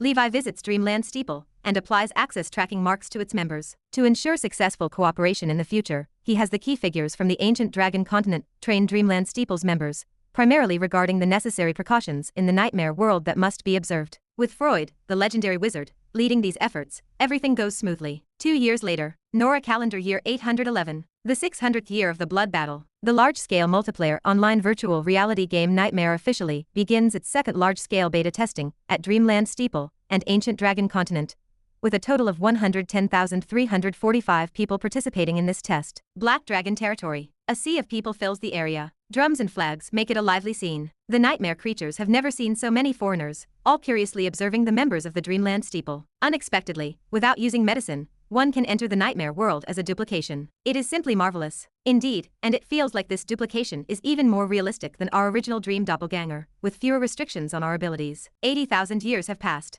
The wizard world is no longer what it once was. The members of Dreamland Steeple observe the knights welcoming them, each mighty and powerful. They have returned for some time now, and are well aware that knights have now become the second transcendent path in Nora, after wizards, becoming widely popular and deeply developed, even spawning supernova beings like the Dusk Palace Master and the Fire Dragon Knight. Seeing it with their own eyes now and witnessing this vibrant new blood, they marvel. Furthermore, it is rumored they could enter the Nightmare world through the Dusk Palace Master Knight's ability. What was more shocking, however, were the dragons, mixed blood dragon clan, subdragons, and even pure blood dragon clan freely roaming the world. They are lively, with diverse personalities, living in blissful paradise-like conditions, proudly observing these rookie players, who have not yet left the novice village. Hiss, that is an immortal banyan dragon. I heard that recently the Ancient Dragon Continent acquired the Witches family, a time-honored top-level organization. Is it really so? Is that an ash dragon? There is actually a second pure blood dragon clan. No wonder they made us sign a confidentiality agreement. The Ancient Dragon Continent is indeed that domineering. Who exactly is this Dusk Palace Master? It seems we have been trapped for too long, already out of touch with the world. The young people of today are far brighter than those of our time. Any random supernova can dominate an era. The awakening of the Tyrant Dragon, a past overlord, makes the members' eyes widen in astonishment. Tyrant Dragon? I once heard of this during a reincarnation from another lost one. It is a true legendary dragon clan, an overlord of a certain earth realm, yet it is also under the command of the Dusk Palace Master. How terrifying, truly terrifying. Subsequently, the appearance of the water disaster giant ape and the calamity fire demon ape leaves these individuals numb. Although they may not recognize these creatures, they sense the legendary level bloodline majesty, which is truly authentic. With 5 legendary creatures at its core, the Ancient Dragon Continent's foundation utterly crushes those so-called top wizard organizations. Once they mature, it is unimaginable. Chapter 2398. No wonder even the Daydreamer, a legendary wizard, must treat the Dusk Palace Master with respect, repeatedly warning the team not to break the rules and to follow management. How could an ordinary supernova gather so many legendary creatures? This is beyond mere strength, for it requires immense fortune. In every era, there is always one with great talent,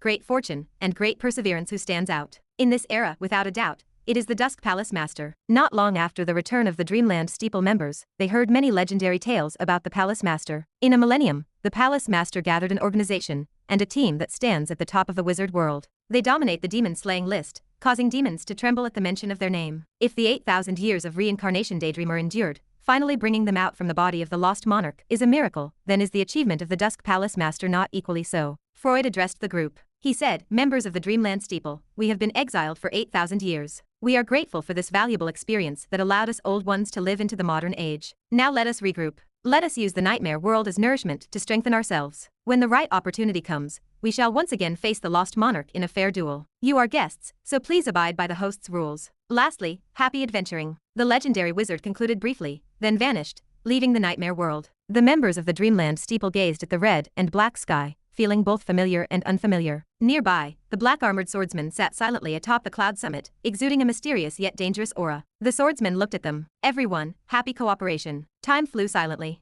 The first 6 centuries of the blood battle ended, and the 7th century began. Compared to the time before the blood battle, the confidence of wizards increased considerably because the number of legendary wizards grew from 11 to 14. With these pillars, the wizard world will not collapse, especially with the 4th strongest in the panplane, the Blazing Sun God Wizard, remaining there as their assurance. No enemy dared to test the legendary forbidden spell known as Eamon's Eternal Blazing Sun, conjured by the Grand Council Chairman, to see what power it held. The lawless level 10 demons did not act rashly, but they continued sending their subordinates to fill the mountains and rivers of Nora with blood and demonic aura to build fortresses. Ancient Dragon Continent. It has been 90 years since the Star Castle plan commenced. In the underground military factories, thousands of wizards, both men and women, with cultivation levels ranging from low to high, busied themselves. Plates of deep dream alloy, crafted with the most advanced mechanical school alloy technology, stacked together. Each one was 100 meters thick, emitting a black gold shine. They had dense patterns and runes in their layers, resembling a sophisticated circuit board. This is the most cost-effective level 6 material of the current version,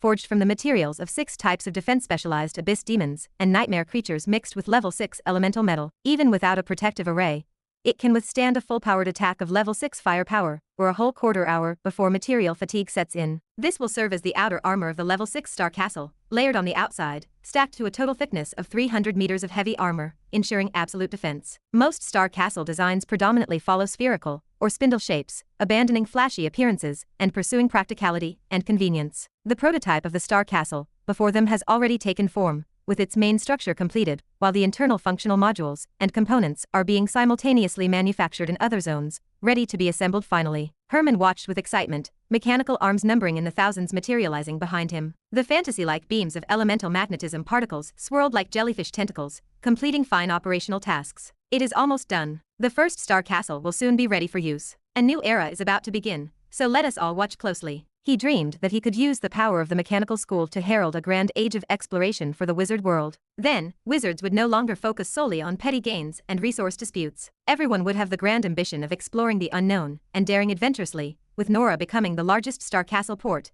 and ancestral land of humans in the multidimensional plane. Daily, adventurers would set sail from Nora, traveling the multidimensional plane aboard their star castles and ships. All clans would come to pay homage, coexisting in Nora, opening and inclusive, embracing all as the great river embraces the sea. With knowledge held in high esteem and machinery revered, Nora would become an international great world on the multidimensional plane level. This is the perfect world. After establishing cooperation with the Dreamland Steeple, Levi left Nora. There are only 6 years left until the opening of the Dark Ancient Tower. Now, all his night-breathing techniques have reached level 8, especially the evolution of the Death Ember Dragon, allowing him to face level 9 experts with self-defense capability, and he cannot stay home forever. Traveling the void, at a speed dozens of times faster than the ordinary 8th Circle wizard, he arrived in the Burning Rock world in less than half a year. Nowadays, the Burning Rock clan all resides in the ancient dragon continent, leaving this place desolate and uninhabited, with only some fire element-loving transcendent creatures or black beasts dwelling here. In a shelter, he sat cross-legged, meditating in thought, quietly awaiting the arrival of the Spider King. A figure in armor, resembling a human, appeared. It was a duplication of the Spider King with level 6 strength.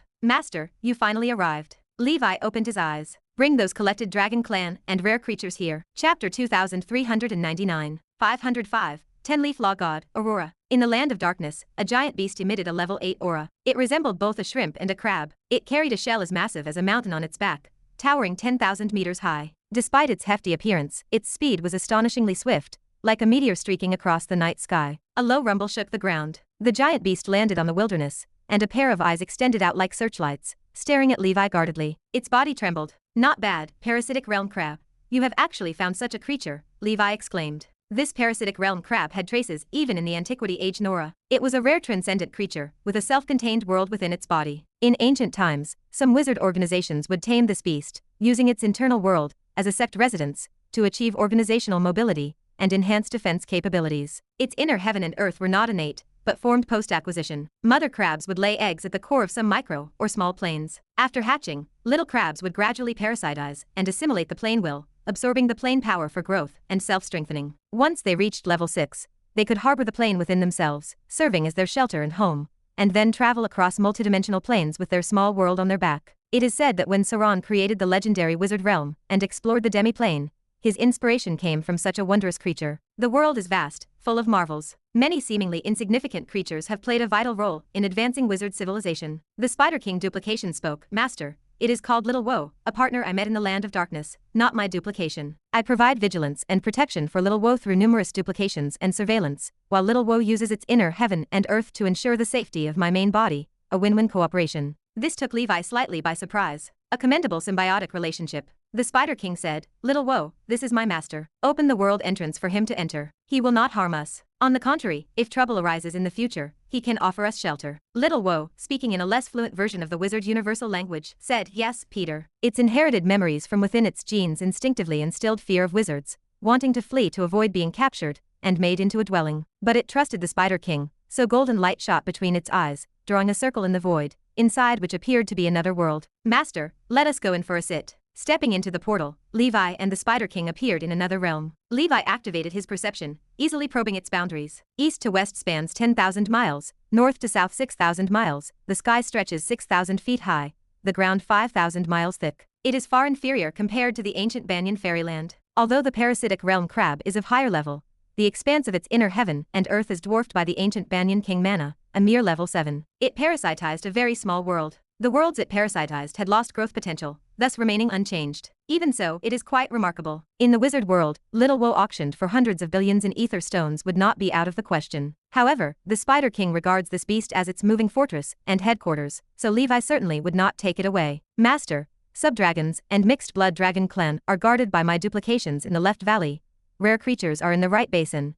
And inside this ring are the rare medicinal materials, minerals, oddities, or other treasures I have collected over the years. Please take a look. A small spider descended from the sky, landing on Levi's shoulder, blinking its large eyes. It was indeed the Spider King itself. Having been absent for years, it was now not far from level 8 middle stage, seemingly having found its opportunity in the land of darkness. Impressive. Your work is meticulous and orderly, worthy of reward. Take this flying immortal platform wine, but do not drink it all at once. Refine it gradually for optimal efficiency. I will bring you more next time I visit. The Spider King's big eyes squinted into crescent moons, visibly very happy. It took a small sip, the spider silk on its rear sticking to the top of this realm, its figure hanging upside down in midair, swaying like a swing. Thank you, master. It is so delicious. I have hopes of advancing to level 8 middle stage within a century. Levi slightly nodded, feeling pleased. If you can break through, there is further reward. Do your tasks well. I will not treat you unfairly. In the future, if you can find some bloodline of the star spider, perhaps you can evolve your bloodline further, becoming legendary, or even a mythical creature, soaring to greater heights. He began crafting dreams expertly. No one understood this better than him. The star spider is a powerful mythical creature, also the bloodline origin of the star-devouring spider. Where could Levi find this mythical creature? Nevertheless, the Spider King remained ecstatic. Master, if from time to time you grace me with some immortal platform wine, I will be content, not daring to desire more. The star spider is incredibly mysterious. No one can find its trace, and from my inherited memories, it has been extinct for hundreds of thousands of years. Going through the inventory, in these 200 years, the Spider King has collected 4 subdragon species and 25 mixed blood dragon clans. Both immature and mature ones exist, along with numerous mother dragons. The Spider King's efficiency is quite high, duplications are indeed advantageous. Setting aside mixed blood dragon clans, the 4 subdragon species are what Levi urgently needs. The first is the 4-eyed shrimp dragon, a size larger than Levi's 3-eyed, and it is a mother dragon, exuding level 7 early stage aura, evidently in complete body. Levi arranges it in the ancient Banyan fairyland, where the 3-eyed now only possesses level 6 late stage strength, timidly not daring to approach. Chapter 2400. The second is a fire-breathing dragon, also a level 7 adult dragon, and it is male, even stronger, at the level 7 middle stage. After joining the dragon palace, it immediately made the flame executioner, who mixed in to eat without working, feel the pressure. It clung tightly to its wife, the crack Kylan dragon, as if afraid of being cuckolded. The third is the snake rock dragon, with power at level 6 peak. Resembling a snake in appearance, it is also a subspecies of the snake emperor dragon. It is very closely related to the snake king dragon, capable of growing to level 7. It is female and naturally assigned as the wife of the snake king dragon. Finally, there is a pitch black and ferocious giant scorpion adorned with flame armor. Its head is similar to a scorpion, but its tail features a thin and withered dragon head with a venomous snake-like thorn. This is an exceptionally rare 8-winged scorpion dragon, bearing potent venom and exotic poison fire, with a level 7 middle stage power. Its bloodline originates from the poison extinguishing dragon, a 12-winged venomous dragon. The scorpion dragon at its peak can evolve to a 10-wing state, possessing level 8 strength, with potential comparable to the blood-sucking demon dragon. Levi smiled to himself. Truly impressive. I have resolved several major marriage issues again. I am indeed a boss who takes care of relationship assignments, so consider it. The free-roaming sky dragon general in the ancient Banyan fairyland has already reached an astonishing count of 31. Just 5 more remain to be fully staffed. In the realm of rare creatures, the gains are substantial. Levi felt immensely pleased, one step closer to becoming the universe's strongest Pokemon master. Among the rare creatures worth mentioning is a giant beast with level 8 early stage power. It bears the body of a turtle, the head of a crocodile, and the tail of a snake, exuding an aura of ancient wilderness. It is actually an ancient giant turtle. How wonderful. The ancient dragon continent's level 8 security has a new addition. The ancient giant turtle carries the bloodline of the legendary creature, the ancient alligator turtle, which is the bloodline source for the snapping turtle night breathing technique. The turtle breathing technique has been epically enhanced. Over the past 200 years, the Spider King's work has been extraordinarily diligent. Besides these creatures Levi took away, its own duplication army has also increased significantly. Currently, it commands 3 level 8 avatars, and has a level 8 companion, Little Woe. Other duplicates, numbering in the thousands, are deployed by the Spider King to nearby lands of darkness,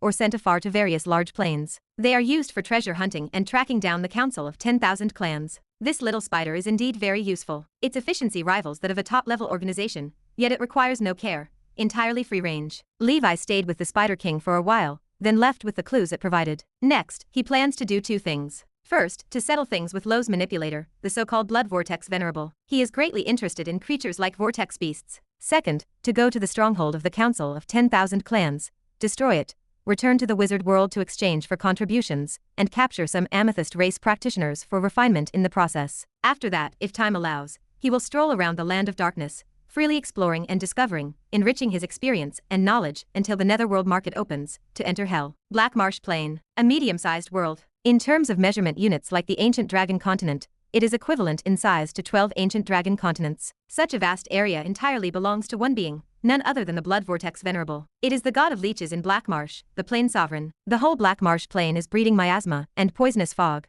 rampant with various ferocious poisonous insects and leeches. Currently, the plain's edge is slowly collapsing, seemingly heading towards destruction. In a palace located within the black water, a purple-robed figure floats in front, eyes closed. Her robe is drenched, clinging tightly to her body, revealing her perfectly contoured figure. A lot of leeches latch onto her delicate skin, biting open wounds, burrowing into the flesh. From the shadows, a corpulent worm nearly 10,000 meters long emerges, precisely the Blood Vortex Venerable. Recently, it captured a human passing through the Black Marsh world to collect medicinal herbs, possessing level 7 power as well. The dressing and combat style indicate a spellcaster profession, though it is unsure whether it is a wizard or something else. After Lo's avatar was killed, it coincidentally wanted to create a new avatar, and this woman is a godsend. Heaven helps me, this damn plain sovereign, I am not doing it anymore. Once this avatar is made, I will abandon my true self with secret techniques. The Council of 10,000 Clans has yet to conquer the Wizard Council all this time. I do not have time to waste anymore. Suddenly, the Blood Vortex Venerable appears vigilant, emitting a series of roars, spurting thick black water towards the high heavens. Boom! The void shatters, the terrifying shockwaves dispersing the miasma for hundreds of miles, revealing a black armored figure behind it,